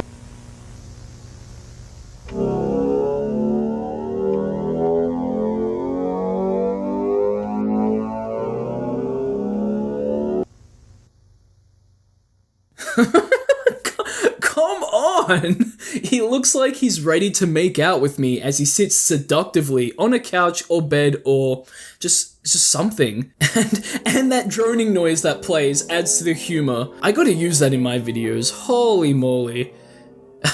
Anyway, we move on to Operation Kronos and that scene again. And we see that Mr. Incredible has been terminated. Weirdly enough, all of this is framed very eerily, just like with the one-off video that we saw, and it creates a sense of uneasiness. It's good in that regard, but it's a shame that there wasn't much more done with it in this video. Yes, the analog horror story expands in the future videos, but this one should have done a subversion of expectations. Maybe, I mean, this is just my personal suggestion, but if you've watched the movie before and remember parts of it, then you'll know that nothing crazy happens during the parts that are shown. We don't need a Syndrome jump scare, but something could have worked since we'll see that the story is going off in a completely different direction. From video 3 onwards, the plot gets bonkers. Mr. Incredible is deceased due to self-slaughter, and there's an anti-super hotline now. I guess supers are going off the rails or are being targeted to be killed. It seems that there's some sort of government power involved now eliminating supers and or warning the public of the dangers of supers. Perhaps supers aren't good guys in this universe, or we're hearing things from Syndrome's warped view on everyone. As the series continues, we see that Syndrome is probably leading the anti-NAS, or as I called it, the anti-super hotline, and I guess his solution was the Omnidroids we saw in the first film. We also hear other super audio logs, and Mr. Incredible's family comes up in the story. And that brings up a question: has Mr. Incredible come back from the dead? It would sort of make sense, right? After all, he has superhuman strength, agility, endurance, speed, senses, and near invulnerability. What's to say that he can't come back from the dead if he's near invulnerable? It's an interesting take on that factor, and honestly, this is probably the single best part about videos that adapt a well-established story for analog horror. What someone can do to warp and change a story to make it more of a horrifying experience is as endless as their imagination, creativity, and hardware, I suppose. And it's especially cool to see themes that are minor in something like The Incredibles, i.e. the darker backstories and events we don't see on camera. And now they take the spotlight and are developed in a unique way story-wise, although it doesn't necessarily mean that the delivery of that story is going to be groundbreaking or anything you haven't seen before. Now, I want to quickly highlight my favorite part of the series, and it's found in Part 8. Gazerbeam, a friend of Mr. Incredible, has his audio log play, and we find out that 3 people have been murdered, most likely by the same person. It's assumed that those 3 are the Thrilling 3 that Gazerbeam brings up in his audio log, which are a superhero team in the Incredibles lore consisting of Apogee, Phalange, and their new leader replacing Dynaguy after his cape-related death, Gazerbeam. We also get a serial killer note and a mask they left. We then get quizzed on if we can recognize a super versus a really messed up version of themselves, and then we see this. Strange to you.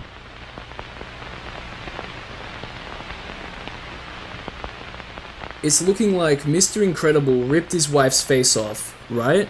It's absolutely brutal looking too, and that turn in the story took me by surprise. Pair that with the possibility that Mr. Incredible slaughtered himself after the people he saved turned against him, and now he's back as an unfeeling killing machine, and you have yourself a disturbing The Incredibles story. I wonder if any other supers are going to join in on the rampage too, and if they're going to get zombified forms as well. What the is that what I think that is? Despite what I said about the series relying heavily on the use of overused tropes, I'll eagerly await the other parts of the series to see what happens in the end. Just because I wasn't strong enough to cover every detail in the series, it doesn't mean that I didn't enjoy anything in it, if that wasn't obvious already. But that does beg the question that I've been sitting on for a while, and that's why these types of analog horror videos look and feel so familiar. Why do I, and quite frankly many others, feel like we're watching the same videos over and over again? I ask this because it's a bit prevalent here. We looked at a one-off video and a series for the beloved Incredibles movie, and I do think that more can be done with the stories created here, and the medium as a whole. I like giving constructive criticism in these videos, and I felt like I was struggling here trying to come up with something without sounding like a dick. How do you say to someone that you think they should employ practices that other people have done that's in a different caliber without tearing down everything they've made? Is there a better way to say it? And like I've already said, I enjoy the story in the NAS Files series and I want to see its conclusion, but the execution is what I find a bit iffy. So, am I a hypocrite? Can I get away with wanting more of what could be saturating the genre? Well, I wanted to quickly touch on a video I saw recently. This video is called Analog Horror Has a Slot Problem by John X Woodcat because he managed to put into words what I had been feeling and thinking for a while now but couldn't. You should definitely check his video out and his one on people making analog horror out of anything if you want more in-depth info on this topic, because I won't be getting too into the finer details like he did. But basically, we have some very overused tropes in analog horror that everyone seems to copy. You know, the still image of a scary face, text on screen with eerie music, a PSA, oh my god, the abundance of PSAs, etc. By themselves, they're not bad, but when everyone's doing it, then everything starts to look same. You can correlate that with how accessible the genre is to get into, not only thanks to YouTube, but because of video editing software like CapCut that's easy to use and comes with inbuilt filters and tools to allow people to do complicated editing simply. Combine that with people turning this into a game of being the first to do something and flood the market with it, meme videos and social media style brain rot and short jumps from trend to trend in short form content, and we can see how all of this could deteriorate the genre. Having this stuff in analog horror is a great example of anachronism. I had no idea this word even existed, and again, shoutouts to John X Woodcat for bringing this word to light, since it explains so much of what I've been feeling about analog horror and other pieces of media. Anachronism is something belonging or appropriate to a period other than that in which it exists or is portrayed. So Labubu's in analog horror really takes the atmosphere that's meant to be built in these videos out, because Labubu's are modern creations and analog is not. So there's a massive clash and you're really taken out of it. There's a lot more to it, but that's not exactly the main focus here. So like I've said, check out John X Woodcat's videos on the topic. Regardless, fellas, not everything needs to be made into an analog horror, but I think the dark themes present in The Incredibles movie can translate very well to it. We've seen a good glimpse of that potential, but I think it can be taken further. In Clowns' series case, I think it's going in a good direction story-wise, but the presentation should have a bit more time put into it. I understand that not everyone is a skilled 3D modeler or proficient in creating live action pieces, but if you can honestly say you did your best with what you have, I think it'll show whether the quality is there or not.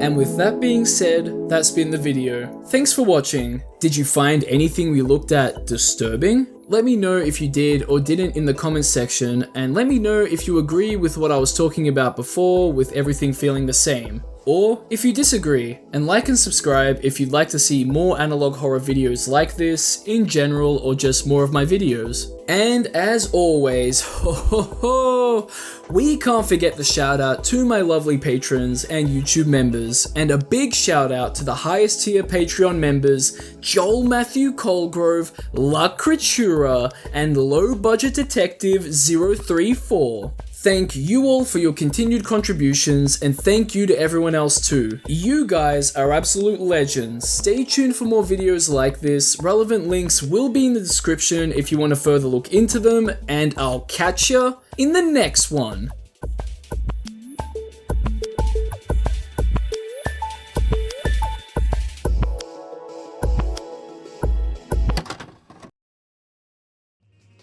There we go, and next up from here we have disturbing analog horror entities you could definitely beat. We have gone full loop now. We're back to analog horror entities you could definitely beat / wouldn't survive against. This truly has been a roundabout adventure, and you know, I thought that enough time had passed since the last one and there were more entities to talk about now, old and new. The reason for that was because I'd gone back to older analog horrors and watched them, or at least the ones that I hadn't watched, and also because obviously people just upload stuff, so there's new stuff to be seen every month or so. I was very happy with how this video turned out and the return to this format. The views it got though was quite strange. You see, it increased the views on my first ever Entities You Could Beat video more than it itself at one point, which I have no idea why. It makes me want to make a video on the things that drive me crazy about YouTube and you know, making videos and the oddities I've seen from the algorithm, because look, some stuff I've encountered it makes no sense. I mean, it kind of does, but I just think like, why would this happen? Like, why would the algorithm do that? There's and you know, I have plenty of these stories. Don't you worry. Anyway, I'm glad to have made this video and gotten back into the groove of these videos, so I hope you enjoy.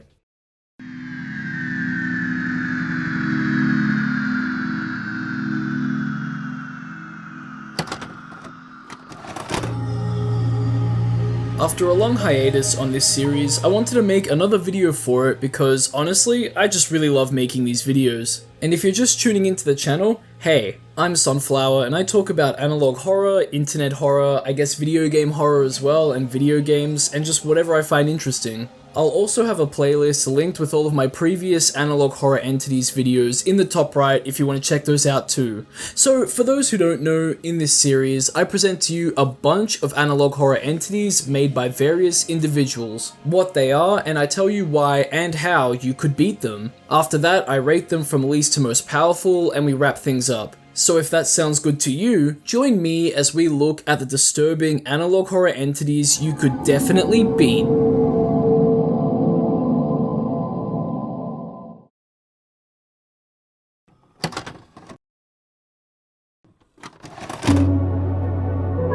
Our first entry is going to be the wolf from the Fairy Tales Analog Horror series created by Foxymations. This has been a very, very popular analog horror series, and I can see why. It has a wide appeal due to the recognizable fairy tales being the centerpiece, the Walton Files inspired art style and scares, and the way the story is structured and delivered. You see, just like with the Hoodwinked movie and Shrek, fairy tale stories and characters share the same universe and happen side by side. In Foxymations Analog Horror's case, all of the characters we see are pursued and hunted by the same big bad wolf.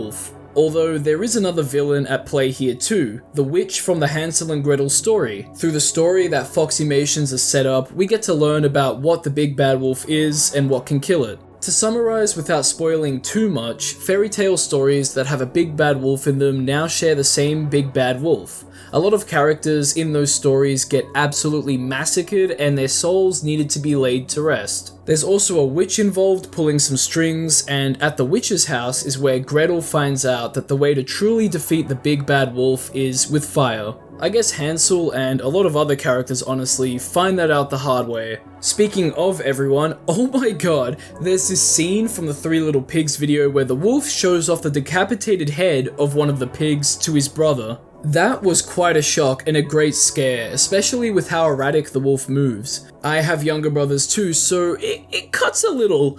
And then there's this scare right after that I thought was really good. But anyway, just because fire is the wolf's weakness, it doesn't mean that a small fire would be able to kill it, does it? We do see the third pig pour gasoline all over the inside of his house after what seems to be the souls of the wolf's victims guide him to do so, and to burn himself along with the wolf to rest in peace with his brothers. So he does just that. I mean, it makes sense for the fire to be an animal's weak point, but I don't think we'd have to go that far if we were in this situation.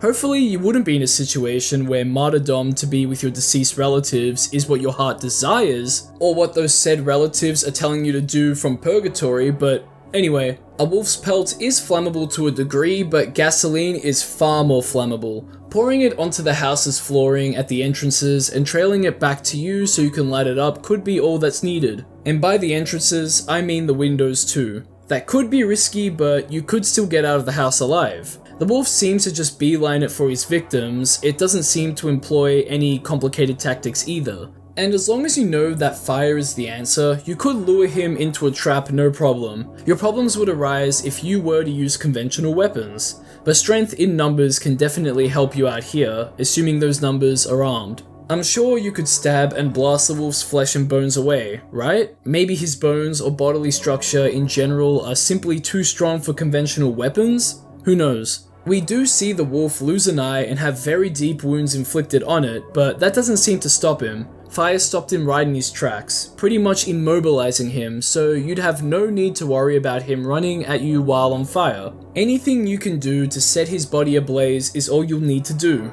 That would be your only objective, and with that in mind, you could definitely beat the big bad wolf. You don't even need to get elaborate or creative with the use of fire here either. Next up, I wanted to look at the Painter series by UrbanSPOOK. I've talked about this series before in a dedicated video that you should totally check out. Anyway, the story elements in the videos had been pretty light for the most part. Some videos had more developments than others, but none more than that last video. Hell.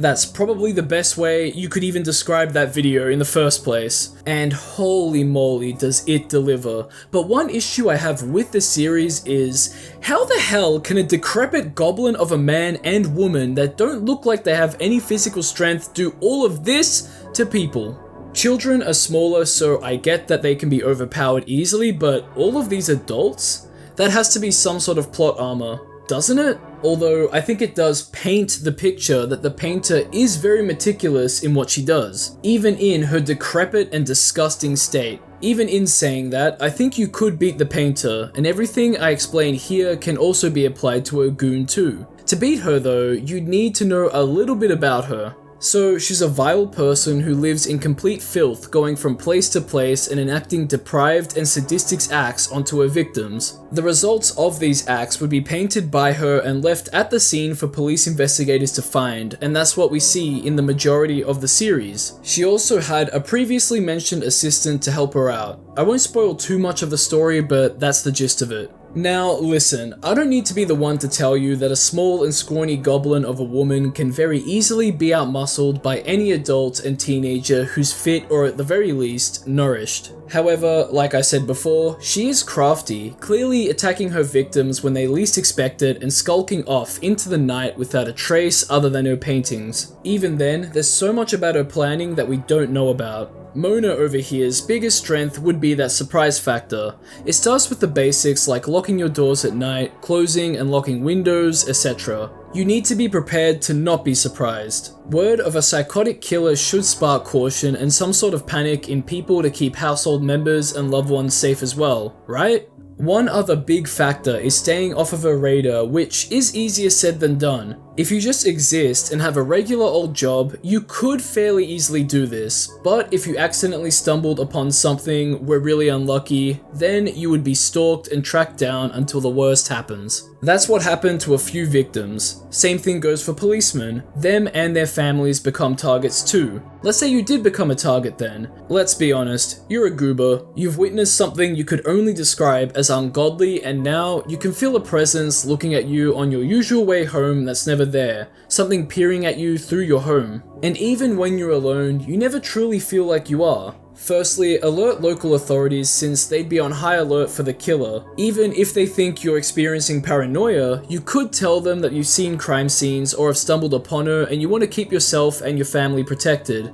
Even if you are lying about any of this, they'll know the risks associated with what you tell them. They might even take you to a remote location to keep you safe. Who knows? With that kind of protection, the killers won't be getting to you, but they'll patiently wait until you don't have anyone to keep you safe. In that case, it's time to set up motion sensors and cameras around your house and property. That also means you're going to need to fortify your fuse box so nothing cuts out. That doesn't stop the painter from cutting the power lines though, so external battery power is your next best option. Setting up Home Alone style traps like nailed floorboards at window entrances, contraptions that swing from a rope when a door is opened, etc. would be great at doing some damage during a break-in. In public, stay close to crowds and people if you feel like you're being stalked, and get home before sunset to maximize visibility if anything does go wrong. That'll beat her at her stalking and make it hard for her to break into your home. The next thing is home defense once she's in. Keep the family sleeping close together in the same room or close rooms so no one gets scattered. If someone needs to go to the toilet at night or a different room for any reason, make sure they go with someone else who can keep watch. Keep any sort of weapon or battery-powered source of light that you can use for self-defense or to see close by just in case of a break-in. One strong swing of a blunt or sharp weapon like a bat or a knife would be enough to do some serious damage. A ballistics weapon would be much more effective though. There's a lot to have to work around, but you could definitely beat her. And the same can be said for her lackey. You'll just need to stay on high alert during all hours of the day, be ready for anything at night, and take a lot of precautions which would whittle you down slowly. That would play in her favor, but you can't relent. This whole scenario would be paranoia inducing. I'd hate to be in a situation like this, and I know a lot of you would hate it too. That's what I really like about the series, just how uncomfortable and dreadful it all is, and how much of a nightmare it would be to have this thing running around doing all of these fetish killings. Episode 9 left on such a cliffhanger too, and there's going to be one more tape coming soon, so we'll see where things go from there. From here, I want us to take a look at something that honestly freaked me out when I first watched it, and that's the Sweet Dream Neurocast video by Burger Scum. You'll soon see why this video freaked me out, but for now, I'll let it play. Feeling refreshed from a wonderful dream and a relaxing night's sleep every morning. The Sweet Dreams patented system stimulates areas of the temporal lobe, accessing your deep memory to generate a vivid, authentic, and emotional dream experience. With the Neurocast. So basically, this product is for people who struggle to sleep, and what it does is it plays around with your brain to give you nice, pleasing, and vivid dreams so you can wake up nice and refreshed. Wow! No more spooky nightmares, only sweet dreams, and you have so many to choose from, but this wouldn't be an analog horror video if everything was sunshine and rainbows. The following is a public health advisory on behalf of Sweet Dreams Company and the Canadian Consumer Product Safety Commission. A voluntary recall has been issued on the Sweet Dreams Neurocast recreational sleep enhancement system. Prolonged use has been linked to product dependence and adverse neurological side effects. It seems that there's been a recall for the Neurocast due to its negative side effects that occur with too much use. The symptoms we see are quite alarming, especially the distorted faces one.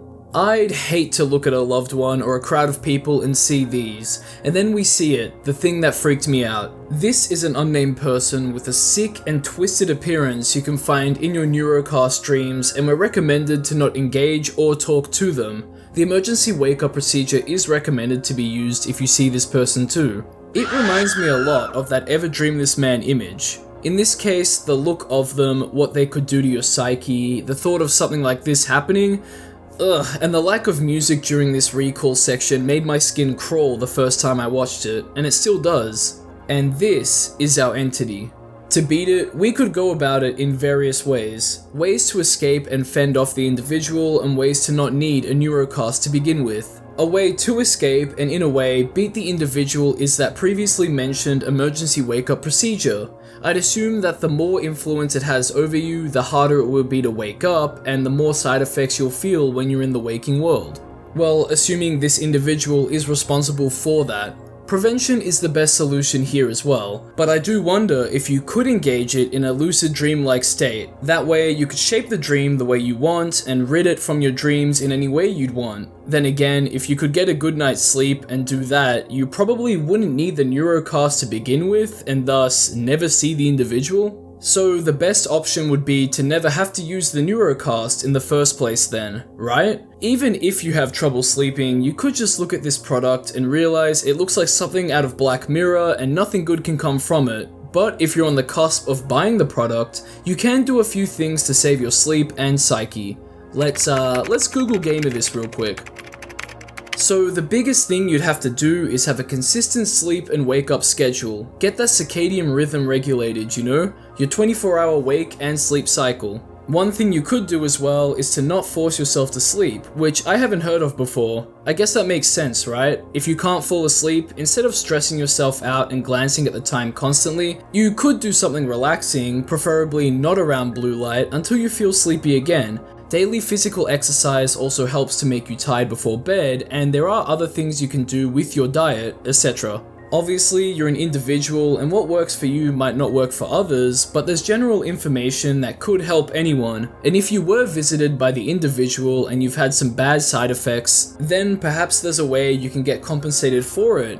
A big lawsuit? The damages not only to a single person, but many people would be pretty major after all. So there's always that option, but either way, by not using the Neurocast or needing to use it, and maybe by doing some lucid dreaming and using that emergency wake-up protocol, then you've definitely beaten the individual within.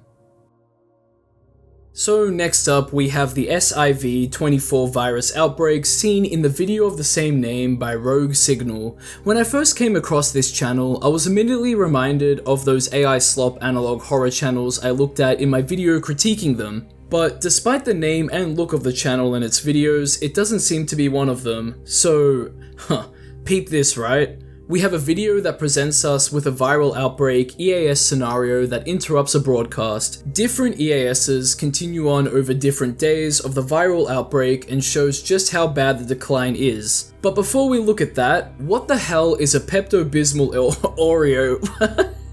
Peep soup? Vegetarian Dasani water? Guys, I think we know where the virus started.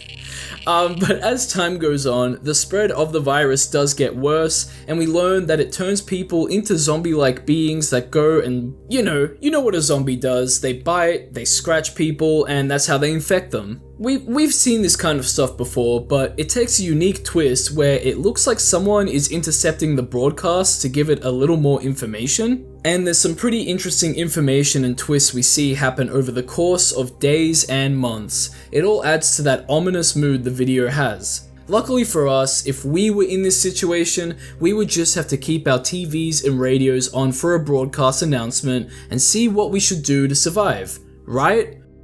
Wrong. What information we can trust is up in the air at this point. We have the simple ones like locking all of your doors and windows, not trusting anyone, and spending your last days with your family. After all, the zombie-like virus will come for you if you're not careful. It's good to know that there's no known cure too, so the best thing you can do for your health is to not get infected. One big thing we'll need to do as well is not go outside or else we'll be considered hostile and neutralized. So that means martial law's been put in place. But it does make me wonder just how you would get more food and water. A way to make sure you have enough food in case you can't go out and get any more is by stocking up on food that doesn't go off easily when the first signs of an apocalypse start to show. That would minimize your chances of being infected by getting food and water. You could also always be prepared for an event like this, but I kind of wonder how common that is to do nowadays. Anyway, as the spread continues, you should be relatively safe in your home with your family or friends away from the infected and military. It would seem that the rest of the world has been infected now too, and peacekeepers have been deployed globally, except in the US. Again, stay indoors and you should be fine, right? We finally get shown symptoms too. Anyone showing profuse sweating, chills, shivers, a high fever, violent, bloody coughing, and what might be a craving for flesh or flesh disfigurement, you must neutralize them. Unfortunately, the reality is that being able to beat the virus might come at the cost of family members, friends, and loved ones if they get infected, and being able to beat it may also just mean surviving and neutralizing zombies, nothing more. You'll just have to wait things out until everything dies down or a cure is found. As things progress, it seems that the American military is allowing people to go outside and leave highly populated areas, but they have to identify themselves as human by waving a flag and not making sudden movements until further notice. And obviously that flag you'd have to wave is the American flag. So if it wasn't obvious, we're being put into the perspective of someone living in America. But from here, this is where things get very fishy since we're being told conflicting information on whether or not to leave or stay. With nukes being planned to be dropped too, you would have needed to migrate into a bunker with a clean oxygen supply or simply get away from the explosion radius. And with complete collapse, there's only a few options to take. Stay locked up in your shelter or drive far enough away from all of the chaos to an isolated location and live in peace and quiet if you can. Staying locked up is only possible if you have enough clean oxygen, food, and if things are kept sanitary. You risk your sanity and physical health if you can't get those under control. You pretty much risk those, especially the sanity, locked in a bunker or house anywhere, especially if nukes have gone off in your area. So depending on how close you were to the detonation zone and what type of bomb, it could be weeks, months, or even years until it's safe to go out. So good luck with that, especially if you're inside of a house. A form of hazmat suit would help you here too, especially when looking for an escape to a more secluded location. Zombies and infections are still susceptible to radiation, so hope that helps clear them out. And then it's all just about surviving in a post-apocalypse and what comes with doing that. You know, supplies, creating alliances, dealing with bandits, dealing with the infected, and if you can manage all of that, then you'll definitely beat the SIV-24 virus outbreak. Alright, so our final video and entity within it comes from the SkyCorp home video channel. You might recognize this channel from one of my analog horror entities you wouldn't survive against videos. However, instead of a jello demon that has the capabilities of engulfing the world, we have Ragdoll Stevie. This little energetic fella is our entity and he'll become your best friend if you purchase one. This is a bit of a meme entry, but as you can see, he's clearly loved by the person demoing the product. We see Stevie go absolutely mental and T-pose over his friend before that friend goes and finds a way to take care of Stevie. Well, it turns out that Stevie's silly friend here went to see who we can assume to be his mother, and that made Stevie extremely upset and jealous. That's his quirk, among ragdolling constantly. So Stevie is definitely beatable. We just need to get him to, never be angry with us, or go down the route of putting an end to him instead. Putting up with him and him being your only source of living creature interaction would drive anyone insane. This would be hell. So the only option looks to be to put him down. Poor Stevie. Someone's gotta put Stevie down. And it's you. So since Stevie looks like he can follow you wherever you go, you'll need to do something to distract him so you can go out and get the tools needed and prepared to end him. But this might be your only chance to ditch him, since we see that Stevie gets crazy jealous if you hang with someone else. What makes you think he wouldn't do the same if you went out and interacted with people to buy groceries, etc.? You wouldn't want to see what Stevie's true wrath holds. So grab a weapon, preferably something you can use from a distance like a long stick or firearm, since you don't want to be near the thrashing of his ragdolling. Do anything you can before he suspects anything, especially before he gets non-verbal and grows. This truly is an of mice and men situation.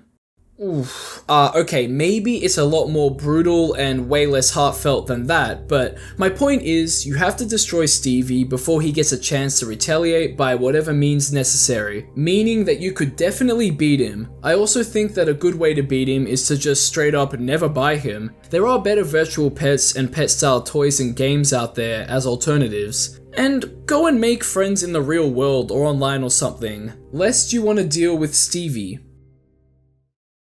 And now we get to the part of the video where things are rated from least to most powerful. First up, we have the Neurocast. Yes, its capabilities can be devastating, but it's a device you have to buy to get access to. And it only affects your cognition, not your physical being, minus your brain, that we know of. The entity, the individual inside of it, is messed up looking, and the side effects are horrendous, but not as dangerous as Ragdoll Stevie. Not only can Stevie really play on your mind mentally by driving you insane, but he looks to be physically dangerous too as he ragdolls about and expands. He can turn your life into a nightmare real quick if he attaches to you.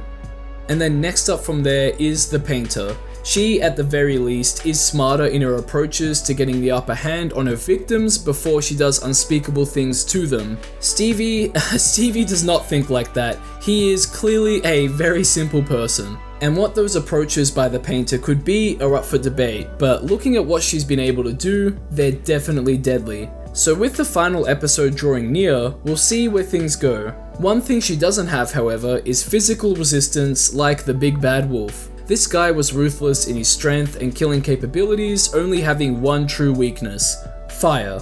Without that weakness, he'd be unstoppable, and the fact that he could take firearms head on and not be fazed by them was used to his advantage. Which leaves us with the most powerful entity, the SIV-24 virus. It's a zombie outbreak virus that spread all over the world. Of course it was going to be at the top of the list. Surviving it and beating it would be a very hard task to achieve, but it can be done with enough patience and time in the post-apocalypse. Things would be so tough that you could even make an argument for not being able to survive it too. But this isn't the video for that type of topic. Nah, I'd win is our motto, and with all of that being said, that's been the video. Thanks for watching. Did you enjoy and want to see me make more of these? Do you think you'd actually lose? You freak? Let me know in the comments section down below, and check out the videos and those who made them. Like, subscribe, and check out my other videos too. I'm sure you'll like them. And as always, we can't forget the shout out to my lovely patrons and YouTube members, and a big shout out to the highest tier Patreon members, Joel Matthew Colgrove, La Creatura, and Low Budget Detective 034. Thank you all for your continued contributions, and thank you to everyone else too. You guys are absolute legends. Stay tuned for more videos like this. Relevant links will be in the description if you want to further look into them. And I'll catch ya in the next one.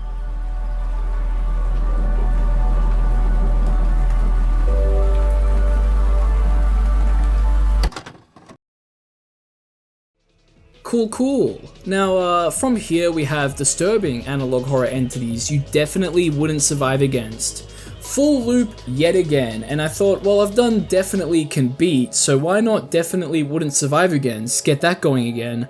And a realization hit me while I was making this video, and that's some stuff in the analog horror space is just silly.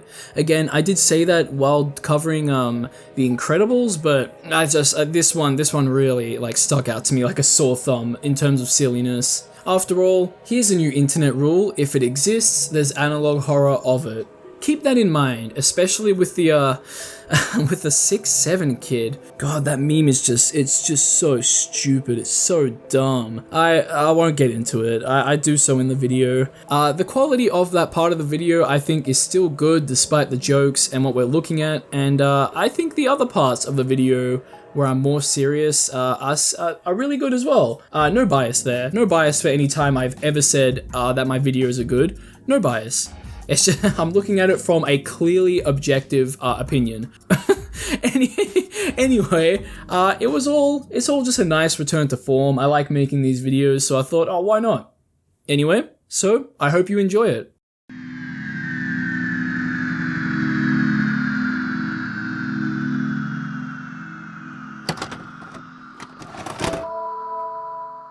Here I am, back again with more disturbing analog horror entities, and this time, it's ones I think you wouldn't survive against. Hey, I can see you getting ready to type up your "nah, I'd win" comment already, but hear me out. We're going to take a look at 5 analog horror entities from 5 different individuals and series. I'll explain what they are, and I'll tell you why and how you wouldn't survive against them. To then wrap the video up, I'll rank them from least to most powerful. I'll also have the links of what we talk about in the description if you want to check them out too. These entities are ruthless, you are not surviving them. Also, what do you think of the visuals for these new analog horror videos? I was thinking of keeping them simple like the previous ones in this series. And with that being said, like, subscribe, and hit that hype button if you enjoy the video. Does the hype button even work?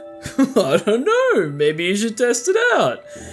Anyway, let's dive into the disturbing analog horror entities you definitely wouldn't survive against.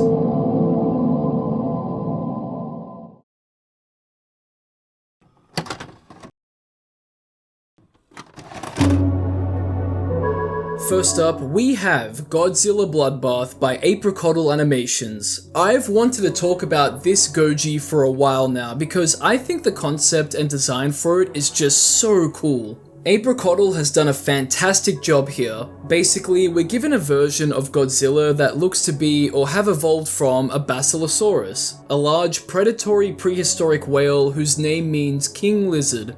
That's a very fitting name. As animals evolved, so did humans, and we began to hunt whales, until we hunted the wrong one, Bloodbath, which I'll be referring to this Goji by since, well, it's in the name of the series and for convenience sake. As we see, Bloodbath is quite malnourished looking and sickly. His atomic breath has the ability to infect humans and turn them into monsters with sickly and mutated appearances. I guess that's the effect of the breath's radiation. In some rare cases, other kaijus are created in this process. So that's an explanation in this universe on how other kaijus are created. It also looks like Bloodbath is an undead whale that's been risen, possibly thanks to some sort of radiation, and he looks to seek the destruction of humanity. The spikes on his back are sharp and jagged and reminded me of harpoons or sharp weapons. And we can see that he's able to regenerate too, and maybe even reattach his limbs. He pukes up his guts at some point too, so I guess he doesn't need them if he's undead. That would make sense to me, and the footage of it is some pretty good body horror. His design is great, and so is his power. Look at how he decimated the city and these tanks. If the military can't stop it, what makes you think that you could?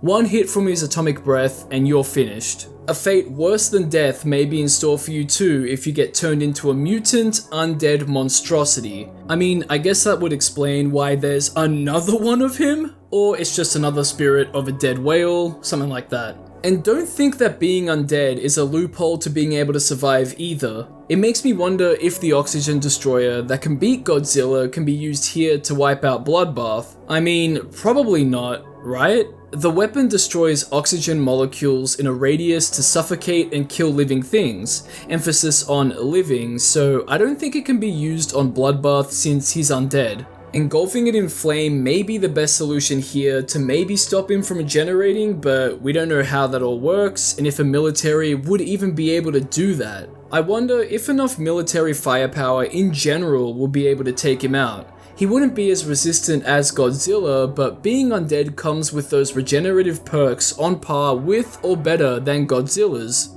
probably. So he could theoretically take a lot of firepower and just keep going. Either way, I can't wait to see more from this series, and if you were caught in Bloodbath's Bloodbath, you wouldn't survive. Now, I want to pivot to the NAS files by Clowns, which may sound familiar to you if you've watched my The Incredibles Disturbing Analog Horror video. I wanted to bring this series up because of the analog horror-y entity within it, Mr. Destruction, who you wouldn't survive against. This series is inspired by the darker tones and events from the Incredibles 1 movie, which is about heroes who are called supers in this universe, who are forced to live mundane lives. Circumstances change, and Mr. Incredible has to rely on his heroic strengths and his family to save the day. In this analog horror, Mr. Destruction is the name given to Mr. Incredible. You see, the backlash that supers received for their actions really got to Mr. Incredible, and he self-slaughtered himself. There's a little more that happens between Syndrome, the supers, etc., but our focus is on Mr. Destruction, who slowly takes out his family and becomes an unstoppable undead threat. It seems that he's able to keep his strengths from when he was living. How he's been able to rise from the afterlife is unknown too, but let's look at his powers. He has superhuman strength, speed, agility, senses, endurance, and is basically near invulnerable. So I think that near invulnerability part may be the reason why he's undead now, or survived. I know I labeled him as undead, but it's just an educated guess. So surviving an attack from Mr. Destruction would be impossible. We wouldn't be able to run, you wouldn't be able to hurt him either, and I'd be surprised if ballistics would be able to hurt him. The first thing I thought of that could take him out was radiation, since what living creature can survive being exposed to that for too long? But if he is undead, then I don't know how much that would affect him. I mentioned before that you wouldn't be able to outrun him, and that's because of his super strength and speed. That means that you probably wouldn't be able to hurt him either. He seems to be on the more sadistic side too, since not only did he slay his family, but he looks to have ripped the face off of his wife, so a torturous fate would await you too. Lucky for you, an alarm will blare when he's out and about, but if you can hear the alarm, chances are that Mr. Destruction is very close to you, and you wouldn't survive that encounter. From here, I want to make an apology. I have made a serious and continuous lapse in my judgment, and I don't expect to be forgiven. I'm simply here to apologize. I mentioned 6-7 in my previous Why It Would Suck to Be a Why It Would Suck to Be Born As video. Let me explain, please. I was merely critiquing the storytelling in those videos, and I mentioned that I wrote stuff like that when I was about 6 or 7 years old. And that's when I summoned the wrath of the 6-7 kid, and I had no idea what I had unleashed in my comment section. Looking into what 6-7 is, I was met with one of the most unfunny memes and jokes I have ever seen in my entire life. All it did was reinforce my distaste for so many new memes and modern social media lingo. It made me yearn for days gone by, and I've even heard from teachers that school kids muttering 6-7 makes them burst out laughing. I can only imagine that it would be in a crazed manner. I get that as kids we all share and say dumb shit with each other, but this is straight cheeks, man. And that brings us to the apex of this 6-7 monstrosity. 6-7 Kid analog horror made by Dead Air VHS, an AI analog horror channel. Oh, say it ain't so. We have two videos to look at, 6-7 Kid analog horror and SCP-067 Kid analog horror cosmic horror. Okay. Alright, so this incident began in a high school gymnasium where we see kids playing basketball and then something ungodly is spoken by an unblinking child. Just watch and see for yourself. Unblinking, staring into the lens. He opened his mouth and screamed one word. 6, 7. Nobody understood. Nobody reacted. Yet everyone heard it. The clip spread. This moment shook the world and nothing's been the same. The poor child that muttered 6-7 has never been seen since. That brings us to the SCP video.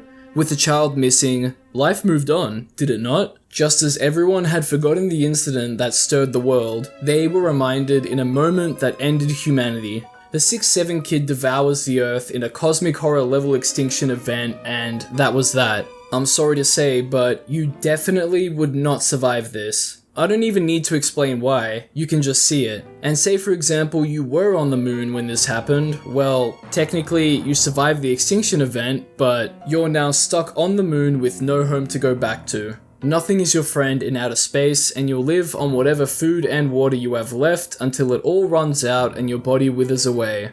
Or he could notice you and end your life prematurely. What am I even talking about? So anyway, for the next entity, I'll let a homie, BD Studios, take it from here. So give a big and warm welcome to him. For this next entity, let's pivot to some true cold-blooded killers, with the first Apex Predators from the Emergent series by Azon Studios. I really enjoy this creator's series, with him giving us some great entities we can look at and talk about. So let's start off with the first Apex Predators video. If you don't know what happens in this series, the thought to be extinct species are emerging from holes from the earth, hence the name prehistoric emergence. Stuff like the Kraken or Krakens, among other species shown in the video. To make my points here, you should know that when an invasive species is introduced to a food chain, which is what the video describes, it mainly results in the ecosystem being interrupted or changing for the worse. For example, if a predator is introduced, that means that anything that below it that eats it will probably see a huge cut in population. That'll send a ripple effect through the whole food chain for anything that eats it or it eats, and it will ripple on and on. And that's what we'd be facing with the arrival of these prehistoric animals, whether land or sea-based. And with most of these animals in these videos being absolutely massive, these are changes to the ecosystem, meaning that there's a new big dog in town, one that needs a truckload of food to survive. For example, the Megalodon. He eats around 2,500 pounds of food per day, just for one animal. So every day food becomes more and more scarce in that ecosystem. And with that, the country's economies in that region would take a hit. And you know the governments of the world would not let this slide. And they would definitely do everything in their power to make sure that their dividends don't take a hit. But looking at an example like the Kraken, if it was just you and the Kraken in the ocean, it's a no-brainer that you would not survive. The giant cephalopod is a mythical creature. Something similar to it is the Camarasaurus, this giant cephalopod that existed millions and millions of years ago. This might be that cephalopod or just straight up a kraken. Either way, these things were meters in length, and obviously in a 1v1 engagement with it, you would not win. The size difference and fighting in the ocean, its prime habitat, it's more than enough for a reason. But then I started to think on a wider scale. Aside from the interruption of the food chain, global food and water production, as we see in the video, there are more than just one quote-unquote krakens, and there would be multiples of everything.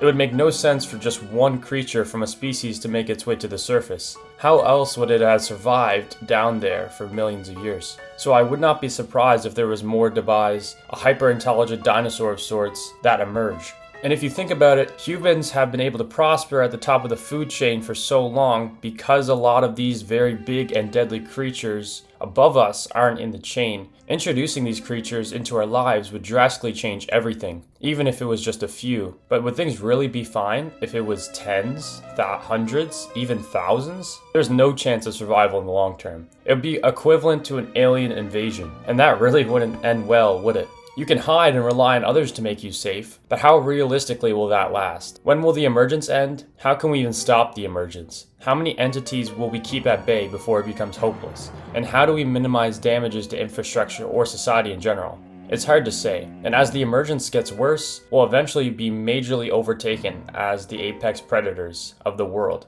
And eventually it will crumble. So you really had to ask, as more and more emerge, will we really have the technology and firepower to survive at the top of the food chain for long?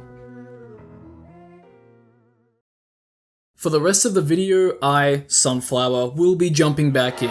Hey, don't be so disappointed, okay? BD Studios will be back for another video, and a big thanks to him for joining me. I'll have his channel linked in the description for you to check out too. He makes pretty similar videos to me, so I know you'll like him. Now, for the final entity, I want to bring up one I talked about in my last video, the SIV-24 virus outbreak by Rogue Signal. Why? Because even though I said that you could definitely beat it, I think that it would be more likely that you definitely wouldn't survive against it. Well, that's a massive contradiction, and I've never done this 180 flip for a video, but I did write up that part of the last video with this sort of in mind. It doesn't invalidate what I've already said, but rather gives another possible perspective on it. So if you haven't watched my previous video or need a quick refresher, this outbreak is a zombie-like virus that has spread like wildfire across the US and the world through contact with the infected. How it started is unknown, but there's also hints throughout the video that the infected have some sort of intelligence to remember where you hide, among other things, and that things are pretty much doomed. I said that if you live in isolation, have enough resources, and give enough time, you can survive.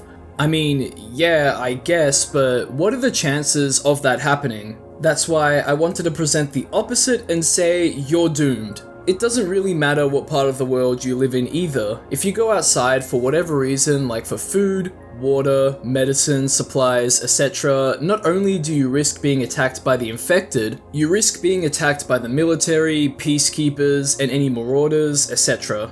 Being able to move freely without some sort of resistance would be slim. As the infected grow in numbers, nukes are being prepared to attempt to wipe them out and start anew. God has left us, and he cannot hear our prayers anymore. If that doesn't spell doom, then I don't know what does. What are the chances that you would be able to hunker down in a bunker for an unknown amount of years once the nukes go off? What are the chances that you'll have enough food, water, oxygen, sanitary disposal, supplies, etc.? You'd be able to eventually beat the virus outbreak given that enough time has passed, but like I said, what are the chances? I would say that you'd have more of a chance of being slain in the chaos of an extinction level event like this would bring than not. It doesn't matter how, since there's tons of ways it can happen. The previously mentioned military and peacekeepers, for example, they were deployed to shoot anything that moves, but then eventually let people who identified themselves as human by waving their country's flag and not making any crazy movements flee their homes. And this was, what, 1 to 2 months into the outbreak? You'd be lucky or in a position of power to even make it to that stage with how things have progressed. Every night would make for a stressful night, and you don't know when the infected would try to break into your home. And even in a position of power, when does the mutiny happen? When do people below you start to rise up? There doesn't seem to be any law and order anymore, so the chances of that should increase with each day, right? Unless, of course, you quell those below you. Eventually, you'll have much more of a chance of becoming a statistic with how the number of infected continues to rise. And then we have those nukes too. Here's a very helpful and generous comment on the topic by Crew128. He claims to be a specialist on the chemical, biological, radiological, and nuclear variety, and he teaches it. Look, I know people lie on the internet, but I don't have a reason to not believe him here. Anyway, Crew here has given us some facts about how we would go about walking on the surface after a nuclear bomb is dropped, where and how you could be killed at different steps of the bomb dropping and post-drop, how to keep safe from radiation and decontamination processes to ensure that you survive. But would you be prepared enough or in the right locations to even have all, if not some of the equipment and knowledge to stay safe and healthy? And then what? I guess you rebuild. So you could definitely beat the SIV-24 virus outbreak, but I think there's more of a chance that you would definitely not survive it. Alright, so that brings us to the section of the video where we rank things on a scale from least to most powerful. Interestingly, everything we looked at in this video has the ability to take over the world and push humanity out of the picture since everything is so strong and powerful. Even in saying that, there will be something that is least powerful, and that is the SIV-24 virus outbreak, which ironically was the most powerful in the first video it was covered in. Funny how that works. But I don't make the rules. Wait, yes I do. Anyway, this virus spreads quick and easy through contact with the infected, which is its biggest strength. Other than that, the infected seem to just be your average shambling zombie. They're dangerous, but not as dangerous as the rest of what we've talked about. From here, we have prehistoric emergence. Their biggest strength here would be the number of creatures pouring out of the emergence. The more, the stronger. Even then, the apex predators of the bunch would be able to do more than enough harm to all of us if given the chance. Next up is an undead entity, and I was tossing up between putting Mr. Destruction here or Bloodbath, and I've picked Mr. Destruction. The big reason for this is his incredible amount of strength, endurance, and superpower capability. He may very well be unstoppable, but he lacks the killer instinct that Bloodbath has and shows. Sure, he has some, but he's not going on an insane killing rampage like Bloodbath. I guess a want to eradicate the human population will take you further in terms of your destructive power and strengths, and I guess having atomic breath definitely helps too. And finally, that makes the 6'7" kid the most powerful analog horror entity in this video. Well, what did you expect? He caused absolute psychological confusion back on Earth and then ascended beyond the confines of what a regular human is capable of. And he even devoured the entire Earth in one bite. I don't know what's scarier, the joke itself or what came of it.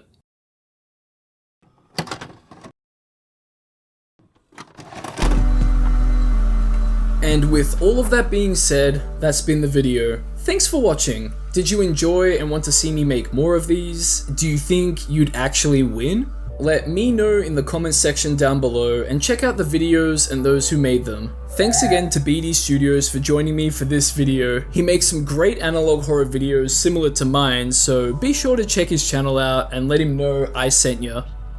Like, subscribe, test out that hype button for me, and we can find out what that does together, and check out my other videos too while you're at it, since if you like this one, I'm sure you'll like the rest. And as always, we can't forget the shout out to my lovely patrons and YouTube members, and a big shout out to the highest tier Patreon members, Joel Matthew Colgrove, La Creatura, and Low Budget Detective 034. Thank you all for your continued contributions, and thank you to everyone else too. You guys are absolute legends. Stay tuned for more videos like this. Relevant links will be in the description if you want to further look into them, and I'll catch ya in the next one.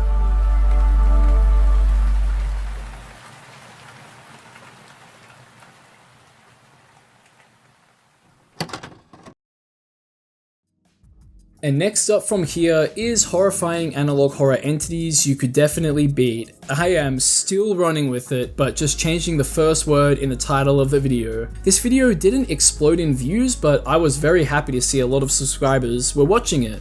That's not the norm on my channel, which is weird. I think a lot of people can say that. It's usually people that watch these videos are ones that aren't subscribed. Are you subscribed or not? No pressure, by the way. I have to earn a subscription. I feel like YouTubers should earn their subscriptions. Anyway, I guess that's the norm for a lot of YouTubers, like I said, but when does it stop being the norm? Like, when do you just have so many subscribers or so many people that are so dedicated to watching your videos or wanting to watch your videos? When does that ever happen? No. Again, I might make a video about all of that stuff, like I said. But anyway, in terms of the views, perhaps it's the thumbnail that did it, not really sure. Obviously, not surprisingly, thumbnails really make or break a video's performance, so, or at least like the clicks, so who knows.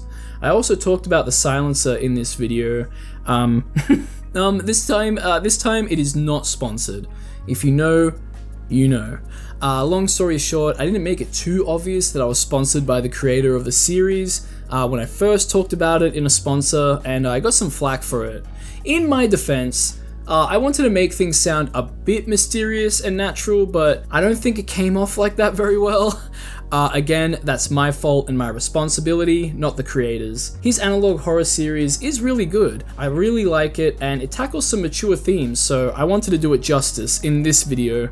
If you want to see that original sponsor, it's in my 10 minutes explaining 10 minutes explained videos in whatever I did in 22 minutes. That video, the one with the white background and nice like colorful circles with the eyes looking at the I guess you and the text underneath it saying, you know, like, why is this type of video everywhere kind of thing. But yeah. Anyway, enjoy.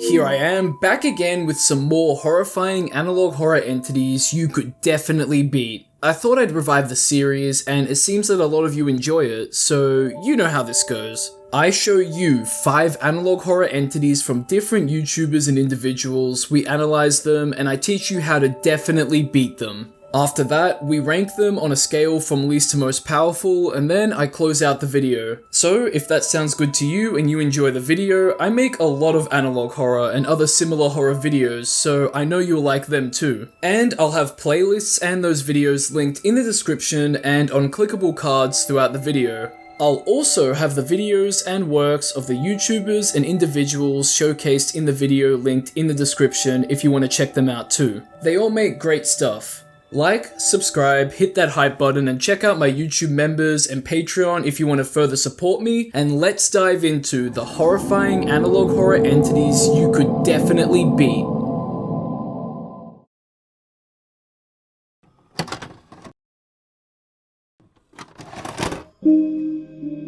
To start us off, we have an analog horror inspired by the recently released No, I'm Not a Human video game by Chris Archives on YouTube. This game, created by Russian game developers Trioskaz, I hope I'm pronouncing that right, is about a world where the sun's temperature is increasing and people need shelter from it. And the game takes place in a post-Soviet Russia. I won't lie, I've never played the game, but I've watched Let's Plays and I think I have a good understanding of it. The aim of the game is to let people into your house to shelter them, but watch out for anything that appears human that isn't. These are called visitors, and these are our entities. If you let them in, they'll kill the humans that you're sheltering, and then eventually, you. There's more to it and more things to uncover, but I won't spoil the story or other elements of the game, but that's just the gist of it. At the start of the game, you don't know why you're being tasked with sheltering people, but you just have to. Now that's a good premise for a mystery. Anyway, lucky for us, we're given some hints and tips on how to spot a visitor, and in this world, that's valuable information.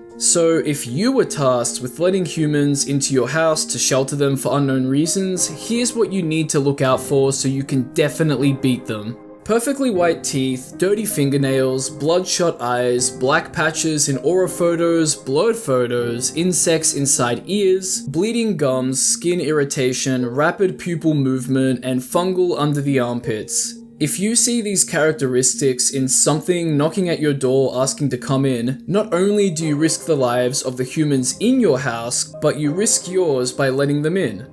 Keep yourself and your loved ones safe, but say you live alone. Whatever you do, do not tell anyone that you live alone or that you are alone when prompted by them. Visitors thrive on that knowledge for obvious reasons, and you don't want to accidentally reveal that to one of them. You'll notice that all of this letting people into your home is done at night too. That's because the sun is so harsh and hot that most people sleep in the day and then go out at night. So everything has an eerie and unsettling feeling to it in the game. I guess that's also because of the way the game looks and how ghoulish humans look too. It all makes you really question on who is a visitor and who isn't. And Chris's analog horror video captures this really well. In the video, we see the main character rejecting everyone that asks to be let in, which sounds like the safest thing to do, does it not? At a time like this, why wouldn't your safety be your number1 priority? Why would you trust ghoulish strangers enough to let them into your home? Well, not doing so invokes the ire of the intruder. No, not this one. This one. This mysterious creature known as the Pale Visitor lets in a visitor into our main character's home, and they're met with a terrible fate. So, with the Pale Visitor around, it looks like that you can be killed for not letting people into your home. Well, that brings up the question, why not just kill the Pale Visitor? You can kill other visitors, so why not? That seems to be easier said than done, so somehow the safest thing to do is to be smart on who you let in and have weapons, hopefully of the ballistic kind, to take out any visitors that ask you to enter your home. The less there are of them, the safer things will be, right? Teaming up with the people you shelter and your neighbors and supporting each other may be a good idea too to increase your numbers and network of people. Apes stronger together, or whatever the quote is, right? But even that could be a giant risk in itself. Whoever you let in or whoever you help could be an absolutely loose cannon, so try not to stir up whoever you shelter. Which means that in the end, it would be you, your household, whether or not that's made up of your family, friends, or the people you let in. You'll need to know what to look out for, you'll need to stay safe and nourished if you can, and you'll definitely beat the visitors. Next up, we have the Zombiesaurus series by Akash Pictures. Judging by that name, it should be obvious that our analog horror entity here is the Zombosaurus, and that dinosaur image used in the first video in the series' thumbnail looks awesome as. It really does capture what a Zombosaurus would look like and would be. Akash here also likes dinosaurs, and his YouTube channel is full of them. Do you like dinosaurs? Because, I know I really do. My favorite's gotta be a Spinosaurus or a T-Rex, hands down. But honorable mentions do go to the Carnotaurus and Dilophosaurus. Is that basic in the eyes of the dinosaur community? Is there even a dinosaur community, and have they watched Dinosaur King and played the incredible DS game? Now those were fun to watch and play as a kid. Anyway, let's take a look at the Zombosaurus. Despite what that one video thumbnail has shown us, we don't exactly see anything like that in the video it's a thumbnail for, or any of the other videos. There are 4 in total, and we start off at Zombosaurus VHS. In this video, we get an EAS style explanation of what to do to avoid the wrath of the Zombosaurus, but things don't seem right. If anything, we should be doing the opposite of what's being told to us. Do run away and attack it if you can. After all, you can't beat it if you let it get you. That also means not standing still when it approaches you. If I were you, I wouldn't believe that standing still is your best option, and as we see, standing still will transform you in some way. No thanks to the Zombosaurus, of course. However, what could this woman screaming in the woods be? Video 2, Test Gone Wrong VHS, presents us with the incident that sent the Zombosaurus against humanity. Long story short, a doctor fed it a human brain or multiple brains, and now the Zombosaurus is intelligent and mimics humans.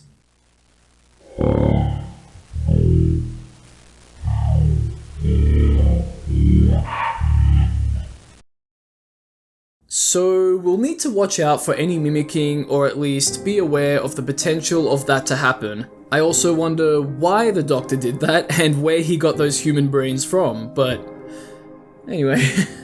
Trusting what you can see versus what you can hear is definitely the key here. In video 3, 1982, we see what happens if you were to go and help the screaming woman in the woods. Jesus Christ, what the hell is that? I think this is a reptile of sorts, since we see it reappear in the 4th video, Humanity is in Danger VHS, and look at all of these freaks. This is what you'll turn into if you listen to these EAS videos. It makes me wonder if the Zombosaurus was the one that made these videos encouraging people to give into it and those weird reptiles. Trusting what the videos tell you is a no-go as well, and going to help that screaming woman in the woods is definitely a bad idea. Finally, we're talking about women's wrongs. But with all of this in mind, it sets up a scenario where an undead monster with a similar intelligence to a human's is going around and infecting people, mutating them into strange-looking reptilians. Sure, they do look like dinosaurs too, but what's worse is that the Zombosaurus' constructions ask you to walk onto the road and get into a driver's car to be taken to a hideout and be sacrificed. If it wasn't obvious, don't do this. Don't even get into a stranger's car in real life either. To definitely beat the Zombosaurus, we're going to need firepower and, of course, fire. The reptilians can be dealt with by shooting them or engaging with them head on, but for safety, the former should be employed, especially since the mutations of the infected might give them dinosaur-like strength, endurance, speed, and they could also infect you. I also said to bring fire for the Zombosaurus because, come on, everyone knows a zombie, undead creature, or something that might be able to regenerate can be truly defeated with fire. If all of its cells are destroyed, there's nothing it can regenerate from or help it to rise again. You could go about doing this as a one-man army, but you'd have a better time of beating it if you had a group of people. That would also mean watching out for anyone who gets bitten and, sadly, isolating or ending them. If you figure out where the hideout is, you, a group of people, or a military could storm it and rid the world of the Zombosaurus. You can definitely beat it by assisting in its destruction, surviving, and keeping people safe, but I'd highly advise not being a one-man army. It can be done, but it's highly risky. There are also risks in being in a group, but strength in numbers is the key here. From here, let's take a look at the silencer by the channel of the same name. If you've watched my videos before, specifically this one I did on a content farm, then you'll know I've talked about the silencer before in a sponsored segment. This time, this video isn't sponsored by the silencer. I'm making that very obvious that it's not. If you know, you know.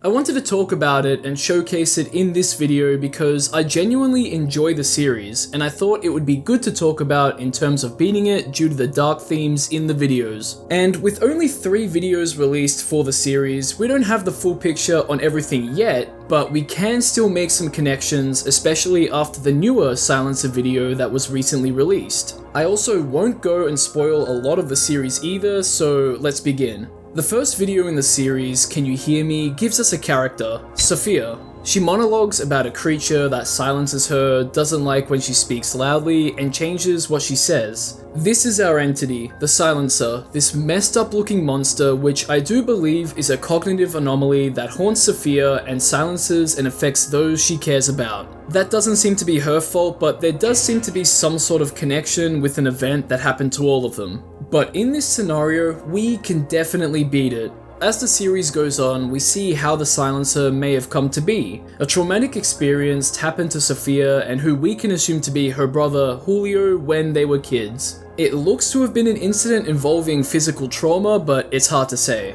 Everybody has a different reaction to traumatic experiences that vary in different degrees, and we see Julio silent and Sophia call for help, but her pleas don't come out the way she wanted them to. The character she tries to cry out to, Vicente, is seen when Sophia is an adult too, so this scene might be a warped flashback that mixes the present and the past, who knows? Either way, I've been trying to find a way to describe the type of behavior the characters exhibit, and I wanted to do it respectfully because of what we're looking at here. If we really look into it, the Silencer might be making our characters avoidant of their traumatic experience, no matter how much they want to talk about it. It gets blocked off, pushed away, silenced, and whatever this possibly violent experience was gets drowned out by substance abuse as well. With no way to talk about things, everything bottles up and both characters have turned to those substances to help deal with the trauma, but not tackle it head on properly because they can speak when doing all of this stuff, but it's only short term. We even see one of them literally get high, going away from what they have to deal with. The fact that these characters all exist in what feels like a dreamscape and nightmare with no contact with other people shows just how isolated they are as well, even when outside. This is all shown extremely well thanks to how things are presented, how it all looks, and the sounds that accompany it. That isolation is exemplified by the use of a lack of sound throughout certain parts of the videos too. I point all of this out because I think it's important to know what the characters have tried to do to beat the Silencer, and so we can understand an experience and situation that a lot of people find themselves in after something terrible happens to them. Silence really is a monster, and we can definitely beat it once and for all. In the recent video, Don't Hurt Him, Julio and Sophia go somewhere seemingly where it all could have begun. Tackling things head on by going to the root cause sounds like a good idea to me. It seems scary at first, but it can help you to understand yourself and what's happened better. With that in mind, in a way, you'd be less silenced as you figure things out and find support in others. Having friends and family to turn to for support and to open up to would be incredibly invaluable too. I understand that some people may not have that or would rather talk to a professional, but talking to a GP and getting suggestions from there and having a wellness plan is a great start too. That can all help you keep on track and not spiral into substance abuse. Even though the short-term gratification can feel great, ultimately it's a very weak band-aid for the main issues at hand. Substances can also be tackled in very similar support methods too, which is great. Even though it may feel like you're alone, you never truly are. There'll always be someone out there that would want to listen to you whether or not you know it or believe it. We see Sophia reach out to Vicente, and what's happening to her doesn't get through to him. The silencer is to blame, but I think it also highlights that sometimes people just might not get what you're going through. Maybe they're just so heavily engulfed by their own life, and you might need to open up more and more to them, whether that be in the moment or over time. Perhaps, in a way, we can be our own silencer, drowning out our voices and what we truly feel with fear, anxiety, stress, or judgment. Life can be complicated, cruel, and unfair, but the opposite is also true, and there are people out there that'll make the opposite so. Sometimes you just need to take that big first step, and others will be there to lend you a hand and support you. By the way, I'm not a practicing professional in this field, obviously, and what I'm telling you is just what I've learned from my time in education, what I've been able to find online, and personal experiences. So please don't think my word is professional advice because I'm not a professional. I also know that there's definitely been some ways to manage things that I haven't covered too, and those could work better in some cases versus others. I've also had my ups and downs in my life like anyone else, and I can share what's worked for me. Sure, it hasn't been to this kind of scale that's been depicted by the silencer or to what other people have gone through, but hopefully what I've said shows you that you can definitely beat the silencer once and for all. After an entity like that, we're gonna go back to something more fictional and revisit a Pokemon analog horror series we looked at in the first analog horror entities you could definitely beat video, and that's the Ultra Beast phenomenon by Fei-Bei. We've looked at the Ultra Beasts themselves, and now we're going to look at the relic Pokemon from the video, the relic Pokemon phenomenon, Pokemon analog horror. In this video, we learn from the Aether Foundation that they've started a relic project which can unlock the hidden and ancestral potential in certain Pokemon. This is done by exposing the Pokemon to the strange souvenir, an item given to us in Pokemon X and Y that alluded to the next mainline Pokemon game at the time. That was Pokemon Sun and Moon, which takes place in the Alola region and is where the Aether Foundation is located. So things are already set up nicely, and it's all linked to the region, wormholes, and Necrozma. This relic transformation is very violent and seemingly taxing on the Pokemon's body, but look at how sick this Bidoof looks. In case you don't know, Fei-Bei specializes in making Fakemon on their channel, or is it pronounced Fakemon? Either way, these are unofficial Pokemon concepts, and this video has more of those in the forms of the relic Pokemon. This Bidoof here isn't the main entity I wanted to look at either, but the relic Pokemon we do see I really like, especially this Spiritomb. That thing looks awesome, but it does make you wonder just how powerful, violent, and scary these Pokemon could be. Especially something like this relic Annihilate. It's shackled down and it really makes you wonder why. And we can see some similarities and inspirations from Scarlet and Violet's Paradox Pokemon, at the very least the past ones. I said in that previous video with the Ultra Beasts that you could definitely beat them in a variety of ways, but now we're learning that relic Pokemon are the only ones that can beat Ultra Beasts. But wait, but you definitely still win against an Ultra Beast, I swear. And you can definitely beat a specific relic Pokemon too. The specific one showcased that I want to look at is the relic variant Hypno, our entity. For context, it's a Pokemon that can induce sleep and hypnotize people and Pokemon with its swinging pendulum. Pokemon Fire Red's and X's Pokedex entry states that it once took away a child it hypnotized. This creepy Pokemon has been prime material for creepypastas and now analog horror. So you can already assume the worst has happened. And how fucked up is it that Hypno goes into its hidden and ancestral form and then preys on children? Jesus Christ, man. So we have ourselves a good old-fashioned home defense. If word of this relic variant Pokemon or this Pokemon in general was going around kidnapping children, you would need to do everything to keep yourself safe if you're a child, or keep your household's children safe. That means the basics: lock your doors, board up those windows, have some sort of security system like alarms or cameras on at all times, since not only will this thing take a child, but it also has its Pokemon movesets and maybe even things we haven't seen before. Police, military, or in this case the Aether Foundation should be on street patrol keeping people safe and looking for Relic Hypno and any other Relic Pokemon. A neighborhood watch would be a great idea too. The more that people are aware of information on Hypno and any attacks, the safer people will be. An alarm could ring at 2 AM at night, alerting people to a sighting or attack. It's funny, Pokemon have always brought people together, but this isn't for the usual reason. This is just a must. Band together, gather your weapons, Pokemon if you have them, keep your distance if you can, and lynch this monster. But there is also an alternative. If a relic Pokemon is exposed to the strange souvenir again, it'll return back to its usual self. What are the chances that you would have one lying around, let alone anyone, unless you work for the Aether Foundation or a government body of sorts? I get that it's simple to obtain in Pokemon X and Y, but you never see one or hear mention of one in Sun and Moon. Coincidence? Either way, if you play things smart, work with others, and hunker down if you need to, you can definitely beat it.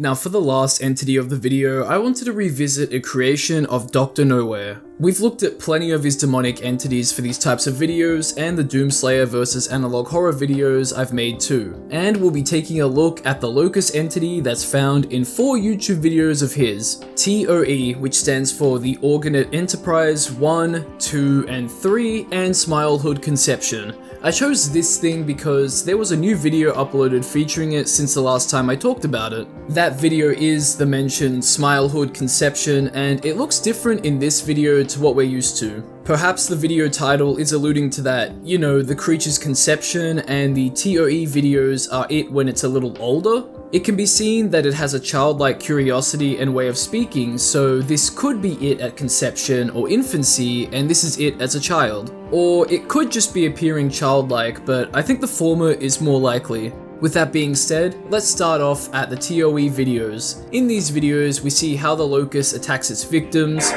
and that seems to be by breaking into their rooms through a piece of technology with a screen on it like a TV or computer. TOE 3 shows us that a video call from the Locust would get you killed too because it could break through your screen. Other than that, its body looks like it's made to create deep lacerations on your body, but it doesn't seem to need to be able to do that to feed on you. Having someone's body appear untouched but have their organs missing is quite a scary thought. There's also a heart that appears here and there, which might be what keeps the Locust alive, or it's the heart of one of its victims. I don't know, it's hard to say, but despite all of this, you don't need to be the Doomslayer to definitely beat the Locust. We don't want to end up like Dominic here, getting chased around the house until our organs are fed on seemingly without being touched, now do we? We can infer Dominic's mistakes and his friend's mistakes here, and absolutely leg it if the Locust appeared on a device of ours. Your survival instincts should kick in. I mean, look at this thing. The way its body looks and the way it's behaving screams predator, doesn't it? Get yourself and anybody else you live with out of the house. Call the police and cause a commotion so your neighbors come out too. Strength in numbers after all. And look, thanks to Dr. Nowhere's Instagram, we can see that it's even been seen walking around in a suburbia. It would get absolutely smoked by police or military groups, and you wouldn't even need to do anything. If it was walking outside like that, it would attract so much attention. So just hide and stay safe if you need. But say for example you get some distressing messages from a friend and you agree to call them to see what's wrong. You could call or message their family or people they live with if you have that option, but you choose this one because you don't expect anything like the Locust to be on the other side, and you're genuinely concerned. But then, obviously, you're met with the Locust. I guess Dominic's friend thought it could have been a prank and didn't hang up, or obviously expects something to FNAF 2 jumpscare him through his computer. It's hard to say if the locust immediately came out of the computer or not, but I'd hang up as soon as I suspected that I was in danger.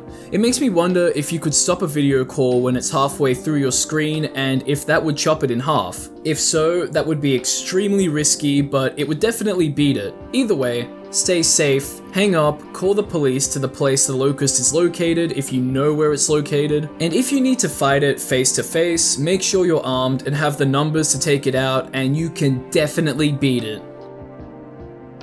And here we are, now at the part of the video where we rank the entities on a scale from least to most powerful. So first up, as the least powerful, we have the just talked about Locust. Look, its abilities and strengths are scary and it sits high up on the uncanny valley, don't get me wrong, but there are a lot of preventative measures you can take, especially if you listen to your survival instincts. Speaking of, the next entity is the Zombosaurus because come on, if you're that lobotomized to not see that the EASs it's made are its way of tricking you into getting eaten or mutating you, then, well, I don't know what to tell you. Staying safe and assisting when possible to eliminate the Zombosaurus and its mutants is the best way to beat it. If you were in a position where you could do more than safety in numbers and bring lots of fire. From here, we have the visitors from No, I'm Not Human. These guys can be dangerous to the unsuspecting person who can't recognize if someone is a visitor or not. But they have their methods to trick people into letting them into their homes, and one of them possesses some pretty uncanny abilities. Plus, who knows where they come from and how many there are. Will they ever stop appearing? How would you be able to make sure that happens? Perhaps the answers lie elsewhere.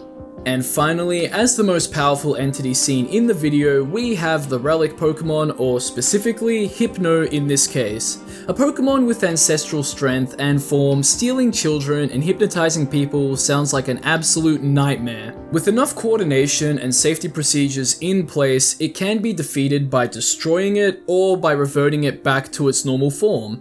Even then, it would be tough. Perhaps I should revisit the relic Pokemon for a future video on entities you definitely wouldn't survive against, because there's a lot in that video, and one particular one that would be the showcase. But we're not done yet. You may have noticed that I skipped over an entity. Well, while making this video, I wasn't too sure on where to put the silencer. I don't think it's a cop-out when I say that the silencer doesn't exactly fit into the usual ranking system. In a way, you can be the judges on how powerful the silencer would be to you, someone you know, a stranger, in general, and where you might want to put it in the ranks. Either way, you definitely wouldn't want it in your life, but you definitely can beat it just like with everything else in this video.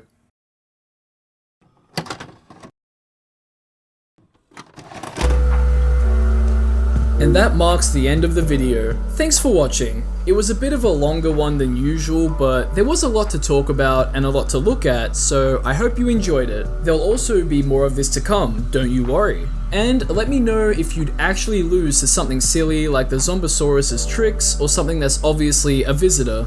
Like, subscribe, hype the video, and check out my other ones too while you're at it, since if you like this one, I'm sure you'll like them. I'll have video playlists for you in the description to check out too. And as always, we can't forget the shout out to my lovely patrons and YouTube members. And a big shout out to the highest tier Patreon members, Joel Matthew Colgrove, La Creatura, and Low Budget Detective 034.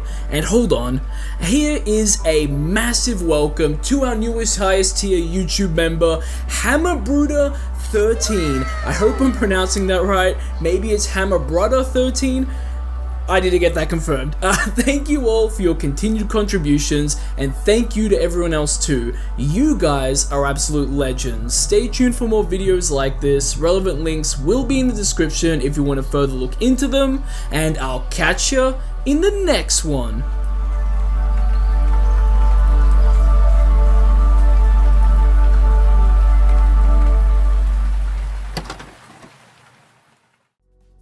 Alright, now this video, that's coming up right now. Can Kazuma Kiryu beat analog horror?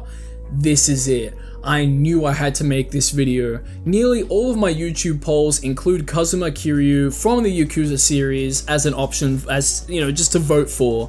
At first, I thought it was a funny joke, but then, oh my goodness, I kept adding him. I just had to keep doing it and the people loved it. So that's when, recently, a friend asked if I should just make a video on it, and whew, I sure did. The video was it was so much fun to make. It was such a blast. Another friend helped me out with some fact checking, and Asian Studios, yes, that Asian Studios, the legend behind an analog horror I think is really good and that I enjoy, Prehistoric Emergence joined in on it. I pitted Kiryu against some of the creatures from his series and he gave his opinion and takes on things too. It was awesome and working with him was great. Expect more collabs from him in the future, and expect some more fictional character versus analog horror too, because honestly, like, why not? I feel like I should disperse them, you know, like here and there, so yeah. Anyway, enjoy this video because I think out of all of the videos I edited this year, I think this was maybe the best, if not one of the best.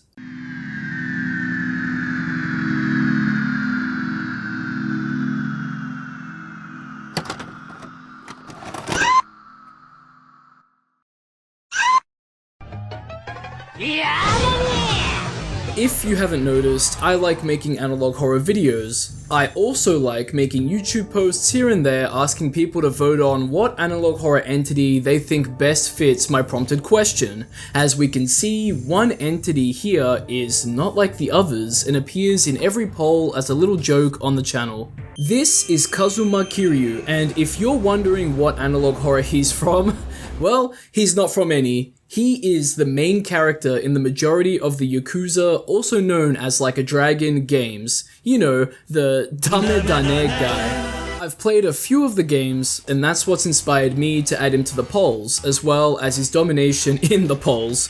Who knew he was so good at everything? All of this had one of my friends suggest I just make a video on if Kazuma Kiryu could survive analog horror. I mean, it just makes sense, right? Especially since I've made these types of videos before on other fictional characters like the Doomslayer, Sonic the Hedgehog, and a Warhammer 40k Space Marine. And that brings us to this video. Kiryu is not just an ordinary man. He is the Dragon of Dojima, a title held in high regard and feared. The man sports a lot of strength, endurance, brain power sometimes, and an ultimate move that makes the gods tremble, and I'll tell you all there is to know so we can truly see if Kiryu can survive and beat analog horror.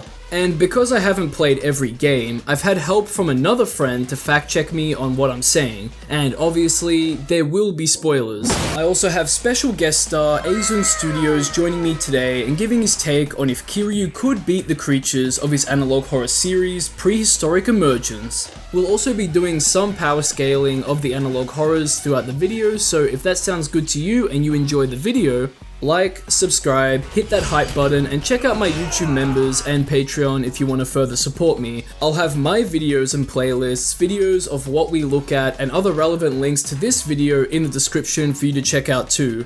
And with all of that being said, let's see if Kazuma Kiryu can beat analog horror.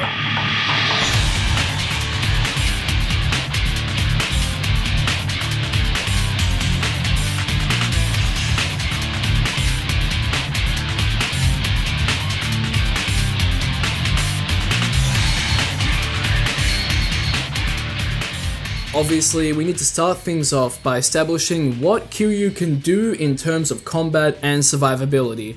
For starters, Kiryu is tall and muscular, standing at 6 feet and 88 kilos, or 194 pounds with little body fat on him. The most I've ever weighed was 88 kilos, so I was literally him.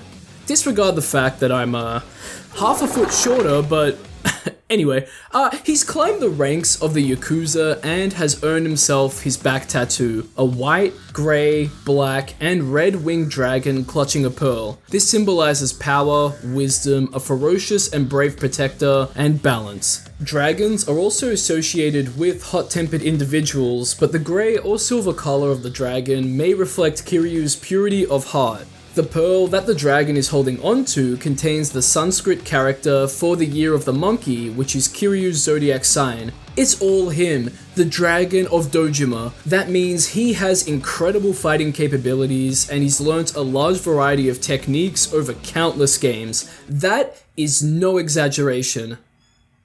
That's not the right footage. He has an obscene amount of fighting styles and techniques under his belt that he's honed over the series, starting off as a loose cannon before becoming what he is today. He can quick step, grapple, block fists and weapons alike, use those weapons and man-made infrastructure with ease. He has a heat action gauge that allows him to bust down and do some bone-breaking damage to his enemies that should bring them into the afterlife, but just leaves them injured after the fight. He's of pure heart after all, he doesn't kill. He can also drink stimulants to gain more heat gauge and gain health back, which literally gives him more strength to do bigger attacks and heal his wounds. Speaking of his wounds, no matter what happens to him, he never gets any scarring or pains from previous fights that have healed up. The harsh reality of life is large wounds or breaks never just heal back to their 100%, there's always something that lingers. It's inhuman to not experience that, yet he does. He can also just smoke and drink out of his mind and have no repercussions. You think that his endurance or body would just give out on him, but nope, he just doesn't stop now, does he? He's also physically fought government bodies, criminal organizations, and the Amon clan alike for the entire series. Fought in underground fighting arenas, wild animals a few times, and as the games have continued, he's had to fight younger opponents that should have the physical upper hand on him. He sounds pretty invincible, does he not? But he does have his weaknesses. As he ages, he grows physically weaker, but he still fights and acts inhuman. He doesn't hit women either unless they're children, I guess?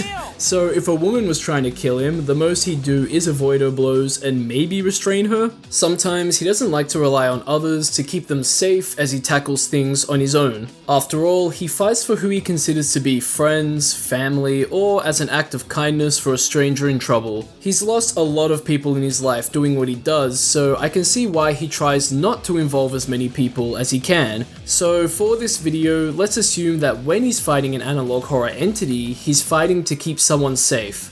So as far as weaknesses go, these are pretty minimal. Outside of fighting, he has many talents too. He can dance, play with mini RC cars, drive a car, manage businesses, attempt to talk to women, Mezu King? Need I go on?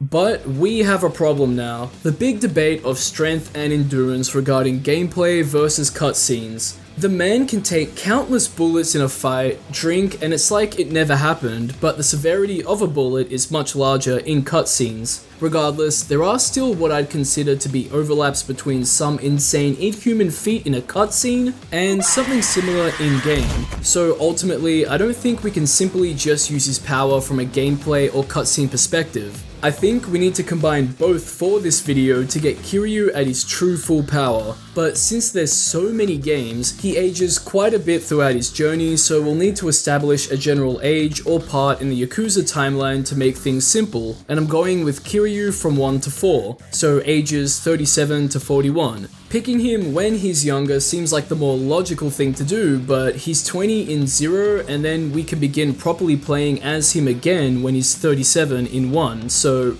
there's a big gap there.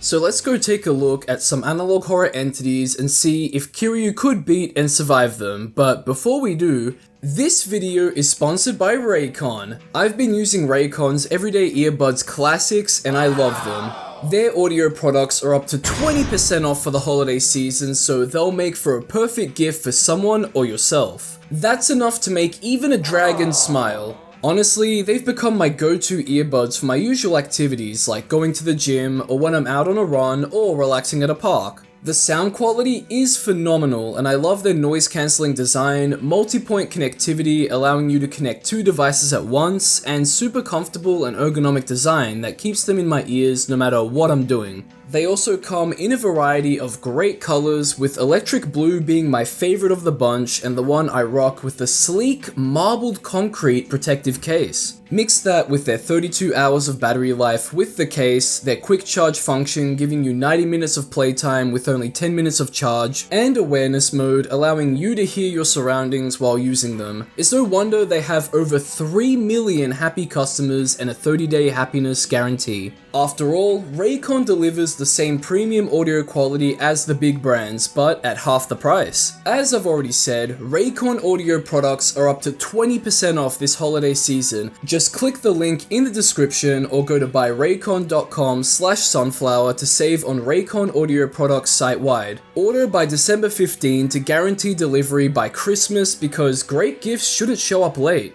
Thank you to Raycon for sponsoring this video. Now, let's take a look at our first entities. With all of that now said, you should have a good idea on how strong and resistant of a person he is. We should start at the ones I thought would be at the lower end of the power scale and look at humanoid analog horror entities, since they'd be the closest things to Kiryu in terms of stature, and they're usually the weaker ones compared to everything else. Immediately, I can think of two important things here: how Kiryu deals with street fights against goons, and Yakuza, Dead Souls. No matter the stage of the game you're playing, street fights never seem like too much of a challenge. Things can get a bit tricky once ranged weapons are involved, when enemies begin to block your attacks, or when you're missing upgrades like at the start of the game. Regardless of that, goons are toppled, and something like Basewood County's humanoids would stand no chance. Sure, they jump inside people's bodies and use them to live among humans and kill, but these things are getting absolutely bodied by Kiryu. I have no doubt in my mind. I mean, what he can do against people in street fights, he can do against them. Imagine one of his many heat actions against one of them too. It would be lights out. Which brings me back to the game I mentioned, Yakuza Dead Souls, which is a spin-off third-person shooter zombie game where our characters shoot the hell out of zombies in order to get to the bottom of the virus outbreak. Kiryu shows off his expert versatility and marksmanship through his parts of the game, and even though the game is a non-canon spin-off, I think it's a good look into how things would be for him if there were infected zombie-like beings around Kamurocho, the fictional district of Japan where Kiryu resides in. In the first Yakuza Kiwami zombie Majima encounter, Kiryu beats the shit out of Majima and some Yakuza goons because they convince him that they're zombies, so we see him be fearless in that scenario. He could have been bitten, and in his eyes that would have been the end of him, but he fought them anyway, and that's all important to know because a lot of humanoid analog horror entities are zombies or zombie-like beings. They all act similarly and are of similar strengths, so you could pick any of them for Kiryu to face, and the results would be the same, for the most part. So yeah, if the infected are simple, then it would be no issue. Kiryu would have no restrictions on what he could do to them in close quarters or range combat. Sure, it would be best for him to keep his distance, but he's shown that he's brave enough to tackle them head on, and in a canon game, mind you. He wouldn't even need to use his most valuable and strongest attack in all of the Yakuza game series. One interesting entity to look at would be Mona from the Painter because she's a woman, and if you remember, Kiryu doesn't hit women. It's in his moral code, it's in his veins, and Mona would be no exception, right? The thing is, Kiryu hasn't gone up against or been met with a woman who has slaughtered and tortured hundreds of people. If he did, I think his code would stay strong, and the most he'd do is restrain her, which isn't exactly hitting her. The police can handle the rest. Mona stalks, tortures, and kills her victims, and then in between all of that, she paints them. Kiryu's been stalked in games, but has come out on top, so he should come out on top here. The same goes for being tortured, even though Mona would do something that goes much beyond the game's mature rating. But, I don't know. Do you see this man losing to a deranged goblin? She's definitely not getting the jump on him. But how would he fare against supernatural humanoid beings? Kiryu has destroyed a few animals before, and those animalistic behaviors and strengths are beyond a human's. A lot of the more supernatural entities are animalistic in some way. Imagine pitting him up against the dog from Piggy Soda's Dog Nightmares series, which actually got a new video recently, and oh boy, This thing is messed up. It doesn't act too messed up in the new video, other than this one scene, but the new video's animation and style was actually quite nice. I really enjoyed it. Now, the dog in question is more of a human with a dog head. The head might be one of a Cane Corso, maybe a Great Dane, or a Bloodhound. It's hard to say, but regardless, it's a big dog with human strength, some animalistic and creepy tendencies, and a strong bite. Did you know that dogs can have a bite strength of around 700 psi or more? That's enough to break a human's bones. I mean, you look at some dog breeds and animals and you can see that their jaws and teeth are just made to shred through meat and bones, so it makes sense. Kiryu could do that, but with his fists, and he does, and we see him survive mauling and gouging from tigers and a bull, and then brush it off like it was nothing. Sure, that's during gameplay, and then he's fine in cutscenes, but still, it's insane. Anyone else would have just died, but him? No. So, what's a creature with a dog's face and a human's body to him? Destroyed. We can even apply a similar thought process to Azun Studios' Prehistoric Emergence, and I have now realized that I have been saying his name wrong. It's not Azun, it's Azun. I had to ask him, and he let me know, and he knows that I've been saying his name wrong. I apologize. Anyway, there are a lot of prehistoric creatures we can choose from here, and I know in a world now full of previously thought extinct animals, Kiryu could beat them. I think he could pummel them all given his insane strength. But don't get me wrong, he isn't some sort of insane person that's always looking to pick a fight and has huge bloodlust. He fights to protect those that need it. In saying that, he could still punch a Triceratops in the head. Speaking of the Triceratops, in one of my previous videos about analog horror you could definitely beat, I said something along the lines of, is there even a dinosaur community? Like, and then people pointed out paleontology. Like,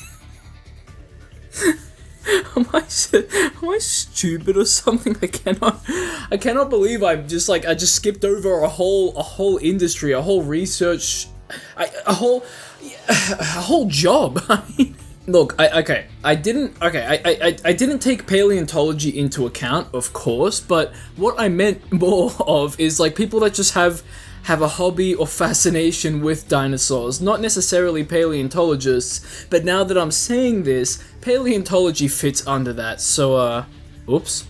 Anyway, shoutouts to Dinosaur King, absolutely incredible series, absolutely incredible game, but let's not get too sidetracked, let's get back into it. The more ferocious of the creatures do come in similar sizes to say a tiger or a bull, but there are a lot of exceptions, obviously. Kiryu could take out any flying ones with something like a weapon or anything he finds on the street. The man can hurl bikes for God's sake, I'm sure he'd be able to hurl something at one of them, but it does make me wonder how he would fare against an apex predator like the Dubba or one of those Utah raptors. With the ability to use what he finds in his environment, ballistic weapons, incredible toughness, and healing capabilities, and more, I think he'd still beat them despite mainly fighting people. Now, what about the sea-based creatures? One word: fishing. Kiryu is one hell of a fisherman, able to fish up aquatic life that could weigh up to 1 ton or more. Some tuna can weigh hundreds and hundreds of pounds and kilos, and more can be said for something like a great white shark, which he can fish up. To do so, he reels it in and then lifts it multiple feet out of the water with one arm tug.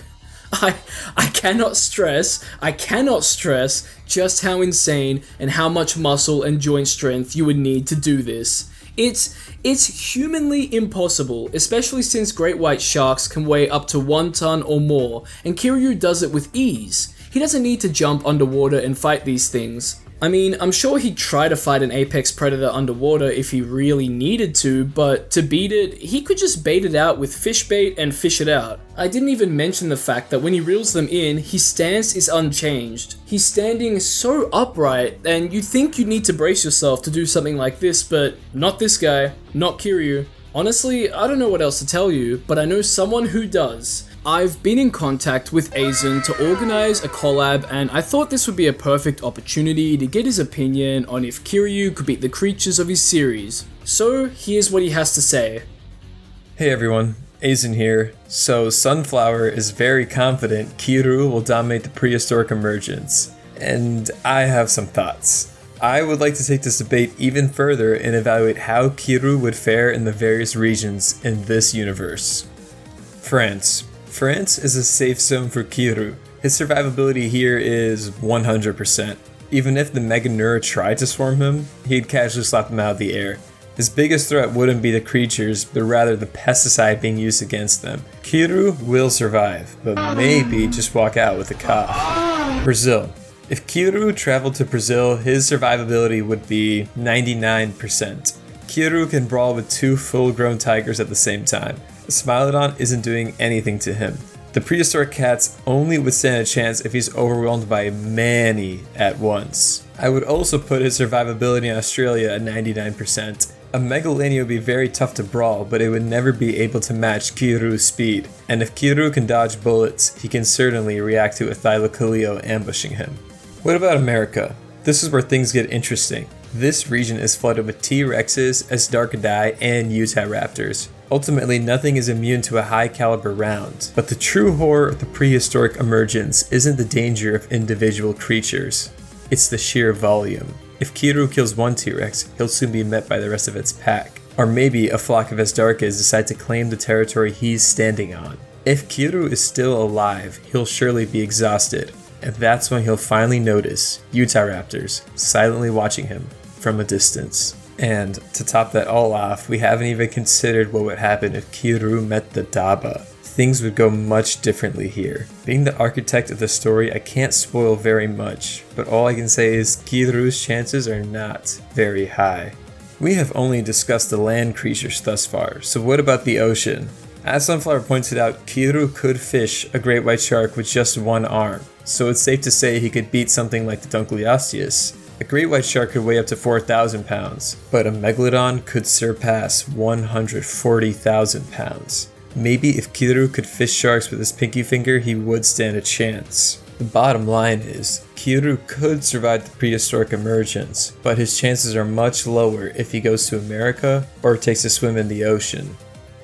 And there you go. A big thank you to Aizen for joining in on the video and giving his opinion. He makes some good points on the sheer size, strength, and intelligence of some of the prehistoric creatures in his videos. Looking at them from continent to continent really puts a lot into perspective too. Maybe fishing out a megalodon or fighting off T-Rexes is a bit of an uphill battle, but there definitely do seem to be creatures that Kiryu can definitely beat. But he definitely would have to worry about the sheer strength in numbers a lot of these creatures have. And it makes me wonder what the Daba has in store for us in future videos, since Aizen didn't reveal everything about it. For him to be so confident that Kiryu's chances of beating it are slim, it must be incredibly strong, smart, and maybe it has supernatural tricks up its sleeve too. Well, I guess there's only one way to find out. Make sure you check out Aizen's channel and his prehistoric emergence videos, which has become one of my favorite analog horrors. I'll have all of that linked in the description, and there are no biases here.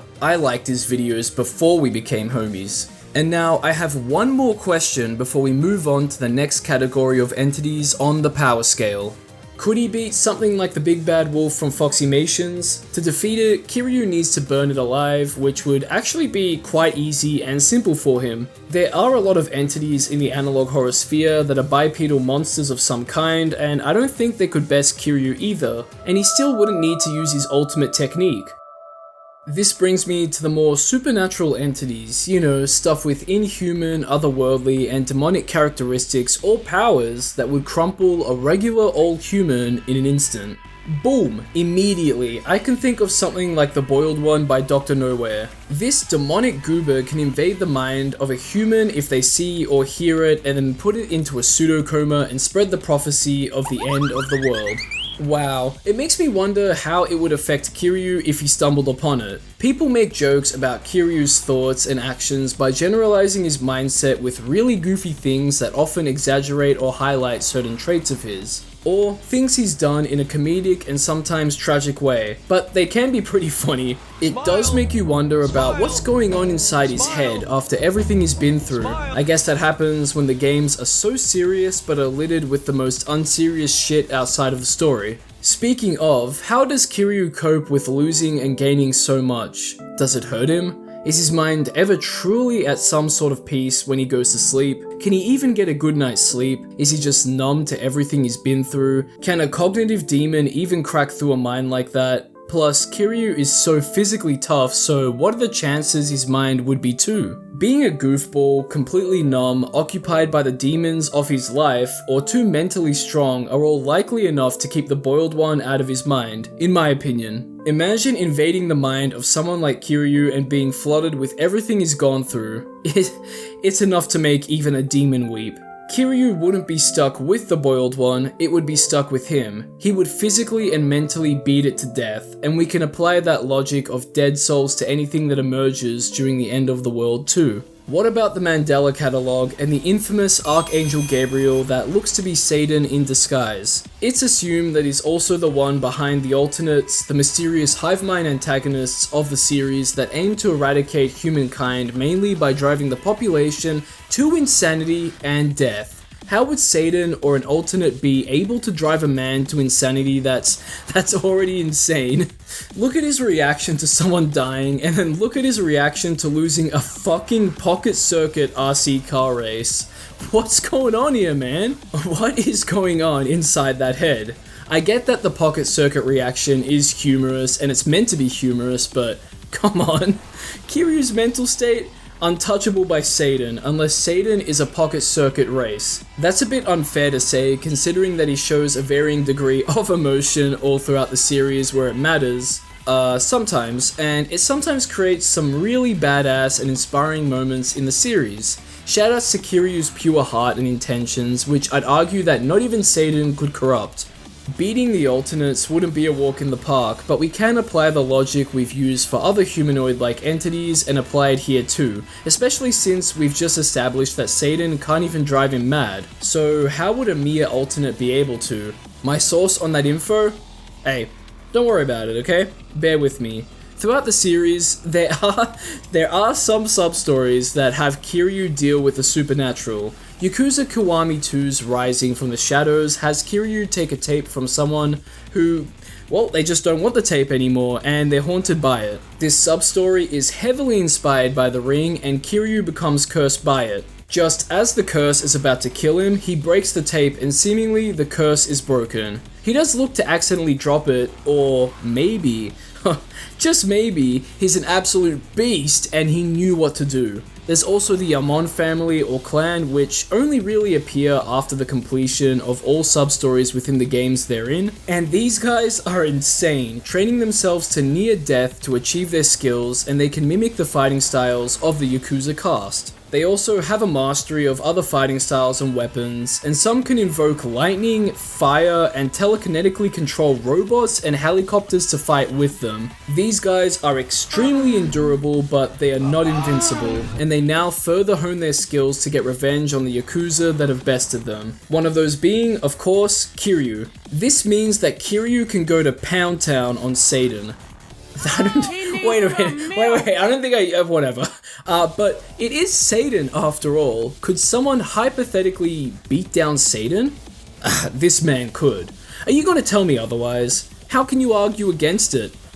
Exactly. Especially because of Kiryu's ultimate technique, his most OP move in any Yakuza game. Now, I have hinted at it throughout the video, and if you're a fan of the series, you'll know what I'm referring to.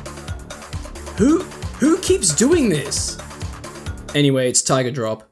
Tiger Drop negates all damage and is a move that counters your opponents as long as you're up close to them. And the move it counters can be anything, and I mean anything, as long as it's in a close range. That means any sort of punch, kick, weapon, it can even be a bullet at close range. It's as powerful in-game as it sounds, and I think we can all say that when we all discovered it in Kiwami, it made the rest of the game a breeze, especially when dealing with Majima and the final parts of the game. This puts us in a strange predicament because anything can really be stopped with a Tiger Drop if the situation is right. Kiryu could even get really meta with things and put someone behind him that'll take a swing at him, get that person to throw a punch as a projectile or something is shot or thrown at him, use Tiger Drop to negate the damage of the punch, which will keep him invulnerable for the projectile attack too. Tiger Drop negates all damage. Nothing is off of the table on what Kiryu could beat. With gusto in our wind, that brings us to the intergalactic threats, the ones not from Earth and could end the world in a heartbeat if they wanted to.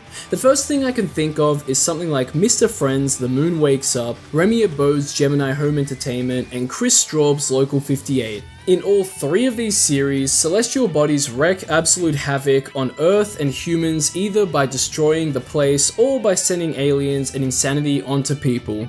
Well, you already know what I'm about to say here. No! Who keeps doing this? No!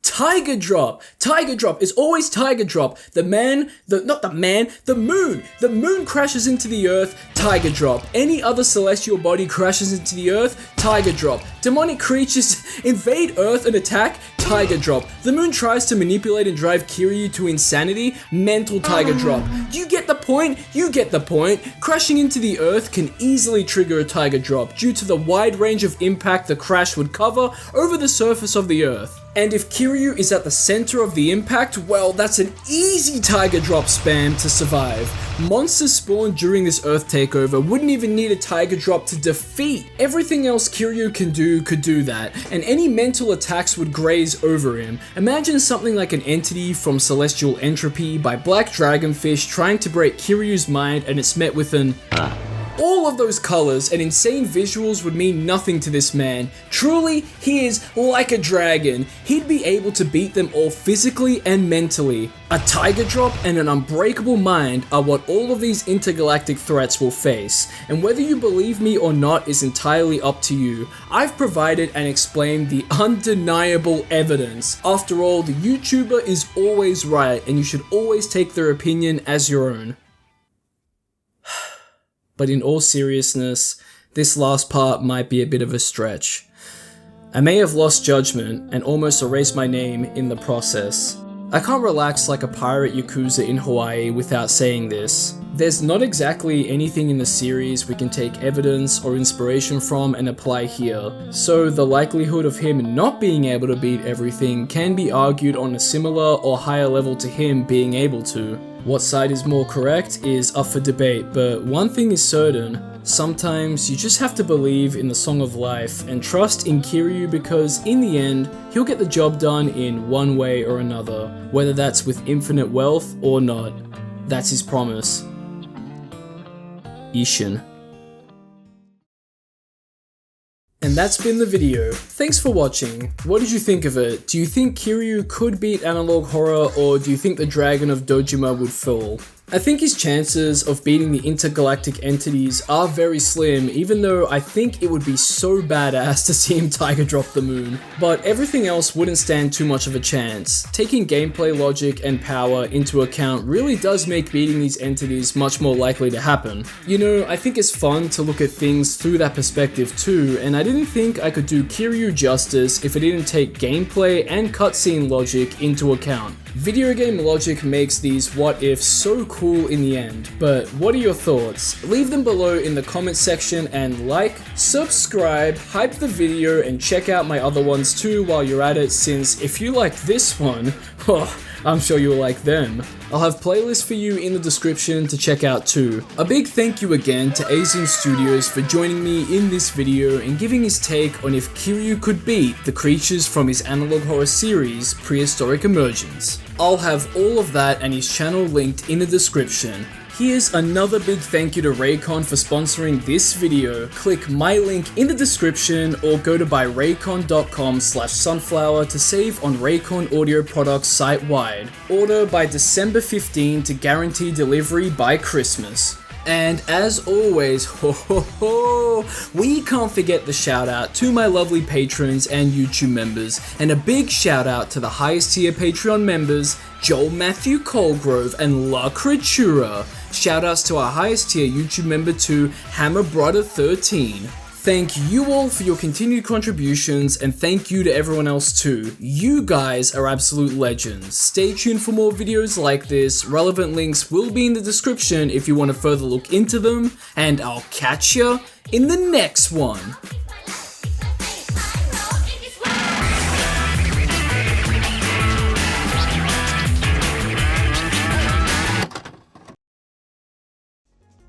Now, wasn't that great, right? No bias here, I think it was great. And I like the way I ended things off. I made it just, I don't know, I thought I'd go just put things into the middle rather than just like, absolutely no, he cannot beat them, or yes, he can beat everything. I thought I'd try to find a nice middle ground and discuss things in, I guess, the video game and cutscene sense, and also just like I guess a bit of, like, sprinkle a bit of realism in there, I suppose, because realistically, like, it's hard to make a call on if he can or if he can't beat those intergalactic ones, and even some of the more supernatural ones. But anyway, to finish off the year, we have horrifying analog horror entities you definitely wouldn't survive against. My last video, or at least last video, not including this one, of the year.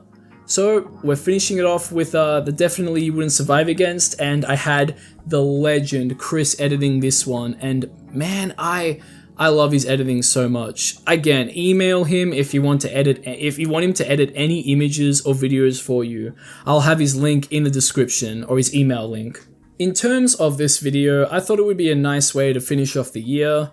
I do cover the sequel to the to the 6-7 kid, which it was just awful. But I still think it was funny to make fun of. Everything else in the video was cool and swag and was talked about in the usual way that I do. So, I hope you enjoy.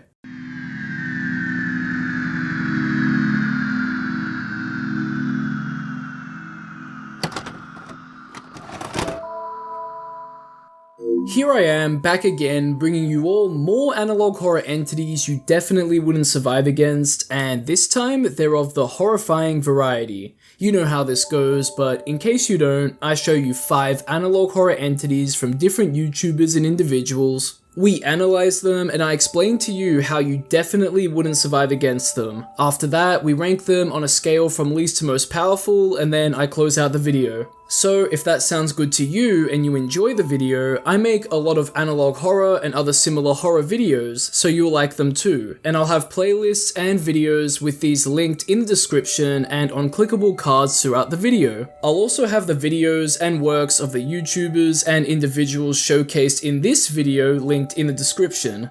Anyway, like, subscribe, hit that hype button, and check out my YouTube members and Patreon if you want to further support me. And let's dive into the horrifying analog horror entities you definitely wouldn't survive against.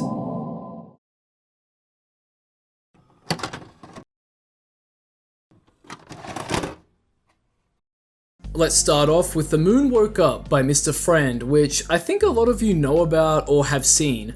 This guy makes some incredible horror animations based around phobias and world-ending events, and he's been releasing the Moon Woke Up series fairly frequently. There's a lot to look at here, and a lot that you definitely wouldn't survive against. Rewatching the series and watching the new videos for this video has really shown me that. I don't want to spoil a lot of the series because I think it's worth watching, but I'll give a general rundown. So one day, the moon wakes up and decides to immediately crash into the Earth, and then 3 planets wake up too, these being Uranus, Jupiter, and Saturn. This event was actually prophesied by people, and it seems that some sort of ascension has occurred since we see these freak moon-faced creatures. And obviously they were once human, and all of this kind of reminds me of something like Warhammer 40k. In that universe, there's so much danger everywhere that anything terrible can happen wherever you are, and your life can be cut short just like that. That's what we're dealing with here, so we can argue that there are a lot of entities that could kill you here, But to keep things simple, I'll keep the moon as our main entity and go from there. So if the moon were to crash into the Earth, it would cause an extreme extinction event. In the series, we see that 90% of the human population gets wiped out. That's because the attempted crash would cause tsunamis, earthquakes, volcanic eruptions, and would leave the Earth in a molten and ashy state full of debris from the wiped out civilizations that once were. The moon should actually disintegrate into pieces and form a ring around Earth due to the Earth's gravity or something, but that doesn't happen here, which shows us how strong this moon creature is, being able to withstand forces that should have destroyed it. It really does make you wonder if this moon is our actual moon. So if you were to somehow survive this, now you have to deal with the moon-faced humans and trying to survive on a destroyed Earth. Breathing would be quite difficult here, and so would finding food, clean water, etc. And then there's the moon-faced humans, I guess the moon-fected? They're a bit rabid and aggressive and have been mutated drastically, so that's nice. One of them can take you out, or you can become one of them. Wow, just great options, right? Plus, there's Friend Industries, which looks to be trying to save humanity on the surface, but they might have some nefarious intentions and practices. So you can die fighting or working for them too, which is just fantastic. And to make things even worse, there are even more celestial beings out there ready to destroy the Earth, whether they're planet-sized or incomprehensibly sized. And it'll only be a matter of time before something gets you. You're not surviving that. For this next entity, I don't even know how to describe this or even introduce it. If you remember from my last analog horror entities you definitely wouldn't survive against video, I covered the analog horror made on the 6-7 kid. I did this because I was just so surprised that shit like this even exists, and now we have a sequel? I don't even know, what else can I call it? I don't know, this sequel is called 6-1 or 6-1? What the fuck? So basically this guy looks to imitate the 6-7 kid, but in a ghoulish way, and repeat 6-1 over and over again. And just like the 6-7 kid, he too has been turned into a mass extinction event, which is like, firstly, I don't even know who to credit for these videos. I guess Sales and Rel for the edit that gave us the 6-1 entity.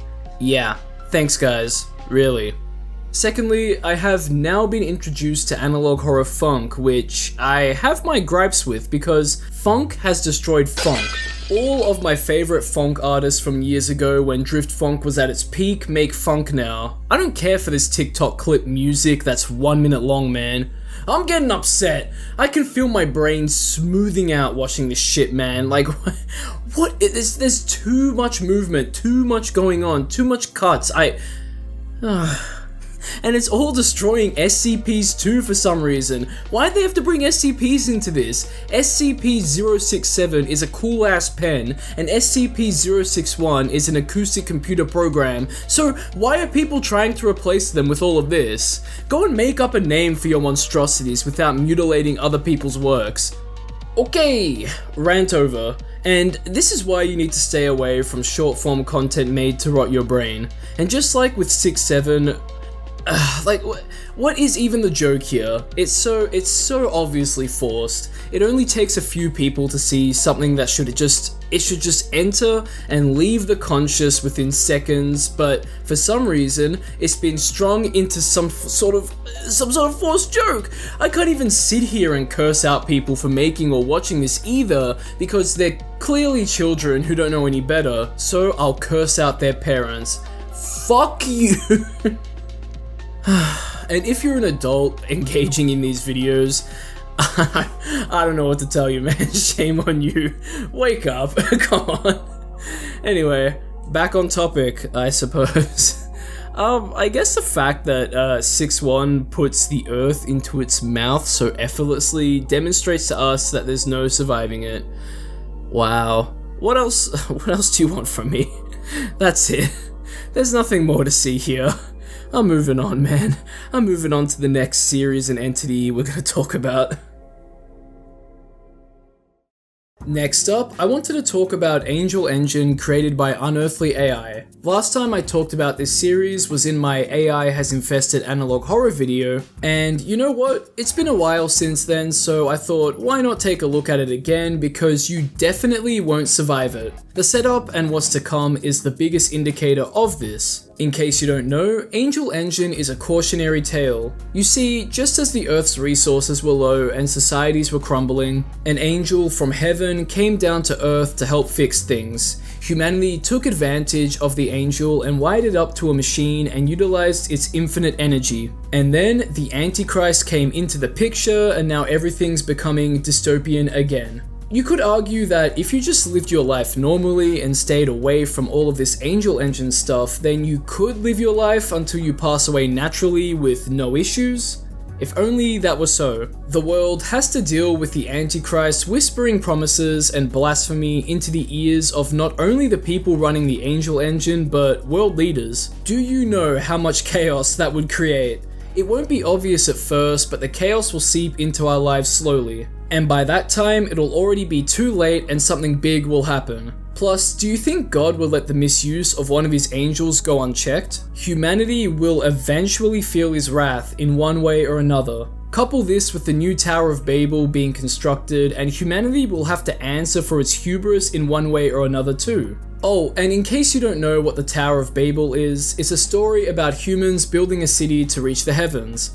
God then stopped construction of it by making everyone speak a different language so no one could communicate with each other. And that's the Bible's explanation on why we have different languages. So the chaos and ruin that the Antichrist will bring and humanity's unforgivable abuse of an angel is more than enough to seal our fates. Not only that, but the Holy Land is full of marauders, the world is crumbling apart, you could become a messed up unholy freak of nature if you volunteer yourself to the Angel Engine cause, you could fall victim to a manufactured soldier going rampant, and it sounds like the angel stuck in the engine is asking humanity to repent via crucifixion, or something like that. There's so many possibilities, so it's not looking good, and you're definitely not surviving it. The saddest part is that the angel still loves humanity even after everything. From here, we're revisiting something we looked at in the previous Analog Horror Entities You Could Definitely Beat video, and that's Fei-Bei's Relic Pokemon. I did say that I wanted to take a look at more of the Relic Pokemon, which are certain Pokemon that have interacted with the strange souvenir and had their hidden and ancestral forms emerge in this universe. Getting them to interact with the strange souvenir again reversed this, and that was one of my reasons for beating the Hypno among other things like safety procedures you could use, etc. But some of the Relic Pokemon look more dangerous and ferocious than Hypno, which are all nicely designed by Fei-Bei. The one I'm more concerned about is Relic Necrozma, its true form. This true form takes Necrozma's title, the Blinding One, literally, as we see footage someone recorded of it from a plane. It's also a great setup for a new Alolan villain team, the Necro Cult, and their leader, Paul Palmer. The Aether Foundation gives him a spot to make a speech, and he goes on about how Necrozma's light can cleanse the evil of the world, and how evil the world is. He makes it all sound like the vision of the Three Fingers and the Frenzy Flame from Elden Ring, and he even has his eyes melted away as shown in a news article. So in a scenario where a relic version of a legendary Pokemon is going to cleanse the world with its blinding light, do you think you stand a chance? No way. It makes me question if the other legendary Pokemon could even do anything about it either. Creating a blinding light that can sear eyes is an incredibly powerful ability. Its range of effectiveness would be massive. If you stare at the sun, your eyes will eventually hurt or get irritated, right? And the sun is almost 150 million kilometers away from Earth. In silly people's terms, this is around 93 million miles. So imagine if something of a similar brightness was just in the sky on Earth. Unless the legendaries had some sort of resistance to blinding light, they wouldn't be able to do anything. The light could topple Pokemon God, and Necrozma still has its fighting capabilities, obviously. That's all a pretty disturbing thought, so I don't think closing your eyes would save you either, but could being in a room that stops light from entering it do that? Hypothetically? Yeah, I guess so, but wouldn't that also make the room airtight, meaning that you just suffocate? But say this room does have an oxygen supply, then what? You're just stuck in a room with whatever you have lying around in it. time will tick on until you really need to leave the room to survive. At that point, unless someone is able to revert Necrozma back, then we're at its mercy. It can and will decide when the earth and everything around it is engulfed in a blinding and searing light. And would anyone be able to revert it back? Is it just made out of an untouchable light now? Who knows, but things are looking pretty bleak. For our last entity, I have another one here that I think you definitely wouldn't survive against, and that is Gemini Home Entertainment's Iris, created by Remy Abode. I've brought it up a few times, and recently while discussing if Kazuma Kiryu could beat Analog Horror, my magnum opus video, and I bring it up again because I had been genuinely thinking about the entity that is the Iris. What would we do as humans if a celestial being larger than Neptune but smaller than Saturn was trying to mutate Earth and all of us into its warped vision of life? It's possible that it can change size, and I have argued that if it's biological, then something like a nuclear bomb launched at it could take it out slowly but surely in the long run because of all that radiation. But what are the odds of that happening if it can move through space and accounting for trajectory might be impossible? So then what? The Iris can create mockeries of life and various creatures and send them to planets it wants to mutate to eventually create a tree of sorts to root into that planet and do all of that as well. And the way I see things, that just leaves us with a back and forth of sorts now, doesn't it? We'll fight back against the Iris while losing more and more of the human population until infrastructure and society start to crumble. The Iris can also ramp up its intensity of its invasion too to counter our rebellion against it. So just like with the moon woke up, there's a lot of times any one of us could be taken out in this timeline that's been constructed, and it all stems from the Iris. There's the creatures it's created, the mutations to the planet, and even the mutations that can happen to humans, the destruction of society, and how that can affect food and water resources, etc. Doom is imminent and it's coming from all angles. Earth will eventually look like something out of Junji Ito's Ramina, and unlike my Supersonic vs Analog Horror video, Supersonic isn't there to save us all. So we're definitely not surviving that. And here we are now at the part of the video where I rank everything from least to most powerful. As our least powerful entity, we have the Angel Engine. Look, the Angel itself is quite strong, but its kindness led to it being enslaved by humanity. That's not its fault, but everything else that came after that is more or less what humanity would have to deal with and most likely fall to. And perhaps that's God's wrath in that scenario, the collapse of humanity before its eventual rise again. To me, it sounds like a Noah's Ark situation, but who knows. Next up is the moon, considering that it wiped out 90% of the population just like that. And again, just like with Angel Engine, the threats that came after the initial catalyst here are the more bigger threats in my opinion, minus the Moonfected. That brings us to Relic Necrozma, which is just a giant flashbang, but that giant flashbang can wreak havoc on the entire world and even beyond it by blinding everyone or even killing them in the process by doing whatever cleansing was mentioned by Paul. And from there, we have the Iris, which can create a lot of spawn and destroy planets slowly but surely. I was going to put Necrozma over the Iris too because of the bright light that should be to being called the Iris, but it's not confirmed to be or have a giant eyeball. It would make sense that it got its name from just looking like one. So as our most powerful entity on the list, okay, we have 6 Swan. Which makes me wonder why everyone that creates these things makes them so powerful. I don't understand.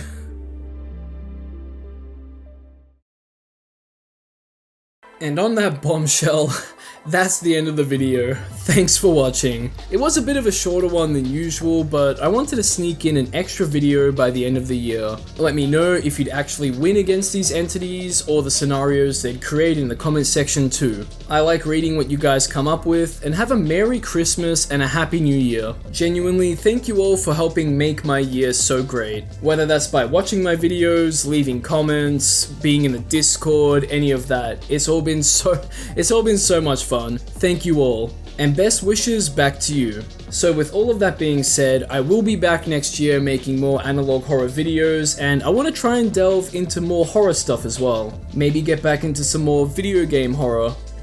Who knows? Who knows what I'll muster up? I've got a lot of time to think about it, so, you know, I guess you'll just have to wait and see. So I hope you're excited for that. Like, subscribe, hype the video, and check out my other ones too while you're at it, since if you like this one, I'm sure you'll like them.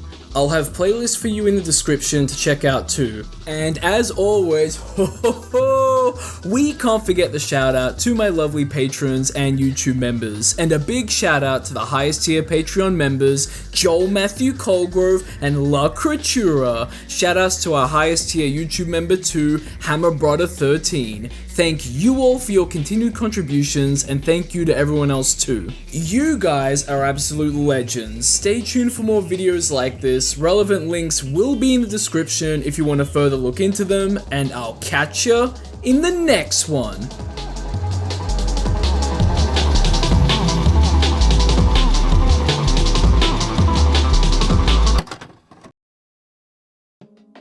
And there we go, that was the last video. It was a bit shorter than I would have liked it to be, but I don't know, just what I had written up, I thought, well, this just gets my point across, and then once I pieced everything together, and then Chris started editing, I realized that it was a bit shorter than usual, but that's okay.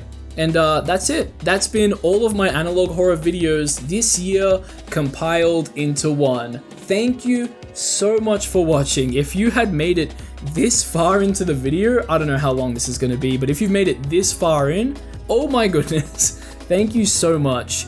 And thank you all for watching, obviously, this video and any and all of my videos this year.